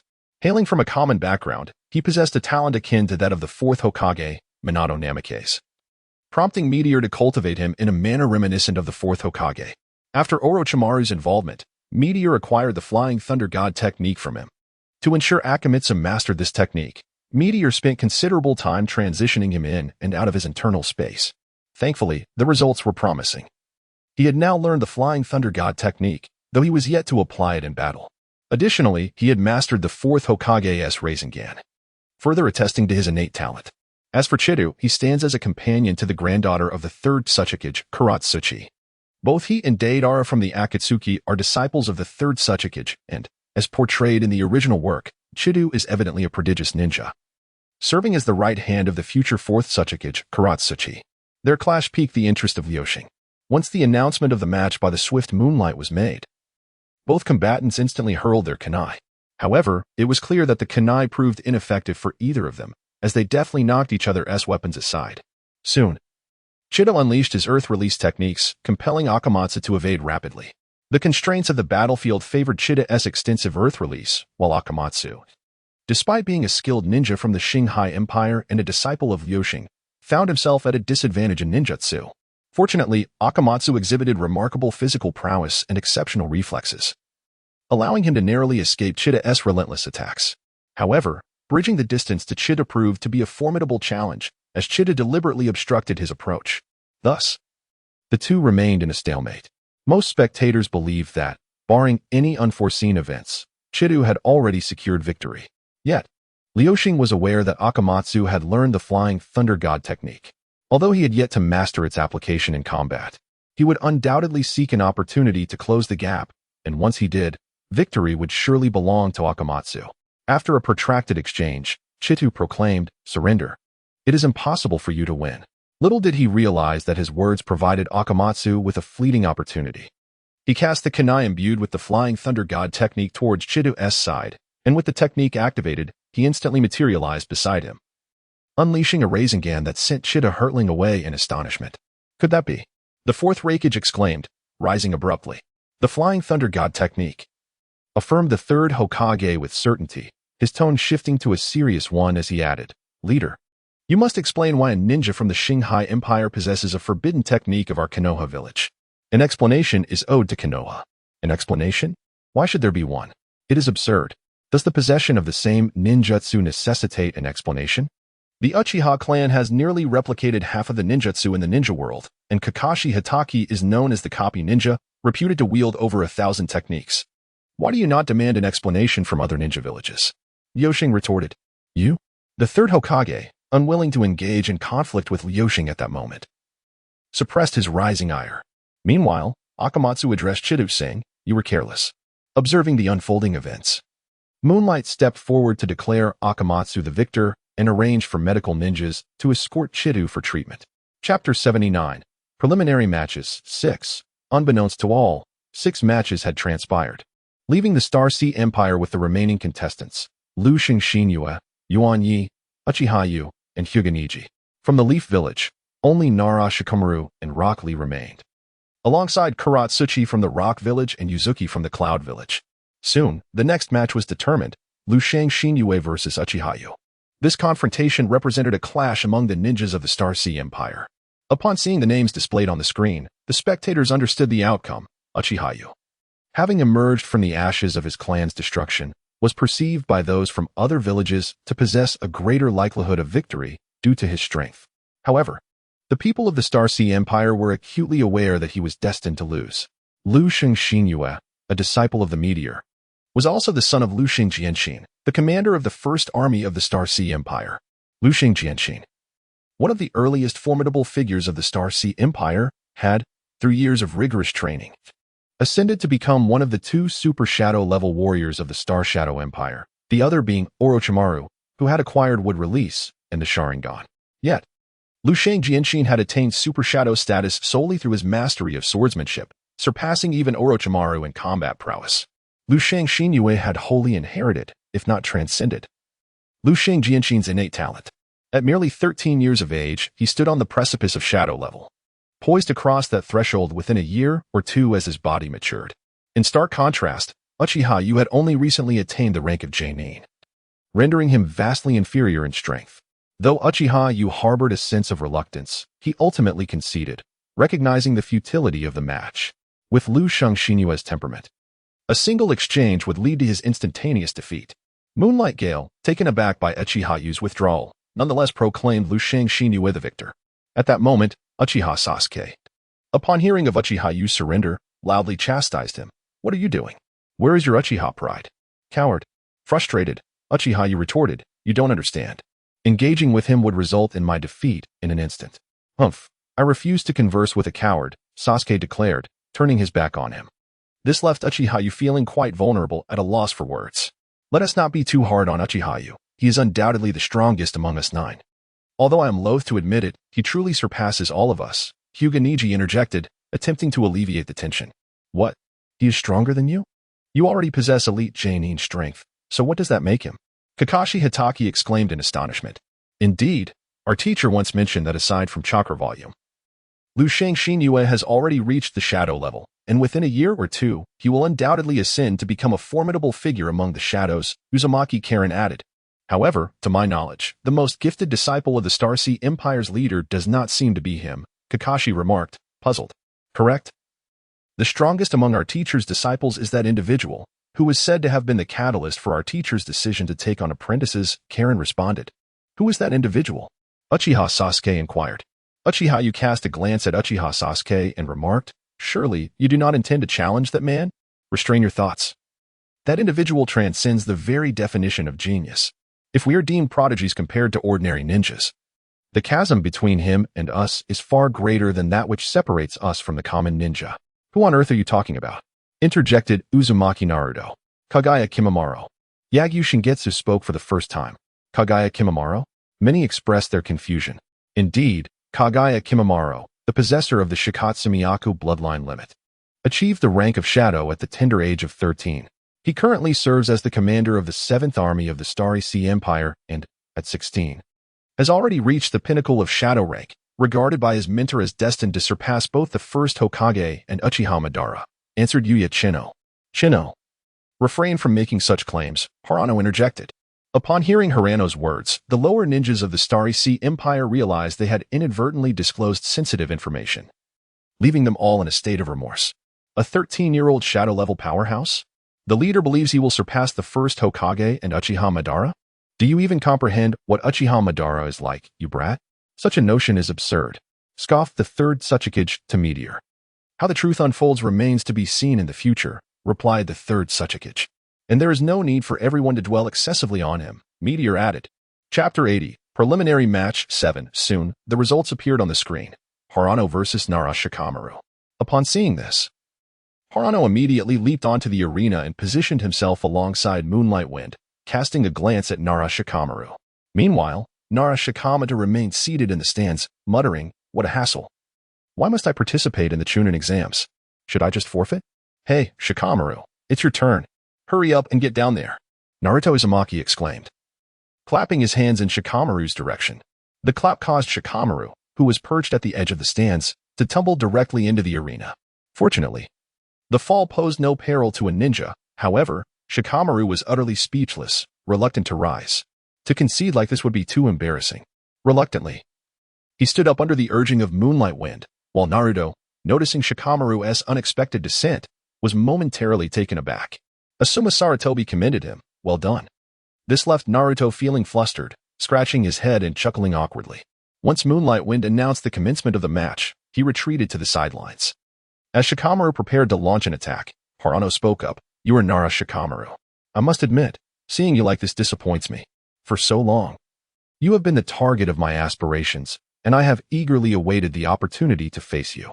Yet, you seem utterly devoid of any sense of urgency, failing to grasp the nature of this ninja world. Engaging you in this manner is hardly a fitting moment. Eager to face me? Do we know each other? I don't recall meeting you, Shikamaru replied, puzzled. When my master took me on as a disciple, he informed me of his intention to cultivate my skills towards becoming a strategist. He hopes I will emerge as the most distinguished strategist in the ninja world. He also mentioned that your father, Nara now, is the most outstanding strategist of our time, and you, being the most gifted descendant of the Nara clan, surpass even your father in talent, destined to be my sole rival. However, under the current circumstances, I must honestly say you do not yet qualify as an opponent. Harano retorted. An opponent, you say? How troublesome, Shikamaru mused, taking Harano's words to heart. This time, I have decided to engage you with the strength of a genin. I hope that next time, you will allow me to unleash my full potential, Nara Shikamaru, Harano continued. Upon hearing this, Shikamaru's expression darkened for the first time. Yet he refrained from voicing any objections, silently resolving to put forth more effort after this Chunin exam. Thus, the two began to exchange blows.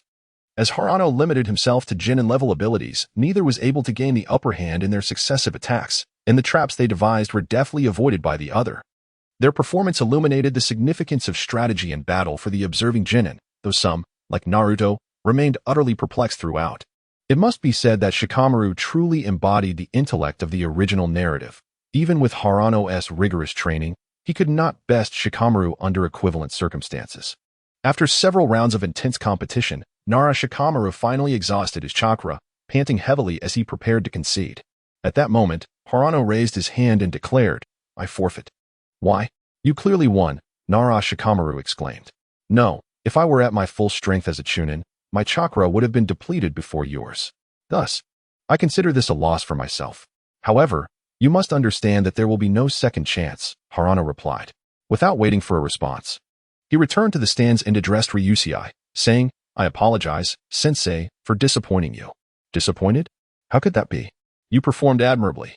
I am quite pleased with your performance. Ryusei responded. Chapter 81. The Preliminary Matches 8. Upon hearing the concession from the field, Moonlight Gale stepped forward to announce Nara Shikamaru's victory. However, before he could utter a word, Nara Shikamaru interjected, I forfeit. I relinquish this Chunin exam. Moonlight Gale inquired, Are you certain about your forfeit? Nara Shikamaru affirmed. I am certain. With that, he returned to the stands. Moonlight Gale then declared, Ahem, both Haruno and Nara are eliminated. Please direct your attention to the electronic screen. The results swiftly emerged. Hyuga versus Rock Lee. This bout was a contest among members of the same team, and Meteor could not recall any formal match between the two in the original narrative. Given their camaraderie, it was implausible for Rock Lee to unleash the 8 gates with full force against Hyuga. Thus, it remained uncertain who possessed superior combat prowess. In the original series, Rock Lee, who opened the 5th gate during the Chunin exams, might have held an advantage over Hyuga at that time. However, Niji was undoubtedly a prodigy.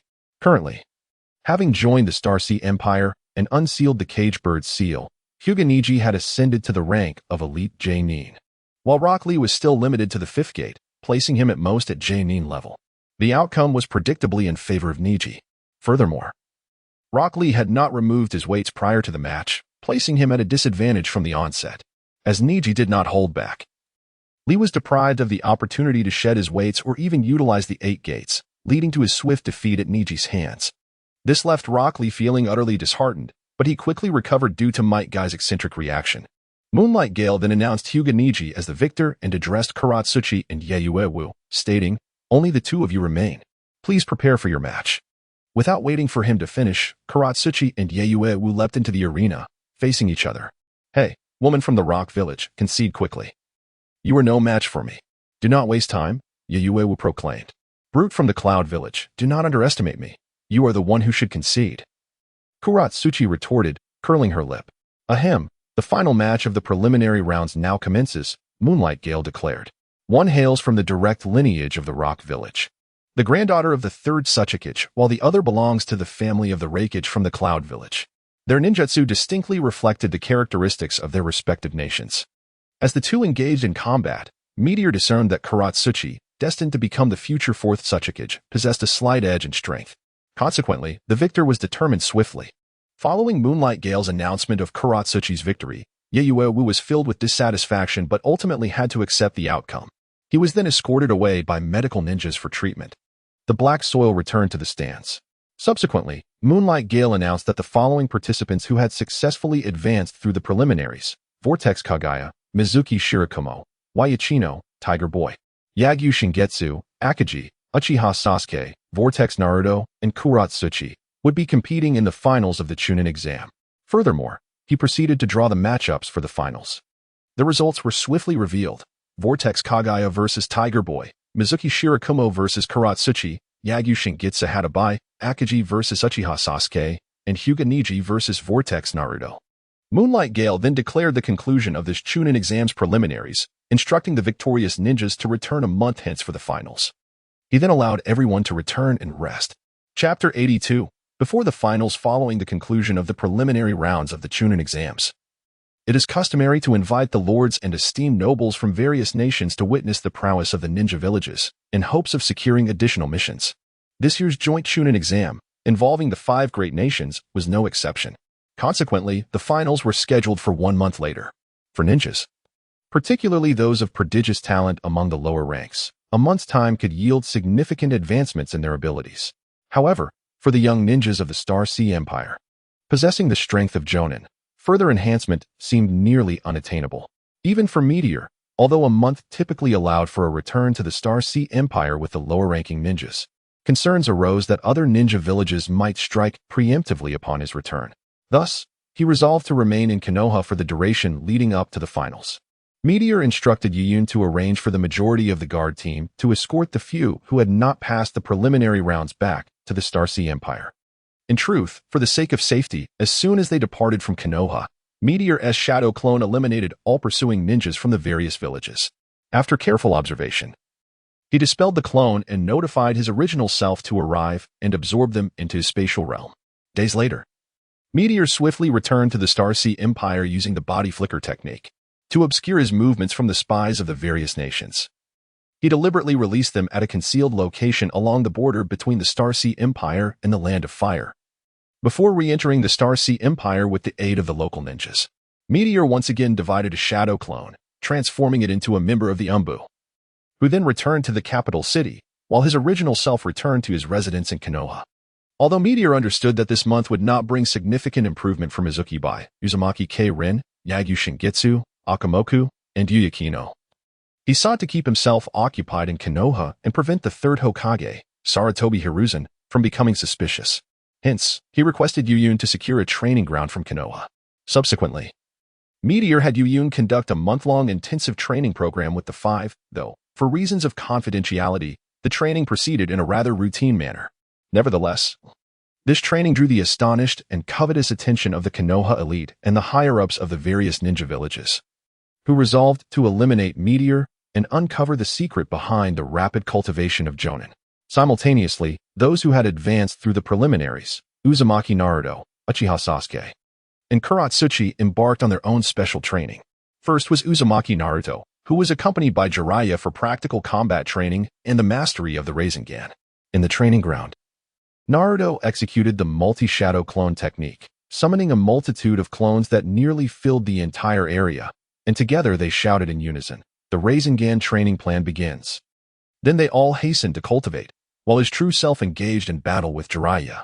Meteor, sensing his extensive use of shadow clones for training, couldn't help but admire him. Truly, he was the protagonist. In fact, long ago, Meteor had uniquely mastered the shadow clone technique. He had learned from the original text that shadow clones could be employed for training, but after attempting it, he understood why the multiple shadow clone technique was classified as a forbidden jutsu, and why only the protagonist, Naruto Uzumaki, was able to utilize a multitude of shadow clones for his training.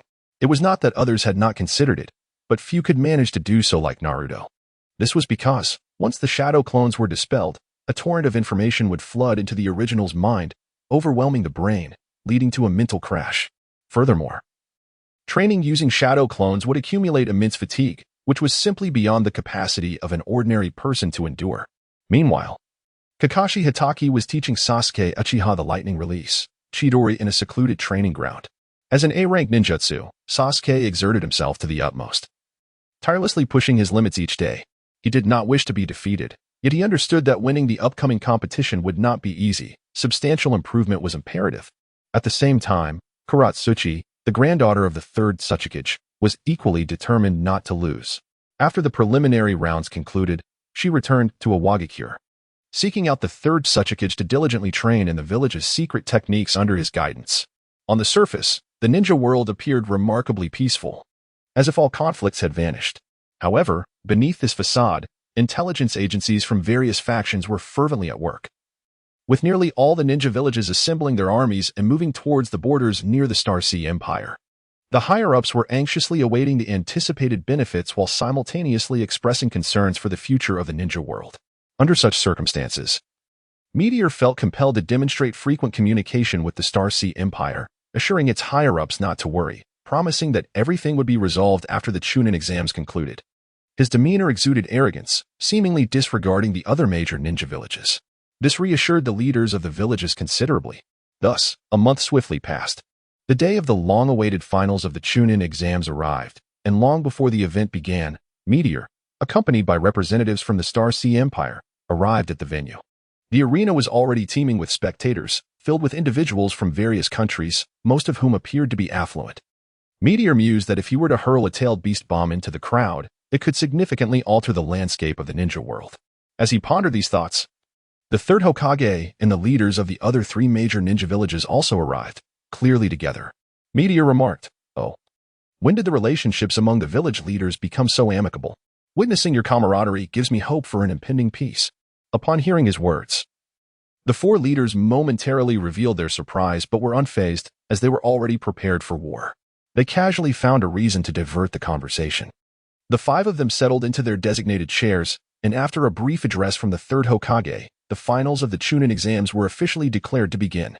Chapter 83. The Finals 1. With a nod from the third Hokage, Sarutobi Hiruzen, the referee for the Chunin exam finals, Nara Shikaku, took center stage. Unlike in the original narrative where the swift moonlight gale met an untimely demise, the referee this time remained Nara Shikaku. He appeared with a kunai clenched in his mouth and swiftly reached the center of the arena, where he declared, "I am the referee for this Chunin exam finals. Now, may the first match commence with the Genin, Uzumaki Kyuka, and Tora entering the arena." Upon hearing the announcement, Uzumaki Kyuka and Tora promptly stepped forward and stood facing each other. Once Shikaku confirmed their readiness, he signaled the start of the match. As comrades, Kyuka and Tora possessed a mutual understanding of each other's abilities. Kyuka, being a member of the Uzumaki clan, had awakened her unique abilities, including self-healing, the Kagura Hard Eye, and the adamantine sealing chains. On the other hand, Tora, with his innate strength and relentless dedication, despite lacking the innate talent of Kyuka, excelled in taijutsu. Thus, at the onset, Tora utilized his physical prowess to suppress Kyuka. However, Kyuka, hailing from the Star Sea Empire, though slightly inferior in taijutsu, did not consider it a significant weakness. As Kyuka adjusted to Tora's attacks, she soon turned the tide and began to dominate him. With her superior strength and the capabilities of the adamantine sealing chains, Tora found himself ensnared. Ultimately, he had no choice but to concede. Observing the outcome, Nara Shikaku promptly announced, "The winner of the first match in the Chunin exam finals is Uzumaki Kyuka.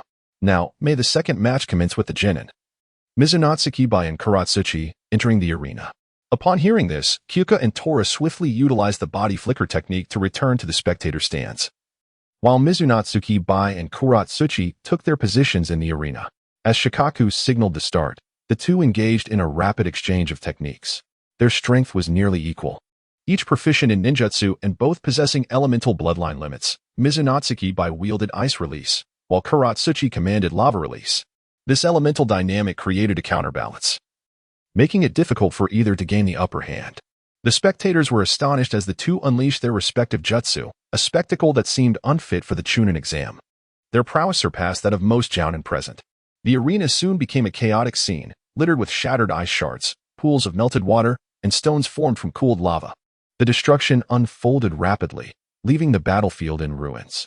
As the referee, Nara Shikaku had to carefully evade the onslaught of their techniques, retreating several times to avoid the chaos. However, bound by his duty as the Chunin exam referee, he could not step away from the fray. Concern gripped him. He recognized that should the battle escalate, he might find himself unable to intervene. The potential for danger loomed over both combatants, and the consequences could be dire for Konohagakure, especially with the precedent set by Hyuga Hayashi's incident. The burden of responsibility weighed heavily on him. At this moment, he found himself devoid of any viable options, compelled to navigate the situation with utmost caution. Thus, amidst the concerns of Kazanami Hashin, the two adversaries finally came to a halt, both panting heavily as they gazed at one another. It was evident that their chakra had been excessively depleted, yet neither was willing to concede defeat. After a brief respite, they simultaneously launched themselves at each other once more, until exhaustion rendered them incapable of standing. At this juncture, Kazanami Hashin let out a sigh of relief upon witnessing their current state, stepping forward to declare that the match between Mizuki Bai and Kuratsuchi had concluded in a draw. Upon hearing Hashin's announcement, Tora swiftly descended to escort Mizuki Bai back to the audience, while Akatsuchi mirrored this action by guiding Kuratsuchi back to their seats. Observing that both had been similarly returned to the stands, Kazanami Hashin recalibrated his mindset and spoke again. "Now, I invite Akagi and Uchiha Sasuke to enter the arena in preparation for the next contest." Chapter 84. The Finals 2. Akagi hastily arrived at the arena, scanning the surroundings for Uchiha Sasuke, only to discover that he had not yet arrived. His gaze shifted towards the referee, Nara Shikamaru, who, at that moment, realized that neither of the Konoha Genin had shown up for the Chunin exam finals. He was momentarily taken aback, unsure of how to proceed. If he were to declare Uchiha Sasuke disqualified, it would inevitably lead to the same outcome for Naruto Uzumaki, resulting in the abrupt conclusion of the finals. Such a resolution would undoubtedly displease the esteemed nobles and dignitaries who had gathered to witness the event, bringing considerable trouble to the village of Konoha. However, keeping everyone in suspense for Sasuke's arrival seemed equally untenable. Fortunately, a sudden commotion captured everyone's attention. At the entrance of the arena, A horde of Naruto's shadow clones had gathered, blocking entry for anyone else. They were in a playful tussle, refusing to let anyone pass. Amidst this chaos, a group of bulls came charging from behind, colliding with the clones and dispersing them, while the original Naruto was propelled into the arena. Nara Shikamaru quickly intervened to prevent the bulls from entering the arena. As Naruto rose from the ground, he surveyed his surroundings and exclaimed joyfully, "I made it." It turned out that Naruto had been quite anxious about the finals, unable to sleep the previous night. Upon awakening that morning, he realized he was late and hurriedly dashed towards the arena. During his frantic run, he was spotted by his friend, Konohamaru Sarutobi, who, noticing Naruto's urgency, inquired about the situation. Upon learning of Naruto's predicament, Konohamaru offered to show him a shortcut to the finals. Thus, Konohamaru led Naruto into a nearby alley. But upon reaching the end, Naruto found himself at a dead end. Frustrated, he exclaimed, "Konohamaru, I need to participate in the Chunin exam finals. How could you deceive me? Oh no, I'm going to be late. What should I do?" He began pacing anxiously in place. At that moment, Konohamaru reassured him, "Don't worry, Naruto. The shortcut is right here, though it seems to have been sealed off recently." He pointed to a section of wall covered by wooden planks. Both boys, being ninjas, easily removed the planks, revealing a large tunnel entrance. Konohamaru then said, "Naruto, if we slide down here, we'll reach the finals directly." Excited by this prospect, Naruto replied, "Let us go." They both jumped into the tunnel, rapidly descending. Before long, they spotted an exit, but instead of arriving at the finals venue, they landed in a water pool. After climbing out, they realized they had no idea where they were. It turned out that the tunnel had long been abandoned. As the two grew anxious, they noticed something amiss with the nearby herd of cattle, which charged towards them in a frenzy. They hurriedly evaded the stampede, and upon catching sight of the red vortex emblem on the back of Naruto Uzumaki, Moegi realized the situation. However, just as she was about to inform Naruto, he was already far ahead, fleeing from the herd. In a bid to escape, Naruto employed the shadow clone technique, resulting in the earlier scene. Witnessing this, Meteor recalled a similar moment from the original story and understood that the reason Sasuke Uchiha had yet to arrive was that Kakashi Hatake was currently instructing him in the lightning blade technique. In the original narrative, he was not eliminated because Orochimaru wished to observe him, yet now, Meteor found himself curious whether Sasuke would indeed be eliminated, as protagonists often possess unique qualities. Subsequently, Meteor extended his senses and discovered that Kakashi was hastily bringing Sasuke to the scene. Noticing the time, he realized that at Kakashi's pace, they would undoubtedly catch up. Furthermore, he reflected that in the original tale, Sasuke had not yet activated his Sharingan and was far less powerful than he was now, thus requiring more time, yet he still managed to arrive in the end. Meanwhile, Naruto, spotting Sasuke, felt a twinge of worry, glancing anxiously from side to side. On the platform, the Konoha shinobi shared his concern. Sakura Haruno clenched her fists tightly, fervently wishing for Sasuke to make it in time. In this tense atmosphere, Kakashi appeared in the arena alongside a somewhat disheveled Sasuke, utilizing the body flicker technique. Kakashi remarked, "It seems we have finally made it." With that, he vanished to the spectators' area using the same technique.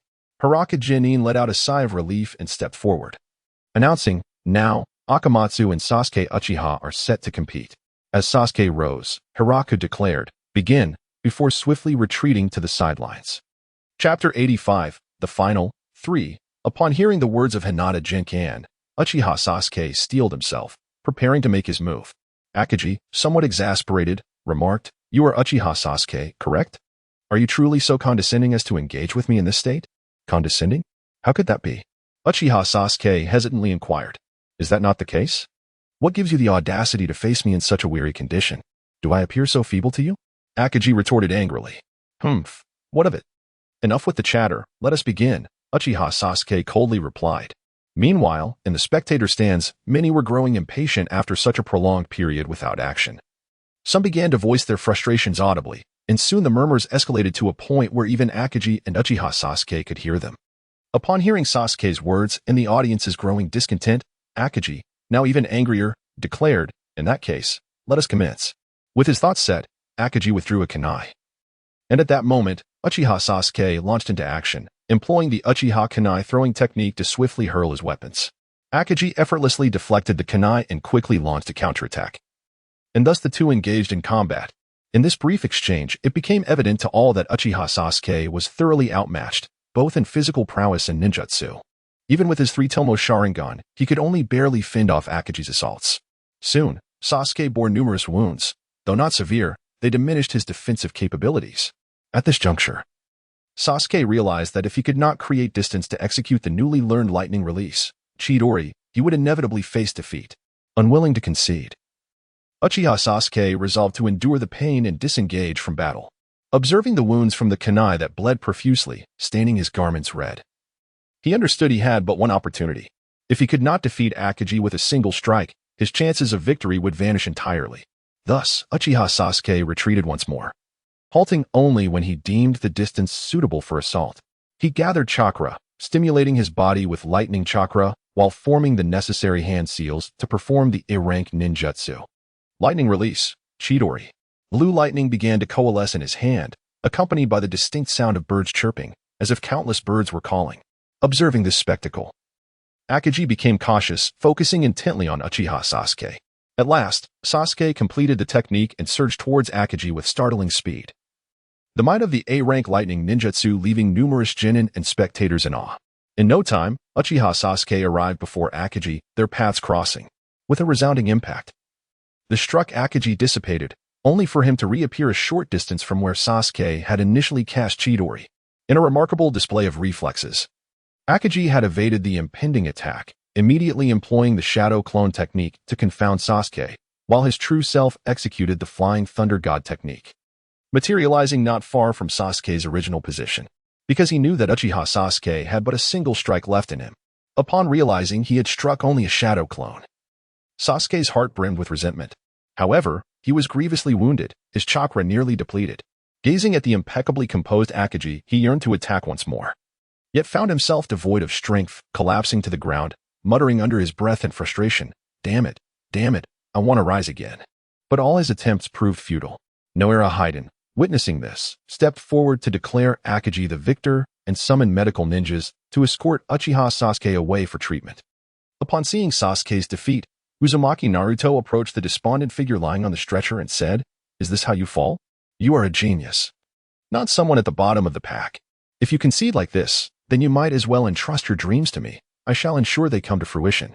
Sasuke, hearing this, retorted angrily, "I will achieve that goal by myself. I do not need your meddling, you bottom dweller." Noticing the flicker of anger in Sasuke's eyes, Naruto felt a weight lift from his heart as he watched Sasuke being carried away. At that moment, Noera Haiden spoke to him, "You little brat. While you still have the mind to worry about him, you should focus on your own situation," gesturing for Naruto to observe the approaching Hyuga Neji. It was then that Naruto regained his awareness, realizing he was still in the midst of his own match. Chapter 86, The Final Match, End. Upon witnessing the conclusion of the duel between Akaji and Uchiha Sasuke, Hyuga Neji gradually made his way to the center of the arena. Positioning himself beside Noera Genma, he overheard the exchange between Uzumaki Naruto and Uchiha Sasuke, and within him stirred a faint sense of acknowledgement towards Naruto. Noticing Naruto glance his way after receiving a cue from Genma, Neji merely nodded, refraining from uttering a word. With his wide eyes, reminiscent of Hinata's, Naruto exclaimed loudly, as if he had uncovered a remarkable secret. Perhaps Neji's familiarity with Naruto during their childhood in Konoha led him to take no offense at Naruto's comment. His expression merely turned slightly frosty. Observing Neji's change in demeanor, Naruto seemed to realize he might have misspoken, yet he remained at a loss for words, fumbling to express himself without knowing where he had erred. Seeing him in such a state, Neji addressed Genma, inquiring if they could commence. Upon hearing this, Genma glanced at the two and declared, "Since you are both prepared, the match officially begins." With that, he stepped aside, following the announcement. Both combatants swiftly hurled their kunai at one another. However, it was evident that neither weapon inflicted any harm. Neji assumed the stance of the gentle fist, awaiting Naruto's assault, while Naruto unleashed the shadow clone technique, sending forth a multitude of clones toward Neji. Yet, despite being besieged by the throng of shadows, Neji maintained his composure, swiftly dispatching each clone. Observing this, Naruto summoned even more clones to attack Neji. Thus, the battle ensued for a while longer until Neji discerned that Naruto's chakra had not significantly waned, prompting him to take the initiative. With his rapid strikes, Neji swiftly dissipated Naruto's clones, ultimately sending Naruto's original form crashing to the ground with the gentle fist's 8 trigrams 64 palms. Gazing down at the fallen Naruto, Niji declared. Your chakra has been sealed, rendering you unable to utilize it. Without chakra, you stand no chance of resistance. Surrender. In response to Niji's words, Naruto struggled to rise. Muttering defiantly, damn it, there's no way I can fall here. I am destined to become Hokage. Remarkably, after uttering this, he steadied himself. An unusual aura emanating from him, one that commanded respect. Naruto endeavored to mobilize his chakra, but his efforts proved futile. Meanwhile, seated in the audience, Meteor observed curiously. Long ago, he had taught his disciples the importance of executing clean and decisive actions in battle, cautioning against complacency after gaining an advantage. He knew that if Niji were to strike again, this match would conclude, yet Niji simply stood there, awaiting Naruto's move. This was not typical of him. Was this the essence of fate? As the meteor contemplated, Naruto Uzumaki recalled the words of Jiraiya, who had once informed him of the two types of chakra residing within him. Harnessing his willpower, he summoned the chakra of the Nine Tails from within, enveloping his body in a vibrant orange-red aura, resembling a fox and exuding a formidable presence. At that moment, Niji Hyuga finally realized the implications. Remembering the earlier mention in the forest that Naruto was the host of the Nine Tails, a sense of dread washed over him as he cautiously prepared his defenses. Upon unleashing the Nine Tails chakra, Naruto immediately executed the Rasengan, charging towards Niji. In response, Niji employed the Hyuga clan's secret technique, the Heavenly Spin.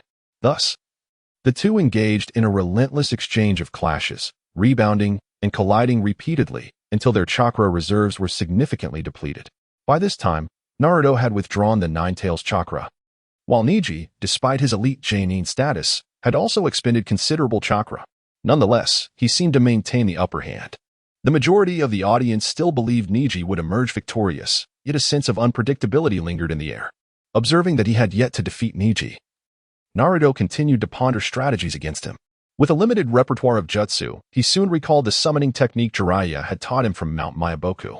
However, his previous attempts at mastering the technique had been unsuccessful, often resulting in the summoning of mere tadpoles. Nevertheless, he resolved to give it another try. To his astonishment, this time he successfully summoned the Great Toad, Fukasaku. Upon his arrival, Fukasaku engaged in a spirited dialogue with Naruto and, under the condition that Naruto acknowledged him as his master, agreed to assist him in securing victory. With the near-shadow-level prowess of the Great Toad guiding him, Naruto swiftly overcame Niji and claimed victory. After the conclusion of the match, Kurama announced Naruto's triumph, while Niji was escorted back to the audience by SHG for treatment. Thus, the Chunin exams of the 5 shinobi villages came to an end. Chapter 87. The journey home following the conclusion of the Chunin exam. The majority of visitors hastily departed from Konohagakure. Soon after, the ninjas from the small ninja village, under the guidance of their captain, also took their leave. Within a couple of days, Zion and the leaders of the other 3 great ninja villages, along with their subordinates, gradually exited the village. Meteor realized it was time for him to return as well, having arranged everything that could be organized during these days. Meteor instructed Gangsing and the others to prepare for their journey back to the Star Sea Empire. He then led them to wait outside the Hokage building. Accompanied by Kakashi Hitaki, Meteor entered the building and approached the Hokage's office. The third Hokage, Hiruzen Sarutobi, recognized that Meteor had come to bid farewell, yet he feigned ignorance. Inquiring, "Leader, is there something you need?" Meteor replied, "Third Hokage, we have been away from the Star Sea Empire for quite some time. There are many matters that require my attention back home. We must return, and I have come to say goodbye." "Oh, I see. When do you plan to depart?" "I shall see you off," responded the third Hokage. "We shall leave immediately. There is no need to trouble the third Hokage," Meteor replied. "Then I shall refrain from seeing you off. We welcome your visit next time, leader," the third Hokage conceded as Meteor declined his offer. Exiting the Hokage building, Meteor found Gangsing and Yu Yun, along with the ninjas of the Star Sea Empire, waiting outside. Upon his arrival, they promptly approached him. Meteor gestured for silence and then spoke. "We shall set off for the Star City now." With that, he made his way towards the village gates of Konoha. Along the path, he sensed countless eyes observing their exit from the village. Numerous ninja eagles also took flight from Konohagakure, while the extent of hidden messages being relayed remained unknown to him. Upon reaching the village gates, Meteor instructed everyone to quicken their pace. They complied, hastening their movement. Since each individual possessed at least the strength of a Genin, their speed was impressive. However, Meteor still sensed a significant number of Konoha ninjas closely trailing them under the leadership of the third Hokage and Danzo Shimura. Once they had created some distance, Meteor carefully sensed their surroundings and, upon confirming that they were no longer being monitored, discreetly drew Yeo Gangsing and the others into his internal space. He then employed the shadow clone technique and transformation technique to disguise himself as them, maintaining a swift pace akin to that of a Genin. Before long, Meteor arrived at the forest bordering the Land of Fire. He understood that traversing this forest would lead him to the borders of the Star Sea Empire. Shortly after entering the forest, he sensed numerous hidden ninjas within, several of whom were of significant strength. They had long set traps in anticipation of his arrival. They had calculated that a normal return to the Star Sea Empire would necessitate passing through this route. Choosing to take a detour would extend their journey by several days, a choice Meteor would not entertain. To avoid raising their suspicion, Meteor slowed his pace as he approached them. He even paused momentarily to allow his transformed shadow clone, disguised as the Uzumaki kin, to carefully observe the surroundings before continuing forward. In a swift manner, the Meteor approached the edge of the trap and came to a halt. Alas, he had already sensed the danger and immediately took action. The voice of the third Tsuchikage, Inoki, echoed through the forest, followed by a barrage of ninjutsu attacks. The Earth Release, Dust Displacement Technique, the Earth Release, Earth Dragon Bullet, the Wind Release, Cutting Lock, the Fire Release, Toad Oil Bomb, and the Magnet Release, Sandwater Great Storehouse. Under such circumstances, the Meteor evaded these assaults and unleashed the Peacock Mystic Technique, manifesting colossal chakra wings that seemed almost tangible. With a powerful strike, he obliterated numerous trees in the forest, compelling those who were hiding to reveal themselves. Soon, the third Tsuchikage Inoki, the five-tails Jinchuriki, Old Purple, the fourth Reikage A, Darui, the fourth Kazekage Raza, Jiraiya, Konin, Nagato, and Obito Uchiha, adorned with his spiral mask, along with several elite jonin from the three great ninja villages, arrived. Simultaneously, the third Hokage Hiruzen Sarutobi and Danzo Shimura, accompanied by numerous elite ninjas from the Leaf Village, encircled the Meteor. The Meteor spoke. "How is it that you discovered my presence before I detected yours?" He then turned his gaze toward the third Tsuchikage, Inoki. "You are quite adept at concealing yourself, but I was already aware that the girl from the Uzumaki clan had awakened the Kagai's Byakugan. During the second round of the Chunin exams, she was able to sense her comrade's chakra anomalies from a considerable distance. With so many ninjas nearby, how could she possibly remain oblivious?" "Oh, I see."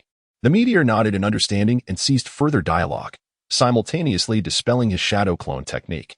The third Hokage and his companions immediately tensed, scanning the vicinity but finding no trace of anyone. "Regardless of where the others have vanished, you alone cannot hope to prevail.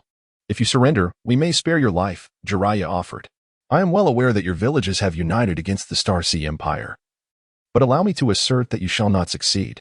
I have long been prepared.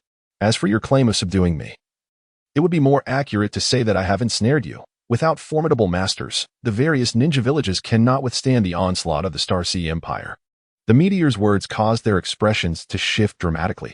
Although they were anxious, they understood that failing to detain the Meteor today would pose an even greater threat to their villages. Thus, they regained their composure and fixed their gazes intently upon him. Yet, none dared to make the first move, fearing that they would become targets for the Meteor, resulting in a collective demise. Once again, an eerie silence enveloped the scene. Chapter 88, Confrontation 1. At this moment, although Meteor found himself ensnared by numerous shadow-level experts, he remained unperturbed. For having reached the sixth path level and possessing an internal space, he could depart at any moment. Moreover, due to his strategic intent to prevent these formidable figures from swiftly returning to their villages, rallying their ninjas to inflict greater casualties upon the Star Sea Empire, Meteor calmly awaited their actions. The shadows and senior members of each village, witnessing Meteor's composed demeanor and reluctant to be the first to strike, hesitated. Initially, as the orchestrator of this operation, Jiraiya intended to initiate hostilities, but was halted by the third Hokage, Hiruzen Sarutobi. Thus, the atmosphere fell into an uneasy silence. After a while, seeing that no one had made a move, Jiraiya spoke up. "He is the variable that threatens the peace of the ninja world. We must eliminate him without further delay. Let us strike simultaneously." Upon hearing Jiraiya's words, the village leaders understood that they could no longer remain idle and began preparing for action. Meteor, perceiving their intentions, quickly interjected, "Hey, Jiraiya. I can comprehend your desire to confront me, but how have I become the variable that disrupts peace? I once believed you to be a hero, yet you are so quick to label others. It is profoundly disappointing. Do not attempt to argue. The great sage Toad prophesied that you would bring calamity to the ninja world and hinder the arrival of peace, Jiraiya retorted emphatically. The prophecy of the great sage Toad? How ludicrous. Could you not find a more fitting rationale? Simply state that I pose a threat to Konoha. That would suffice, Meteor mocked. While internally reflecting, it appears that Old Toad is the source of this trouble. Yet, it is not surprising in the original narrative. The three great sage lands seem to selflessly align with humanity, particularly the Toads of Mount Myaboku, who have consistently played the role of guiding humanity toward peace. However, one must ponder that these Toads likely do not desire humanity to unite in peace. Is there not a saying, those not of my kind must have different hearts? The great sage Toad must have discerned his influence through prophecy, thus persuading Jiraiya to unite the village leadership against him. Scoundrel, do not insult the great sage Toad. He has made considerable sacrifices for the peace of the ninja world, Jiraiya exclaimed, seeing Meteor's disdain for the sage. Ridiculous, utterly ridiculous. Who would have thought that the most powerful coalition in the history of the ninja world was not formed for the sake of humanity, but rather for a group of toads? Your actions have left me utterly disenchanted with you, Meteor replied, his expression darkening with indifference. Scoundrel, what nonsense are you spouting? Jiraiya retorted, exasperated. Meteor cast a glance at him, losing interest in further discourse, before turning his attention toward Nagato and Conan, asking, Nagato, Conan, why have you aligned with Shimura Danzo? I believed you both sought peace in the ninja world. Have you abandoned that pursuit? How do you know of Nagato?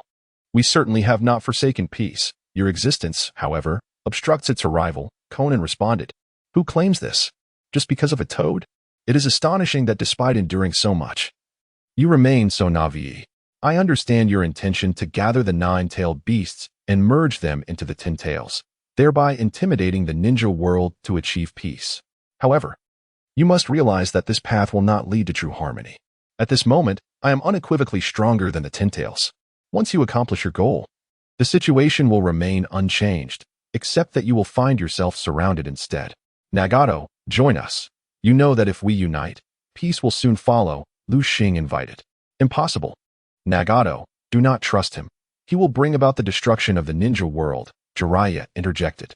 Sensei, we will make our own judgments, Nagato responded.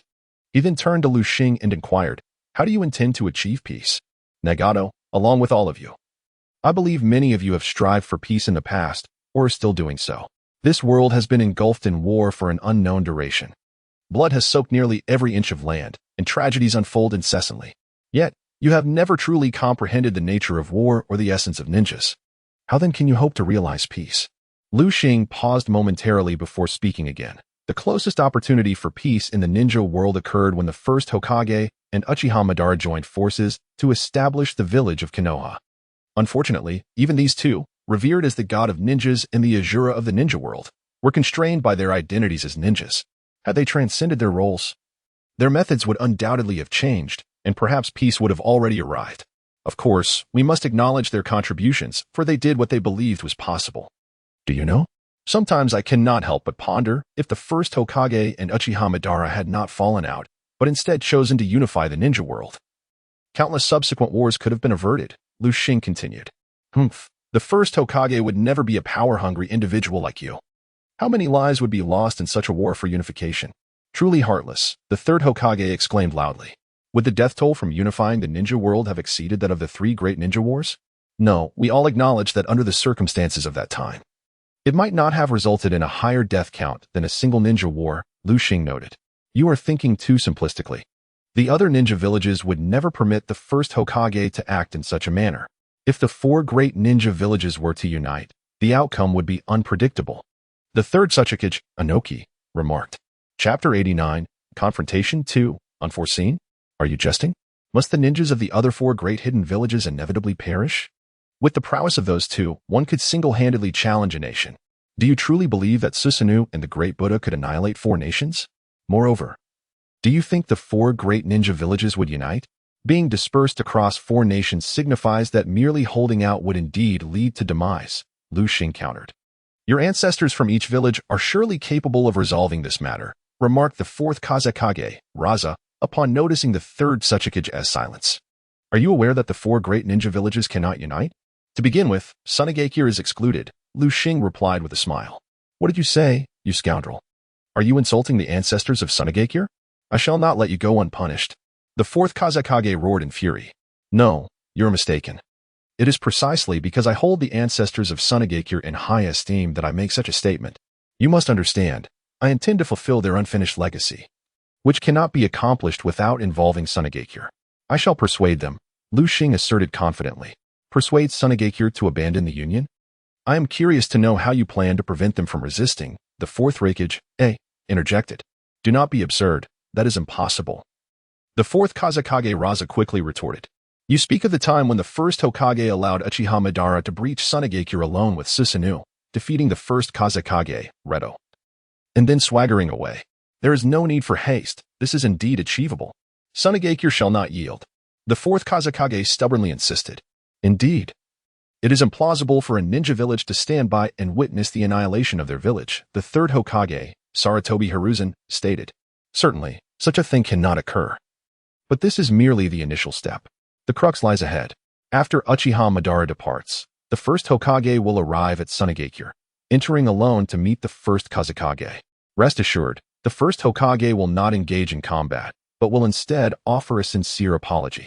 You understand that this is feasible. Do you think this will compel Sunagakure to submit? Do not be ridiculous, the fourth Kazekage Raza interjected. Lu Xing cast him a glance and continued, patience. For at this juncture, the first Hokage could propose a plan, the beautiful land of wind.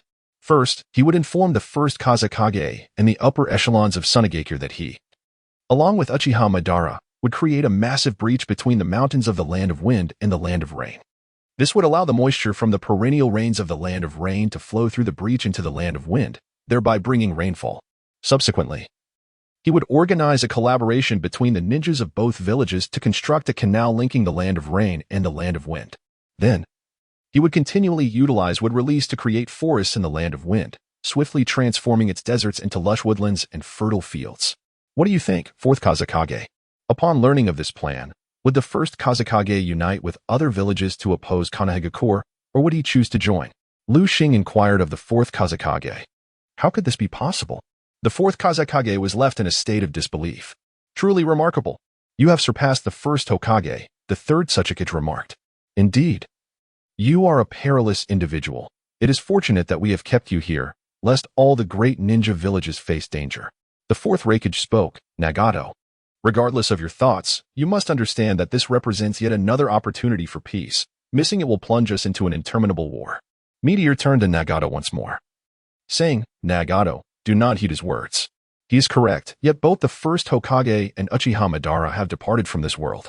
What he proposes is exceedingly difficult to accomplish. Jiraiya addressed Nagato. No, achieving this now is far from challenging. By traversing the peaks between the land of wind and the land of rain, with a little effort, you can manage it yourself. Moreover, Orochimaru has already deciphered the wood release technique. The Star Sea Empire possesses numerous wood release users and can easily acquire more. Although these wood release ninjas cannot compare to the first Hokage, they can still perform basic wood release techniques. Upon hearing Jiraiya's words, Meteor replied, that is unnecessary. You can forego it as well. The fourth Kazekage, Raza, remarked. Meteor glanced at him before returning his gaze to Devourer and Conan. Nagato. Let us withdraw from this operation for now, Conan suggested. After a moment of silence, Nagato replied, very well, let us return. I need to contemplate this matter thoroughly. Subsequently, Devourer and Conan took to the skies. Jiraiya, wishing to say something, found himself unable to voice his thoughts for reasons unknown, and he remained silent as he watched them depart. Chapter 90, War 1. As the celestial bodies aligned and the higher echelons of various villages confronted one another, the war commenced. Apart from the Hidden Leaf Village, the other three great ninja villages simultaneously launched an offensive against the Star Sea Empire. In the Land of Lightning, the Cloud Village, with the aid of the Eight Tails and led by the formidable Wood Ninja, dispatched over 10,000 Cloud Shinobi to assault the Star Sea Empire's Pearl Province, formerly known as the Land of Water. Forewarned by the stars, Mizuki Murasaki and Kaguya Kinaru detected their approach upon reaching the borders of the Star Sea Empire. Kaguya Kinaru, commanding his 7th army of more than 20,000 ninjas, swiftly moved to intercept the attack. With a numerical advantage of 2-1, He successfully repelled the first wave of the Cloud Village's assault, firmly securing the territory of the Star Sea Empire. Their prior knowledge of the Cloud Village's offensive allowed them to prepare adequately, inflicting significant losses upon their adversaries. Simultaneously, over 10,000 ninjas from the Rock Village in the Land of Earth, led by the Steam Ninja Han and bolstered by the Four Tails, launched their own attack on the Star Sea Empire. The Rock Village also targeted the Pearl Province from a different direction. Armed with intelligence, Mizuki Murasaki rallied his newly formed naval force of over 20,000 ninjas to confront them, maintaining an overwhelming advantage in numbers. Upon receiving precise intelligence from both fronts, the shadow clone of Meteor, hidden within the secret chamber of Star Capital, dispatched orders to Orochimaru and Uzumaki Yoda, instructing them to take a contingent of elite ninjas to assist Kaguya Kinaru and Mizuki Murasaki, respectively. He also commanded Haruko to lead the Fifth Army, comprising over 20,000 ninjas, to the Pearl Province to aid in repelling the enemy. Meanwhile, in the Land of Wind, Elder Chiyo from the Sand Village, accompanied by over 8,000 Sand Shinobi, advanced towards the Star Sea Empire's Star Capital Province, formerly the Land of Bears. Meteor commanded Kazekage to lead the second army of 20,000 ninjas to thwart their advance.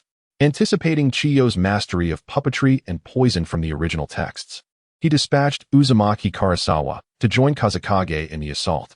Faced with a 3-to-1 disadvantage, the Sand Shinobi quickly realized their inevitable defeat and the possibility of total annihilation.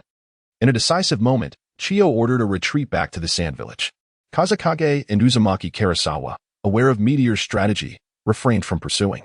Concurrently, Meteor instructed Uchiha Jin to lead the Fourth Army of over 20,000 ninjas, including the Third Star Shadow and Firefly, to covertly advance into the Land of Lightning, awaiting intelligence from Kaguya Kinaru. Upon receipt of information from that front, they would promptly launch an attack on the Land of Lightning, with Kaguya Kinaru coordinating their efforts. Meteor also directed Akahoshi to swiftly reach the border where the Star Sea Empire meets the Land of Fire, to rendezvous with the elite ninja team led by Sirius from the Monitoring Department. Together, they awaited Meteor's return from the Land of Fire while preparing for the impending assault from the main forces of the Leaf Village. Given the proximity of the Star Sea Empire to the Land of Fire and the fact that Meteor and his allies were concealed within the bordering forest, the main forces of the Leaf Village had yet to arrive, allowing him to remain quietly stationed at the border. No one entered the Land of Fire to receive the Meteor. Concurrently, due to the absence of the higher-ups from each village, who were neither in their respective villages nor among their own ninja forces, a multitude of covert communications was taking place. Spies from various factions engaged in a discreet struggle in overlooked corners, with countless individuals risking their lives to relay crucial information. Minister Mingxi of the Starry Sea Empire's Intelligence Department, accompanied by Apothecary Nanoyu, meticulously analyzed each piece of intelligence, ensuring that no detail was overlooked, while simultaneously misleading the spies of various factions with false information.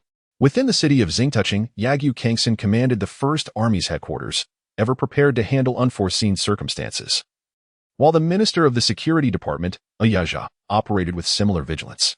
All departments were urgently mobilized. The citizens of the Empire were promptly informed of the impending war, as the Meteor instructed the Ministry of Civil Affairs to showcase the formidable strength of the 7 ninja armies.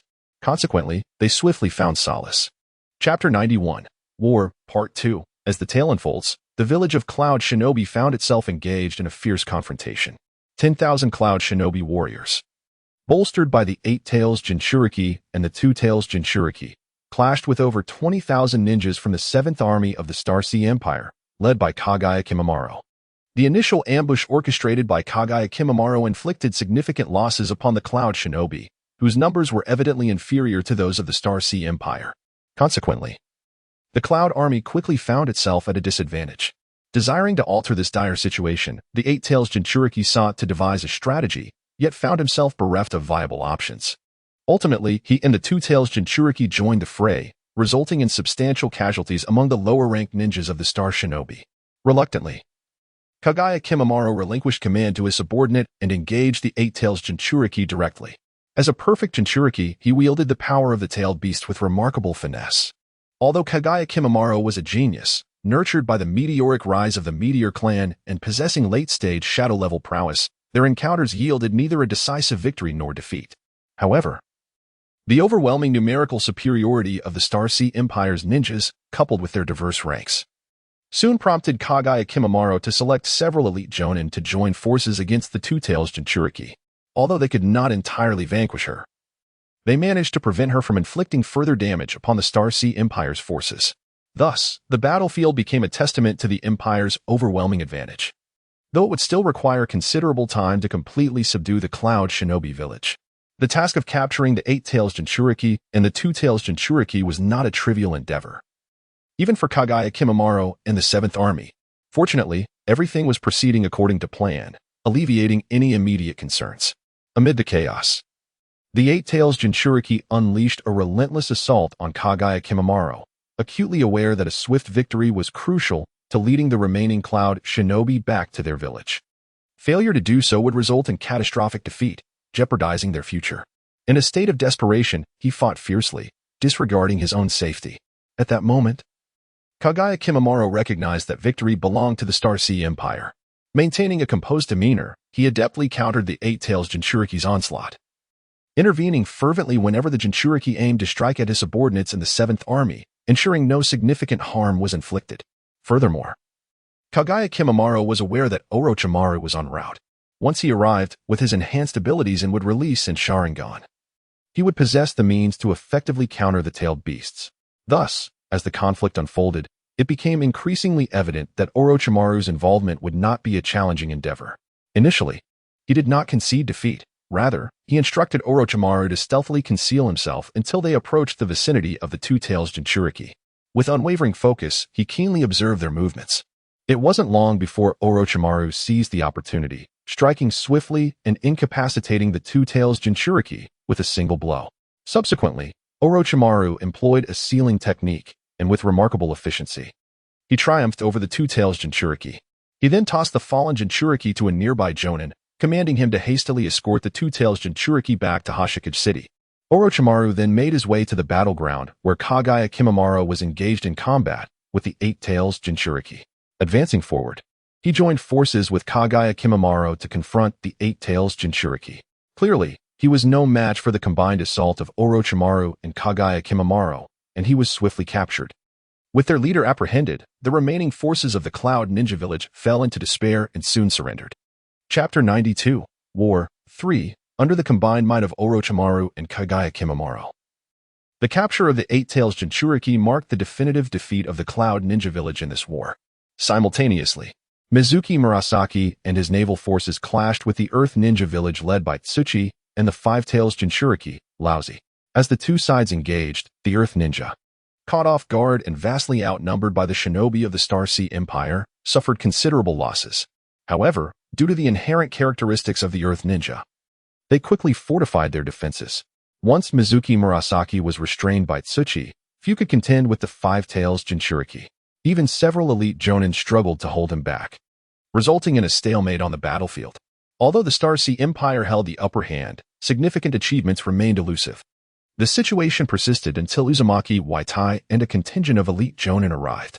However, before they could reach the battlefield, the Earth Ninja Village intercepted crucial intelligence. In response, Tsuchi swiftly abandoned a portion of his forces to impede the advance of the Star Sea Empire shinobi, allowing the Five-Tails Jinchuriki, Lousy, to unleash the tailed beast bomb. Consequently, Mizuki Murasaki, striving to minimize casualties, was compelled to devote all his energy to defend against the tailed beast bomb.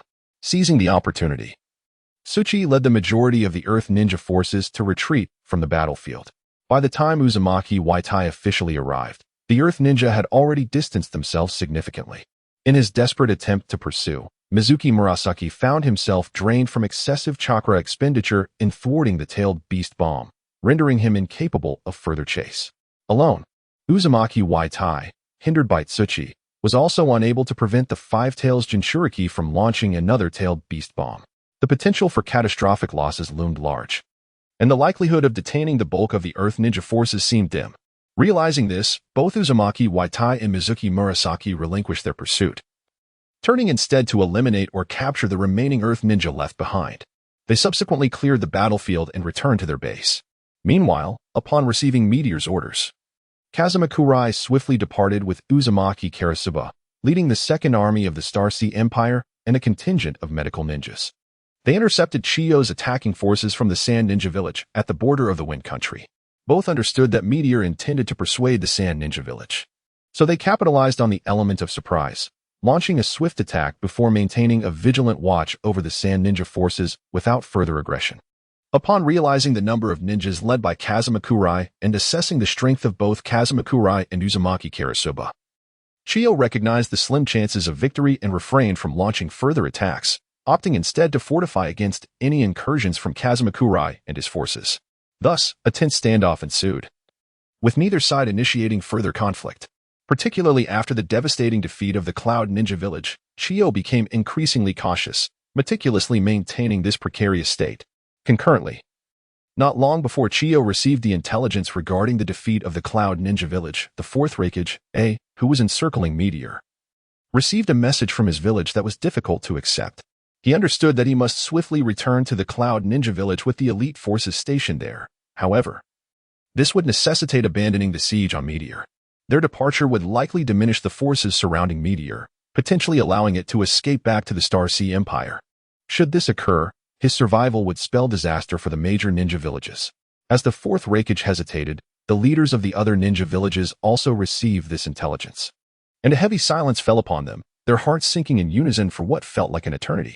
Chapter 93, Confrontation, 1, Fourth Raikage. You must realize that even if you return now, nothing will change. Are you willing to surrender? Do you understand the implications of surrender? In that case, you must accept the obliteration of the Cloud Ninja Village, stated the third Hokage, Hiruzen Sarutobi. Damn it, Meteor, if you are willing to release the captured Cloud Ninja, our village will refrain from participating in this endeavor, the fourth Raikage, replied helplessly. Fourth Raikage, you still fail to comprehend the current situation. For the sake of the Cloud Ninja, you must accept the overtures of the Star Sea Empire, Meteor responded. What did you say? Impossible, the fourth Raikage shouted. You must have received word that the attacking forces from Cloud Ninja Village, including the Eight Tails Jinchuriki, have been completely defeated and captured. However, you are likely unaware that during their engagement, the commander of the Fourth Army of the Star Sea Empire, along with the former Third Star Shadow and one of the high-ranking officials of the Empire, Firefly, led 20,000 ninjas secretly into the Land of Lightning. Upon receiving news of the Cloud Ninja's defeat, they immediately launched an assault on the Land of Lightning.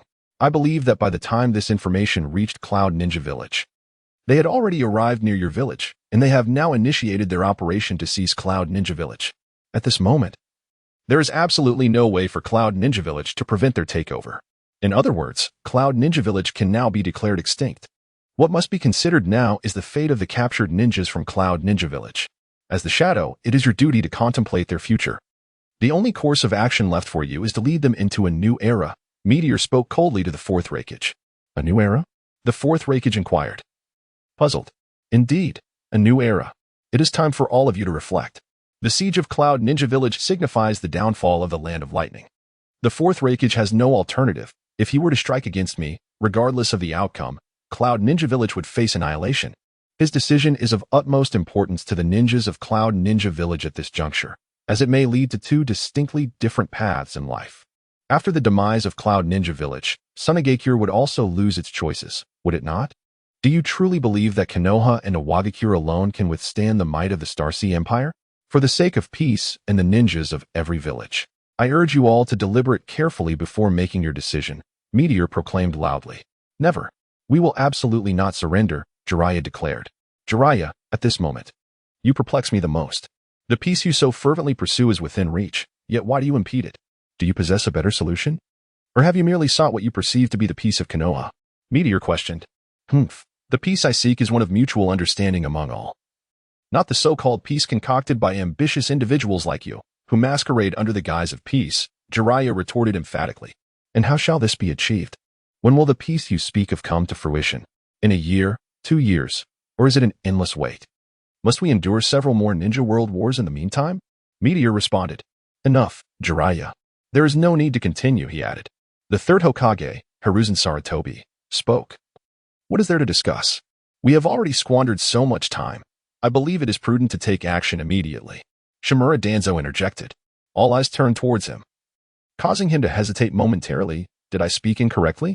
No, this may well be the only time you have spoken correctly, replied the third Hokage. You. Danzo began to retort, but his words faltered. Now it is time to act. With that, the third Hokage's demeanor shifted to one of seriousness, and the ninjas of Konoha immediately assumed battle positions. While the other Kage prepared for combat as well, the impending clash was palpable. Chapter 94, Confrontation 2. Lord Raikage, what should I do? Dalu-e inquired.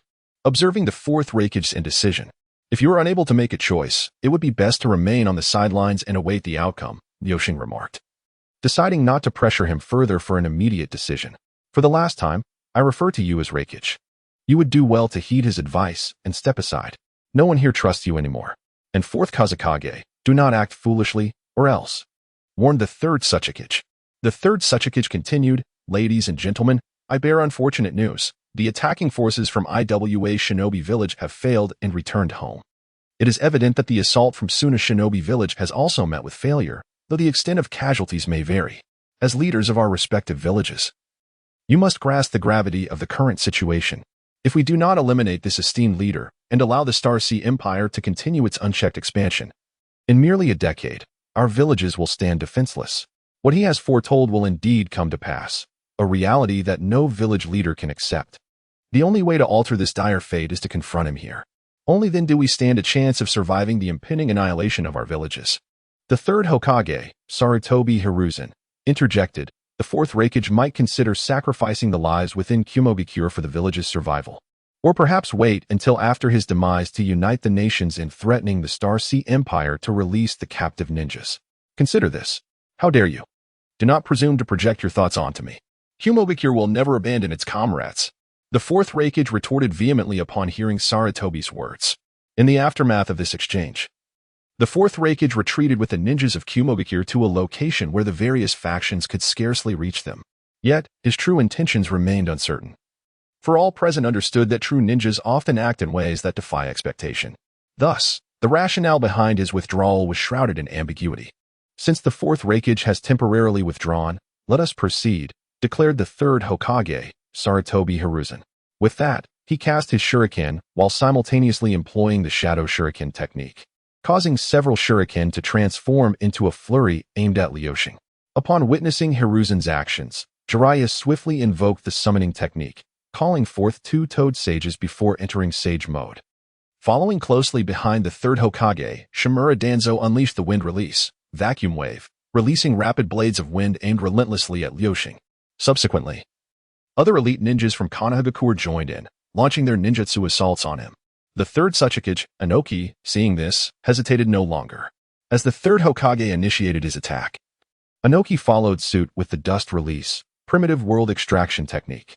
The elite ninjas of Iwa Shinobi Village, accompanying him, launched their own assault, unleashing a torrent of earth release techniques aimed at immobilizing Liuxing.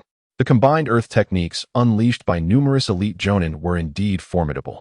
The fourth Kazekage, upon witnessing the two other Kage join forces with the elite ninjas of their respective villages, contemplated the inevitability of Meteor's defeat amidst such a multitude of attacks. He was acutely aware that the third Hokage had already devised a seal to confine the battlefield space, effectively preventing Meteor from employing the Flying Thunder God technique to escape. In light of this intelligence void, Meteor stood a significant chance of perishing here. Should he fall, his so-called plan would dissolve into mere illusion. Furthermore, the fourth Kazekage, Raza, was unwilling to relinquish his power as Kage. In this precarious situation, he believed that an alliance between the Sand and Leaf villages would prove more advantageous for Suna. Having made his decision, he initiated the magnetic release, Sand Gold Great Storehouse. Although the elite ninjas of Sunagakure had their reservations, they suppressed their thoughts upon witnessing his actions and promptly followed suit. Meanwhile, Jiraiya had completed his Sage mode and immediately unleashed the Sage art, Toad Oil Bomb, towards Meteor. Faced with the incoming ninjutsu, Meteor chose not to evade but instead activated the Peacock method, a secret technique of the original Hashigakure that he had thoroughly refined. In an instant, he enveloped himself in a layer of purple chakra, which swiftly coalesced into a tangible chakra dragon that shielded him. The chakra dragon extended its claws, effortlessly extinguishing the ninjutsu aimed at Meteor. Subsequently, it lashed out with its massive tail, producing a terrifying force that caused the assailants to pale in fear. They scrambled to evade, but it was evident that not everyone could escape the wrath of Meteor's strike. As the dust settled, many ninjas lay slain by that single assault. casting a heavy pall over the remaining combatants. Meteor refrained from further aggression, instead casting his gaze once more upon the leaders of the various villages. Yet he did not receive the answers he had hoped for. Chapter 95. The Confrontation 3. Esteemed colleagues, we must unite our efforts. Otherwise, the probability of failure looms large. A result none of us would willingly accept, declared the third Hokage, Sarutobi Hiruzen, addressing the third Tsuchikage and the fourth Kazekage. Very well, we shall join forces, replied the third Tsuchikage. The fourth Kazekage nodded grimly in agreement. At this juncture, Jiraiya interjected, Teacher, we should leave behind only 2 elite Jonin-level ninjas from each village. The others must withdraw. Their presence would only exacerbate our losses. Upon hearing this, the 3 leaders commanded the ninjas from the 3 great ninja villages to comply. Meteor did not impede their actions, and soon the throng surrounding them had significantly thinned, leaving just 53 individuals facing Meteor. In that moment, Meteor surveyed the battlefield and noted the following. From Konoha village, the third Hokage Sarutobi Hiruzen, Shimura Danzo, Jiraiya, Hatake Kakashi, Might Guy for ninjas of Kaga-level prowess. Along with Yamato of Wood Release, Hinata Hizashi, Namanaka Shino, and the perennial Jinin Maruhashikage, as well as the Roots Oil Girl Ryoma and the Mountain's Wind. Totaling 11 individuals. From Iwagakure, the third Tsuchikage Inoki, the Four-Tails Jinchuriki, the Steam Ninja Han, 2 Kaga-level ninjas, alongside 2 Jonin from the Explosive Force, and 2 Jonin from the Tsuchikage's Guard, making 6 in total. From Sunagakure, the 4th Kazekage Raza, 1 Kaga-level ninja, along with Maki and 2 other Jonin, totaling 4. From the Akatsuki organization, Uchiha Obito masquerading as Tobi, Kisame Hashigaki, Konoha Shinobi Shinnok, Haiden, and Deidara, all 5 being Kaga-level ninjas. Additionally, there were 10 samurai, 5 ninjas, 5 monks, 4 priests, and 3 shrine maidens, summing up to 27 individuals, among whom 6 were formidable Kaga-level powerhouses, the general from the Land of Iron, a warrior and a priest from the Land of Fire, a warrior from the Land of Earth, a priestess from the Land of Earth, and a monk from the Land of Wind. It was evident that they had been dispatched by the feudal lords of their respective countries. Meteor was taken aback by the unexpected presence of such strong figures, despite the feudal lords' typically understated significance in the original narrative. However, recalling the emergence of several elite Jonin during the fall of the Land of Water, he realized it was not altogether surprising. In the real world, a feudal lord's dominion could not be sustained without considerable strength. Once the ninjas below the elite Jonin rank withdrew, the remaining factions felt a surge of confidence, emboldened by the considerable strength still present. However, Jiraiya, as the instigator of this endeavor, remained burdened by a heavy heart. The departure of Nagato had deprived them of a viable option to directly confront Meteor. In light of Meteor's 6 paths level prowess, should he infiltrate their ranks, catastrophic losses could be anticipated. Should casualties mount excessively, the fragile alliance forged would inevitably fracture, extinguishing any hope of successfully eliminating Meteor. Are you all prepared? I shall strike once more, announced the third Hokage.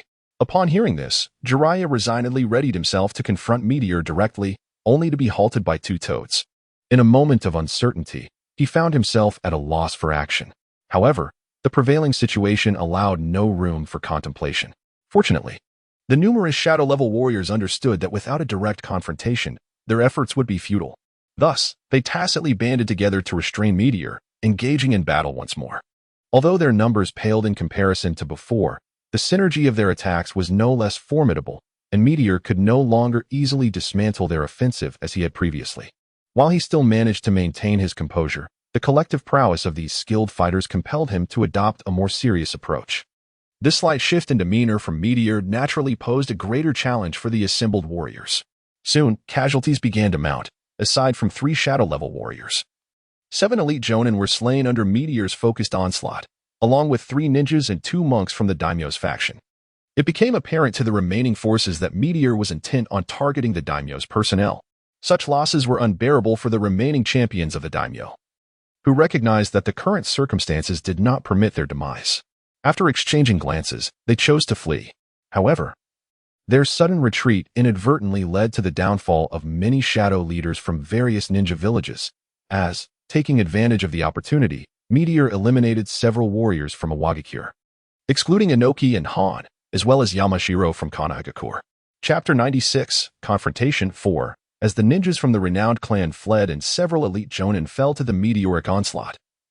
The number of shinobi remaining in the village dwindled to a mere 21, still engaged in combat with the celestial force. Yet, at this juncture, their morale had significantly diminished. The meteoric entity refrained from amplifying his assault, allowing the battlefield to settle into an eerie calm. During this interval, apart from Maki, two elite Jonin from Sunagakure and Marahoshi from Konohagakure, as well as the oil girl Ryoma, succumbed to the meteoric strikes. Additionally, Mokudan Daisuke suffered grievous injuries, rendering him incapable of further combat. Had the meteoric figure not contemplated the potential need for Daisuke in pursuit of peace, he would have met his demise as well. Furthermore, Haiden found his hands and half of his body obliterated by the meteoric force, losing all prospects of combat. He was subsequently ensnared within the meteoric space. One cannot overlook the miraculous nature of the immortality bestowed upon Haiden by the malevolent deity. Such grievous wounds would pose a significant challenge even for a powerhouse of the Six Paths caliber. Presently, devoid of his immortality, Haiden would merely be an elite Jonin. Yet his survival instinct proved exceedingly robust. Regrettably, he fell victim to the meteoric power. The assimilation ability of the inner space had scarcely encountered anything it could not absorb. The meteoric figure yearned to discern the true nature of the malevolent deity within the shinobi realm, hence his decision to capture Haiden in his inner space, intending to suppress him and address him later. Thus, while cautiously defending himself, uncertain of the potential damage from peculiar ninjutsu and wary of sealing techniques, he recalled from the original text that the greatest threat to himself was indeed the sealing arts. The upper limits of such techniques remained a mystery to him. However, given that the toads of Myobokuzen were involved, or rather orchestrating this endeavor, it was certain they had devised strategies and capabilities to counter his own. Yet, to this point, none had manifested, piquing the meteoric figure's curiosity to uncover what preparations had been laid for him. After yet another round of skirmishing, the meteoric entity addressed Jiraiya. "Will you not reveal your trump card? Given the circumstances surrounding Myobokuzen, those toads must have equipped you with methods to counter me. Do you intend to use them merely as expendable resources to deplete my chakra?" Upon hearing this, the third Tsuchikage interjected, "Hey, you young one from Konoha. It would be prudent to unveil your tactics swiftly. If you continue to conceal them, I may well take my leave. Frankly, the current situation dissuades me from continuing this fight. Do not be foolish, third Tsuchikage. This is a singular opportunity. Should you miss it, regret will surely follow." The third Hokage quickly responded, "Jiraiya, if you possess a plan, do share it promptly so we may coordinate our efforts. Remaining hidden will only exacerbate matters." The third Hokage reiterated, turning back to Jiraiya. "Who knows what intentions you from Konoha harbor? You better clarify your stance," the fourth Kazekage remarked coldly. "Rosa, what do you imply? Does Sunagakure wish to surrender?" Shimura Danzo inquired. "Must I elucidate my actions to you?" Luo Sha cast a mocking glance at Shimura Danzo and remarked, causing Danzo to feel somewhat defensive. He shot a cold glare at the fourth Kazekage, Luo Sha, whose venomous stare sent shivers down the spine of the Wind Shadow, prompting him to resolve to eliminate Danzo at the first opportunity. "Enough, Danzo, do not disrespect the fourth Kazekage," interrupted the third Hokage, Hiruzen Sarutobi, attempting to mediate between the two. The disdain exhibited by the fourth Kazekage ignited in Danzo thoughts of utilizing the power of Uchiha Shirsue's Kodo Amatsukami against the meteor. He envisioned that success would grant him dominion over the entire world, and he could not suppress his excitement, revealing a lecherous grin. "Danzo, this is a battlefield. Do not lose your focus," cautioned the third Hokage. At that moment, he suddenly felt the weight of his age. Turning to Jiraiya, he said, this time, "You shall succeed me as Hokage." "Why this sudden declaration?" "I don't think I am quite suited for such a role," Jiraiya replied, perplexed. "Sarutobi, you?" Danzo exclaimed in anger. "Very well, it is decided. Enough of this. Let us now contemplate how to navigate this impending crisis," concluded the third Hokage, once again casting his gaze towards the meteor. Chapter 97, Confrontation 5. Upon hearing the words of the third Hokage, Hiruzen Sarutobi, Shimura Danzo realized that his words were futile. However, he believed that if he could successfully manipulate the memories of the powerful Uchiha Shirsue using his Manjiki Sharingan, distorting his consciousness and bending him to his will, he would ascend as the strongest Hokage, surpassing the boastful claims of Hiruzen. With this thought, he lost interest in further discussion with the third Hokage and devoted his mind to strategizing how to ensure success. He soon discerned that relying solely on his own strength was precarious, Collaboration with Hiruzen was essential, for proceeding alone could lead to disaster. Before Danzo could voice his thoughts, the third Hokage had already commenced his actions, employing the five elements Great Ball technique. Truth be told, this maneuver was indeed remarkable, rare even within the entire ninja realm.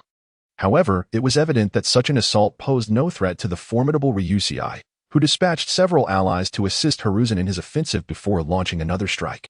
After several exchanges, Danzo spoke up, "Hiruzen, we cannot continue under these circumstances. We lack the capacity for a decisive counterattack. I require your assistance." "Humph. You doubt the efficacy of Shirsue's eyes against a being as powerful as Ryusei? Do not act recklessly," Hiruzen replied. "Ah, you fear my success, do you? Should I succeed, I could resolve the crisis of the Chunin exams and become Hokage," Danzo declared loudly. Ryusei, upon hearing this, realized that the old man intended to employ Kodo Ōtsutsuki against him, and he braced himself cautiously. He understood that the most potent genjutsu had proven ineffective throughout the original narrative. While Ryusei was confident in his ability to withstand Kodo Ōtsutsuki, he was not inclined to allow Danzo the opportunity to execute his plan. Although the Uchiha clan had not been entirely eradicated, the root organization had acquired a considerable number of Sharingan, leading to a power level that did not seem significantly different from that depicted in the original story. With this knowledge, Ryusei paid little heed to Danzo. "Enough chatter, Hiruzen. Lend me your support, and Jiraiya as well. Do not hesitate. Have you not noticed that he is merely stalling for time?" Danzo insisted. "Damn it. I've fallen into his trap," Jiraiya exclaimed. "Danzo, are you certain you have a plan? If so, we shall lend you our full support. However, if you deceive us, you will face dire consequences," the third Tsuchikage interjected. Moreover, the third Tsuchikage added, "We must expedite our actions. We cannot afford to delay any longer." Upon hearing this, Danzo promptly responded, "No problem. I will succeed without fail. I appreciate your support, third Tsuchikage." The fourth Kazekage, observing the situation, remarked, "Indeed, if you have a solution, we will all back you." Thus, everyone resolved to support Danzo for the time being, as no one could conceive an alternative approach. They had no choice but to gamble on him. Were there any other options, they would undoubtedly refuse to place their trust in Danzo. Once again, the confrontation ensued. As Shimura Danzo cautiously approached the meteor, it unexpectedly erupted, engulfing him into its internal realm, where he was subdued and left awaiting his fate. The sudden disappearance of Danzo left the onlookers momentarily speechless. "What have you done to Danzo? Release him at once, or you shall regret it. I will ensure that you pay dearly for this," Sarutobi Hiruzen implored anxiously, directing his question towards the meteor. After a moment of contemplation, the meteor resolved to capture Obito as well. Unprepared for such an aggressive move, Obito, like the others, was swiftly ensnared and drawn into the internal space, where he too was subdued. The meteor then turned its gaze back to the assembled crowd. This time, an air of tension enveloped them as they braced themselves, fearful that the meteor might target them next, which would be utterly disastrous. Observing their apprehensive demeanor, the meteor decided to shatter their resolve, thus facilitating the future amalgamation of their nations. Chapter 98. The Encounter 6. After much contemplation, Meteor resolved to first confront the third Tsuchikage. At this juncture, the Star Sea Empire had effectively annexed the Land of Lightning. The subsequent task would be to liberate the Land of Lightning completely, ultimately integrating its people into the Star Sea Empire, thereby dissolving the divisions between them. Naturally, this was no trivial endeavor. Following the liberation of the Land of Lightning, the only remaining nations that could be considered adversaries to the Star Sea Empire were the Land of Fire, the Land of Earth, and the Land of Wind. Meteor had no intention of employing force against the Sand Village of the Land of Wind. As for the Leaf Village of the Land of Fire, it stood as the most venerable of all shinobi villages, intricately connected to the three great sanctuaries. Its true strength remained questionable, especially with the involvement of the Frog Clan from Mount Myaboku. Moreover, Meteor harbored doubts regarding the two protagonists from the original narrative, Naruto Uzumaki and Sasuke Uchiha. After all, both were imbued with the chakra of Indra and Ashura, the sons of the Sage of Six Paths, and it was undeniable that they were influenced by these figures. Observing their reincarnated chakra, one could discern that, regardless of their environmental circumstances, their inherent natures remained consistent. This was particularly evident in Naruto's journey, which often felt implausible. Furthermore, during the Fourth Great Ninja War in the original story, the Sage of Six Paths appeared, albeit in a spectral form, yet his true power was never revealed. With the abilities granted by the Rinnegan, Meteor speculated that the Sage of Six Paths, Kaguya Ōtsutsuki, could, at will, resurrect and manifest before the world. Thus, Meteor resolved to postpone any confrontation with the Leaf Village. Upon reflecting on these matters, Meteor deduced that his most prudent course of action would be to weaken the strength of the Rock Village and the Land of Earth as much as possible. Consequently, in their next encounter, he directed his primary assaults toward the third Tsuchikage, Inoki, and the Jinchuriki of the Four Tails, Son Goku. It was at this moment that Meteor recalled his ability to refine various substances within his internal space, realizing that even after annexing the Land of Water, he had yet to refine a tailed beast. This led him to ponder whether he could completely refine a tailed beast. In the original narrative, Obito Uchiha utilized the outer path to fuse the chakra of the nine-tailed beasts, creating the Ten Tails. If he were to refine all nine-tailed beasts into his own body, would he not attain the power of the Ten Tails? Such thoughts ignited a sense of urgency within Meteor. From the original tale, Meteor was aware that numerous entities lurked in the ninja world, undermining peace. Among them was Kaguya's will, Black Zetsu, who had schemed for a millennium, singularly focused on resurrecting his mother. Should Meteor succeed in refining the tailed beasts, it might lead to their ultimate demise. The death of the tailed beasts would dismantle all of Black Zetsu's machinations, yet Meteor remained uncertain about what would follow. This uncertainty posed a potential crisis, causing him to hesitate about whether to proceed with the refinement of the tailed beasts. While lost in thought and preoccupied with evading the onslaught of his adversaries, Meteor inadvertently left himself vulnerable, allowing Jiraiya to exploit the opening and nearly strike him with the Sage Art, Big Ball Rasengan. Subsequently, he found himself pursued and assaulted by a barrage of ninjutsu. Seizing the opportunity, Danzo Shimura unleashed the Kodo Amatsukami technique against Meteor. With success in his endeavor, a triumphant Danzo proclaimed to the third Hokage, Hiruzen Sarutobi, "What do you think? It seems you still rely on my prowess." The third Hokage, witnessing the unfolding events, hastily prepared to caution him, but before he could utter a word, Shimura Danzo was obliterated by a meteor. However, to the astonishment of all, Danzo reappeared unscathed beside the third Hokage amidst his anguished cries of Danzo. At that moment, the meteor, after considerable exertion, managed to regain control of the situation. This interruption allowed the meteor to extricate itself from a deadlock. Shaking off the lingering sentiments and prioritizing the capture of the Four Tails Jinchuriki, Han, before contemplating further actions, it was evident that the meteor, now fully serious, posed an insurmountable challenge even for the average Kaga-level adversary, particularly in the realms of ninjutsu, taijutsu, and genjutsu, where it exhibited no weaknesses. The assailants soon found themselves scattered and disheveled around the battlefield, while the Four Tails Jinchuriki lay gravely injured in the meteor's grasp. Ignoring the onlookers, the meteor sealed Han within its internal space, subduing him. At that moment, the beleaguered third Tsuchikage, Inoki, gasping in the air, assessed his surroundings and, without uttering a word, swiftly exited the combat zone, commanding the non-participating IWA shinobi to retreat before hastening towards the Land of Earth. Jiraiya, noticing this, attempted to call out to the third Tsuchikage, but was halted by the third Hokage, Hiruzen Sarutobi. The third Hokage then addressed Jiraiya, stating, "It is futile, Jiraiya. The third Tsuchikage will not remain. Leaving now is the prudent choice for a Kage." Yet, Jiraiya, filled with reluctance, surveyed the battlefield. At that moment, only he and the third Hokage remained standing alongside Shimura Danzo and Might Guy, while the rest had either perished or, like Kakashi Hitaki, had been severely wounded and rescued by Might Guy. Apart from Konoha, only the fourth Kazekage, Raza, and Maki from Sunigeki remained, having yet to succumb to the meteor's restraint, though they too lacked the strength to continue fighting.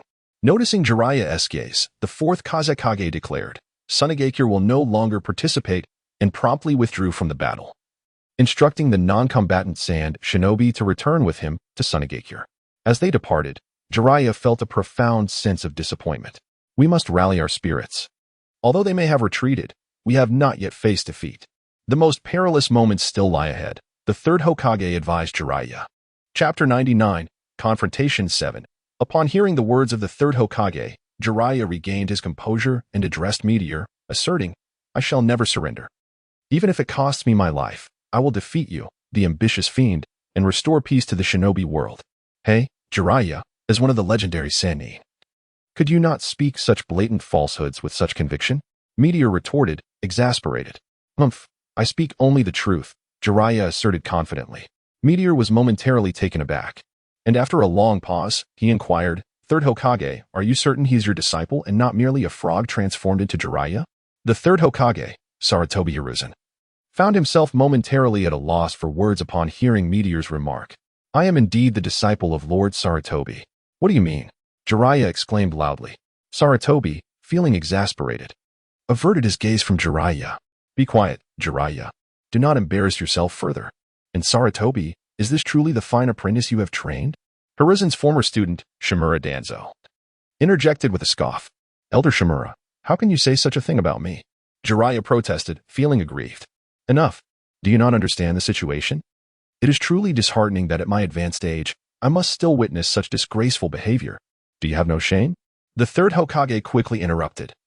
Sensing that Danzo was about to continue, Meteor observed their banter, intrigued to discover their true intentions, and chose to remain silent, watching them intently.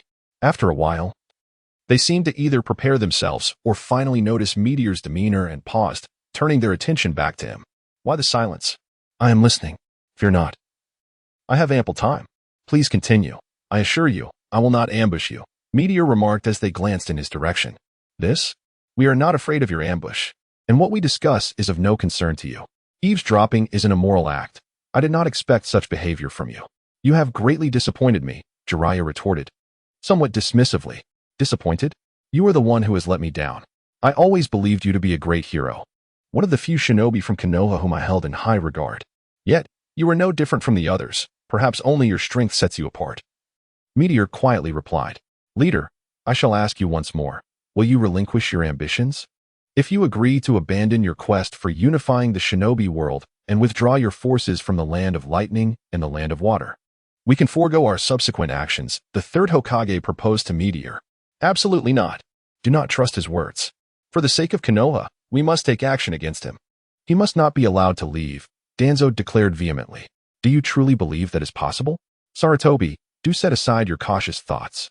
Why continue to flaunt your eloquence at this moment? I am not one of the gullible shinobi of Konoha that you can easily deceive. You must realize that while you may ensnare the ninjas of Konoha within your web of rhetoric, once outside its confines, your actions are utterly indefensible. It must be said that among all the ninjas I have encountered, if I were to select one individual to epitomize the essence of this art, it would undoubtedly be the third Hokage, Hiruzen Sarutobi. On the surface, he appears harmless and endearing, evoking feelings of goodwill. Yet beneath this facade lies a darkness, a coldness, and an unwavering ruthlessness that he employs without hesitation for his own ends.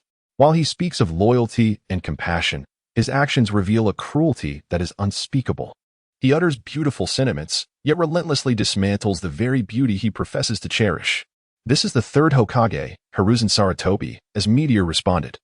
"Are you certain you will not accept my goodwill?" The third Hokage inquired, his expression stern. Meteor chose not to respond further. At that moment, he felt there was no longer any necessity for dialogue, aware that none would relinquish their convictions. Thus, he resolved to let strength speak for itself. For the first time, Meteor adopted a serious demeanor, realizing that the third Hokage and his allies, exuding such confidence, must have prepared something formidable. To be careless could lead to significant repercussions.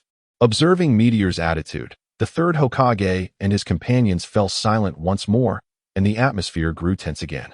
Chapter 100, Confrontation 8. Suddenly, Meteor recalled something and promptly heightened his awareness to the maximum, but disappointment swiftly etched itself upon his visage.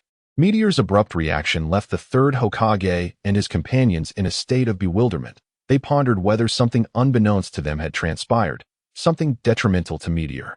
Yet, how could that possibly be? Furthermore, it seemed improbable that Meteor would employ such tactics to mislead them. Those peculiar individuals had vanished. At that moment, Might Guy murmured softly. Meteor turned to him and remarked, "Your instincts are indeed beast-like. Even one endowed with formidable perception like myself nearly overlooked their presence. Do you recall when they disappeared?" "Disappeared? Did someone vanish?" exclaimed Shimura Danzo. "Do not feign the supernatural, boy. No one can silently vanish before so many witnesses. Absolutely no one can deceive these eyes of mine. Indeed, Elder Danzo does not deceive us. That group truly vanished without a trace, particularly the masked figure with a single Sharingan and his subordinates. Yet, do you not possess but one eye?" Might Guy timidly interjected. You're infuriating me. Silence yourself. Who permitted you to speak freely? Stand aside. Danzo bellowed in wrath. Oh, I did not mean to offend. Please, calm yourself. I fear you may inadvertently succumb to your anger, which would be quite unfortunate. I shall step aside now. Thank you for your encouragement. For the sake of youth, let us strive together, Might Guy declared, proceeding to walk on his hands towards where Kakashi Hatake was stationed. As the third Hokage, Sarutobi Hiruzen, observed him departing, he recalled Might Guy's father, a jonin who had once triumphed over the Elite Seven of the Mist Village during the Third Great Ninja War, and intended to retain him. However, Danzo, all too familiar with the third Hokage's intentions, interrupted, sensing Hiruzen's desire to keep Might Guy, unwilling to risk his own dignity over a mere jonin. Seeing Might Guy exit the battlefield, Sarutobi Hiruzen was filled with exasperation and turned to Danzo, exclaiming, "You fool, what do you know? You only cause trouble. Can you not engage in something worthwhile?" Danzo, incensed by this, contemplated confronting the third Hokage directly, which left Meteor and the others speechless. "Please, gentlemen, this is a battlefield. Could you both exercise some restraint? Are you even aware of what a battlefield entails? If this continues, I believe it would be best for us to withdraw altogether. It is simply intolerable. Perhaps you two should step back as well," Jiraiya remarked, somewhat irked by Danzo's behavior. "What manner of attitude is this? How dare you speak to me in such a way? Sarutobi, this is all your fault. You are unworthy of being Hokage. Konoha still relies on me for its strength." As Shimura Danzo observed Jiraiya's words, his irritation grew more pronounced. "Enough. Silence yourself at once." The third Hokage, Hiruzen Sarutobi, exclaimed in anger. At that moment, Meteor interjected. "Shall we not engage further? Those individuals are concealed, posing a significant threat to both you and me. Furthermore, are they hidden nearby, or have they departed? If they have indeed left, they are likely targeting either the Star Sea Empire or Konoha. With their strength, an assault on either side at this juncture would result in catastrophic casualties. I believe we must cease our actions." "Impossible. You cannot deceive us," Jiraiya retorted. The third Hokage, "You must recognize that the masked man is the true instigator behind the Ninetales incident. Should he choose to advance towards Konoha now, his power could obliterate the village. Are you truly willing to risk the annihilation of our home for the sake of determining a victor between us? Understand this. Once that man departs, our mission concludes. None of us can afford to hope that he will refrain from attacking his chosen target." The third Hokage fell silent, acknowledging the truth in his words. "Danzo, we must return. The village cannot face any peril. Regardless of your decision, I shall return first. Remember, that man claims to be Uchiha Madara."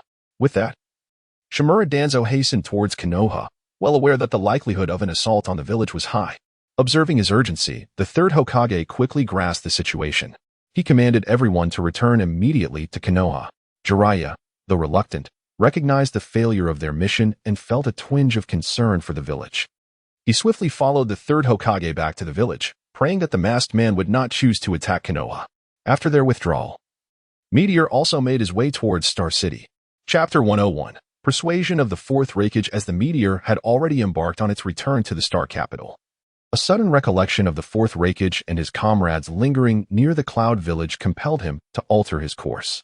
He considered that with the presence of shadow clones, Yagyu Kyoshi, and numerous elite shinobi safeguarding the Star Capital, even if Uchiha Obito and his Akatsuki affiliates were to launch an assault, it would likely pose no significant threat. Thus, he resolved to first address the issues plaguing the Land of Lightning. Previously, the Fourth Raikage, had felt the urge to intervene during the clashes between the Meteor and various factions, yet he was consistently dissuaded by Darui. As the number of combatants dwindled, A's desire to engage diminished until it eventually vanished entirely. However, he refrained from retreating to the Cloud Village with his companions, for he had already received grim news of its fall, along with the capitulation of the daimyo's estate to the forces of the Star Sea Empire.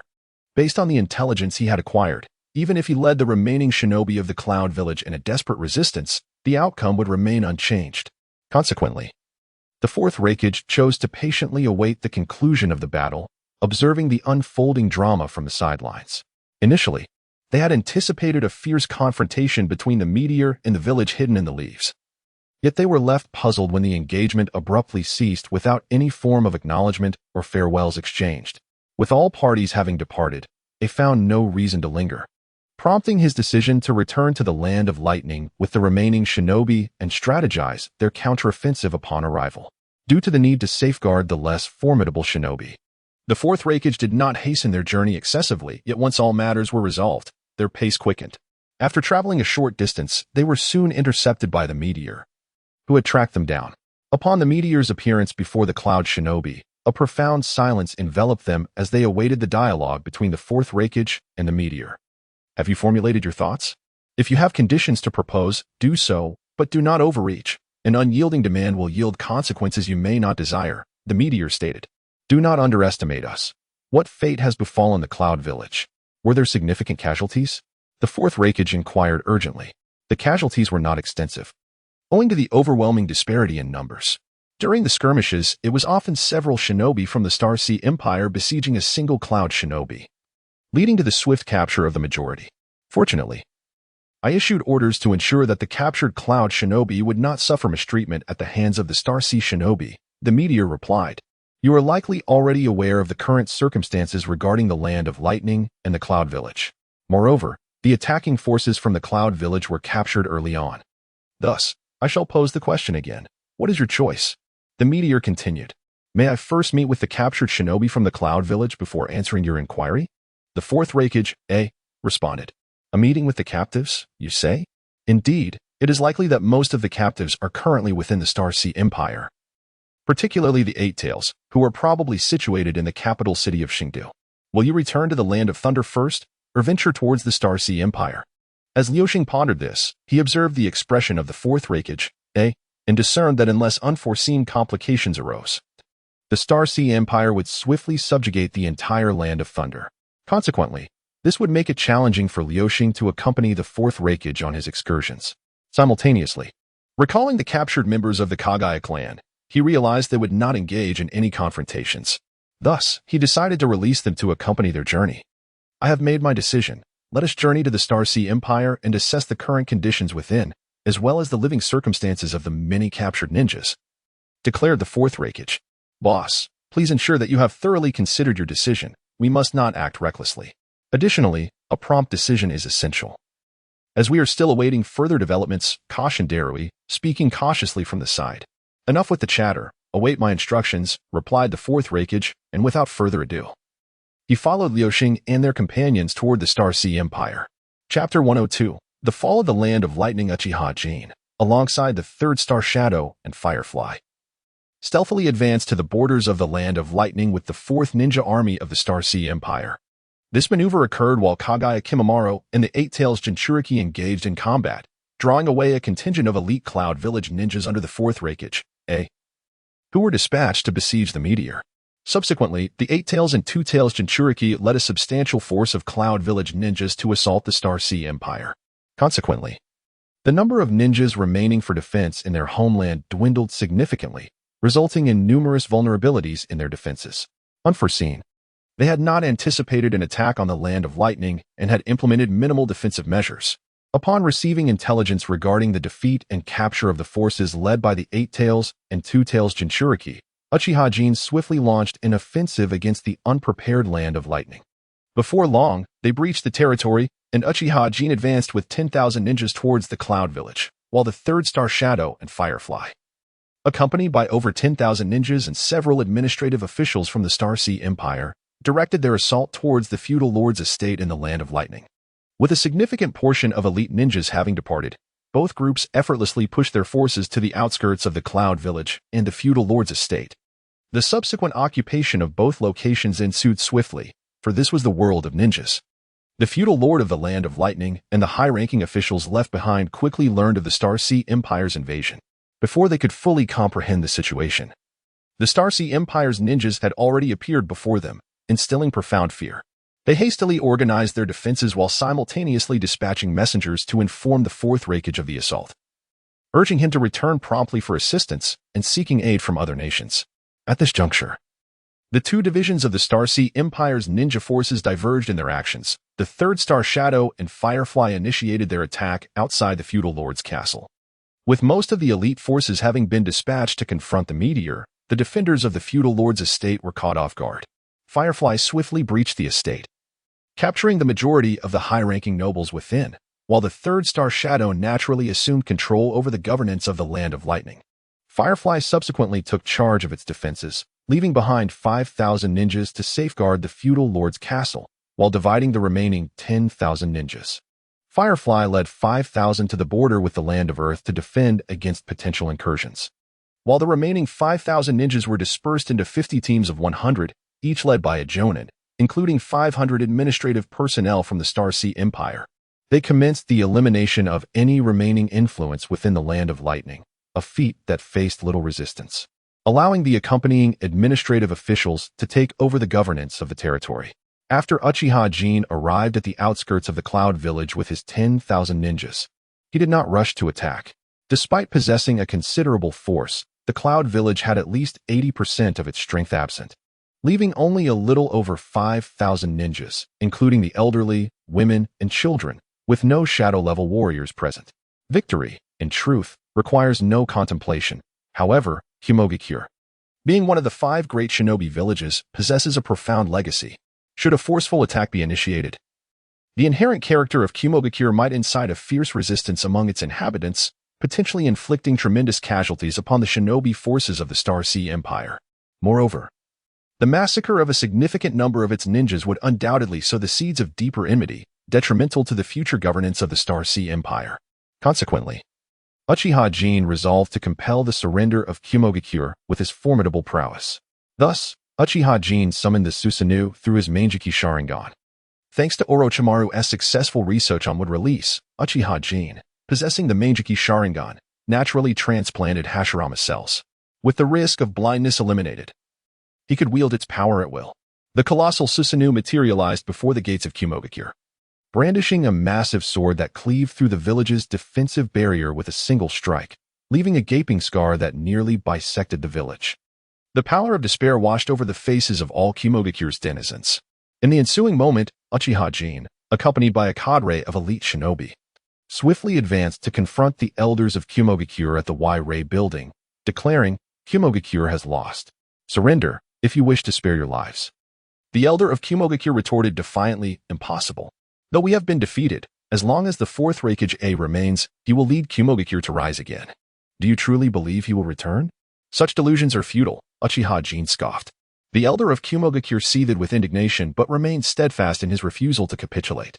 Fortunately, amidst a surge of spatial fluctuations, a meteor emerged, bringing forth the 4th Raikage and his entourage from another dimension. Both factions rejoiced at the sight. Upon seeing the meteor, Uchiha Jin immediately approached and greeted, "Greetings, esteemed leader. Thank you for your efforts, Jin." The meteor responded, "Not at all. It was no trouble," Uchiha Jin replied, scratching his head modestly. "Wonderful. Lord Raikage, you have finally returned." The ninjas of Kumogakure exclaimed in unison. "Alas, my friends, Kumogakure has fallen." The 4th Raikage lamented, a heavy weight of guilt in his heart. Instantly, tears cascaded from countless Kumogakure ninjas, many unwilling to accept their fate and choosing death over surrender, while others valiantly charged at the shinobi of the Starry Empire, only to be swiftly quelled. Chapter 103, Devouring the Power of the Evil God after the 4th Raikage A announced his surrender. Although it incited some turmoil, it was swiftly quelled by Uchiha Jin and his forces. Once tranquility was restored, Meteor chose not to hasten back to the Star Capital, instead opting to await the arrival of Orochimaru and the crystal release, Honglian, in the hidden Cloud Village. He proclaimed that from this moment forth, the region formerly known as the Land of Lightning would be designated as the Thunder Province of the Starry Empire. The 3rd Star Shadow was appointed as the governor of the Thunder Province, and he tasked the Minister of Agriculture of the Starry Empire, Firefly, with leading the agricultural ninjas to enhance agricultural investment in the province and reform the existing agricultural practices. Upon Honglian's arrival, they would continue the reconstruction of the Thunder Province's infrastructure, striving to expedite the establishment of a comprehensive highway network. Simultaneously, Meteor announced the appointment of the 4th Raikage A as the commander of the 8th Army of the Starry Empire. Once Orochimaru arrived, he would accompany Meteor back to the Star Capital, where the captured Cloud Ninja offensive forces and the current 10,000 ninjas of the Starry Empire would form the 8th Army. Darui was appointed as the vice-governor of the Thunder Province, while Tsuchikage was designated as the deputy minister of the Starry Empire's Affairs Department, and Samly was appointed as the assistant director of the Secretariat. At this juncture, Orochimaru, along with Kaguya Kimimaro, apprehended the 8 Tails Jinchuriki, prior to his actions. Meteor's shadow clone had informed him that after the war's conclusion, his presence would be required to oversee the recently conquered Land of Lightnings, prompting his swift arrival at the hidden cloud village. Honglian, as the Minister of Engineering of the Star Sea Empire, had been notified well in advance of Uchiha Jin's operations and was tasked with completing the highway network in the Thunder Province. Given the unique geography of the Land of Lightning, careful consideration was necessary for the road construction, which is why he had remained behind to organize the engineering department's personnel for the network's design. Shortly after Orochimaru's arrival in the hidden cloud village, he also brought a substantial contingent of engineers to the Land of Lightning. Seeing no potential issues, Meteor made some arrangements for the current leadership of the Thunder Province. Fearing an assault on the Star Capital by Uchiha Obito and his cohorts, he returned with the fourth Raikage to the Star Capital. Despite Meteor's prolonged absence, his shadow clone remained, and most of the administrative matters pertained to the Thunder Province. Drawing upon his prior experience of annexing the Land of Water, Meteor swiftly addressed the affairs at hand. At this point, the fourth Raikage, A, encountered the captured 8-Tails Jinchuriki, B, and the 2-Tails Jinchuriki, Niujido, and soon persuaded both to join the Star Sea Empire. Meteor appointed B as an aide to A's 8th Army, while Niujido was temporarily assigned to Meteor's guard. Only then did Meteor find the time to address the entities within his internal space. Concerned that consuming the tailed beasts might provoke the Sage of Six Paths, he opted to seal the 4-Tails Jinchuriki, Son Goku, within his internal space for the time being. Consequently, Meteor shifted his focus to Haiden, who possessed the power of the evil god. Upon entering his internal space and observing Haiden, whose body was nearly halved yet undeterred, Meteor inquired, "Hey, Haiden, you should tell me about the evil god. Does it truly exist? You bastard, I will surely kill you and offer you to Lord Evil God. How dare you speak to me like this? I will never, ever forgive you wretches." Upon witnessing the meteor, Fei Duan exclaimed loudly. The meteor, observing his reaction, chose to remain silent and instead began to refine Fei Duan within its own spatial domain. In no time, Fei Duan was reduced to ashes, leaving behind only a small orb of peculiar energy. The meteor sensed that this was what was known as the power of the evil god. Consequently, it diligently refined the orb of energy, exercising utmost caution, as it remained uncertain about the nature of the evil god, ever prepared for any unforeseen occurrences. Before long, the orb composed of the evil god's power had significantly diminished in size, emanating an aura of mysterious radiance. Yet, the meteor did not cease its refining process. Suddenly, a piercing scream erupted from within, and the meteor realized that the power of the evil god had grown even stronger, now possessing a hint of sanctity. After some contemplation, the meteor resolved to disregard its concerns and focused on integrating the power of the evil god into its own being. In an instant, its physical strength surged dramatically, as if it had undergone a profound metamorphosis. The volume of chakra increased exponentially, and the meteor understood that this growth would persist for several days. It was worth noting that the meteor was a formidable entity at the 6 paths level, where chakra had reached a plateau. As for lessons to be learned, caution was imperative. Furthermore, the meteor sensed that there was still something else present, yet a thorough examination yielded no discernible findings. Chapter 104, Research. After many days had passed, Meteor had yet to receive any news about the attack on the Hidden Leaf Village. Nor did he observe any indications that the Akatsuki organization intended to assault the Star Sea Empire. Convinced that Uchiha Obito did not plan to act at this moment, Meteor devoted himself to studying the power of the evil god obtained from Haiden. It was evident that this evil god power was an entirely different form of energy, far superior to ordinary chakra. However, the specific advantages it offered remained elusive to Meteor. Aside from enhancing physical strength, he could not fully comprehend its nature. Nevertheless, he speculated that this energy might be derived from the original cultivation methods of this world. From the original text, Meteor learned that chakra was introduced to the ninja world by the extraterrestrial Ōtsutsuki Kaguya and subsequently passed down to the ninjas of the shinobi sect by the Sage of Six Paths, Ōtsutsuki Hagoromo. Thus, chakra could be regarded as a force that did not belong to the native powers of the ninja realm. He also recalled that the energy possessed by the priests he had previously encountered bore some resemblance to this power.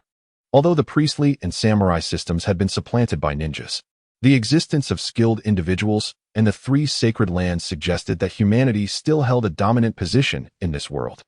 This indicated that ancient humans had their own cultivation methods, which were ultimately obliterated by Ōtsutsuki Kaguya, leaving behind only fragments of knowledge. Meteor felt it was imperative to pay attention to this matter. After all, for ordinary humans in the ninja world, the native cultivation system would be the most suitable.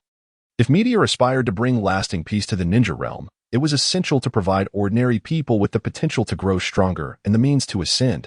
Otherwise, it would lead to the entrenchment of social classes, ultimately imposing greater burdens on the common populace, something Meteor could not accept. Although Meteor could refine chakra seeds, enabling ordinary individuals to extract chakra, the years of development had yielded disappointing results. Even with Meteor's substantial guidance, aside from his disciples Haruka and Akaji, the others had only reached the level of ordinary Chunin, and their numbers were lamentably few. The Starry Empire boasted over 210,000 ninjas, of which more than 170,000 had become ninjas through Meteor's chakra seeds.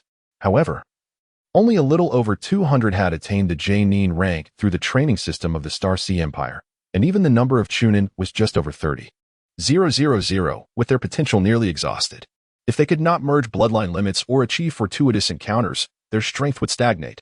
Moreover, there remained a critical issue.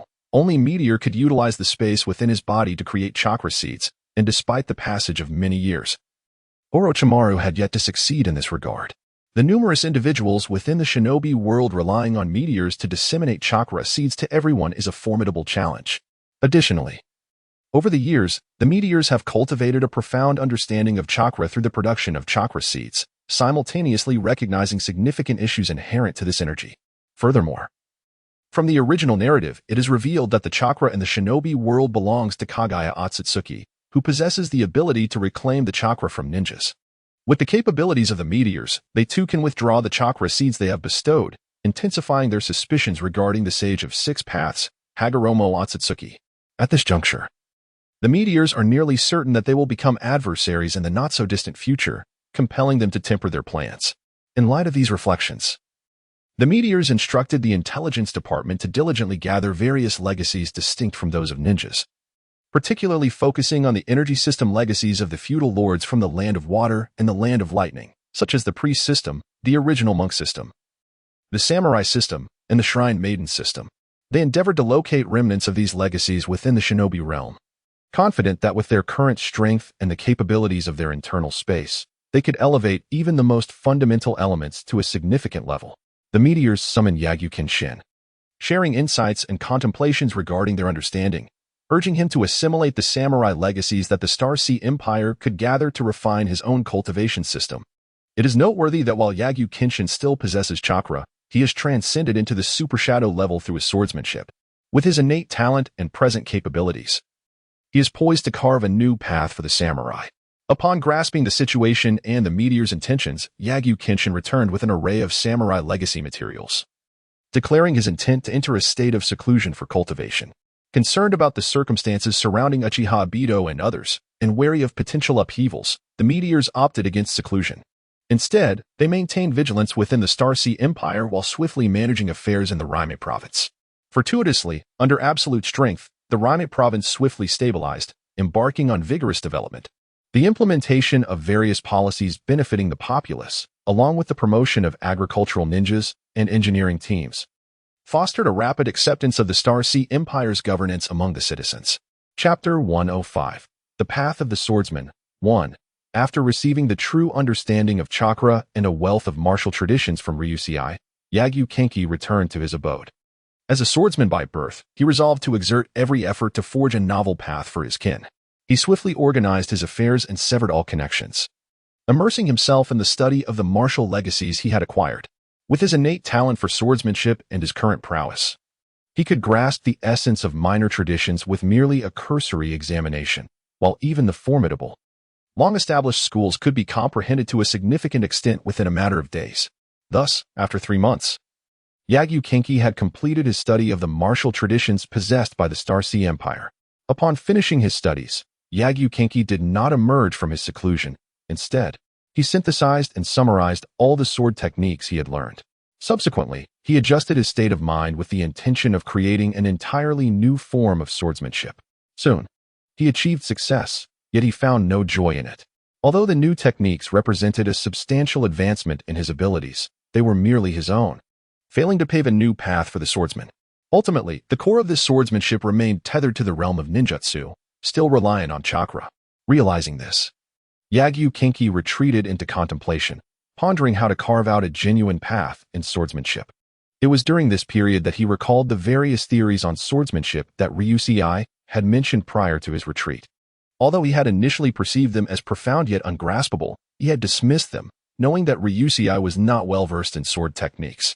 Only now, upon closer reflection, did Yagyu Kinki comprehend the significance of these theories in forging a new path for swordsmen. Unbeknownst to him, the theories shared by Ryusei were drawn from the realms of television and comics from his past life, exploring the philosophies of swordsmanship. Ryusei had reasoned that since he found himself in the world of Naruto, it was plausible that similar concepts existed in other literary realms. Thus, the theories of swordsmanship from those worlds could indeed hold truth and potential for actualization. It was with this mindset that Ryusei imparted those theories to Yagyu Kinki. Determined to use these theories as a mirror to reflect upon his own swordsmanship, Yagyu Kinki sought to identify similarities and distinctions, continuously deliberating on what was incongruent with his own style, retaining only that which was beneficial. With his current achievements in swordsmanship, he meticulously delineated a unique hierarchy of sword mastery: apprentice, swordsman, swordmaster, and sword sage. As the term suggests, an apprentice learns the foundational techniques of their chosen school, Chunin level. A swordsman masters their acquired techniques, applying them adeptly in combat, Chunin level. A swordmaster refines their techniques to perfection, executing each move with precision and capable of teaching disciples, Jonin level. Lastly, a sword sage flawlessly embodies the essence of sword techniques, comprehending the profound meaning behind them and wielding their swordsmanship with an enlightened intent. Evidently, the realm of swordsmanship is delineated according to the levels of ninja prowess. After this classification, Yagyu Kenshin began to ponder how he might cultivate himself to reach the corresponding echelon, thereby acquiring the means to contend with ninjas of equal strength. Kenshin surmised that the current ninjas could comprehensively overpower the samurai due to the influence of chakra. If the samurai were to stand their ground against ninjas, they must possess a unique form of energy that enhances their capabilities. The first thought that crossed Yagyu Kenshin's mind was the natural energy ubiquitous within the ninja world, as mentioned by Meteor. In truth, he had been able to perceive this natural energy since he ascended to the Super Shadow level, and his newly developed sword techniques had indeed utilized this energy. However, he understood that few individuals in the ninja realm could sense natural energy, and if the new samurai were required to do so to gain entry into this domain, their development would inevitably be stunted. Once again, Kenshin found himself ensnared in contemplation. Yet, he quickly recalled Meteor's mention of breathing techniques. Many ancient samurai lineages bore traces of such practices, though most complete breathing techniques had been lost to time, leaving behind mere fragments. Nevertheless, observing the elite genin of ancient schools illuminated for Kenshin the significance of breathing techniques for the samurai. Thus, he resolved to create a new, comprehensive breathing method. Of course, this endeavor was no simple task. Kenshin meticulously examined the teachings of various schools, searching for descriptions of breathing techniques in hopes of uncovering something beneficial. Regrettably, he found little documentation on the subject. It was during this period of reflection that Kenshin recognized his own accumulation of knowledge regarding the samurai was still insufficient. Consequently, he contemplated the remaining bastion of samurai culture, the Nation of Iron. With this thought in mind, he emerged from his seclusion. Chapter 106. The Path of the Swordsman. 2. Upon his emergence from seclusion, Yagyu Kenshin promptly sought an audience with Liuxing to elucidate his circumstances and request permission to journey to the Iron Nation. His aim was to delve into the martial traditions preserved there, in pursuit of refining the new path of the warrior. Observing Kenshin's unwavering resolve, Liuxing recognized the futility of dissuading him from this expedition and thus remarked, "In truth, I was already contemplating sending someone to the Iron Nation. However, since you wish to undertake this mission, I entrust it to you to subdue the Iron Nation." Subdue the Iron Nation? Are we to act so swiftly? I had anticipated a longer timeline, Kenshin replied. Rest assured, esteemed leader, I, Yagyu Kenshin, shall exert every effort to ensure the swift completion of this task. Indeed, after months of adjustment, the Thunder Province has stabilized significantly. Furthermore, with the aid of AI and the Eight Tails, the 8th Army of the Starry Sea Empire has been successfully assembled. Now, the 7th Army under Kaguya Kumaru, the 3rd Army led by Chixing, and the 5th Army commanded by Qingzi are all poised to assist. Additionally, the Farmer's Ninja can spare 5,000 troops. while 3 engineering battalions have completed their major assignments. To foster further development, I have resolved to annex the 6 smaller nations surrounding Xingdu Province, Mingzhu Province, and Thunder Province, the nations of Craft, Whirlpool, Soup, Iron, Moon, and Snow. Liuxing conveyed to Kangxin. Then, you shall lead the warriors of the Starry Sea Empire to the Iron Nation. Perhaps the methods of the samurai will serve to better subdue the Iron Nation. I hope to hear good news from you soon, Liuxing added. Rest easy, esteemed leader. I, Yagyu Kangxin, will undoubtedly bring the Iron Nation under the embrace of the Starry Sea Empire. I shall set forth immediately, Kangxin declared resolutely. Thus, Yagyu Kangxin departed from the leader's office and arrived at the First Army's encampment, where he resolved to select 10 seasoned and novice samurai. Renowned for his swordsmanship throughout the Starry Sea Empire, Kangxin had seen many warriors from the conquered nations of Kuma and Mizu join the First Army after their lords fell. Under his tutelage, alongside the provision of energy and life elixirs, these warriors had significantly enhanced their abilities. Soon, Kangxin identified 10 elite Jonin-level samurai. Noticing the abundance of additional Jonin-level warriors and proficient swordsmen, he selected another 20, preparing to lead a contingent of 50 expertly skilled swordsmen, all of whom were no less than Jonin level, to the Iron Nation. He also instructed the administrative department of the Starry Sea Empire to send word to the Iron Nation, announcing their intent to visit in the capacity of samurai to engage with all existing martial traditions. Upon learning of his intentions, Liuxing dispatched Yagyu Xinyue to accompany him. Without waiting for a response from the Iron Nation, Kangxin and his team set forth. At this juncture, the heavily wounded General Mifyun had just recovered from his injuries sustained during the siege against Liuxing. He received a missive from the administrative department of the Starry Sea Empire, filling him with trepidation. However, upon learning that Kangxin approached as a samurai, he felt a measure of relief, convinced that he would not be outmatched in swordsmanship by a mere ninja. However, he understood that the arrival of Yagyu Kenshin was far from a mere exchange of swordsmanship. He felt an unsettling uncertainty regarding the future existence of the Iron Nation. Nevertheless, it was imperative that he did not falter in the realm of swordsmanship. For according to the laws of the Iron Nation, any individual who could best the current general in combat would assume the position, should he be defeated. The position of general would inevitably fall into the hands of the Empire of the Star Sea, leading to the demise of the Iron Nation. Having grasped the gravity of the situation, he summoned all the martial masters within the Iron Nation and briefed them on the circumstances. In the conference room of the general's residence, the leaders of various martial factions in the Iron Nation exhibited signs of anxiety upon hearing Mifyun's disclosure. Many voiced their grievances, lamenting, "We have previously stated that our Iron Nation is a neutral entity, refraining from initiating attacks on the leaders of other nations.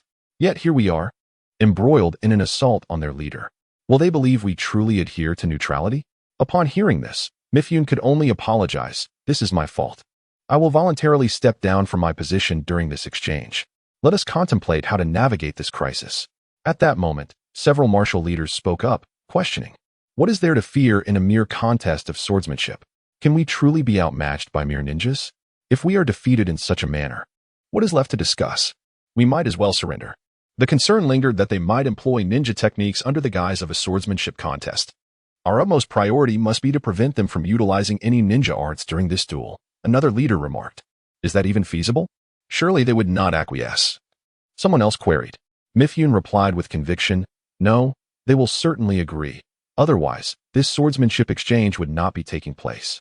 The weight of his words rendered the assembly silent, as they comprehended that this battle would determine the fate of the Iron Nation. Observing the stillness, Mifyun declared, "Very well, in light of this, let us all return and prepare. I, too, am eager to witness the swordsmanship of the ninjas, and I trust you share my curiosity." With that, he departed the conference room. Chapter 107, The Path of the Swordsman 3.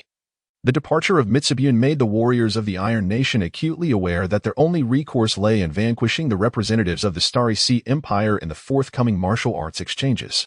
This was their sole hope for preserving the Iron Nation's existence. Failing to do so would seal their fate, and more critically, a defeat would strip them of their courage to resist. With heavy hearts, the leaders of various martial factions returned to their dojos, preparing themselves in solemn anticipation for the arrival of the Starry Sea Empire's delegation. Yagyu Kenjin did not keep them waiting long. Soon, a contingent of 52 individuals arrived in the Iron Nation.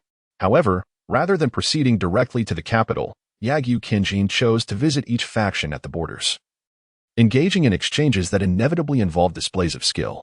With the majority of elite warriors concentrated in the capital, there were numerous skirmishes before they reached the heart of the Iron Nation. Not a single member of the Starry Sea Empire participated in these encounters.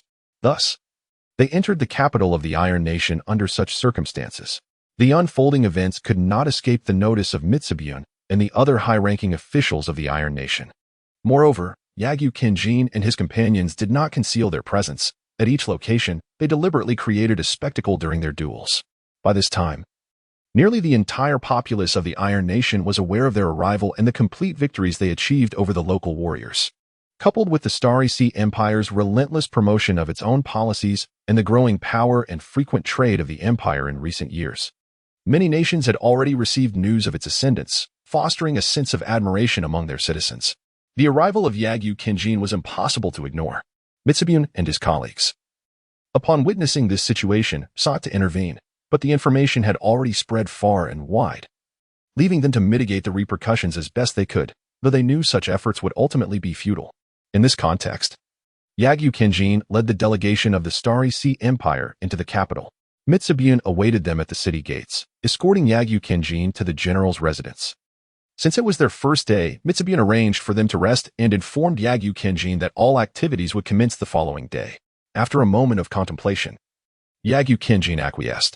Following a brief exchange of pleasantries, he returned to the accommodations arranged by Mitsubun, preparing for the trials ahead. That night, while Mitsubun retired early, the others found it nearly impossible to find solace in sleep. The citizens of the Iron Nation were consumed by anxiety over the morrow's contest and the fate that awaited their nation, pondering what life would be like in a world where their sovereignty had crumbled. Conversely, most members of the Starry Sea Empire were acutely aware that the impending confrontation would determine their dominion over the Iron Nation. Should they falter, the empire would face significant consequences. Nonetheless, they held an unwavering belief in their strength and in Yagyu Kinjin's inevitable triumph. However, as long as there is no conclusion, no one can be absolutely certain that unforeseen events will not arise. At this moment, within the chamber of Yagyu Kinjin, although he was not anxious about the competition scheduled for the morrow, sleep eluded him. He was acutely aware that his journey was not solely about subduing the Iron Nation. He sought to absorb the merits of the various martial arts practiced by its warriors, paving a new path for the samurai. He reflected upon the encounters he had experienced along the way, diligently striving to extract every morsel of wisdom to fortify his own martial system. Just then, Yagyu Shingetsu entered the room. "Are you unable to sleep, Shingetsu? Is it because of tomorrow's contest? Do not fret. Victory shall be ours," Yagyu Kinjin reassured him calmly. Father," Yagyu Shingetsu began, hesitating to express himself. Seeing his son's demeanor, Yagyu Kinjin's irritation surfaced. "Shingetsu, you are disappointing me. How many times have I told you that a swordsman must not waver? For hesitation dulls one's blade. I apologize, father. What I wish to convey is whether I might face me in the duel tomorrow," Yagyu Shingetsu declared with newfound resolve. "You wish to confront me? Are you certain? You must understand that tomorrow's match holds significant importance for the Starry Sea Empire. Are you prepared to bear this responsibility?" Yagyu Kinjin inquired. "Father, I am ready. I assure you, I will not falter," Yagyu Shingetsu responded confidently. Yagyu Kinjin regarded him for a prolonged moment before conceding. "Very well. You shall be the one to face me tomorrow. Now, return to your rest." "Understood, father. I shall not disappoint you, and you should retire early as well," Yagyu Shingetsu replied joyfully as he made his way back to his chamber. Chapter 108, The Path of the Swordsman 4, as dawn gently broke on the second day. The citizens of the Iron Nation's capital awakened and, after a brief morning ritual, instinctively gathered in the square before the Grand General's residence. Soon, the square was filled with a throng of spectators eager to witness the impending contest. The central arena had been prepared, flanked by numerous seats. Remarkably, despite the crowd, an atmosphere of tranquility prevailed, devoid of the usual clamor. While the spectators awaited in silence, a voice broke through. "Is that not a warrior of the natural reasoning heart style? Are they here to partake in the competition?" Almost immediately, another exclaimed, "Look! The esteemed master of the North Star One-Blade style has arrived." Soon after, another added, "The master of the divine way of no thought is also here." Upon hearing this, someone knowledgeable interjected, "Are you not aware? The challengers from the Starry Sea Empire have come to contest all martial arts schools of the Iron Nation. Today, Nearly every master from these schools will be present. A bystander responded, so it's a contest between warriors and ninjas? I've witnessed many duels among warriors, including the moment when Master Mifune became the Grand General. It was truly awe-inspiring. I wonder how a contest between ninjas and warriors will unfold? I can hardly wait. The speaker's enthusiasm prompted a swift retort from another. Hey, where have you been these past few days? Your news is terribly outdated. It's said that the participants from the Star Sea Empire will only engage in swordsmanship against the warriors of various schools. Another chimed in, only swordsmanship? Surely. They're destined to lose. At this, a different voice countered, not so. I've heard that the ninjas from the Star Sea Empire are formidable swordsmen. They've traversed the borders, challenging every martial arts school along the way, and have not lost a single bout. A stunned onlooker remarked, how can that be? Have we truly lost every encounter? Another lamented, though it's disheartening, it's the truth.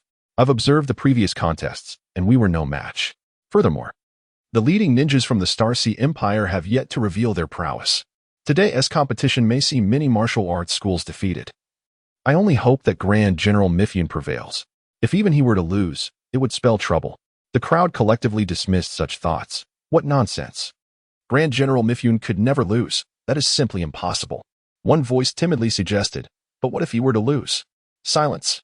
There is no what if. The crowd replied in unison. Before long, warriors from various schools began to arrive in succession, as if choreographed.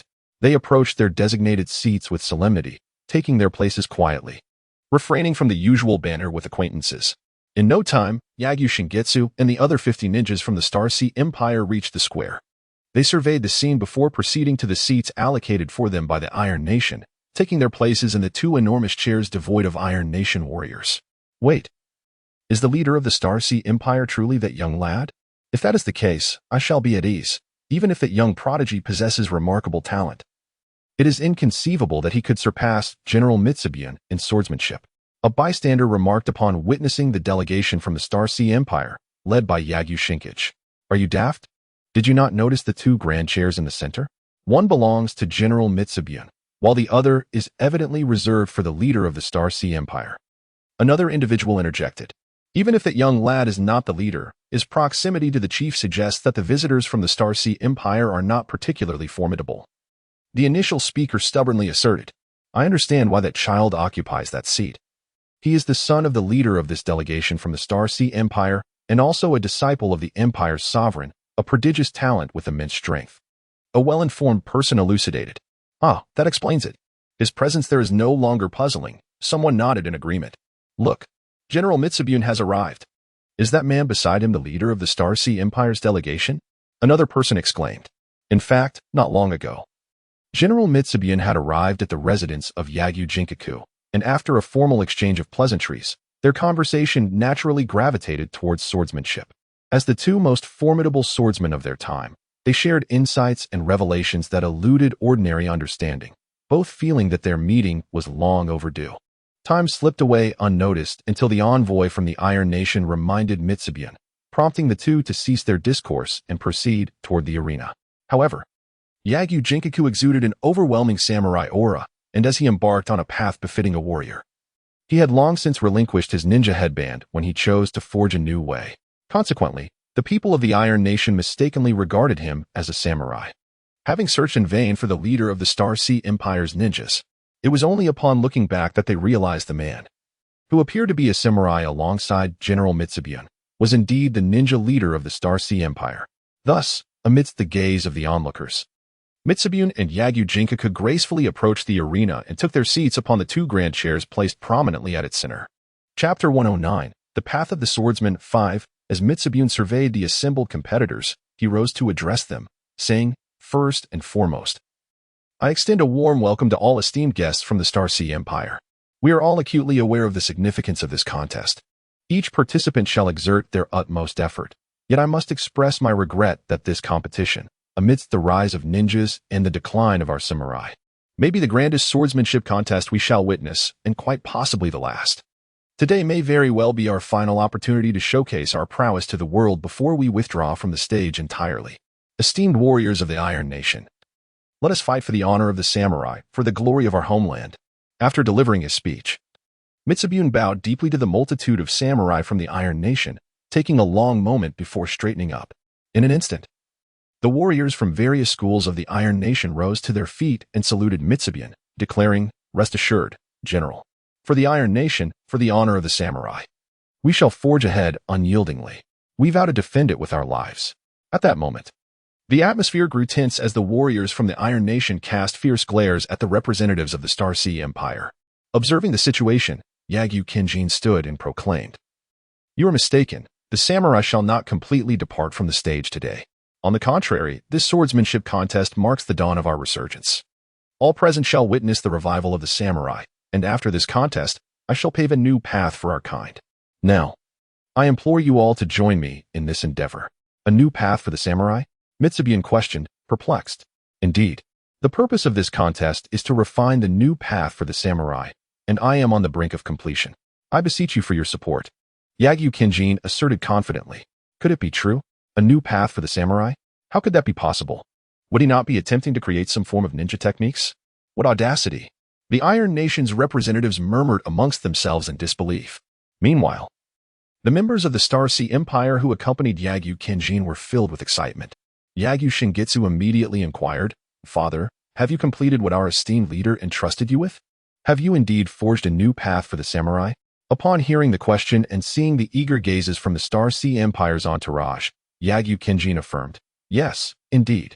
This very morning, I successfully developed a breathing technique and cultivated a unique essence for the samurai, converting all my chakra into this essence. At this moment, I can no longer utilize ninjutsu." "What? Father, you?" Yagyu Shingitsu expressed concern. "Shingitsu, a samurai must possess a pure heart. Chakra and ninjutsu should not manifest in a true samurai.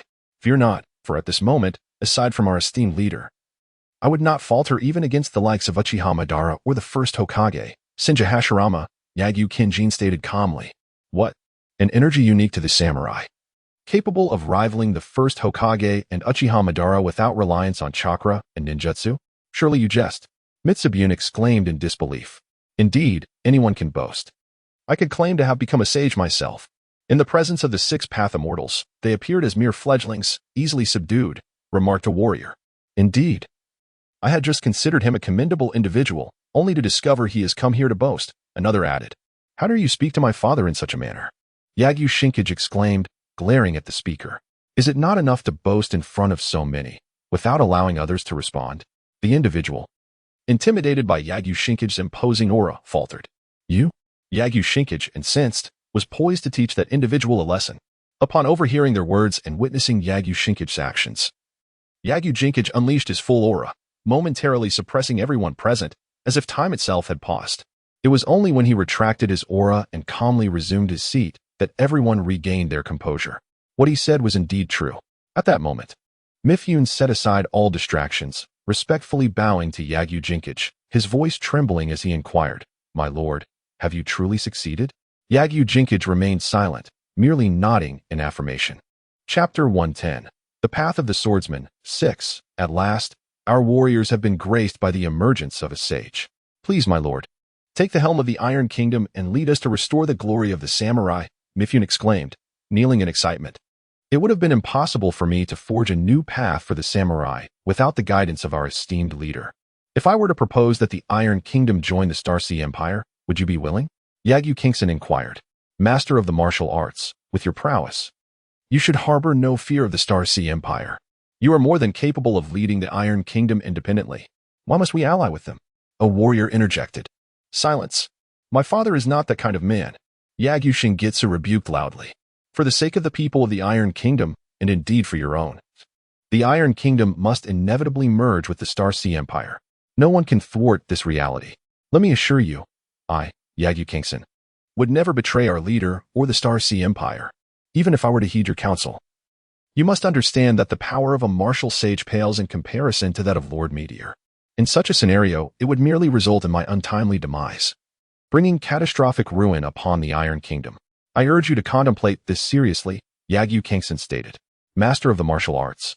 Is the leader of the Star Sea Empire truly that formidable? Mifune asked. Far more formidable than you can possibly imagine. Do not presume that your survival last time granted you insight into our leader's true strength. The only reason you managed to return was that our leader never fought earnestly. and the Star Sea Empire was not yet prepared to annihilate all nations, fearing that excessive loss among the elite would incite chaos and endanger the populace. Otherwise, no one would have emerged unscathed from that encounter, Yagyu Kangsen asserted. Upon hearing this, Mifune and the others from the Iron Kingdom realized they had no choice. Witnessing the resurgence of the warriors, they were unwilling to meet their demise. After deliberation, they resolved to join the Star Sea Empire, with Mifune presenting the emblem of generalship to Yagyu Kangsen. Yagyu Kangsen accepted it, allowing them to maintain their current status until the arrival of personnel from the Star Sea Empire, after which arrangements would be made. He promptly instructed Yagyu Shingitsu to relay this information back. In a bid to mitigate complications, Yagyu Kangsen chose not to cancel the ongoing contest, instead allowing it to proceed. Thus, he announced that the former swordsmanship competition between the two nations would be renamed the First Swordsmanship Tournament of the Star Sea Empire. He announced that after the Iron Nation integrates into the Star Sea Empire, he would teach all warriors the art of breathing, guiding them towards a new path of the samurai. Upon hearing Yagyu Kenshin's words, all the warriors erupted in cheers. Thus, the inaugural swordsmanship competition of the Star Sea Empire commenced in the Iron Nation. However, as Yagyu Kenshin had anticipated, in numerous bouts, the representatives of the various schools from the Iron Nation were decisively defeated by the warriors of the Star Sea Empire. This left the samurai of the Iron Nation disheartened, their spirits low. Some began to hope that Mifune would intervene, believing that, apart from the revered Yagyu Kenshin, none from the Star Sea Empire could possibly match him. Upon hearing this, Yagyu Shingitsu felt eager to take action, yet at that moment, Mifune had lost the desire to engage and firmly declined.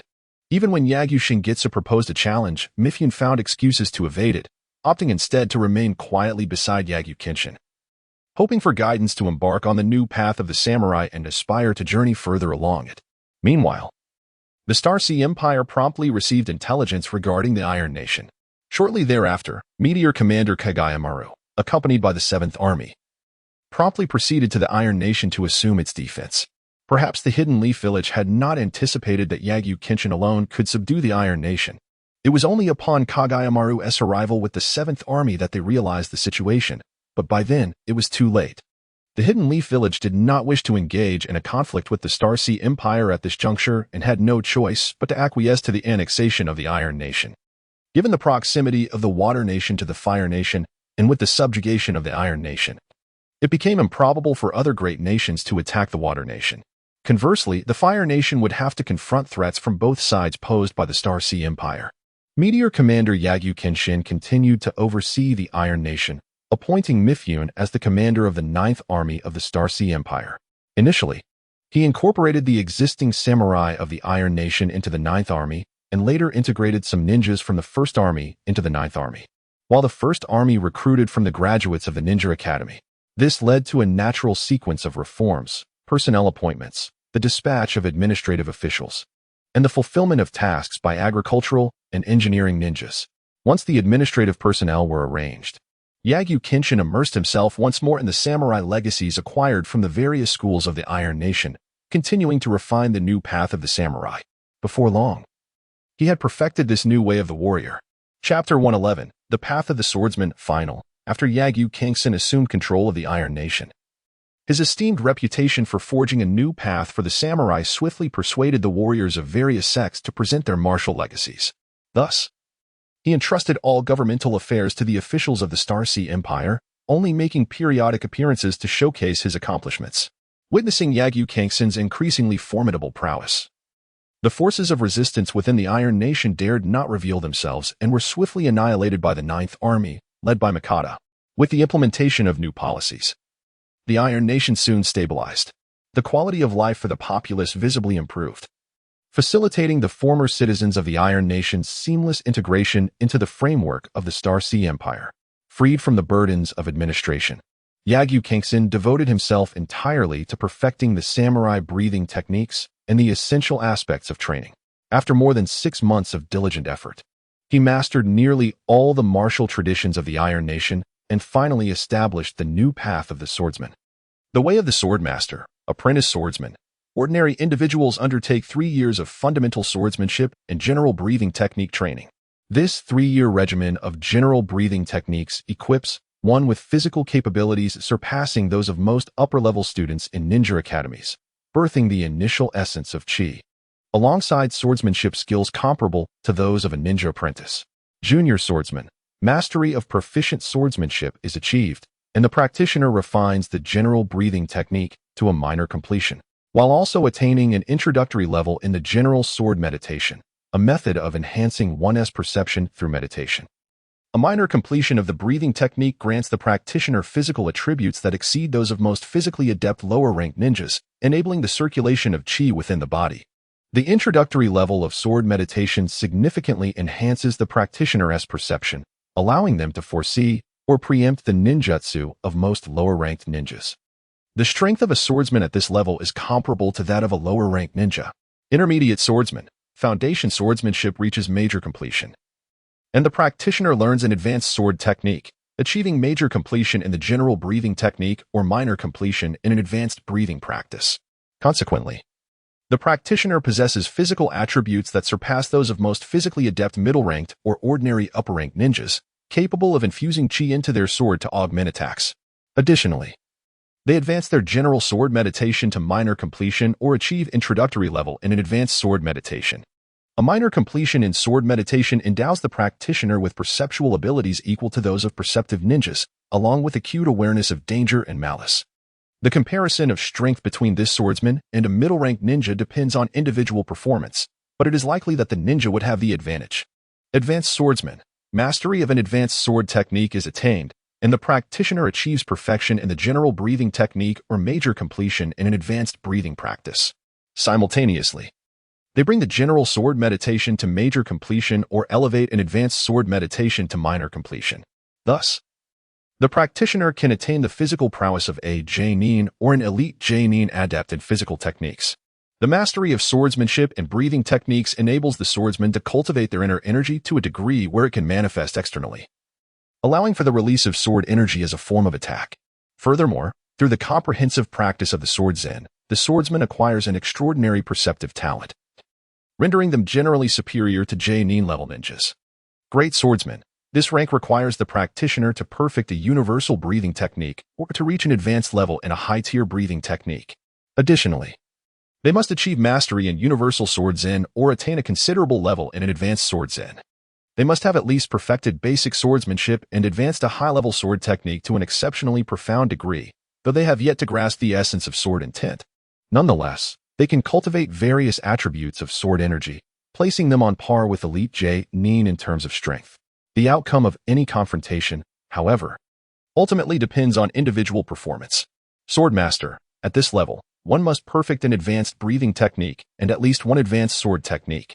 They must grasp the essence of sword intent, enabling them to harness it for offensive maneuvers.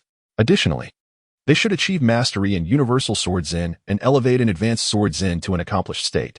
They begin to perceive the natural energies that exist within the world and start to comprehend various forces through sword intent, aiming to manipulate these forces through their swordsmanship. Great sword master. This practitioner has perfected an advanced breathing technique and an advanced sword zen. They command a vast repertoire of sword techniques and have attained a profound understanding of sword intent, mastering the dynamics of sword force. This mastery allows them to channel the grand forces of nature in their attacks, as well as to initially absorb natural energy, facilitating their own transformation. Currently, Yagyu Kensei resides at this exalted level, having traversed a considerable distance on his journey. Sword Saint. This is a conjecture by Yagyu Kensei, positing that one can transform sword intent into the way of the sword, while utilizing natural energy to achieve a complete metamorphosis of the body, reaching a level akin to that of an immortal. This rank corresponds to the 6 paths level of ninjas. Chapter 112. Expansion 1.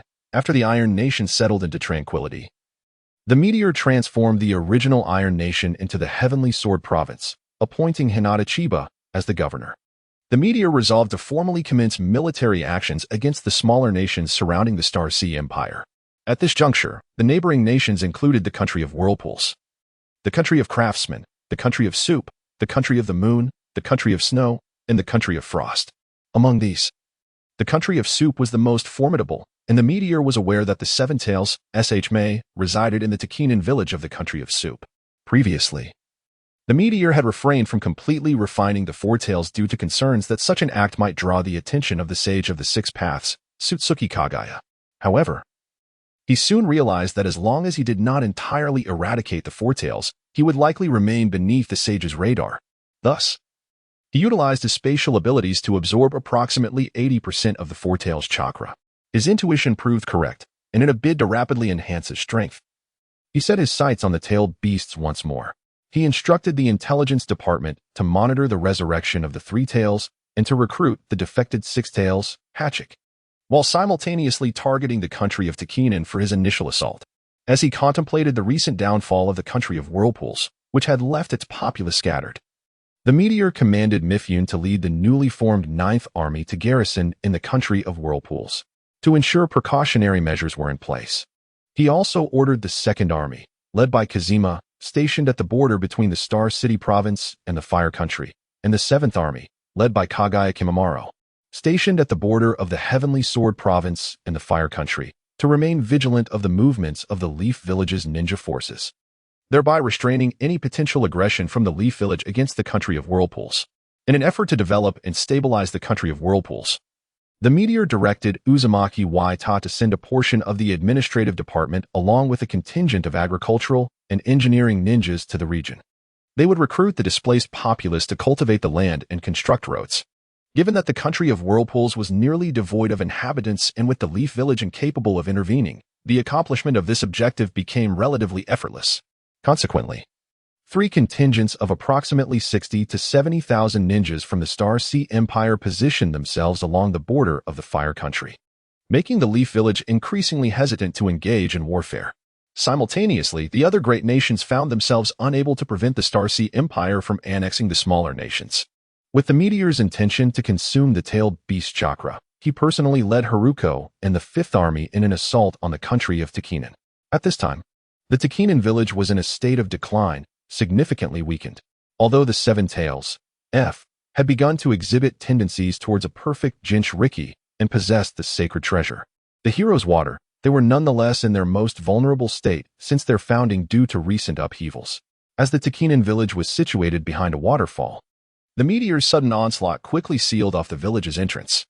He then commanded Haruko to lead a portion of the ninjas to seize the estate of the Chunin daimyo and subsequently organized administrative personnel to commence operations in the country of Chunin. Following this, he dispatched ninja teams to eradicate the various factions within the region. Harnessing his immense power, the meteor decisively vanquished the Seven Tails, F, capturing her in the higher echelons of the Chunin village, compelling them to surrender. The meteor's overwhelming strength swiftly crushed any notion of resistance within the Chunin village, leading to their prompt capitulation amidst the stark disparity in power. The meteor swiftly consumed a substantial portion of the chakra from the Seven Tails. Yet this only resulted in a marginal increase in its own chakra, as the land of waterfalls was merely a small nation. Haruko efficiently managed the affairs of the land of waterfalls with the Fifth Army, thereby relieving the meteor of any further complications. On this day, the meteor recalled the legendary treasure of the waterfall ninja village from the original narrative, the hero's water. A single sip could exponentially amplify one's chakra, albeit at the cost of one's life force. The meteor pondered the origins of the hero's water and contemplated its potential benefits, feeling undeterred by its side effects at this juncture. Consequently, he summoned the surrendered leader of the waterfall ninja village, Zao, to guide him to the source of the hero's water. Under Zaku's guidance, the meteor soon arrived beneath a colossal tree, which towered majestically towards the heavens. Although the trees of the ninja world were notoriously towering, the meteor discerned that this was no ordinary ancient tree. Zaku informed him that the hero's water was derived from the sap collected from the hollow at the tree's roots, a rare substance that took many years to accumulate even a single vial. Upon entering the hollow, the meteor discovered that the so-called hero's water was actually the result of this magnificent ancient tree absorbing natural energy and transforming it. This revelation deepened the meteor's appreciation for the tree's extraordinary nature. He speculated that it might be related to the divine tree of the Ōtsutsuki clan and resolved to incorporate it into his internal space. However, a challenge arose. The tree had long established its roots in the land, making its relocation to his internal space a formidable task. Fortunately, the meteor possessed sufficient strength to utilize his internal space to consume the surrounding earth, excavating a vast pit. Nevertheless, some roots had to be severed for the transfer to succeed. After successfully relocating the giant tree, The meteor turned back to find a massive pit with a radius of 500 meters and a depth of 500 meters left in its wake. He directed the waterfall's water into this pit, which swiftly transformed into a serene little lake. Chapter 113. Expansion 2. After Meteor absorbed the sacred tree of the Takigakure village into his internal space, he suddenly realized that despite the significant growth of his power, the internal space had expanded considerably, now comparable in size to his small town from his past life. However, he had primarily utilized this space as a vast storage area, employing it for the refinement of energy pills or the consumption of various entities. Although he had occasionally taken individuals into this inner realm, he had never attempted to cultivate anything within it. At this moment, he was uncertain whether it could sustain the growth of trees. He murmured to himself, alas, this was a hasty decision. After glancing at the newly formed lake, he ultimately decided against returning the ancient tree to its original position. Instead, he resolved to experiment with the potential for planting within his internal space, which led him to reflect on his limited understanding of this crucial aspect of his abilities. In the following days, Meteor employed shadow clones to familiarize himself with the circumstances of the Land of Waterfalls while attending to its affairs. Meanwhile, his true self meticulously studied and adapted to the internal space. However, perhaps due to the brief duration of his exploration, he initially failed to uncover any additional capabilities of this realm. Nevertheless, after several days, he came to understand that it was indeed possible to cultivate plants within this space, and he noted that it seemed to have beneficial effects on the flora. Remarkably, the ancient tree had grown significantly taller, surpassing 10 meters, and it was evident that it continued to thrive. Yet, Meteor remained unable to identify the species of the tree. He commanded his subordinates to conduct extensive research, but they found no conclusive information. He speculated that the tree might be related to the divine tree brought to the shinobi world by Kaguya Ōtsutsuki, although this remained mere conjecture without substantiating evidence. Moreover, after thorough observation and study, he discovered that the colossal tree possessed the ability to convert natural energy into a substance he referred to as heroic water. Aside from its impressive height, he did not discern any other significant utility. As half a month passed, the Land of Waterfalls gradually settled into a state of tranquility, with all affairs proceeding in an orderly manner. A portion of the ninja from Takigakure integrated into the Fifth Army, while the majority transitioned into agricultural and artisan ninjas. Given that such a small ninja village lacked the strength of larger, more formidable clans, the policies of the Star Sea Empire swiftly took effect in the newly designated Tianshui province, the former Land of Waterfalls. Various factions were efficiently cleared by the ninjas of the Fifth Army, including the heretical god cult, from which Haydn hailed. Upon receiving this report, Meteor sought to acquire greater divine power and personally visited the current headquarters of the heretical god cult. Unfortunately, perhaps due to their prior defeat, the strongest member of the cult barely reached the level of AJ Nin, and even then, there was only one individual who lacked the capabilities to rival Haydn, possessing merely an immunity to basic harm. Furthermore, the cult's legacy had dwindled to a mere whisper, with its foundational teachings nearly extinguished. All of this proved of little utility to Meteor. However, considering the peril that the cult of the evil god poses to ordinary individuals, Meteor, with unwavering determination, endeavors to eradicate this malevolent sect.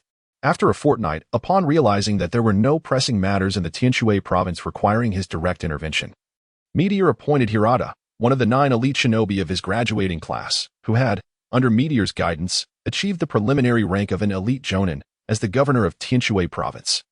He also designated the former leader of the Yuki ninja village, Zaki, as the director of the Provincial Security Bureau, reallocating a 1,000-man battalion from the Fifth Army to bolster this initiative, which would be further supplemented by the recruitment of 1,000 ninjas from the Yuki ninja village. Simultaneously, Meteor ordered Seiko to select 5,000 ninjas from the Fifth Army to establish the provincial garrison, appointing the elite jonin, Kamisui Ryun, as the garrison commander. Ryun, hailing from the Kamisui clan of the Iwa ninja village, had been rescued from the brink of extinction by Meteor, who recognized their lineage from the original narrative and sought to recruit them. Consequently, the clan readily accepted his invitation.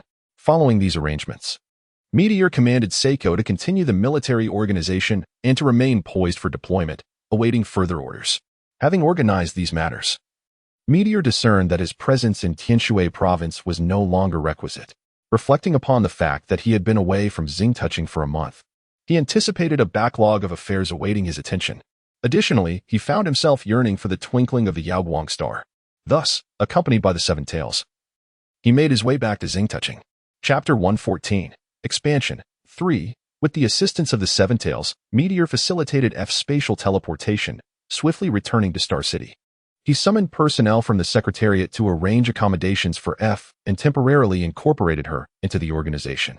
Upon hearing of Meteor's return, Radiant Star rushed over. After a brief exchange, they began to tackle the political affairs that had accumulated during Meteor's absence. To expedite the process, Meteor employed the shadow clone technique, dedicating a morning to efficiently resolve all official matters. Meteor then reviewed the intelligence from the past month regarding the ninja world. He discovered that there remained no information concerning the Akatsuki organization or Uchiha Obito. Meanwhile, Konohagakure had fully fortified its defenses against the Star Sea Empire, deploying a significant number of ninjas along 3 borders. Notably, members of the Sarutobi clan had also appeared in considerable numbers within the ninja army, which stirred considerable unrest, as their capabilities had become known to Konohagakure's ninjas. Reports indicated that Tsunade, one of the legendary 3, had returned to the village. In contrast, Sunagakure and Iwagakure appeared to be focused solely on military organization and resource gathering while actively seeking communication with Konohagakure. The 3 great ninja villages had signed a peace agreement, but little else transpired beyond that. After careful contemplation, Meteor resolved to first subjugate the smaller nations surrounding the Star Sea Empire. However, opinions differed among the high-ranking officials regarding which nation to target first. Some advocated for the conquest of the Land of Snow and the Land of Craftsmen, citing the former's advanced technologies such as chakra armor and railway systems, which would significantly benefit the development of the Star Sea Empire. The railway technology, in particular, could expedite progress immensely. Conversely, others argued for prioritizing the Land of Craftsmen, which boasted numerous skilled artisans and technologies that would strengthen the Empire's ninja forces, thereby minimizing casualties. Additionally, there were those who suggested first subjugating the Land of Moon and the Land of Waves, as these nations were the weakest and could be easily conquered in a short time. After deliberation, Meteor ultimately decided to commence with the conquest of the Land of Snow and the Land of Moon. The rationale behind this decision lay in the railway technology and the geographical isolation of these 2 nations from other major powers, rendering them incapable of receiving assistance in the face of aggression from the Star Sea Empire. Furthermore, as long as the Empire refrained from deploying its border ninjas, the major nations would lack the capacity to intervene, and they were unlikely to engage in conflict with the Star Sea Empire solely for the defense of these smaller nations. Ultimately, without external support, these nations would be powerless to resist the Empire's annexation, more conducive to the development of the Star Sea Empire. The rationale for not targeting the artisan nation lies in its status as the principal source of ninja tools for the various ninja villages across the entire shinobi world. Meteor understands that militaristic resources will always be prioritized by nations, and any aggression towards the artisan nation would not go unheeded by other countries. Furthermore, given the artisan nation's proximity to the Land of Fire, such actions could very likely provoke a response from Konohagakure, thereby inciting a war prematurely. Despite years of growth and cultivation, it must be acknowledged that the Star Sea Empire has yet to nurture a sufficient number of administrative personnel to govern the entire shinobi world, and it is not prepared to instigate a unification war. Upon realizing this, Meteor instructed Mizuki to arrange for a naval force of 10,000 ninjas from the Star Sea Empire to be stationed in Pearl Province to safeguard its security. Meanwhile, he himself would lead the remaining 10,000 naval ninjas from Pearl Province to conquer the Land of Snow, commanding Haruko to lead the 5th Army, comprising over 10,000 ninjas, to invade the Land of Moon from the Land of Waterfall. At the same time, a contingent of administrative personnel, along with agricultural and engineering ninjas, was dispatched to both nations, and the intelligence department was ordered to closely monitor the movements of various countries to ensure the effective and smooth transmission of information. In the face of overwhelming power, the 2 nations were swiftly subdued by the Star Sea Empire. Subsequently, policies were implemented in both territories, and under the assurance of formidable military strength. Numerous welfare initiatives were enacted. All forces threatening the populace were dismantled, leading to a significant alleviation of the public's burdens and a noticeable improvement in their quality of life, which quickly stabilized the regions. Additionally, acquiring the railway technology and skilled personnel from the Land of Snow accelerated the transportation development of the Star Sea Empire. Meteor commanded the Ministry of Education to enhance the training of technical personnel, while also directing the Academy of Sciences to refine technologies and continuously research new innovations. Chapter 115. A standoff between two powers following the annihilation of the Snow Country and the Moon Country, the remaining nations within the ninja world. In response to the expansion of the Star Sea Empire, recognized that a solitary nation or village could not thwart such an advance. Under the leadership of the Fire Country's Konoha village, an alliance was formed among nearly every nation, excluding only the Star Sea Empire, to collectively resist this formidable threat. To safeguard their realms, these nations entered into a pact of mutual defense, while the feudal lords relaxed their restrictions on the ninja villages, offering financial support and resources as needed. Concurrently, the major ninja villages lifted their constraints on civilian ninjas and eased the dissemination of ninjutsu. In this environment, leveraging their extensive resources, the strength of the ninja villages rapidly doubled. Among these transformations, Konoha experienced the most significant upheaval, with the return of Jiraiya and Tsunade. The influential clans within Konoha sensed an impending crisis and were unwilling to allow the decayed third Hokage, Sarutobi Hiruzen, and his three allies to maintain their grip on power. Under the guidance of Myoboka Mountain, Jiraiya recognized that without expelling the darkness from Konoha, it would be impossible to confront the Star Sea Empire. Consequently, he rallied the major clans to compel the third Hokage to abdicate in favor of Tsunade, who ascended to become the fifth Hokage. Despite Hiruzen's reluctance to relinquish his authority, he was ultimately left with no choice but to step down, as the consensus among all clans, aside from his own four, was unified. Shimura Danzo, a senior figure in Konoha, sought to persuade Jiraiya by revealing the dark truths lurking within the village, including the grim reality behind the Senju clan's extermination. Evidence of these horrors was presented to Tsunade. With this irrefutable proof, Tsunade, alongside Jiraiya and the major clans, launched a surprise assault on Danzo's base of operations. Though he wielded a Sharingan arm and would release techniques, he was ultimately no match for Tsunade and Jiraiya, resulting in his demise at the base. This confrontation unveiled further darkness, leading to the complete downfall of Hiruzen, along with his allies, Kohara Udatane and Hamura Mitokado, who were stripped of all their positions and ordered into retirement by the fifth Hokage, Tsunade. Upon assuming power, Tsunade initiated reforms, revitalizing Konoha from its state of despair. In just a few months, remarkable changes occurred. Meanwhile, Jiraiya discreetly ventured to the Rain Country, engaging in undisclosed activities that incited conflict between Nagato and Konan of the Akatsuki and Uchiha Obito, resulting in a fragmentation of the organization. Ultimately, he successfully persuaded Nagato to align the Rain Village with Konoha, and through the diplomatic efforts of Nara Shikaku, the leadership of various ninja villages soon grasped the gravity of their situation and swiftly formed an alliance. Moreover, a coalition of 80,000 troops was jointly established, stationed along the borders of the Star Sea Empire. Viewed from the heavens, the entirety of the shinobi world appeared as though it had been cleaved in twain, with the eastern coastline of the Land of Fire divided from the west. The western expanse belonged to the Alliance of Nations, encompassing the Land of Fire, the Land of Earth, and the Land of Wind, along with all the minor nations, save for the small states east of the Land of Fire. To the east lay the Star Sea Empire, formerly known as the Land of Bears, the Land of Water, the Land of Thunder, and the small nations that border the eastern coastline of the Land of Fire, as well as the island nations. The formation of the Shinobi Alliance, compounded by the insufficient reserves of administrative personnel within the Star Sea Empire, compelled the empire to relinquish its ambitions of expansion, striving instead to foster internal development and accumulate strength. Although the Shinobi Alliance had been established, it existed primarily to counter the Star Sea Empire and was plagued by numerous internal conflicts that hindered their ability to unite against their common foe. At this juncture, the collective might of the Shinobi Alliance paled in comparison to that of the Star Sea Empire, rendering them capable only of a defensive posture against the latter. In such circumstances, an unexpected tranquility enveloped the Shinobi world. The former tumult seemed to dissipate, as if peace had suddenly descended upon the land. Even Uchiha Obito and the rogue ninjas he led appeared to have vanished, their activities closely monitored by the Meteor Fate Intelligence Department, yet no substantial information emerged. Thus, the entire shinobi world turned inward, engrossed in its own development. Chapter 116, The Change of Dawn, 1. After the siege of the Meteor concluded, Nagato and Konan returned to the Land of Rain, only to discover that only Deidara and Sasori had retreated with them, while the masked man and Kasame had not returned. Have they truly not come back? Sasori remarked, surveying the surroundings. How infuriating. Those fools dared to defy our leader's orders. They have betrayed us. And we must not let them go unpunished, Deidara exclaimed vehemently. I have long suspected that those individuals were untrustworthy. Pain, what shall we do now? Conan interjected. Leader. That individual, named Meteor, seems to have spoken the truth.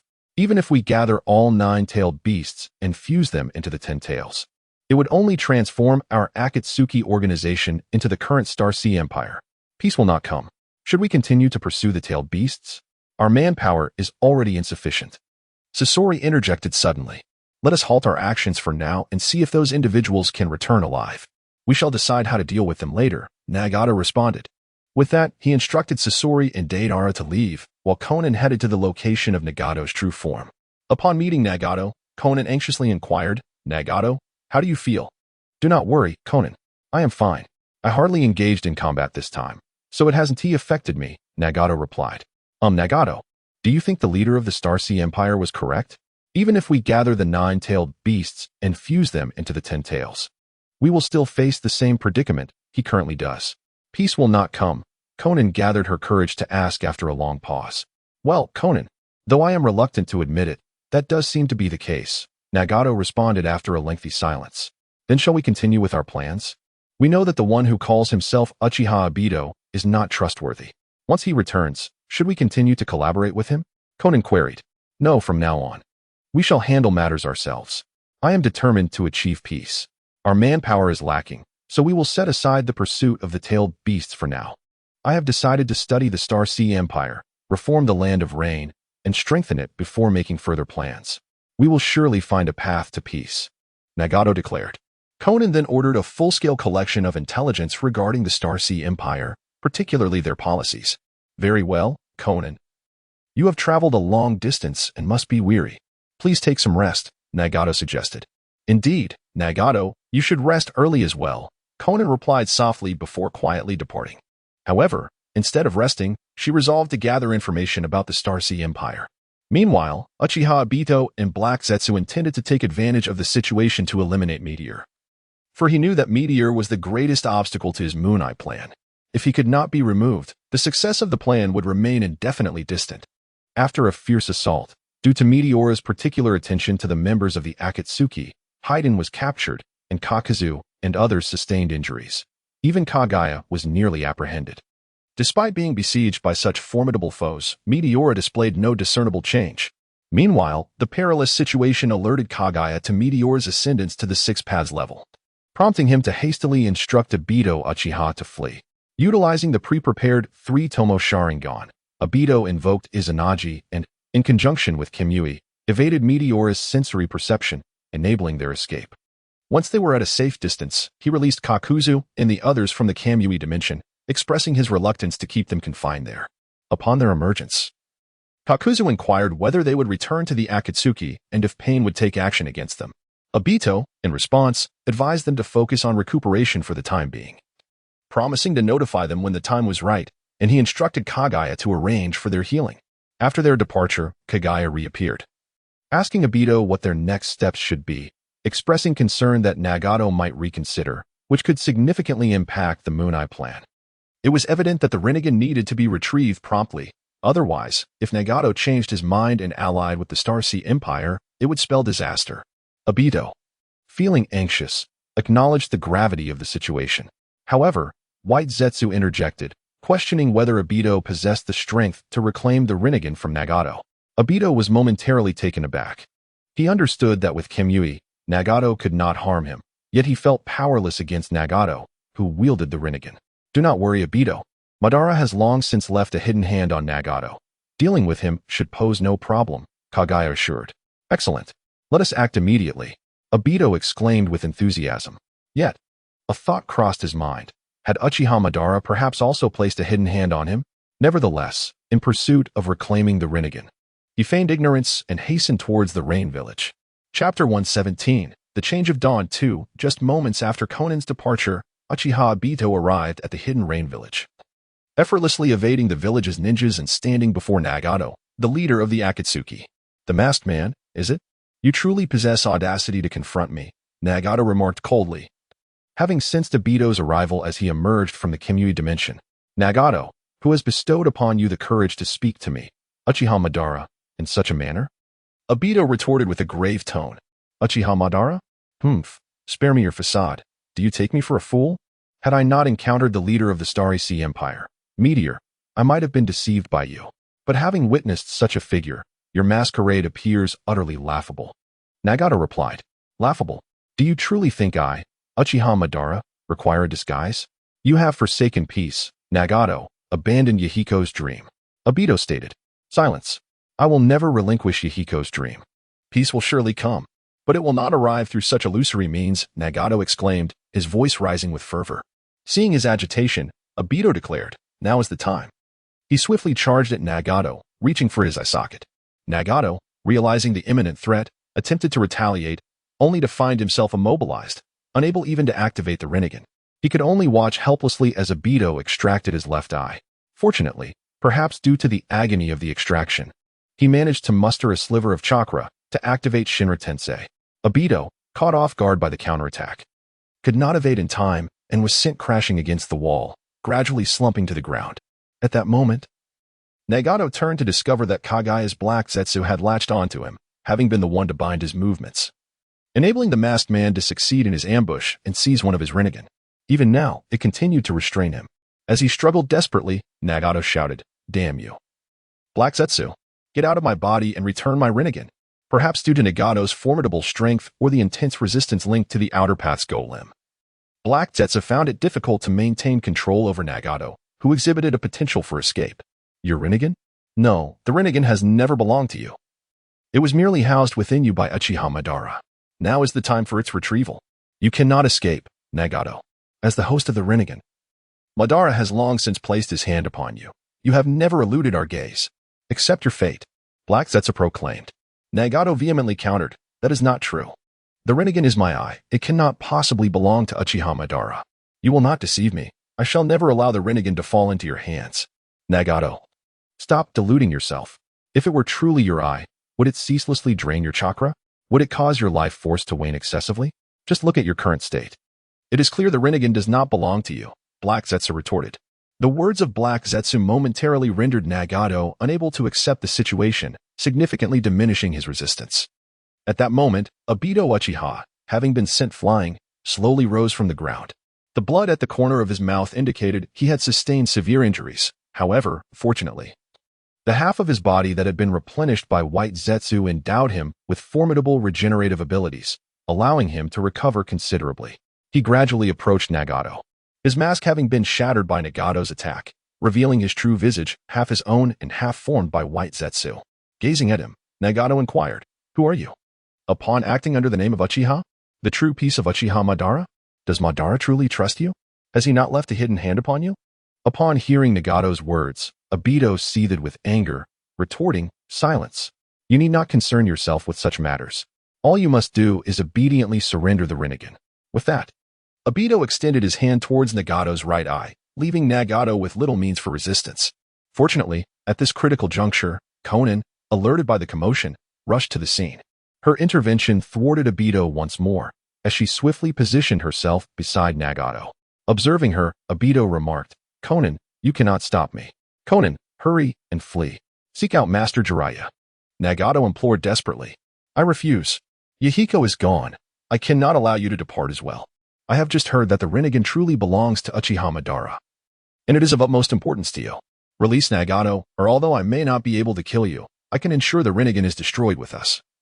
Konan declared, summoning a multitude of explosive tags that nearly filled the entire space. You? This unexpected development put Obito in a difficult position, for he understood that the Rinnegan must not be compromised. Otherwise, the plan for the Eye of the Moon could not be realized. At that moment, Black Zetsu interjected, Obito, we should retreat for now. We can return to reclaim the Rinnegan later. Upon hearing this, Obito addressed Nagato, saying, Take good care of that eye. Should anything happen to it, you will surely regret it. With that, he utilized Kamui to depart alongside Black Zetsu. Chapter 118, The Change of Dawn. 3. Upon witnessing the departure of Uchiha Obito, Konan carefully observed the situation and, once assured that he had truly left, immediately approached Nagato to assess his injuries. She quickly confirmed that he had only lost one eye, with no other significant damage. Simultaneously, Nagato, connected to the outer path golem, realized that with only one Rinnegan remaining, he must sever the link at once. Otherwise, should Uchiha Obito become familiar with that Rinnegan and summon the golem, he would be in grave peril. Thus, Nagato instructed Conan to extract the black chakra rods from his back. After a meticulous effort, they succeeded. But his legs had been severely injured during his battle with Hanzo the Salamander years ago, rendering him unable to stand. Now, with the loss of a Rinnegan, his strength had diminished significantly. Fortunately, he felt the consumption of chakra had decreased considerably after losing the Rinnegan, and he sensed his chakra reserves rapidly replenishing. This led him to believe that Black Zetsu's words might indeed hold truth. However, he could only focus on recuperating while remaining vigilant against a potential ambush from Uchiha Obito, leaving him feeling uncertain about the future. Nagato, I will surely help you reclaim your Rinnegan. For now, focus on resting, Conan said, noticing his silence. There is no need. Conan, you should have heard that the Rinnegan did not originally belong to me, but to Uchiha Madara. It has been draining my life force. Now it is better this way. Please assist me in transplanting a normal eye instead. I can feel my injuries healing, and without the burden of that Rinnegan, perhaps I may even stand again. Also, please check for any hidden traps left by Uchiha Madara on me. If possible, remove them as soon as you can, Nagato replied. Is that true? Nagato, your body is recovering. This is wonderful. Rest assured, I will help you eliminate those hidden traps, Conan assured him. Yes, and Conan, you must be cautious. Do not allow Sasori and Deidara to sense anything amiss, or they too may betray us. If feasible, send them away from Amigakure. We can address everything else once I have recovered. By the way, before departing, I overheard Black Zetsu referring to that masked man as Obito. If you can, gather intelligence on Uchiha Obito. From their words, it seems that Yahiko's death may be linked to them, and I will not let them escape unpunished, Nagato instructed Conan. Rest easy, Nagato. I will manage everything diligently, Conan promised. In an effort to prevent Nagato from continuing his discourse, Conan intervened. Thus, Deidara and Sasori were dispatched by Conan on a mission, leaving the hidden rain village. Although Uchiha Obito was reluctant, fearing damage to his Rinnegan, he was unable to seize the other eye. Nonetheless, he resolved to implant the Rinnegan he had acquired into himself and decided to familiarize himself with its powers, planning to devise further strategies once he had fully mastered its capabilities. Days later, Uchiha Obito summoned all members of the Akatsuki, excluding Nagato and Conan. Upon their meeting, he showcased his extraordinary strength, akin to that of the Sage of Six Paths, alongside the name of Uchiha Madara. Despite the skepticism surrounding his claim to be Madara, the members ultimately chose to heed his directives, recognizing the superiority of his power demonstrated through the acquisition of the leader's Rinnegan. Thus, the Akatsuki fell entirely under Obito's control. Initially, after assuming complete command of the Akatsuki, Obito intended to confront Nagato once more. However, Kaguya feared that this might draw the attention of the meteor, having noted its unusual interest in both the Akatsuki and Obito himself during their previous encounter, which left him with a lingering apprehension. He therefore dissuaded Obito from taking action against Nagato, advising that the conditions for implementing the Eye of the Moon plan had not yet been met. He cautioned that a confrontation with Nagato would expose too much and potentially jeopardize the forthcoming execution of their plans, thus extinguishing Obito's intentions. Unbeknownst to him, the downfall of the third Hokage, Hiruzen Sarutobi, and the death of Danzo Shimura heightened Itachi's anticipation for the village, compelling him to relay information about the Akatsuki back to Konohagakure without omission. Chapter 119. Jiraiya receives intelligence after the resignation of the third Hokage, Hiruzen Sarutobi. Due to Tsunade's influence, he had completely withdrawn from the upper echelons of power. Upon receiving intelligence relayed by Itachi Uchiha, he recalled that it was he who had placed Itachi undercover within the Akatsuki organization. Itachi's formidable strength rekindled Hiruzen's ambition to reclaim his authority. Thus, he ventured to the Hokage's office with this newfound information. His arrival darkened Tsunade's expression as she was engrossed in her duties. Following the removal of Danzo Shimura, the shadows of Konoha's past had been largely unveiled. As the fifth Hokage, Tsunade harbored deep resentment towards Hiruzen. Yet she understood that exposing all of Hiruzen's transgressions would undermine the Hokage's legitimacy. However, without revealing Hiruzen's long-standing influence over the village, she found herself powerless against him. Especially since he had once been her teacher, this complex relationship compelled her to maintain a cold demeanor, preferring to keep her distance to avoid further distress. At that moment, Jiraiya happened to be present in the Hokage's office. His surprise was palpable upon seeing Hiruzen, as he pondered the reason behind Hiruzen's visit. Although he was aware of Hiruzen's past misdeeds and felt a sense of grievance, Hiruzen had been his mentor and had bestowed upon him immense kindness, thus preventing Jiraiya from treating him as others might. He took the initiative to speak, saying, "Teacher, what brings you here?" Surveying the atmosphere in the office, Hiruzen addressed Jiraiya and Tsunade with an apologetic tone. "I acknowledge my past failures, and I am truly sorry, Tsunade. However, everything I did was for the sake of the village. Now that you have assumed the role of Hokage, I trust that one day you will comprehend my actions." Jiraiya found himself momentarily speechless in response to Hiruzen's words. "Understand you? Don't be ridiculous. What is your purpose here? If there is nothing pressing, I suggest you take your leave," Tsunade replied coldly. With that, she intended to dismiss him, igniting a flicker of anger in Hiruzen's eyes. Though he managed to suppress it and replied icily, "I have acquired comprehensive intelligence regarding the Akatsuki." He then placed the scroll of information on the Hokage's desk. "All intelligence on the Akatsuki? How is that possible? Teacher, how did you manage this?" Jiraiya exclaimed, hastily retrieving the scroll to examine its contents. "This information was relayed by Itachi Uchiha, whom I sent into the Akatsuki. I wish to rescind his status as a rogue ninja and bring him back. Konoha needs his strength. Rest assured, he would never betray our village." Hiruzen declared with conviction. "He would never betray Konoha? He has even slain his own parents. How could you possibly condone such actions? He is one of our own, and you all are utterly despicable." Tsunade exclaimed, her agitation palpable.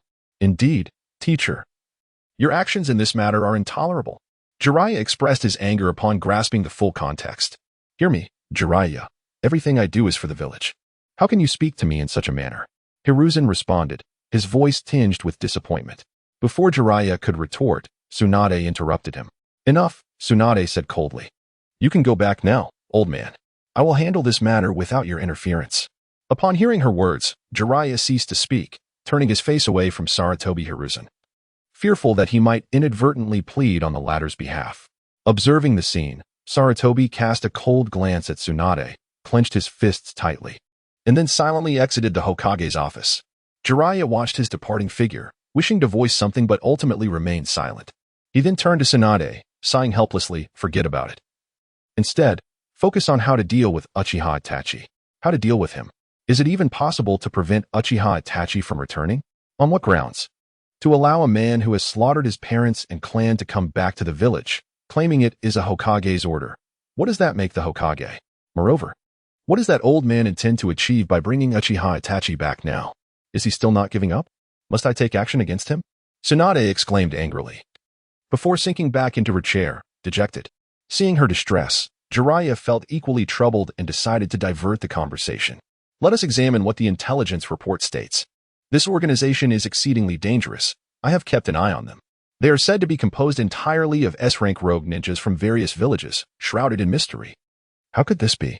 Amigakure, the Rinnegan, Nagato, Konin?" Suddenly, Jiraiya fell silent. "Hey, Jiraiya, what's wrong? Is there an issue with the report?"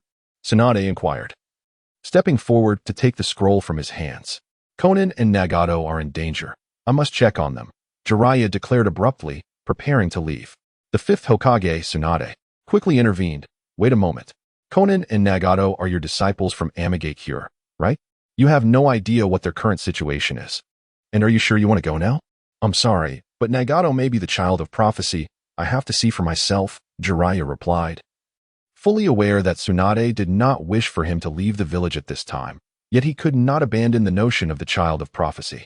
Understanding that she could not stop Jiraiya, Tsunade urged, "Then be careful. Do not be too reckless." Jiraiya glanced at her and exited the Hokage's office, waving his hand over his shoulder. "Don't worry, I will return soon." Chapter 120. The meeting of master and disciple after departing from the Hokage's office. Jiraiya hurriedly made his way to the hidden rain village, his heart heavy with concern for Nagato and his companions. With his formidable strength, he soon arrived at the outskirts of the village. Although he yearned to reunite with Nagato, years of being a ninja had taught him to temper his emotions, and thus he refrained from recklessly entering the village. Previously, he had acquired some intelligence regarding Nagato and his group from the Toad clan of Mount Myaboku and had reached out to them, urging their participation in the assault against the meteor. However, during the encounter, Nagato had been persuaded by the meteor, resulting in no one taking action. Jiraiya had witnessed the Deva path of pain at that time, and he was perplexed by how Yahiko had come to possess the Rinnegan. It was evident to Jiraiya that there was a significant rift between them, as Yahiko had not spoken to him, his teacher, throughout. This was quite uncharacteristic of Yahiko, leaving Jiraiya determined to uncover the truth. From the intelligence provided by the third Hokage, Jiraiya learned that not long ago, a masked man with a Sharingan had seized one of Nagato's Rinnegan during the attack on the meteor. This revelation left Jiraiya bewildered. Could there truly be two pairs of Rinnegan, one belonging to Yahiko and the other to Nagato? He dismissed the notion as improbable. At that moment, his heart was filled with confusion. Unable to resolve his thoughts, Jiraiya suppressed his doubts, knowing that finding Nagato would provide the answers he sought. He cautiously infiltrated the hidden rain village. Were it not for the loss of one of his Rinnegan, Nagato would have detected any intruders from outside the village with ease. Yet, having lost one eye had significantly diminished his power, and he was currently unable to maintain his connection with the outer path golem, necessitating time for recovery. Fortunately, the loss of one Rinnegan had alleviated some physical burden, and perhaps due to the prolonged use of the Rinnegan, Nagato's Uzumaki lineage had evolved, granting him powerful regenerative capabilities. In just a few days, he had healed remarkably from his severe injuries and appeared on the verge of a full recovery. Moreover, Nagato discovered he had developed a keen sense of perception, not derived from the Rinnegan, but rather from the unique abilities of the Uzumaki clan. This realization offered him some solace.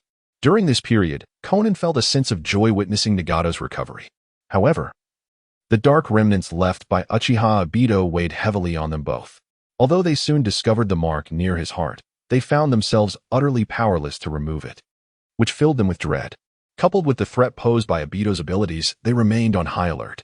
Fortunately, for reasons unknown, their adversaries had not made any further moves. In this precarious situation, Jiraiya silently penetrated the heart of the hidden rain village, at which point Nagato sensed his presence. "Conan, be cautious. Someone has infiltrated the village," Nagato warned, rising to his feet. "Is it Uchiha Obito?" Conan inquired. "It shouldn't be him, nor any members of the Akatsuki. Let me see. Ah, it is Master Jiraiya. What could bring him here at such a time?" Nagato of the Uzumaki clan pondered. "Jiraiya-sensei? What brings him here? Is he intent on once again uniting with the Akatsuki to confront the sovereign of the Starry Sea Empire?" Conan hesitated. "Should we meet with Jiraiya-sensei?" Nagato replied. "Regardless of Jiraiya-sensei's intentions, now that he has sought us out, evasion is futile. It would be wise to meet with him and hear what he has to say. Indeed, let us first seek an audience with Jiraiya-sensei. Perhaps he can dispel the hidden influence left upon you by Uchiha Obito," Conan suggested. Having come to a mutual decision, the pair made their way to Jiraiya's location, and soon they found themselves before him, thus reuniting the three of them once more. Chapter 121. Conversation 1. Long time no see, Teacher Jiraiya. Uzumaki Nagato spoke. "Indeed, it has been quite a while, Nagato and Conan. Seeing you both brings me some comfort. But where is Yahiko? The last time I saw him, he wouldn't even acknowledge my presence. Surely, I must have done something wrong for him to avoid me," Jiraiya said, a hint of melancholy in his voice. As the group stood facing each other, he noticed the wounds on Nagato's body, and he sensed a significant rift had developed between Nagato and Conan. However, he could not pinpoint the cause.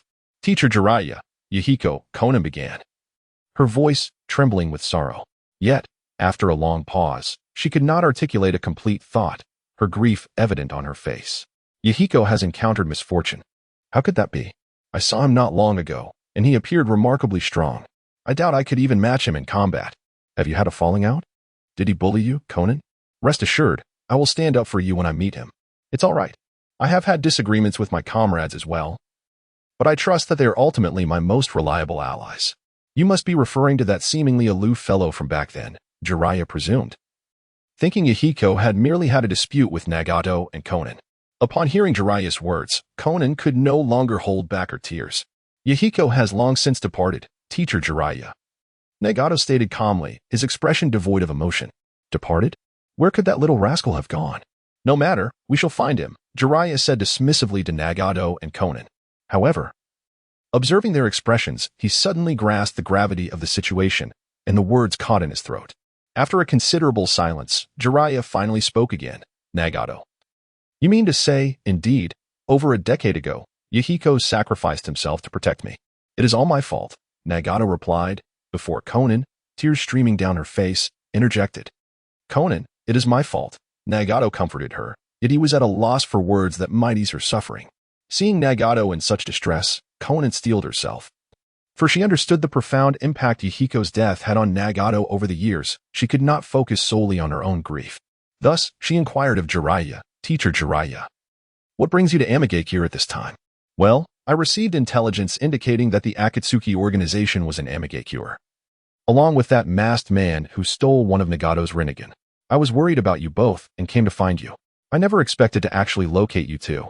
Have you been in Amigake all these years? I visited the Land of Rain later, but couldn't find you. The incident with Yahiko was my fault. Could you share what transpired afterward? Jiraiya said, scratching his head. This is quite a long story.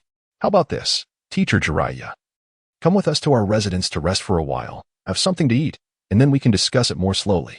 Nagato still bears injuries and requires your assistance, Conan suggested. Conan remarked, Oh, is that so? How delightful. I happen to be quite hungry. She reassured them, rest assured. Whatever the matter may be, the teacher will undoubtedly assist you. Please, do not hesitate to ask. Realizing her oversight, she added, Nagato is injured. We should return for him to rest. Jiraiya cheerfully responded, We can discuss the rest later. There's no rush. With that, Conan supported Nagato as they made their way back to their dwelling, with Jiraiya trailing behind them. They soon arrived at their destination. Conan instructed her subordinates to prepare Jiraiya's favorite dishes and fine sake. Thus, the three of them settled down to enjoy their meal while engaging in conversation. It felt as though they had returned to the time of their initial encounter. Those 3 years had truly been filled with joy for both Nagato and Conan.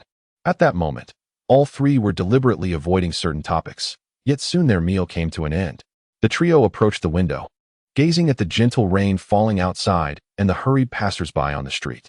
They stood in silence, none of them uttering a word, until the ninjas of Amigake finished clearing the table and departed, at which point their conversation resumed. Chapter 122. Conversation 2.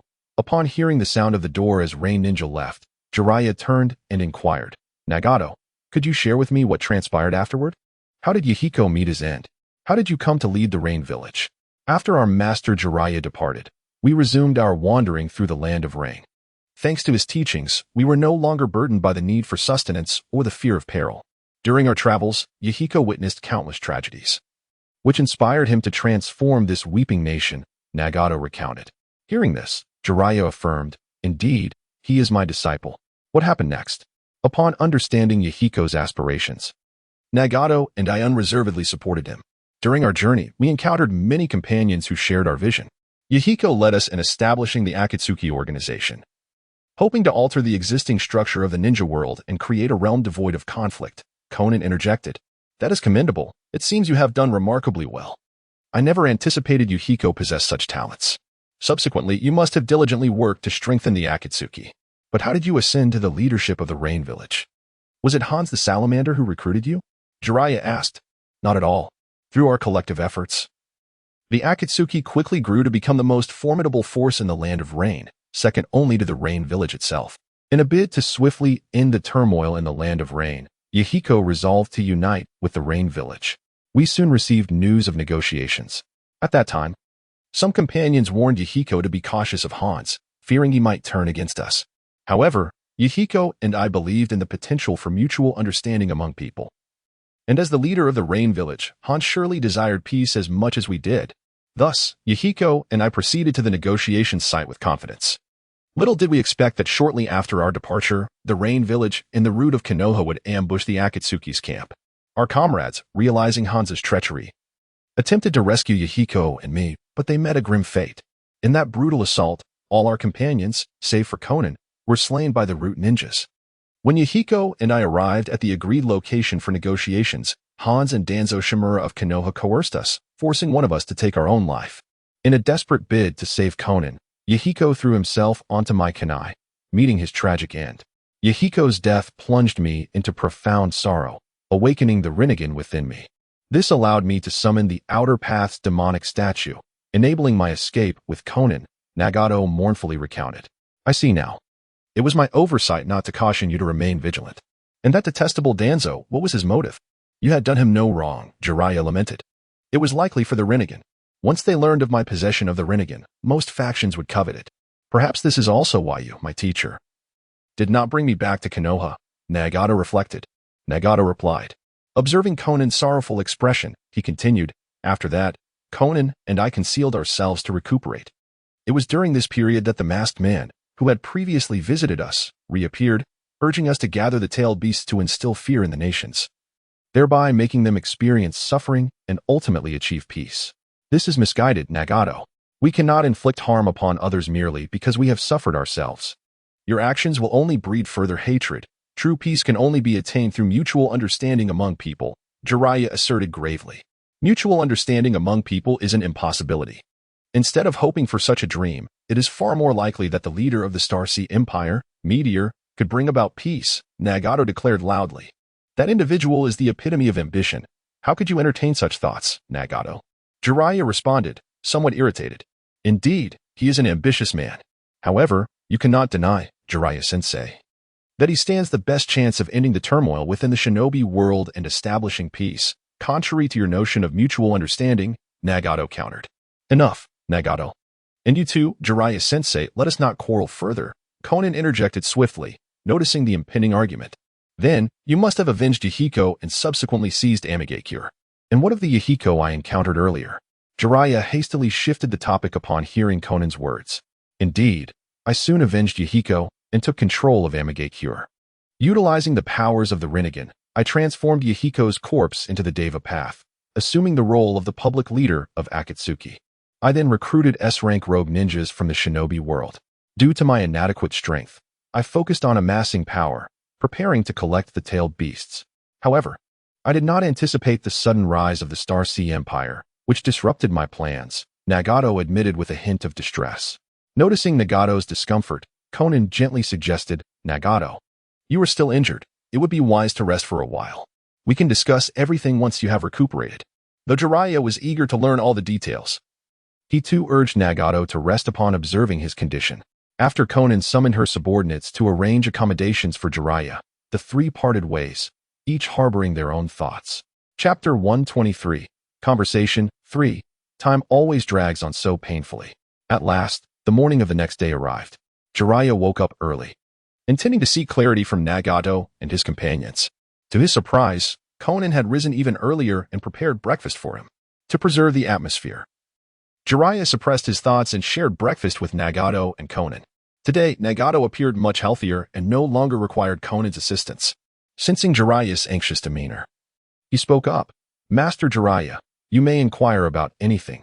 I shall provide you with answers. Hearing these words from Nagato brought Jiraiya joy. It was evident that Nagato had let go of much of his burden, and their interaction was no longer as stilted as the previous day. Jiraiya then asked, the intelligence I received indicated that one of your Rinnegan was taken by that masked individual who claims to be Uchiha Obito. Given that you awakened the Rinnegan and defeated Hanzo of the Salamander, how could you not be his match? Do you know his true identity? Master Jiraiya, I am from the Uzumaki clan, correct? Nagato queried. That seems likely, given your similarly colored hair and immense chakra reserves. Is there a problem with that? Jiraiya replied. It seems that Kaguya did not lie. The Rinnegan does not belong to me, but rather to Uchiha Obito. I have merely been a pawn in their hands from the beginning. It was I who caused Yahiko's death, Nagato lamented despairingly. Nagato, this is not your fault. It is Uchiha Obito and his ilk who are to blame. We shall not let them escape justice, Conan interjected, seeing Nagato's distress. Encouraged by Conan's words, Nagato suppressed his sorrow and told Jiraiya, the Rinnegan is not mine. It was implanted by Uchiha Obito without my knowledge. He placed a hidden hand upon me, allowing Kaguya to manipulate my body. I was unaware that I was under Kaguya's control. If it were not for Conan's desperate attempt to destroy the Rinnegan and repel Obito and his allies, this remaining Rinnegan would have been taken from me as well. At that moment, Conan interjected, Master Jiraiya, can you help Nagato remove the hidden hand left by Uchiha Obito? The hidden hand left by Uchiha Obito? Let me examine it. Though do not harbor excessive hope. Given the nature of the techniques he employs, I may not be able to dispel it. However, rest assured, if I cannot, the Leaf Village will surely find a way, Jiraiya said, carefully inspecting the technique left on Nagato's heart. After a considerable time, he found no lead and worried about triggering the technique, so he reluctantly concluded, Nagato, This technique is far too complex and located at your heart. I cannot dispel it alone. You must accompany me to the Leaf Village. I will absolutely not go to the Leaf Village, nor will I accept their assistance. Nagato spoke firmly. Konan wanted to interject, yet she understood that persuading Nagato was futile. Due to Yahiko's death, she would not accept Konoha's assistance, however. They had no alternative but to go to Konoha. Jiraiya, observing their demeanor, inwardly cursed Danzo once more before speaking. Well, Nagato. Danzo has been slain by Tsunade and me for betraying the village. Konoha is now under the leadership of the 5th Hokage, Tsunade, and such incidents will not recur. Is it true? Danzo is dead. That's splendid, though it's unfortunate we weren't the ones to deliver the blow. Nevertheless, Yahiko's vengeance has been avenged by our teacher. Konan expressed joyfully. Nagato, let us go to Konoha. With Danzo, who caused Yahiko's demise, now deceased, we should no longer harbor resentment towards Konoha. For the sake of our teacher, Jiraiya urged once more. Seeing Jiraiya's earnestness, Nagato hesitated, but upon noticing the pleading look in Konan's eyes, he relented and replied, "Allow me to ponder this." Understanding his acquiescence, Jiraiya and Konan rejoiced, exclaiming, "Wonderful." Once the three resumed their seats, Jiraiya inquired, "You previously mentioned that the masked man is Uchiha Obito. Are you certain?" "Indeed, it is Uchiha Obito. That man previously attempted to seize the Rinnegan, and I managed to knock his mask off. While Black Zetsu was controlling me, he referred to him as Obito. I instructed Konan to gather intelligence on Uchiha Obito from the Rain Village. Thus, we can be certain of his identity," Nagato affirmed with conviction. Chapter 124. The restoration of Nagato concerned about the possibility of an ambush by Uchiha Obito. Jiraiya resolved to escort Nagato back to Konoha for treatment and to address the lingering dark influence left by Uchiha Madara. Upon agreeing to Jiraiya's proposal, Nagato expressed his eagerness for prompt healing. Consequently, after arranging matters in the Rain Village, he set off towards Konoha alongside his companions. To mitigate the risk of an ambush during their journey, the trio donned disguises and stealthily made their way back to the hidden Leaf Village. Throughout their travels, Nagato, having awakened the Rinnegan, was capable of sensing malevolence, and with the added advantage of his ocular powers, they narrowly evaded the watchful eyes of White Zetsu. Ultimately arriving safely at Konoha. Thanks to Jiraiya's timely communication, the 5th Hokage, Tsunade, had already prepared for the necessary medical procedures. In her efforts to eradicate the dark remnants left by Madara, Tsunade meticulously reviewed all existing documentation pertaining to him, bequeathed by the 1st Hokage, Hashirama Senju, and the 2nd Hokage, Tobirama Senju. After failing to uncover a viable method, she concluded that sealing techniques might hold promise. Upon examining Nagato's condition, Tsunade commenced the surgical procedure. Despite the Uzumaki clan's formidable regenerative abilities, Nagato's prior injuries were severe, compounded by the toll exerted by the Rinnegan, which had hindered his recovery and drained his life force. However, losing one of his Rinnegan alleviated some physical burdens, allowing his exceptional healing capacity to manifest, yet he remained in a state of deficit, necessitating surgery. Drawing from past experiences, Nagato harbored reservations about Konoha, particularly regarding its higher echelons. He understood the significance of the Rinnegan to a shinobi and could not guarantee that no one from Konoha would act against him during the surgery. This uncertainty left him in a quandary. Within the village, he trusted only Jiraiya, whose stature was notably elevated, yet Nagato recognized that Jiraiya could only represent himself, not the entire village. The reality of the shinobi world was such that individuals might resort to drastic measures for the sake of their village. It was rare to find ninjas like Jiraiya who adhered to a moral code. Seeing Nagato's reluctance towards the procedure, Konan reassured him, "Nagato, fear not. The 5th Hokage will undoubtedly restore your health, and soon you shall return to normalcy." "Nah, Konan," Nagato whispered, glancing around to ensure their privacy. "I am not apprehensive about the surgery itself. Rather, I am concerned that someone from Konoha might seize the Rinnegan during the operation. It would not be surprising if someone were to act out." "Nagato, neither Master Jiraiya nor the 5th Hokage would do such a thing," Konan hastily replied, anxious that he might refuse the surgery. "I trust Master Jiraiya and the 5th Hokage," he countered. "But can they truly represent all the shinobi of Konoha? They cannot. Moreover, can Tsunade truly be trusted? While she may not act against us personally, as Hokage, she will do what benefits Konoha, even if it contradicts her character. That is the nature of a leader." Vortex Nagato remarked, "However, if I cannot recover swiftly, our situation will become increasingly perilous.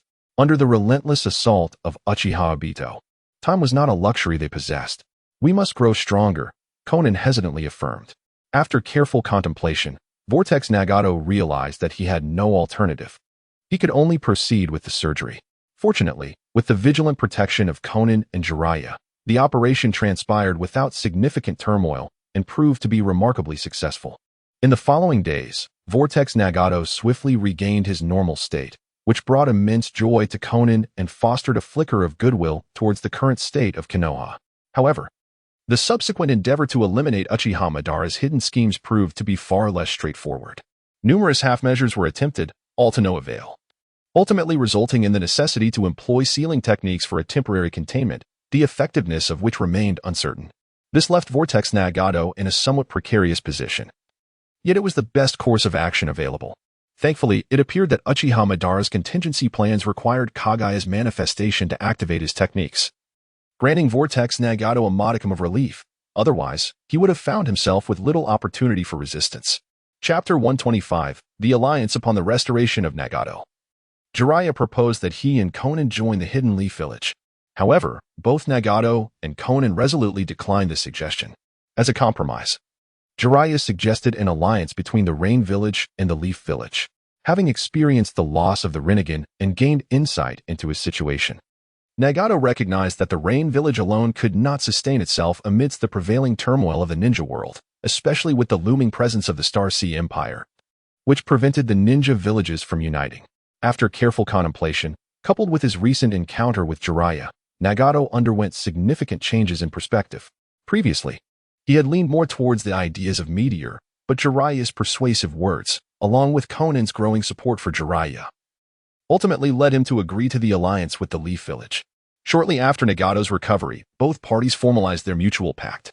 At that moment, a messenger from the Rock Village arrived at the Leaf Village. Following the assault on Meteor, the third Tsuchikage, Inoki, returned to the Rock Village in a state of disarray. Upon assessing the damages, his expression darkened considerably.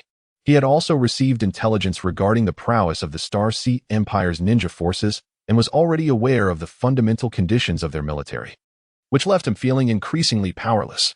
In the days that followed, he ordered the intelligence department of the Rock Village to gather information on the Star Sea Empire while attempting to carve out a new path for the village. However, after extensive deliberation, no suitable route emerged. As the intelligence accumulated, Inoki and the higher-ups of the Rock Village came to a profound realization. Neither the Land of Earth nor the Rock Village possessed the strength to confront the Star Sea Empire alone. To avert decline, they must unite with other ninja villages to collectively resist the Empire, thus preserving any chance of survival.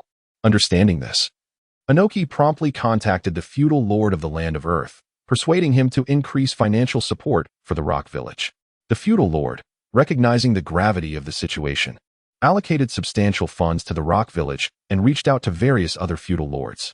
Concurrently, the Rock Village dispatched a messenger to the Leaf Village, hoping to forge an alliance against the Star Sea Empire. At this juncture, the Star Sea Empire was busy annexing surrounding small nations, instilling fear in many. The leaders of various countries, feeling helpless, sent envoys to the Leaf Village in search of assistance. Within just a few days, representatives from nearly every remaining nation in the ninja world, excluding the Star Sea Empire, converged upon the Leaf Village. The gathering of diverse factions rendered the Leaf Village remarkably vibrant, with streets bustling with activity.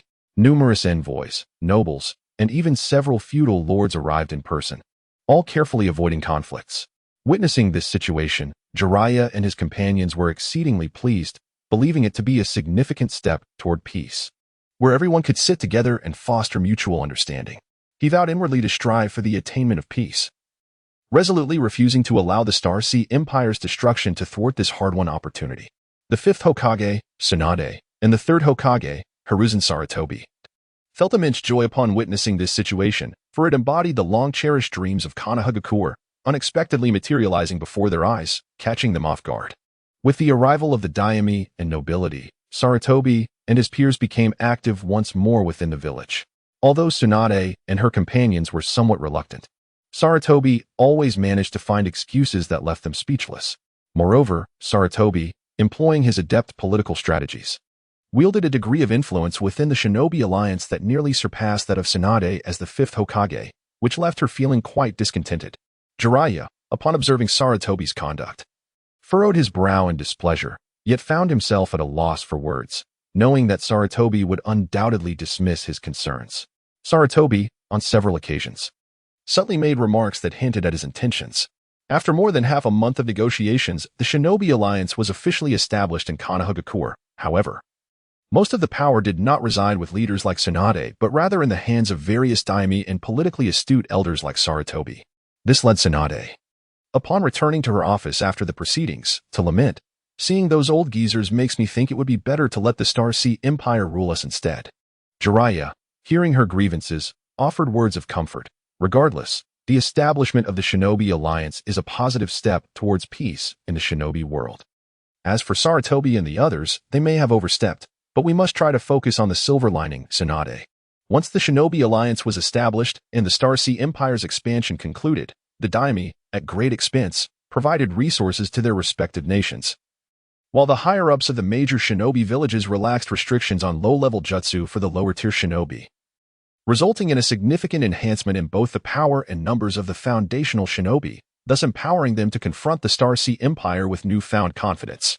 Chapter 126. Waiting in silence after the Star Sea Empire's annexation of the Kingdom of Snow and the Kingdom of Moon. News of the formation of the Ninja World Alliance reached them, due to the rapid assimilation of several smaller nations. The administrative personnel of the Star Sea Empire found themselves somewhat stretched. Consequently, Meteor decided to halt the expansion efforts. Despite the Empire's thorough preparation and overwhelming strength to suppress various factions and stifle existing powers, the swift expansion had led to numerous issues across the Empire that required resolution and adjustment. Thus, Meteor took a moment to gather his thoughts and led the citizens of the Star Sea Empire to focus on development. The emergence of the Star Sea Empire prompted the nations within the ninja world to unite against a common foe, setting aside their differences and enhancing mutual communication. For a time, peace seemed to envelop the entire ninja world, as the nations recognized the Star Sea Empire's intent to concentrate on its own growth. They too were compelled to set aside their petty ambitions and strive for their own advancement. However, this world has never lacked for indulgent nobility, who continued to exploit the common people without regard for the surrounding circumstances. Equally present were politicians like the third Hokage, Sarutobi Hiruzen, who, even when faced with adversaries, prioritized undermining his own people. Following the establishment of the Ninja World Alliance, Hiruzen, leveraging his political acumen and extensive connections, sought to unite the prominent lords, aristocrats, and his own allies within the Leaf Village to amass wealth and suppress rival factions. The once modest Sarutobi clan had burgeoned into a formidable lineage, overshadowing the Senju and Uchiha clans, establishing a firm foothold within the Leaf Village. It became evident to the Leaf Village ninja that Hiruzen had been pursuing a singular ambition to transform the Leaf into a bastion of the Sarutobi family, a dynasty to endure through the ages. Had it not been for the sudden rise of the Star Sea Empire, Hiruzen's ambitions might have come to fruition, potentially leading to the persecution of countless Leaf Village prodigies. This realization sent chills down the spines of the vigilant Leaf ninja. Compounding their unease was the fact that Tsunade had assumed the role of the fifth Hokage, yet Hiruzen showed no intention of relinquishing his grip on power. His desperation for authority and familial gain was palpable, almost bringing him to a confrontation with his own disciple, Tsunade. The events unfolding in the Leaf Village soon reached the ears of the Star Sea Empire's intelligence operatives, who relayed the information back to Star City. Upon learning of these developments, Meteor was initially taken aback but soon perceived this as the true nature of Sarutobi Hiruzen. Ultimately, he dismissed the matter, for he had grown indifferent to Hiruzen. In the face of absolute strength, any schemes would prove futile. With just a few more years, the Star Sea Empire could easily sweep through the nations. When that time comes, who could possibly stand against the tide? They shall be effortlessly crushed by the Starry Sea Empire. At this juncture, Meteor occupies the capital of the Empire, diligently stabilizing the imperial situation, thereby streamlining various affairs, judiciously allocating personnel across departments, and striving to expand the avenues for the Starry Sea Empire's ascent while supplying resources to all corners of the Empire. Meteor is dedicated to cultivating diverse talents and continuously enhancing the myriad systems of the Starry Sea Empire, initiating the organization of personnel, and formulating the Empire's laws and regulations to ensure the effective implementation of all systems and policies. For one as formidable as Meteor, this task is not particularly arduous. Nonetheless, Meteor remains vigilant to avert any irrevocable mishaps. During this period, overwhelmed by numerous responsibilities, Meteor often resorts to shadow clones to carve out some leisure time. Thus, Meteor resolves to establish a cabinet to alleviate some of the administrative burdens, thereby lightening the workload and reserving time for cultivation, for in this realm of shinobi, strength is paramount. Chapter 127. Reformation in the Land of Rain. Time swiftly passes, and half a year has elapsed. During this period, Meteor has diligently developed the Starry Sea Empire, reflecting on the 58th year of the leaf calendar. When Meteor seized the Bear Country and officially proclaimed the establishment of the Starry Sea Empire, 3 years have now passed, marking the 4th year of the Starry Sea calendar, 61st year of the leaf calendar. From the moment he arrived at the Star Ninja Village to his current position as the leader of the Starry Sea Empire, he has nearly governed half of the ninja world and a substantial portion of its population, the extent of which only Meteor himself truly understands. A feat that fills him with pride. Nevertheless, Meteor has never forgotten his initial vow to bring something meaningful to the ninja world, to guide it towards peace. In truth, he has never ceased his endeavors, despite the multitude of official duties, even employing shadow clones to manage them. He has always carved out time for his own training. Over the past 6 months, the ninja world has experienced a remarkable lack of conflict. Statistics reveal that encounters between ninjas have been alarmingly rare. The ninja villages, functioning as mercenaries, have begun to evolve towards the model of the Starry Sea Empire's ninja army. However, due to the divergences among the village leaders and daimyo, the reform has progressed at a sluggish pace, except for the Rain Ninja Village. Given the unique circumstances of the Land of Rain, which lacks a daimyo, it has historically been governed by the leader of the Rain Ninja Village as the supreme authority. At this juncture, although Nagato of the Uzumaki clan chose to ally with the Leaf Village and join the Ninja Alliance, he did not forget Meteor's words. After gathering substantial intelligence about the Starry Sea Empire, he concluded that its policies were more beneficial for the populace. Consequently, he resolved to adopt the approach of the Starry Sea Empire and implement significant reforms in the Land of Rain. Given the strength of the Rain Ninja Village, addressing the local powers, who were devoid of major aristocracy, was nearly effortless. Swiftly, Nagato and Chunin executed the reforms in the Land of Rain, transforming the Rain Ninjas into the national defense forces of the Land of Rain after consolidating military and political authority. The Rain Ninja Village, or rather the Land of Rain, experienced a renaissance. The Rain Ninja Village has exited the historical stage. With financial backing, the strength of the ninja army was significantly bolstered. Nagato's successful reforms garnered the recognition and support of the majority of the populace in the Land of Rain. However, his actions sparked considerable controversy within the Ninja Alliance, raising the question of whether other nations should also pursue the de-villagization of their ninja forces, transforming ninjas into professional soldiers. A substantial dilemma arises from this. Post-villagization, who would be the supreme leader of the nation, the daimyo or the village leader? Nagato's actions in the Land of Rain have starkly illuminated the contradictions between the ninja villages and the daimyo's authority. For smaller nations, the acceptance of their village leader becoming the national general beneath the daimyo is generally feasible, but for the 3 major ninja villages, a long-standing dual power dynamic complicates matters. Although it appears that the leaders of these villages require the endorsement of the daimyo, it is an open secret that this is merely a fade. The leaders of the ninja villages are determined by their own villages. Given the formidable strength of the 3 major ninja villages, it is untenable to expect them to yield complete obedience to an individual lacking significant power, even if that individual is a daimyo. Conversely, the notion of compelling the daimyo to relinquish leadership is utterly impractical. For centuries, daimyo have been the sovereign leaders of their nations, and demanding they surrender their authority to the ninjas is simply inconceivable. However, without reform, while other nations experience rapid advancement, one remains stagnant, or its progress lags significantly behind that of reformed nations, which is evidently untenable. Considering the ascendance of the Rain country, if the current circumstances persist and war does not ensue, it is likely that within a decade, the Rain country's strength will rival that of the 3 major ninja villages. Although smaller nations may not compare to the Rain country, their concerted efforts to develop ninja armies will undoubtedly lead to significant enhancements in their capabilities, resulting in substantial growth within a short time frame. Once these smaller nations attain the means for self-defense, the era where larger nations can disregard the smaller ones will irrevocably fade.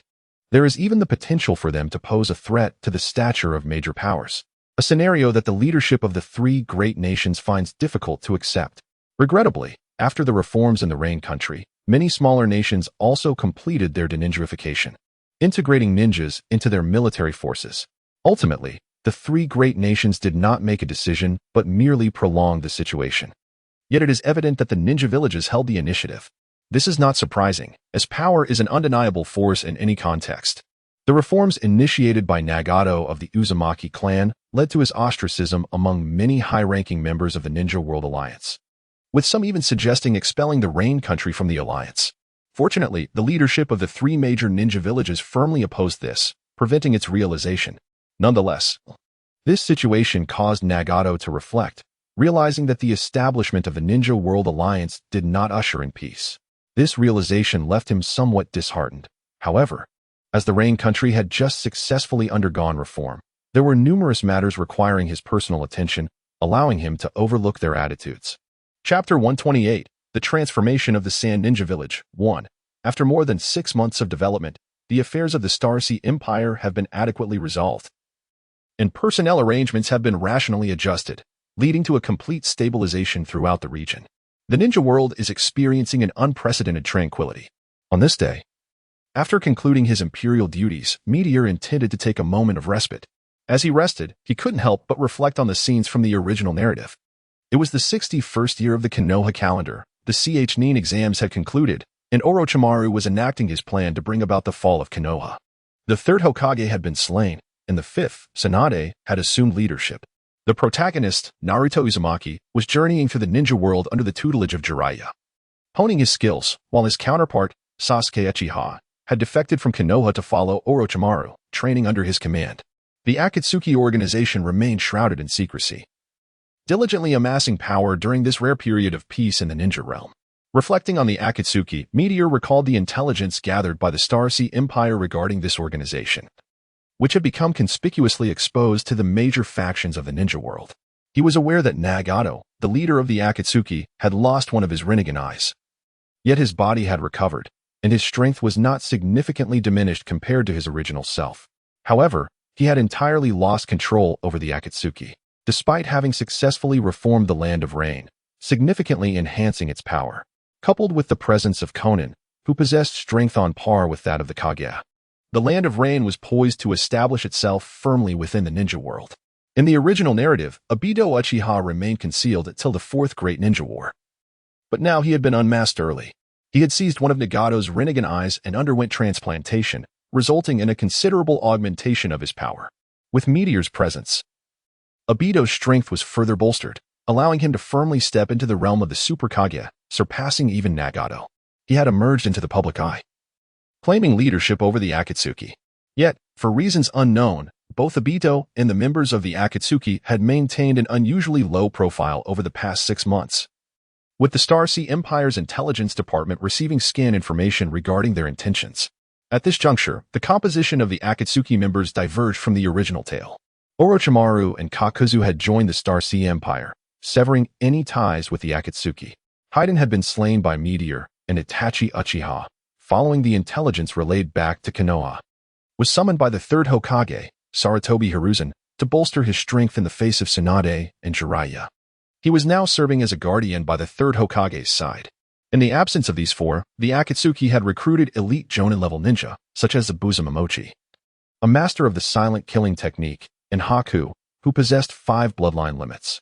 With Obito's assistance, Haku was endeavoring to merge a 6th bloodline limit, and upon success in uniting the Sharingan, would release, and the other 4 bloodline limits. He would far exceed his peak in the original narrative, firmly establishing himself in the realm of the Super Kage, a true embodiment of the underdog's triumph in the ninja world.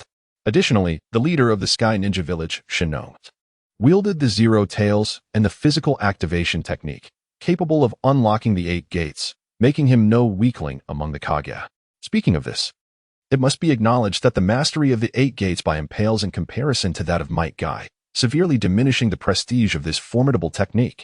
However, his ability to activate the 8 gates without harm is somewhat understandable. Moreover, with the presence of the formidable figures like Kisame Hashigaki, Deidara, and Jeibai, the Akatsuki organization's strength at this juncture does not fall short relative to the same period depicted in the original narrative. At that moment, as Meteor was deep in contemplation, the star named Yaowang hurriedly approached, relaying urgent news. I have just received intelligence that the Akatsuki has launched an assault on Sunagakure, resulting in catastrophic losses. The fourth Kazekage has fallen in battle, and the one tail, which aided Gaara, has been seized, leading to immense devastation throughout the village. Oh, has Uchiha Obito already commenced preparations? Is he starting to gather tailed beasts? Meteor pondered with confusion, given that the Shinobi Alliance had only recently been formed. The existence of the Starry Empire diverges significantly from the circumstances presented in the original work. At this moment, the endeavor to collect tailed beasts seems futile, particularly since the two tails, which joined after the obliteration of Kumogakure, the four tails, which was astonished by Meteor's overwhelming power after losing 80% of its chakra, and agreed to join the Starry Empire. The six tails, captured by Meteor after being discovered by Trumi Mei, the fifth Mizukage, the seven tails, which joined post the downfall of Takigakure, and the eight tails, which allied after the destruction of Kumogakure, are all now under the banner of the Starry Empire. Unbeknownst to many, the Starry Empire has thus acquired five tailed beasts, while the three tails remains dormant, rendering this an inopportune time for the Akatsuki to pursue tailed beasts. Meteor then reflected on how drastically different the current situation was from the original narrative. It would not be surprising if Uchiha Madara were to be reincarnated or revived directly at this point. Do not rush. The immediate concern lies with the Shinobi Alliance. Let us observe how they will respond. Additionally, I must advise Fu and the others to exercise caution. They should refrain from acting independently without my directive. Meanwhile, instruct the intelligence department to closely monitor the situation regarding the three tails. As for the Akatsuki, we need only to keep tabs on their intelligence for the time being. Meteor articulated, ultimately deciding to refrain from making any hasty moves. Chapter 129, The Change in Sunagakure 2, Returning to the Village of Sunagakure. After the conclusion of the joint Chunin exams among the five nations, various factions united in their failed assault against the Meteor. The fourth Kazekage managed to escape back to Sunagakure, while in the original narrative, he was assassinated by Orochimaru during the Chunin exams. Fortunately, due to the Meteor's intervention, he survived. However, the thoughts of the Meteor's plans for the Land of Wind weighed heavily on his mind, and he soon abandoned the idea of realizing them himself. Instead, he became increasingly anxious about the Meteor's formidable strength and the Starry Empire's relentless annexation of small countries. Consequently, he dispatched envoys to Konohagakure seeking assistance. Coincidentally, numerous factions were concurrently sending envoys to the Leaf Village, leading Sunagakure to join the Ninja World Alliance, which somewhat alleviated the fourth Kazekage's worries. The establishment of the Ninja World Alliance significantly improved the relationship between the feudal lord of the Land of Wind and Sunagakure. No longer was the village's funding obstructed by the feudal lord. Rather, unprecedented financial support was bestowed upon Sunagakure. Formerly prohibited policies were now allowed, greatly easing the fourth Kazekage's burdens. As he witnessed the implementation of policies he had long desired, the village's strength visibly increased, allowing Raza, the fourth Kazekage, to finally breathe a sigh of relief. Yet, thoughts of the Meteor and the Starry Empire filled him with a sense of despair. He understood that relying solely on the Ninja World Alliance would scarcely impede the Meteor's actions. Sunagakure needed to cultivate ninjas capable of restraining the Meteor. Otherwise, even if they trained numerous Chunin and Genin, it would only result in needless casualties. After careful contemplation, the fourth Kazekage, Raza, sorrowfully realized that enhancing Sunagakure's elite combat power depended solely on the One-Tail's assistance, particularly focusing on his own son, Gaara. Among the younger generation, he could find no one else worthy of the title of Kage, let alone someone capable of restraining the Meteor. With this clarity, Raza resolved to set aside his doubts and alter his approach towards Gaara, dedicating himself wholeheartedly to nurturing him. At this juncture, Gaara, due to the Meteor's influence, did not engage in a climactic battle with Naruto Uzumaki during the collapse of Konoha as depicted in the original story, lacking the profound redemption that would have ensued. He remained a fearsome presence, yet fate has a peculiar way of intertwining lives. During the Chunin exams, Gaara encountered Naruto, and in a remarkable twist of destiny, these two individuals from separate villages, who had never met before, became friends after a serendipitous encounter. With Gaara's mindset at the time, he effortlessly forged a bond with the protagonist, Naruto, and found himself subtly influenced, resulting in a significant alteration of his once cruel and indifferent demeanor. The Meteor remained oblivious to this transformation, and had it known, it would have to concede that the protagonist was indeed extraordinary. As the fourth Kazekage Raza redirected his focus towards Gaara, he quickly noticed the changes within his son, which brought him a sense of relief. After all, he had previously been troubled about how to mend the rift between himself and Gaara. His earlier actions had created a profound distance between them, and Gaara was not one to easily let go of such grievances. What he requires is to nurture a formidable ninja capable of restraining the meteoric threats, someone deeply bound to the Sand Village. Only in this manner can he contribute to the village in the near future, rather than becoming a ninja who might unleash harm upon its inhabitants at any moment. At this juncture, Gaara's mentality is particularly conducive to his own development.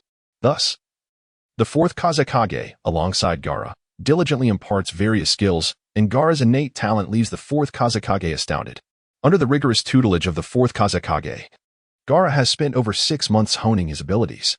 On this particular day, after the fourth Kazekage had arranged Gaara's training as usual, he departed to attend to his duties.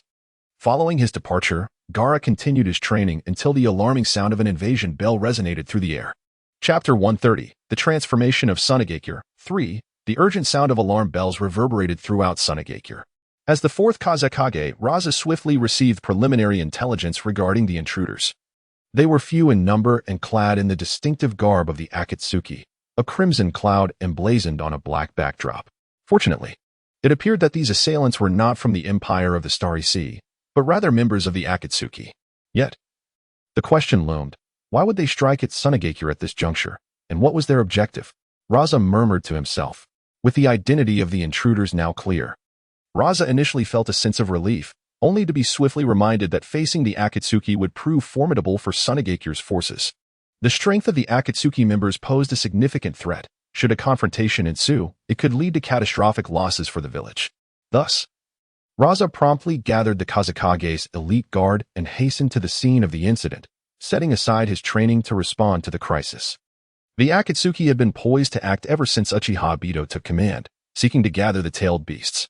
However, Kaguya's will, known as Black Zetsu, recognized that the time was not ripe for such an endeavor, citing the need to acclimate to the newly implanted Rinnegan. Black Zetsu continually thwarted Obito's attempts to initiate action with various excuses. After 6 months, Obito grew impatient and, perceiving Black Zetsu's hesitation, proposed an assault on Sunagakure. Following the sequence of their sealing plan, they decided to target the One Tail first. Obito consulted with Sasori of the Red Sand regarding the current status of Sunagakure and learned that he still had operatives within the village. Consequently, he instructed Sasori to contact his subordinates, and together with Sasori and Deidara, Obito stealthily infiltrated Sunagakure. However, Sasori, in a moment of oversight, underestimated the village's recent advancements and executed their original flawless plan, which ultimately revealed vulnerabilities that Sunagakure's ninjas quickly exploited. As they attempted to silence the captured intruders, word of their presence spread, turning Obito and his companion's stealthy mission into an overt incursion. With their combined strength, dealing with Sunagakure's ninjas was as effortless as slicing through vegetables, and they soon confronted the fourth Kazekage on his path.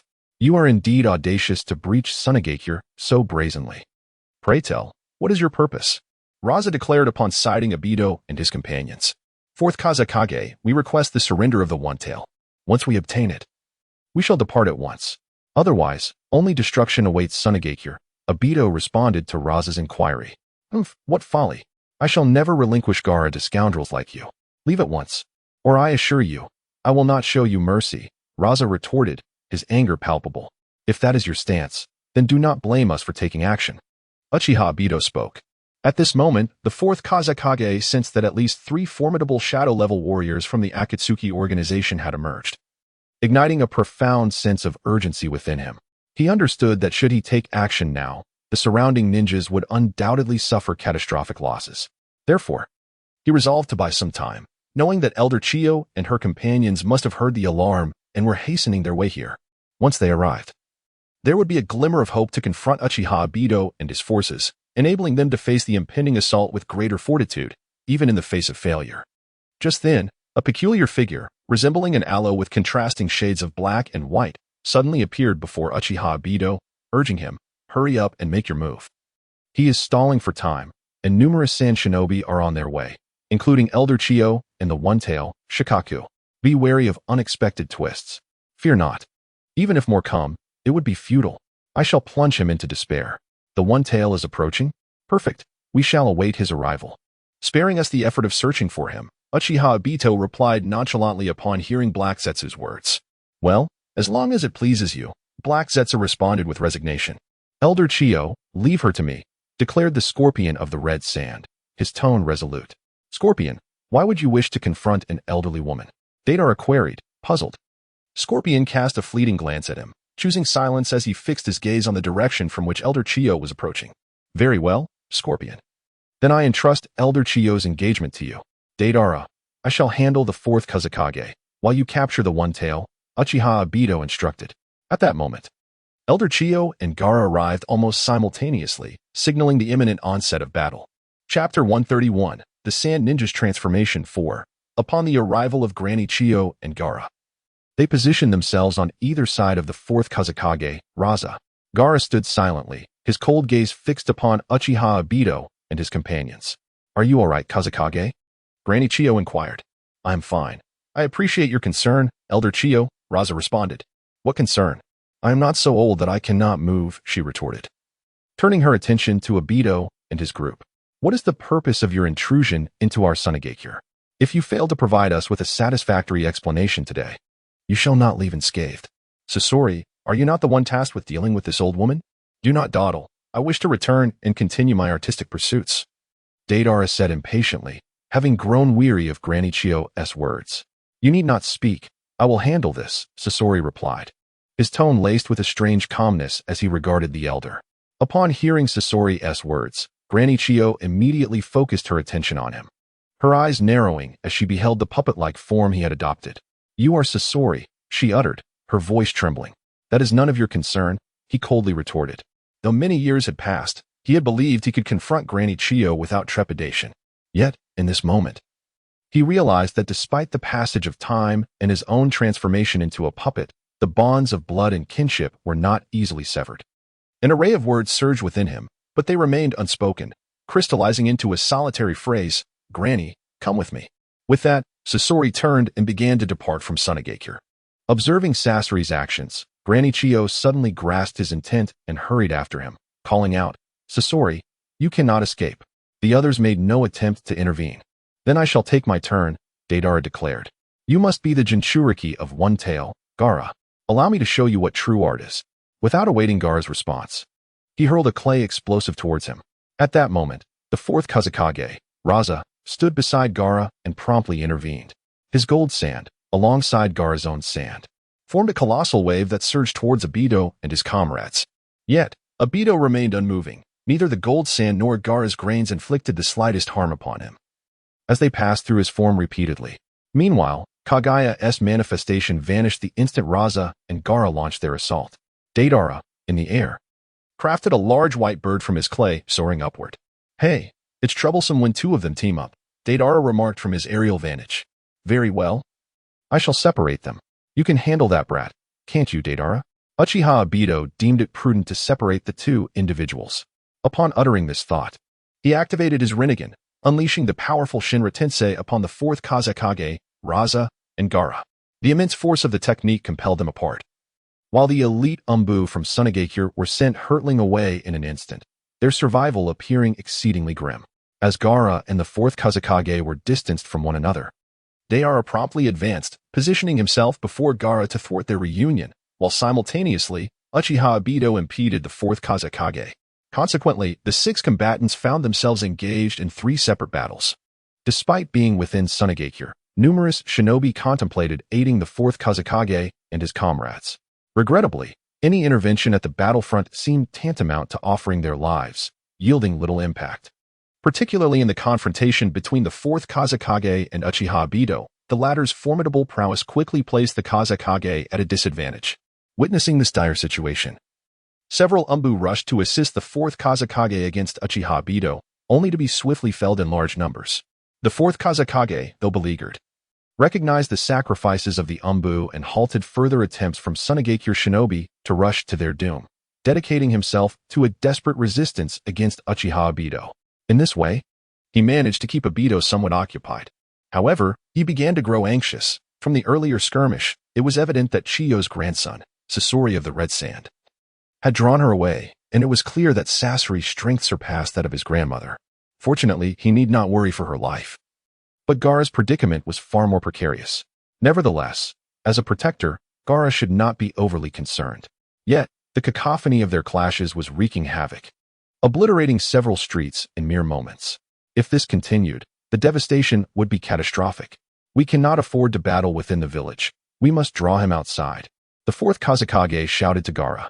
The Kazekage's momentary distraction provided Uchiha Obito with an opening, but fortunately, the Kazekage's sand defense held firm, sparing him from serious injury. Upon hearing the Kazekage's command, Gaara gradually lured Deidara away from Sunagakure, and soon, the fighting resumed once more. Chapter 132, The Sand Ninja's Transformation, 5. After emerging from the Sand Ninja village, the Red Sand Scorpion came to a halt, soon followed by Granny Chiyo, who stopped a short distance away. Scorpion, why did you choose to attack the village with those individuals? Can you come back? She inquired, gazing at the unfamiliar puppet before her. Return? That is out of the question. I have long since severed any ties to this village, replied the Red Sand Scorpion. I see. Although I do not wish to engage with you, if you refuse to return, I shall take you back by force, declared Granny Chiyo. You cannot. You have grown old. It would be best for you to remain here quietly until this matter concludes, the Red Sand Scorpion remarked suddenly after hearing her words. Upon realizing the truth in his statement, Granny Chiyo understood that she was no longer a match for him in battle. After pondering for a moment, she concluded that staying with him would at least prevent him from harming the villagers. With this thought, she relaxed and asked, Scorpion, do you truly not wish to return? Enough with the idle chatter. Spare me those meaningless words. Perhaps you should contemplate how to ensure the survival of the Sand Ninja village. The fourth Kazekage, Raza, is certainly no match for Uchiha Obito. Losing both the Kazekage and the assistance of the people, coupled with the destruction wrought during their conflict. The village's survival now rests upon your shoulders, the Red Sand Scorpion reminded her, observing the elderly woman who still endeavored to protect the Sand Ninja village. After hearing his words, Granny Chiyo resolved to return and aid the fourth Kazekage. Yet, before she could make her move, the Red Sand Scorpion obstructed her path and stated, Returning now serves no purpose. It would merely cost you your life and further exacerbate the village's losses. Think about it. If you were to perish in this endeavor, what hope would remain for the Sand Ninja? His intervention and words deeply unsettled Granny Chiyo, yet she recognized her inability to alter the course of events, leaving her to passively await the outcome. Having not seen her grandson in many years, she yearned to express countless sentiments to the Red Sand Scorpion. But the dire circumstances of the Sand Ninja village held her tongue. Similarly, the Red Sand Scorpion found himself at a loss. Unable to confront the one person in this world who cared for him most, silently apologizing in his heart, I am sorry, Granny, I have disappointed you once more. Thus, the Red Sand Scorpion fell silent, and the two remained in quietude. Nevertheless, Granny Chiyo occasionally cast worried glances towards the village chief, then back at the Red Sand Scorpion. Hesitating to speak, repeating this cycle. During this time, she contemplated returning to the village more than once, but whenever she entertained such thoughts, the Red Sand Scorpion would immediately adopt a serious demeanor, preparing for confrontation, which compelled her to abandon the idea. For the rest of the time, the Red Sand Scorpion remained calm and composed. As long as Granny Chiyo did not intend to return to Sunagakure, he would refrain from taking any action. Thus, time passed until Granny Chiyo spoke once more. Little Sasori, I am grateful that you brought me here, sparing me from the Great War. However, the village is in peril, and I must return. You cannot deter my resolve to go back. This village is as dear to me as you are. I am old, and I can no longer bear the burden of witnessing it face annihilation. After her words, Granny Chiyo proceeded towards Sunagakure without any guard. Sasori of the Red Sand found himself at an impasse, uncertain whether he should stop this elderly woman who had dedicated her life to the village, and who was also his beloved grandmother. He understood that, in this moment, from any perspective, he ought not to allow her to return. Yet, he also recognized that he could not prevent Granny Chiyo from going back. Fortunately, at that moment, the sounds of battle ceased. Chapter 133, The Transformation of the Sand Shinobi 6. After the fourth Kazekage, Raza, and Gaara were separated, Uchiha Obito confronted the fourth Kazekage with a Rinnegan implanted. Uchiha Obito had ascended to a level beyond that of the Kage. Coupled with the formidable powers of his Manjiki Sharingan, he posed an insurmountable challenge to the fourth Kazekage. Fortunately, being within the confines of Sunagakure, The assistance of the village's Umbu allowed the Kazekage to hold his ground, albeit precariously. However, as Obito intensified his assault, the casualties among the Umbu began to mount.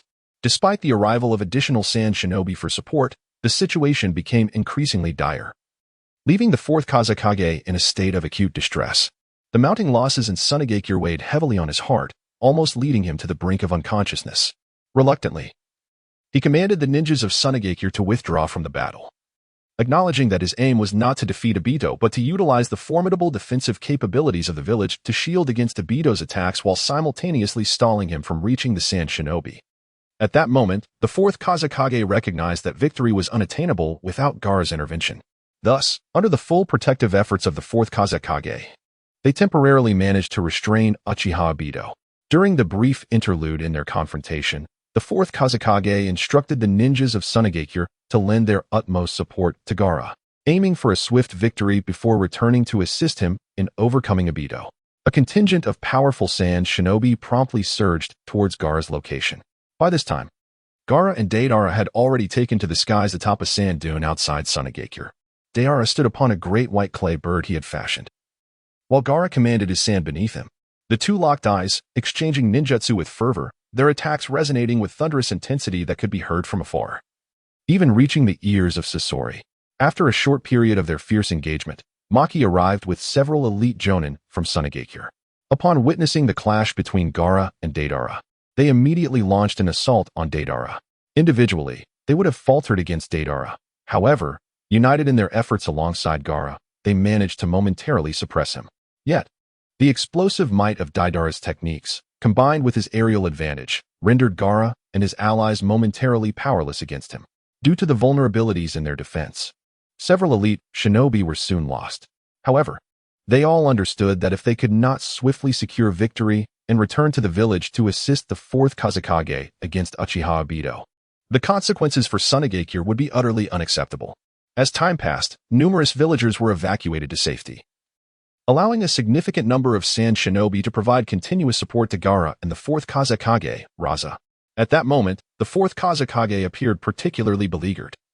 Yet he could only exert all his efforts to fend off Uchiha Obito's assaults. Unfortunately, an inadvertent misstep revealed a critical opening in Raza's defenses, leading to him being struck and sent flying by Obito. Suddenly, Obito unleashed a display of enhanced power, resulting in substantial casualties. Severely wounded and having lost several of his aides, the 4th Kazekage was quickly overwhelmed, and the grave injury signaled to the people of Sunagakure that Raza would not survive. Meanwhile, the confrontation between Gaara and Deidara had concluded. Under the explosive power of Deidara's C3, the 18th number, Gaara was injured and lost consciousness while attempting to protect the Sand Shinobi who had come to his aid, ultimately falling into Deidara's clutches. This news was swiftly relayed to Uchiha Obito by Black Zetsu, just as the 4th Kazekage succumbed to his injuries. Upon witnessing the death of the 4th Kazekage, Obito lost any desire to continue the battle and made his way to Deidara's location. Once united, they quickly followed Black Zetsu's guidance to locate the Akatsuki member, Sasori of the Red Sand, and, under the watchful gaze of Chiyo, departed with composure. Seeing their departure, Chiyo hurried back to the village to oversee rescue efforts. Simultaneously, she instructed the Umbu of Sunagakure to do everything possible to retrieve Gaara, believing that perhaps his life was not yet meant to end.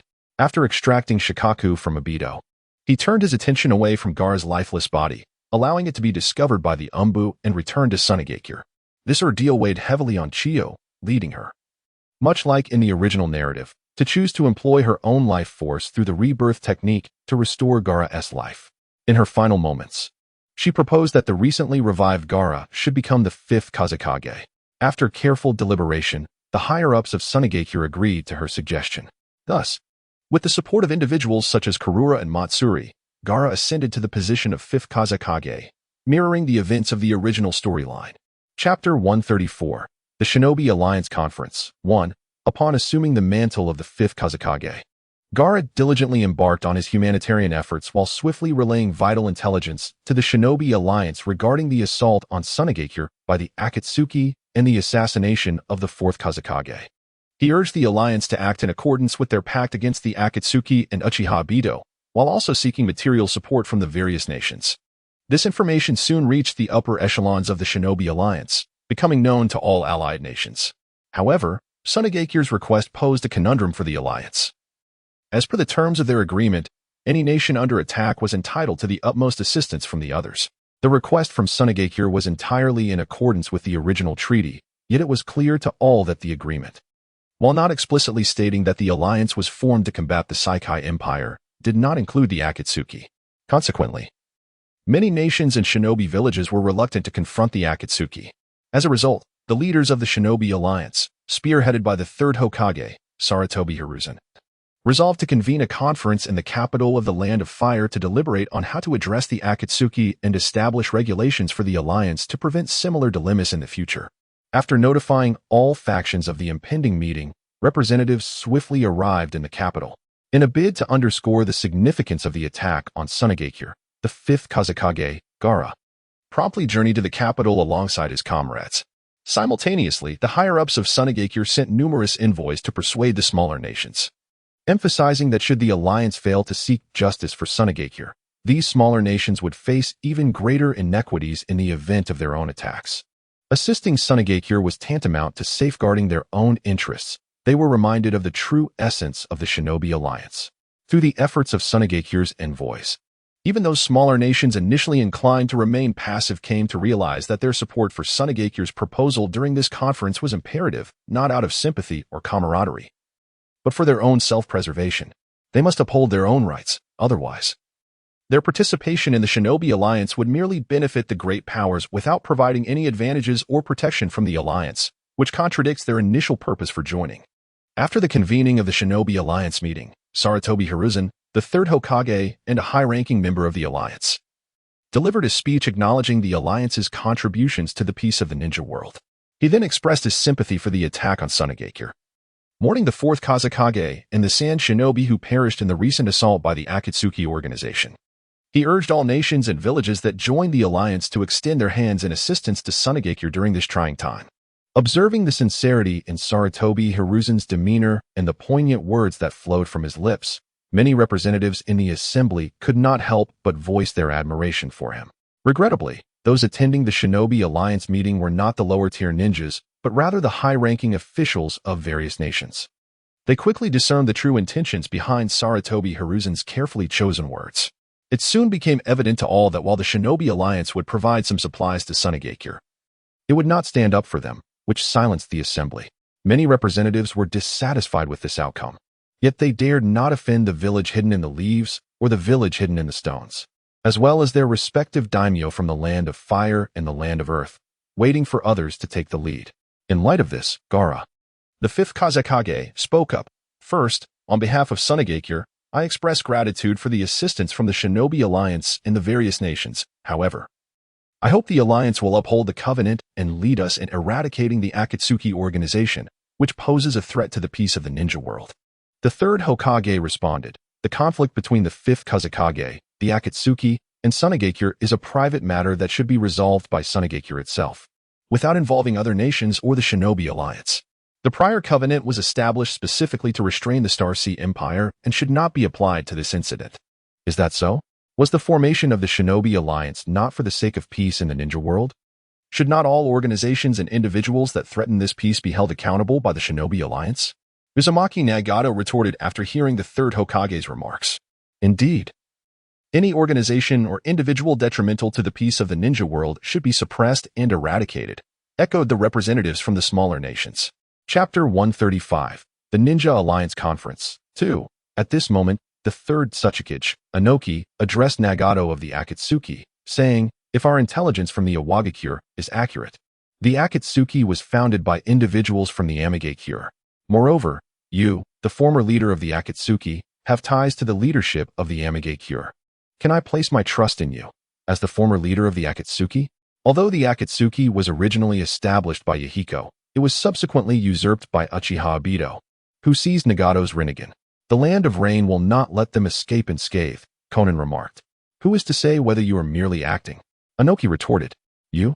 Conan angrily began to respond. Conan, cease your words. They are of no consequence. A clear conscience speaks for itself. What they choose to think is their own matter. We must focus on our own affairs, Nagato reassured Conan. Ah, the leader of the Amigakure, you have initiated reforms akin to those of the Star Sea Empire, with policies that are nearly identical. Furthermore, the Amigakure has been engaged in the mass slaughter of nobles and officials. Thus, the Land of Rain must face repercussions. The daimyo of the Fire Country suddenly interjected.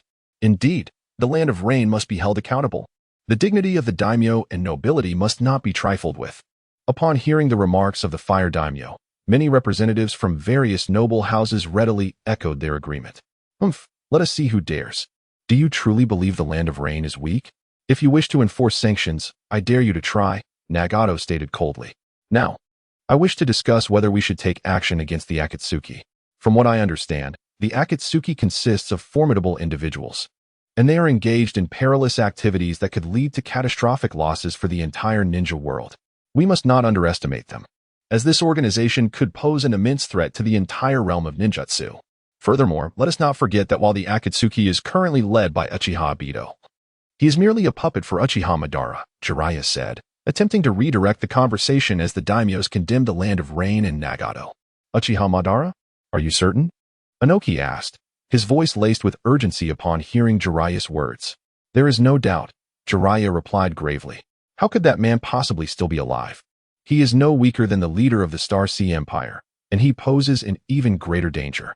If that man is indeed the mastermind behind the Akatsuki, I support the proposal from Sunagakure for the Ninja Alliance to mobilize elite forces from all nations to eliminate the Akatsuki swiftly. The longer we delay, the more perilous the situation becomes, Inoki stated firmly. However, the Rinnegan belongs to Uchiha Madara. Even if he were still alive, he would be a mere shadow of his former self, and without the Rinnegan, how formidable could he truly be? Additionally, should we strike against the Akatsuki? What if the Star Sea Empire seizes the opportunity to attack the other nations? Moreover, we are aware that the Akatsuki's incursion into the Sand Village was aimed at gathering tailed beasts. Presently, aside from the 4 tails of the Rock Village and the 9 tails of the Leaf Village, all other tailed beasts reside within the Star Sea Empire. Consequently, it is inevitable that the Akatsuki will target the Star Sea Empire. In light of this, why not allow the Akatsuki and the Star Sea Empire to contend with each other?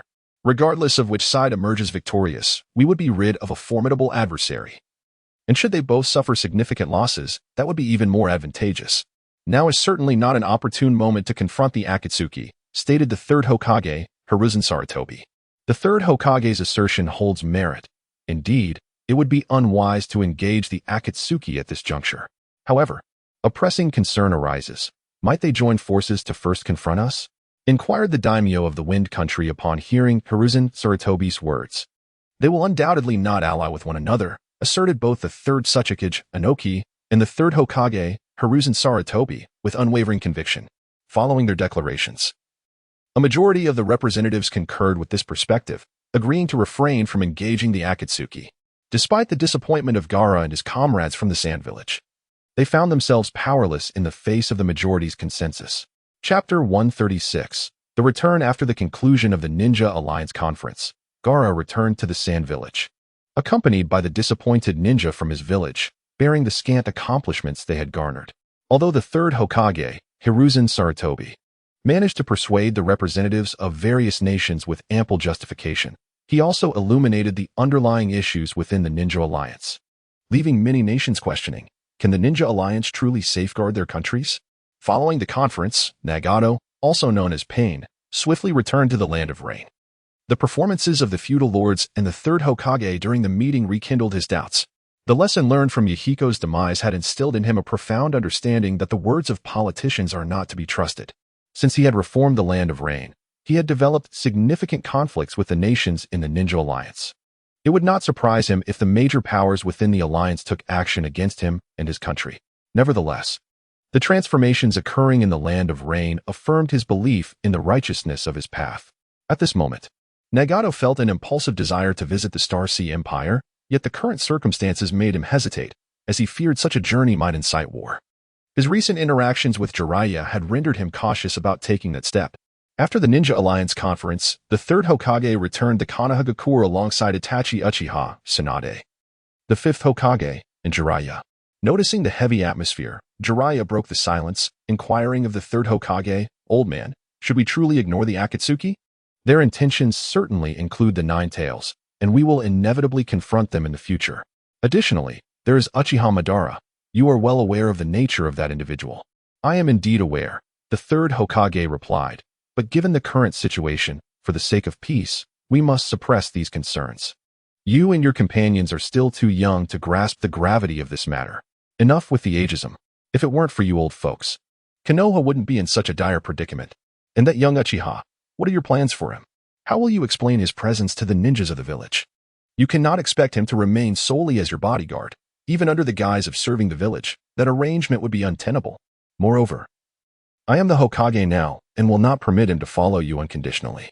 Once we return to the village, he must clarify matters with his brother, Sasuke Uchiha, and then report to the Hokage's office, Tsunade interjected. I will stay by the side of Lord Third, and as for Sasuke, I will explain things to him. Itachi Uchiha responded. Silence.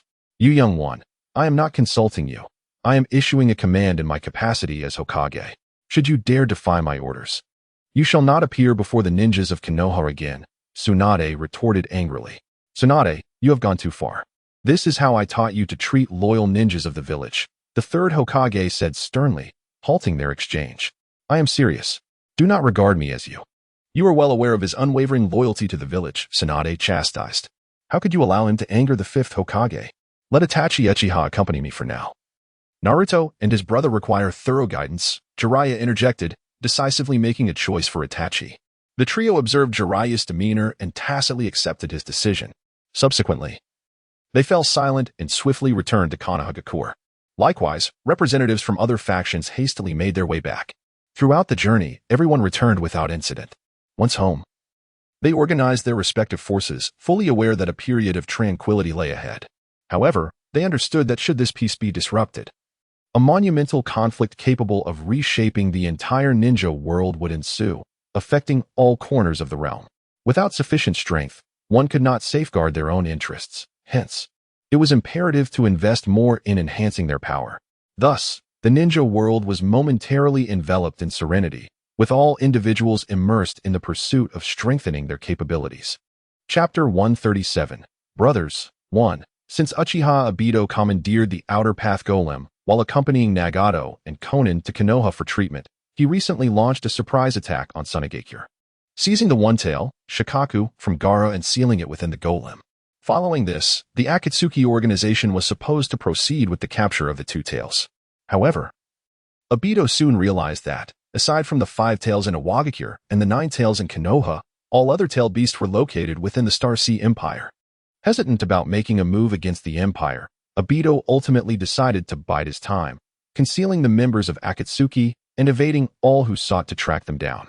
Meanwhile, Itachi Uchiha returned to Konoha alongside the third Hokage, Hiruzen Sarutobi.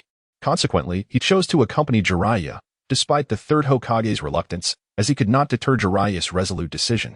After parting ways with Hiruzen and Tsunade, Jiraiya learned of Naruto Uzumaki's situation from the Umbu and took Itachi to Naruto's training grounds.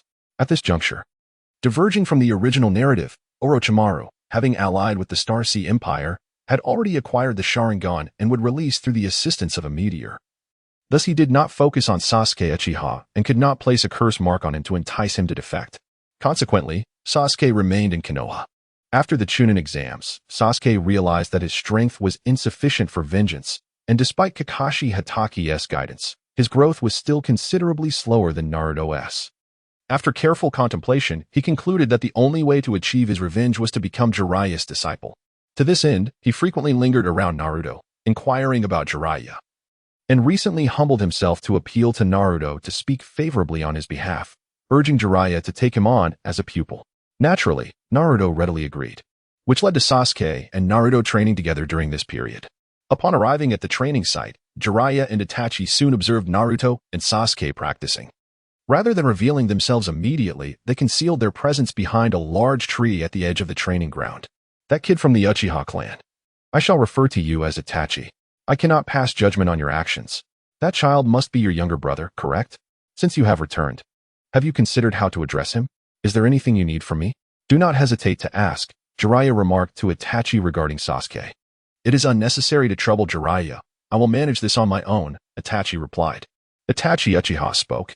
Upon hearing Itachi's words, Jiraiya paused for a moment, refraining from further conversation, and then utilized the body flicker technique to materialize before Naruto, Uzumaki, and Sasuke Uchiha.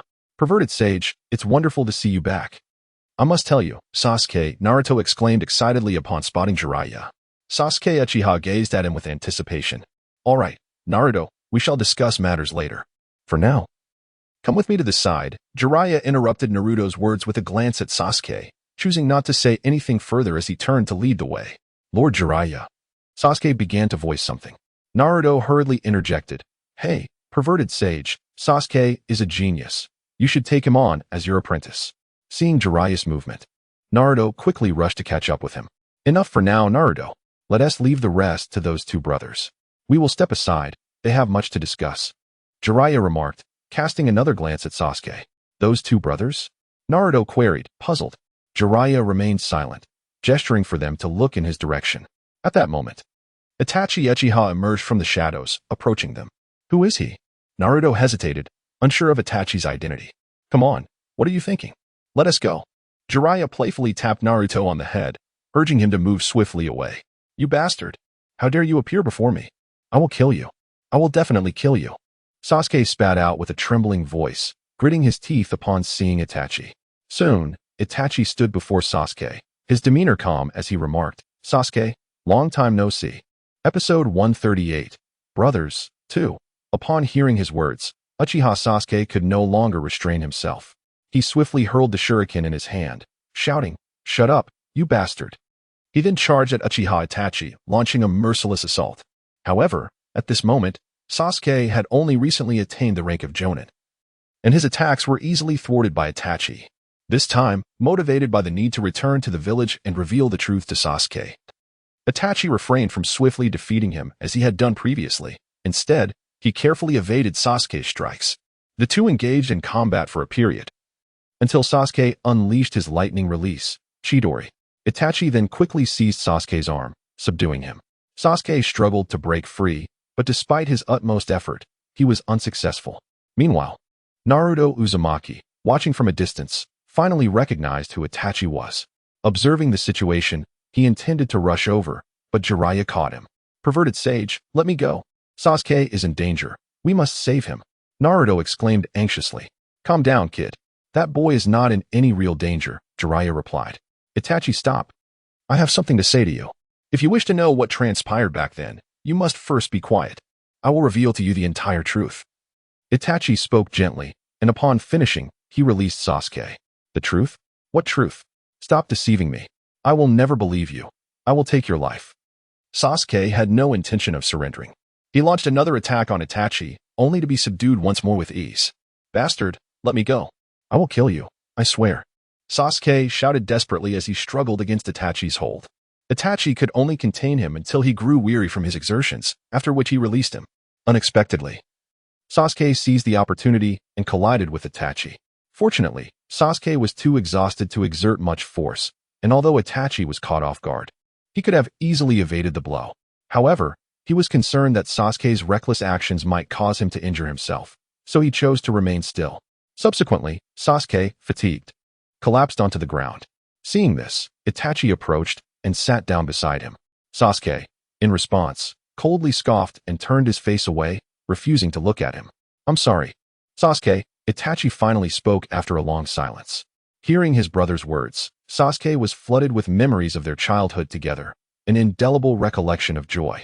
Yet, he was also reminded of that fateful night drenched in blood, and the overwhelming hatred surged within him, compelling him to struggle once again. Sasuke, these years must have been exhausting for you. Now, let me explain what happened back then. Once I finish speaking, if you still wish to attack, I will not resist. As Uchiha Itachi observed his brother Sasuke preparing to strike, he spoke, In the year of your birth, a significant event transpired in our village, the incident of the Nine Tails. It was the day the fourth Hokage's wife gave birth, when a mysterious Uchiha unleashed the Nine Tails upon the village while the fourth's wife was in a weakened state. This calamity resulted in the tragic loss of numerous ninjas and villagers, and even the fourth Hokage and his wife sacrificed themselves to seal the beast away. To seal the Nine Tails, it was bound to that very individual, thought Sasuke Uchiha. The villagers, in the eyes of the Nine Tails, perceived the Sharingan. leading them to suspect that the Uchiha clan was responsible for the beast's assault on the village. The third Hokage and the higher-ups, in their efforts to clear the clan's name, mandated the relocation of the Uchiha clan. However, the proud and arrogant members of the clan, oblivious to the hardships faced by the third Hokage, believed they were unjustly treated and plotted a coup. Yet, how could the Uchiha clan succeed with their limited strength?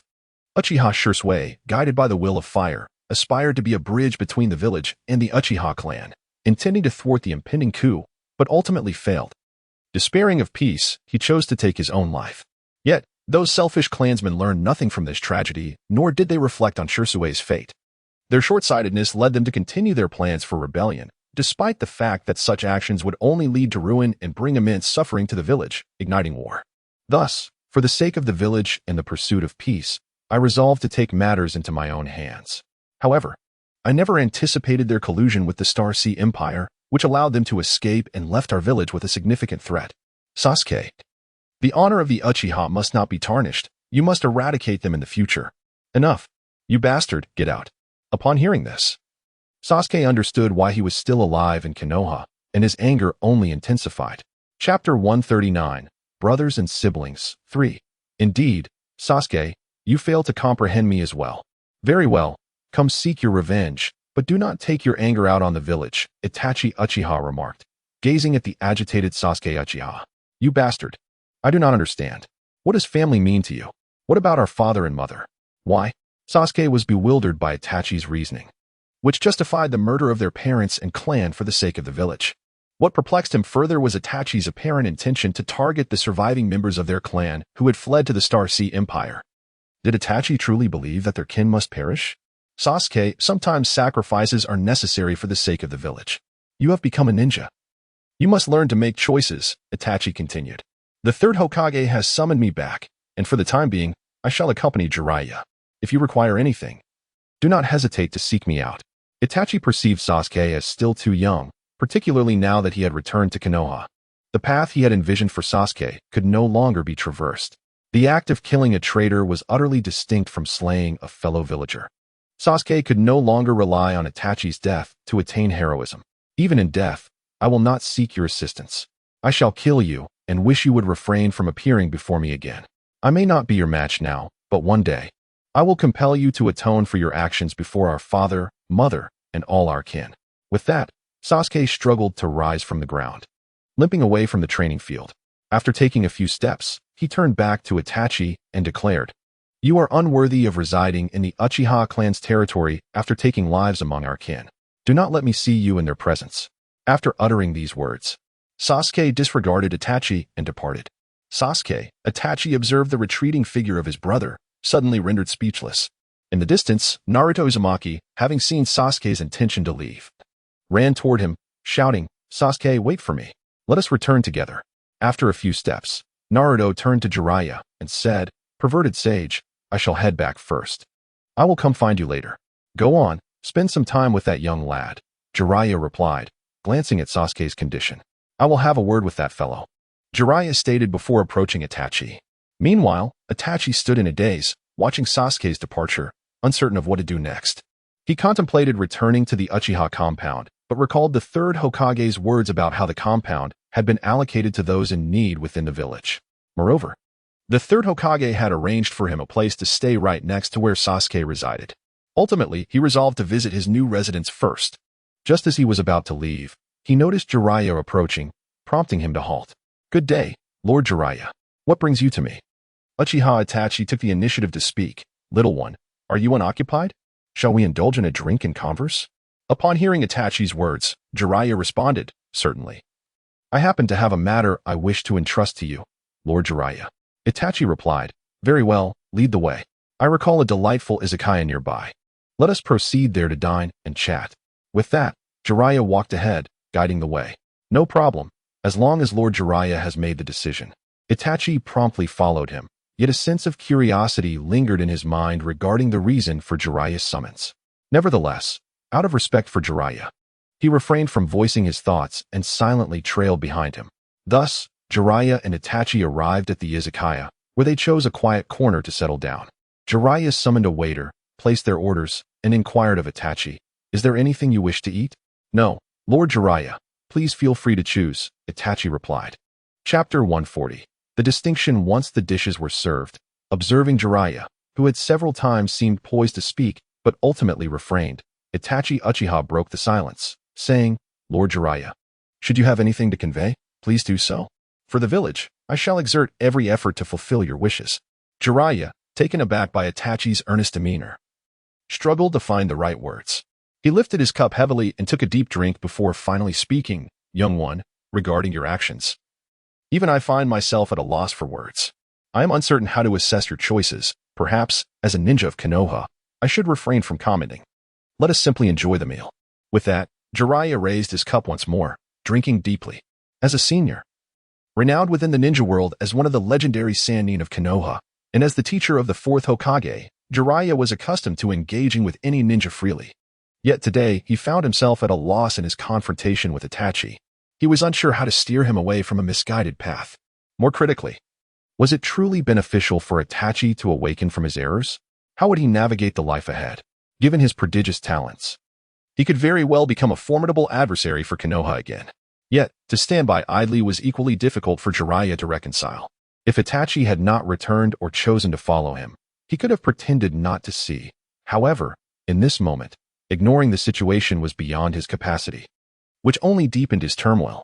At this juncture, Itachi, observing Jiraiya's inner conflict, spoke up, Lord Jiraiya, I appreciate your concern. This is my choice, and I have never regretted my decision.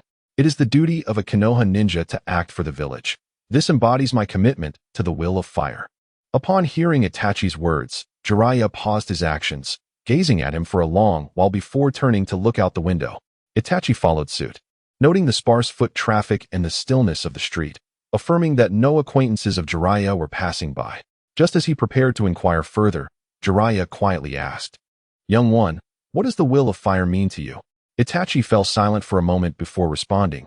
The third Hokage often said, wherever Konoha flourishes, the fire endures. The flames will continue to illuminate the village and nurture the budding leaves. I understand that ninjas must be willing to sacrifice themselves to protect the village, unconditionally giving for its sake. Previously, I resolved to become a raven burdened with all hatred, observing in the shadows, safeguarding the village, and guiding my clan's future forward. This is my will of fire. Listening to Itachi's words and witnessing his unwavering expression, Jiraiya suddenly felt that allowing him to persist on this path might be the wisest course of action. Internally cursing, Sarutobi-sensei, are you even human? This is excessive.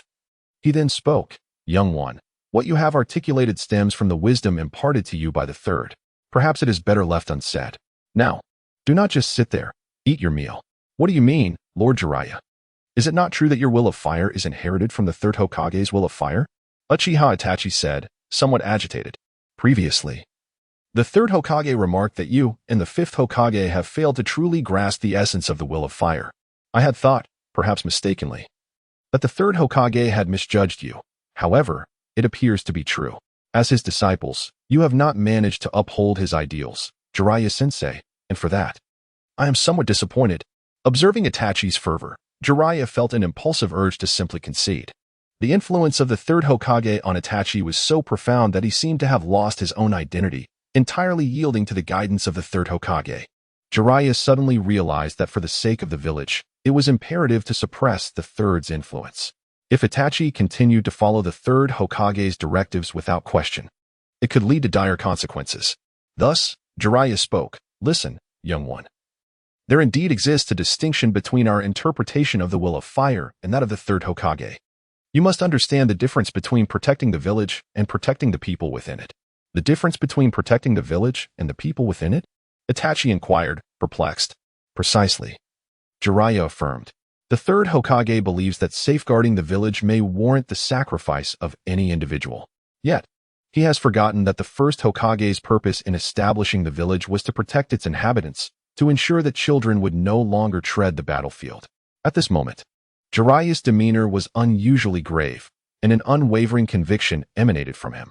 It revealed the true heroism of Jiraiya, allowing Itachi to comprehend why he held such esteem within the village.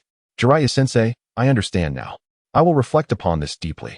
With Itachi's remarkable talent, he swiftly grasped the distinction Jiraiya articulated. Moreover, after so many years, he had learned much. yet he recognized that he could no longer turn back. Nor could he deny his choices. Following this exchange, the two fell into silence, hastily finishing their meal before parting ways. Chapter 141.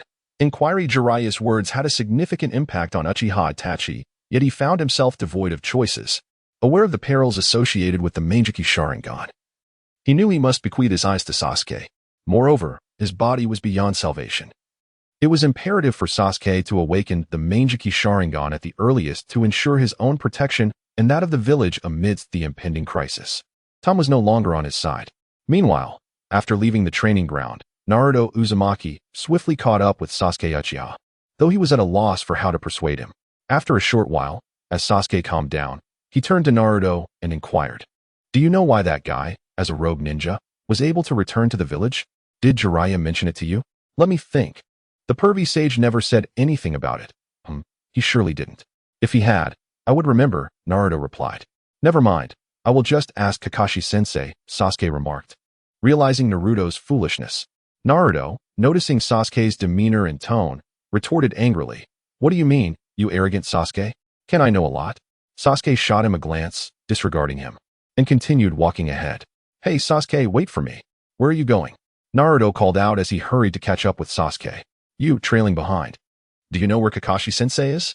And stop following me." Sasuke suddenly halted and told Naruto. Kakashi-sensei? He should be competing with Guy-sensei right now. Are you going to watch, Sasuke? By the way, what did you just call me?" Naruto pondered aloud. "Trailing behind. Stop following me," Sasuke declared, turning away before Naruto could respond. At that moment, Naruto, realizing the situation, shouted in frustration, "Arrogant Sasuke, come back here. I will make you pay." Yet, he did not pursue Sasuke this time. Instead, he watched him leave, understanding that Kakashi would surely help Sasuke.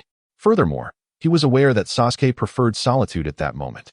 Although worry for Sasuke lingered in his heart, he refrained from approaching him again. He stood there until Sasuke's figure vanished from sight and muttered to himself, "There's nothing to do now. Perhaps I should go have some ramen." With that thought, he hurriedly made his way to Ichiraka Ramen. After parting ways with Naruto, Sasuke soon arrived at the training ground where Kakashi Hatake was located. At that moment, Kakashi found himself entangled with Might Guy, desperately seeking an excuse to escape. Upon spotting Sasuke, he called out from a distance before Sasuke could reach him, "Sasuke, you're here. I'll be right over." He then turned to Guy and said, "Guy, that will be all for today. I have matters to attend to." Without waiting for Guy's reply, he swiftly approached Sasuke. As Uchiha Sasuke observed him approaching, he was about to speak when he was abruptly taken out of the training ground by him. It was not until Hatake Kakashi turned around and could no longer see Might Guy that he released Uchiha Sasuke, patting his chest and exclaiming, "Fortunately, I acted swiftly. Otherwise, you wouldn't have been able to leave today." Afterward, he retrieved a volume of Intimate Paradise from his pocket and addressed Uchiha Sasuke, saying, "Sasuke, it's all right now. You may go about your business. I must be on my way." With that, he prepared to depart. Seeing Kakashi about to leave, Uchiha Sasuke hurriedly interjected, "Kakashi-sensei, I specifically came to find you. I have something to inquire." "You sought me out? Is there an issue with your training?" Hatake Kakashi paused and inquired. "No, Kakashi-sensei. Are you aware that guy has returned and has had his rogue ninja status lifted? Do you know why?" Uchiha Sasuke spoke in a low tone. "That guy? You mean Uchiha Itachi? He has returned to the village after lifting his rogue status?" This. Hatake Kakashi found himself at a loss, filled with perplexity. He glanced at Uchiha Sasuke and continued, "Do not rush. Let me first investigate, and then I shall inform you. For now, you should return home. I will seek you out later." With that, he hurriedly departed. Uchiha Sasuke, seeing this, could only return home for the time being. Chapter 142. The defection of Uchiha Sasuke. Upon hearing Uchiha Sasuke's words, Kakashi Hatake felt compelled to ascertain the situation and hastened toward the Hokage's office. However, midway, he suddenly realized that it was inappropriate to inquire of the Hokage at that moment, so he turned and made his way to Jiraiya's residence. Upon arriving, he discovered that Jiraiya was not home, prompting him to seek out Naruto Uzumaki instead.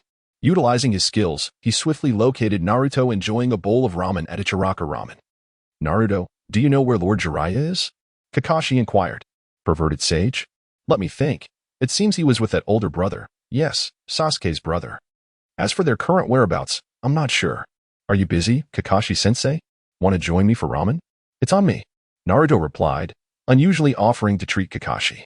Upon hearing Naruto's words, Kakashi quickly responded, "No, thank you. I still need to find Lord Jiraiya. You enjoy your meal. I'll be on my way." With that, Kakashi exited Ichiraku Ramen, glancing at the time before deciding to search around the village. Before long, he gathered information from the village's ninjas regarding Jiraiya's location and soon found him after he had just parted ways with Itachi Uchiha. "Lord Jiraiya, do you have a moment? I wish to consult you about something," Kakashi said, approaching Jiraiya and bowing respectfully. "Kakashi, there is no need for such formality. What do you wish to ask?" "Come along with me," Jiraiya replied casually, recognizing that Kakashi must have something important to discuss. They departed from the street, soon arriving at an unoccupied rooftop where they halted. "All right, Kakashi, there's no one else here. What do you wish to inquire about?" "I shall certainly answer you," Jiraiya stated. "Lord Jiraiya, I heard from Uchiha Sasuke and Naruto that Itachi has returned to the village and has relinquished his status as a rogue ninja, rejoining the ranks of Konoha's ninjas. Is this not rather concerning?" Kakashi expressed, unsure of how to articulate his thoughts. "Kakashi, do not concern yourself too much with Itachi. That boy carries an abundance of troubles, and it's complicated to explain all at once. Just know that his actions are for the village, and his loyalty to it is beyond doubt," Jiraiya advised. "Understood, Lord Jiraiya. However, my disciple, Uchiha Sasuke, holds unresolved conflicts with him, and I find myself troubled," Kakashi replied. "Rest assured, that boy will never allow any harm to come to his brother. Speaking of which, Kakashi, you must keep a close watch on your student. Do not let Sasuke encounter any misfortune, otherwise he might succumb to madness, and that would spell disaster," Jiraiya cautioned Kakashi earnestly. "Lord Jiraiya, I comprehend," Kakashi acknowledged. Through the words of Jiraiya, Kakashi Hitaki became acutely aware that the annihilation of the Uchiha clan was shrouded in numerous secrets. It was evident from Jiraiya's remarks that the higher echelons of Konoha must have played a role in the clan's destruction. Moreover, the fact that Sasuke Uchiha could remain safely within the village suggested that a clandestine agreement had been forged between Itachi Uchiha and the village's upper ranks, leaving Kakashi in a state of perplexity and uncertainty about the future. "Well, Kakashi, do not fret too much. I believe a suitable resolution will present itself," Jiraiya comforted him. Intending to take his leave, "Lord Jiraiya, the mysterious one-eyed Uchiha you mentioned earlier, was that Obito?" Kakashi inquired hastily as Jiraiya prepared to depart. "Indeed. It is that young rascal. You must exercise caution when encountering him, Kakashi. According to current intelligence, he was the one who instigated the Nine-Tails attack years ago. Remember, he has long ceased to be the comrade you once knew," Jiraiya replied with a grave demeanor. "Lord Jiraiya, about Obito," Kakashi struggled to articulate. Unbeknownst to him, at that very moment, Obito Uchiha had infiltrated Konoha once again. Utilizing the power of his Manjiki Sharingan, Kamui, he effortlessly evaded detection. Aware that Itachi had returned to the village, Obito intended to impose some form of punishment upon him. Simultaneously, he sought to enhance the strength of the Akatsuki organization and entice Sasuke to join their ranks. Thus, he approached Sasuke, who had just returned home, revealing the truth behind the Uchiha massacre. Upon learning the truth, Sasuke naturally harbored resentment towards Konoha. Persuaded by Obito, he chose to defect from the village. Not long after their departure, Itachi arrived at Sasuke's residence. After parting ways with Jiraiya, he had intended to check on his brother. With his formidable abilities, Itachi swiftly located a vantage point near Sasuke's home. Just moments prior, he had sensed Sasuke's chakra abruptly vanish from his perception, igniting a surge of concern that propelled him to rush over. Yet, it was evident that he was too late. Sasuke's disappearance threw Itachi into disarray as he frantically searched the vicinity. Soon, the higher-ups of Konoha became aware of Sasuke's absence. Fortunately, Itachi managed to regain a semblance of composure, deducing that Obito must have taken Sasuke. He promptly relayed this information to Konoha's leadership, causing a wave of anxiety to sweep through the village. Unfortunately, their efforts yielded no fruitful results. Chapter 143, Discussion 1. The disappearance of Uchiha Sasuke. Particularly noted by Uchiha Itachi, hinted at the involvement of Uchiha Obito. This revelation instilled a profound sense of alarm within Konoha village, as the intentions of Obito remained shrouded in mystery. The recent events involving Tsunagakure heightened the concerns of Konoha's higher-ups, who feared that he might target the Nine-Tails Jinchuriki, Naruto Uzumaki. Consequently, Jiraiya promptly appeared before Naruto, determined to protect him at all costs. Simultaneously, Uchiha Obito became aware that Konoha had discovered his presence. Realizing it would not be a simple task to abduct the nine-tails Jinchuriki alone, and knowing that the sealing of tailed beasts must follow a specific order, he departed Konoha with Uchiha Sasuke in tow. After several days of frantic searching, the villagers of Konoha found no leads, ultimately concluding that Uchiha Obito had left the village. This relentless pursuit left Itachi utterly exhausted, yet the thought of Sasuke being taken by Obito weighed heavily on his mind. Kakashi Hitaki, observing Itachi's demeanor, spoke up. Given that Obito did not kill Sasuke but chose to take him away, it implies that Sasuke is not in immediate danger. Our priority now is to locate Obito. Itachi, since you were once part of the Akatsuki, do you have any knowledge of any hidden safe houses Obito might utilize? We should search for them. Perhaps we might uncover his whereabouts. It is futile. That man operates with utmost secrecy even within the Akatsuki. It is impossible to locate him based solely on previous intelligence, Itachi replied, his tone tinged with resignation. At that moment, Tsunade, the fifth Hokage, resolved to convene with Konoha's senior officials to strategize their response to the situation. She gathered the third Hokage, Hiruzen Sarutobi, Jiraiya, Kakashi, Itachi, and Nara Shikaku among others. Once everyone had assembled, Tsunade, as the fifth Hokage, outlined the current predicament and invited their thoughts on the course of action. Jiraiya, you must ensure the safety of Naruto Uzumaki. I will assign Itachi to assist you, Hiruzen Sarutobi stated. Rest assured, old man. You need not worry. I will protect Naruto with all my might. I am Jiraiya, the great sage of Mount Maiboku. Should any of those Akatsuki scoundrels dare to confront me, they will pay a heavy price, Jiraiya declared resolutely. Upon his arrival, Itachi had remained silent and contemplative, even after Hiruzen spoke. It was not until Jiraiya concluded his words that he seemed to awaken from his reverie, exclaiming, Hokage-sama, I request permission to leave the village to search for Sasuke. Itachi, you must understand that it will be exceedingly difficult for you to find them alone. Even if you succeed in locating them, it would be perilous to confront them single-handedly. For the sake of protecting the village, it is imperative that you prioritize safeguarding Naruto Uzumaki, Tsunade advised. Upon hearing the words of the third Hokage, Hiruzen Sarutobi, Uchiha Itachi found himself reluctant to depart from the village at that moment. He suddenly began to comprehend the sentiments expressed by Jiraiya earlier, which filled him with profound sorrow. However, at that instant, he was determined to focus solely on the well-being of Sasuke, thus he firmly declined, I am sorry, but I must search for Sasuke. As for the protection of Naruto Uzumaki, I suggest you seek another. The fifth Hokage, Tsunade, expressed her hope that he would reconsider. You, Itachi, have greatly disappointed me, lamented the third Hokage in a tone laden with grief. Itachi merely regarded him in silence. Recognizing the futility of preventing Itachi from seeking Sasuke, and wishing to divert him from following the third Hokage, Tsunade finally spoke. Since you are so resolute, I shall not hinder your pursuit. However, you are well aware of the formidable strength of the Akatsuki organization. Upon discovering their whereabouts, you must relay the intelligence back to us and await reinforcements before taking any action. Remember, this is an order from the Hokage, Itachi assured her. I will adhere to your directives. Just then, the door to the Hokage's office swung open abruptly, and Naruto Uzumaki burst in, exclaiming loudly,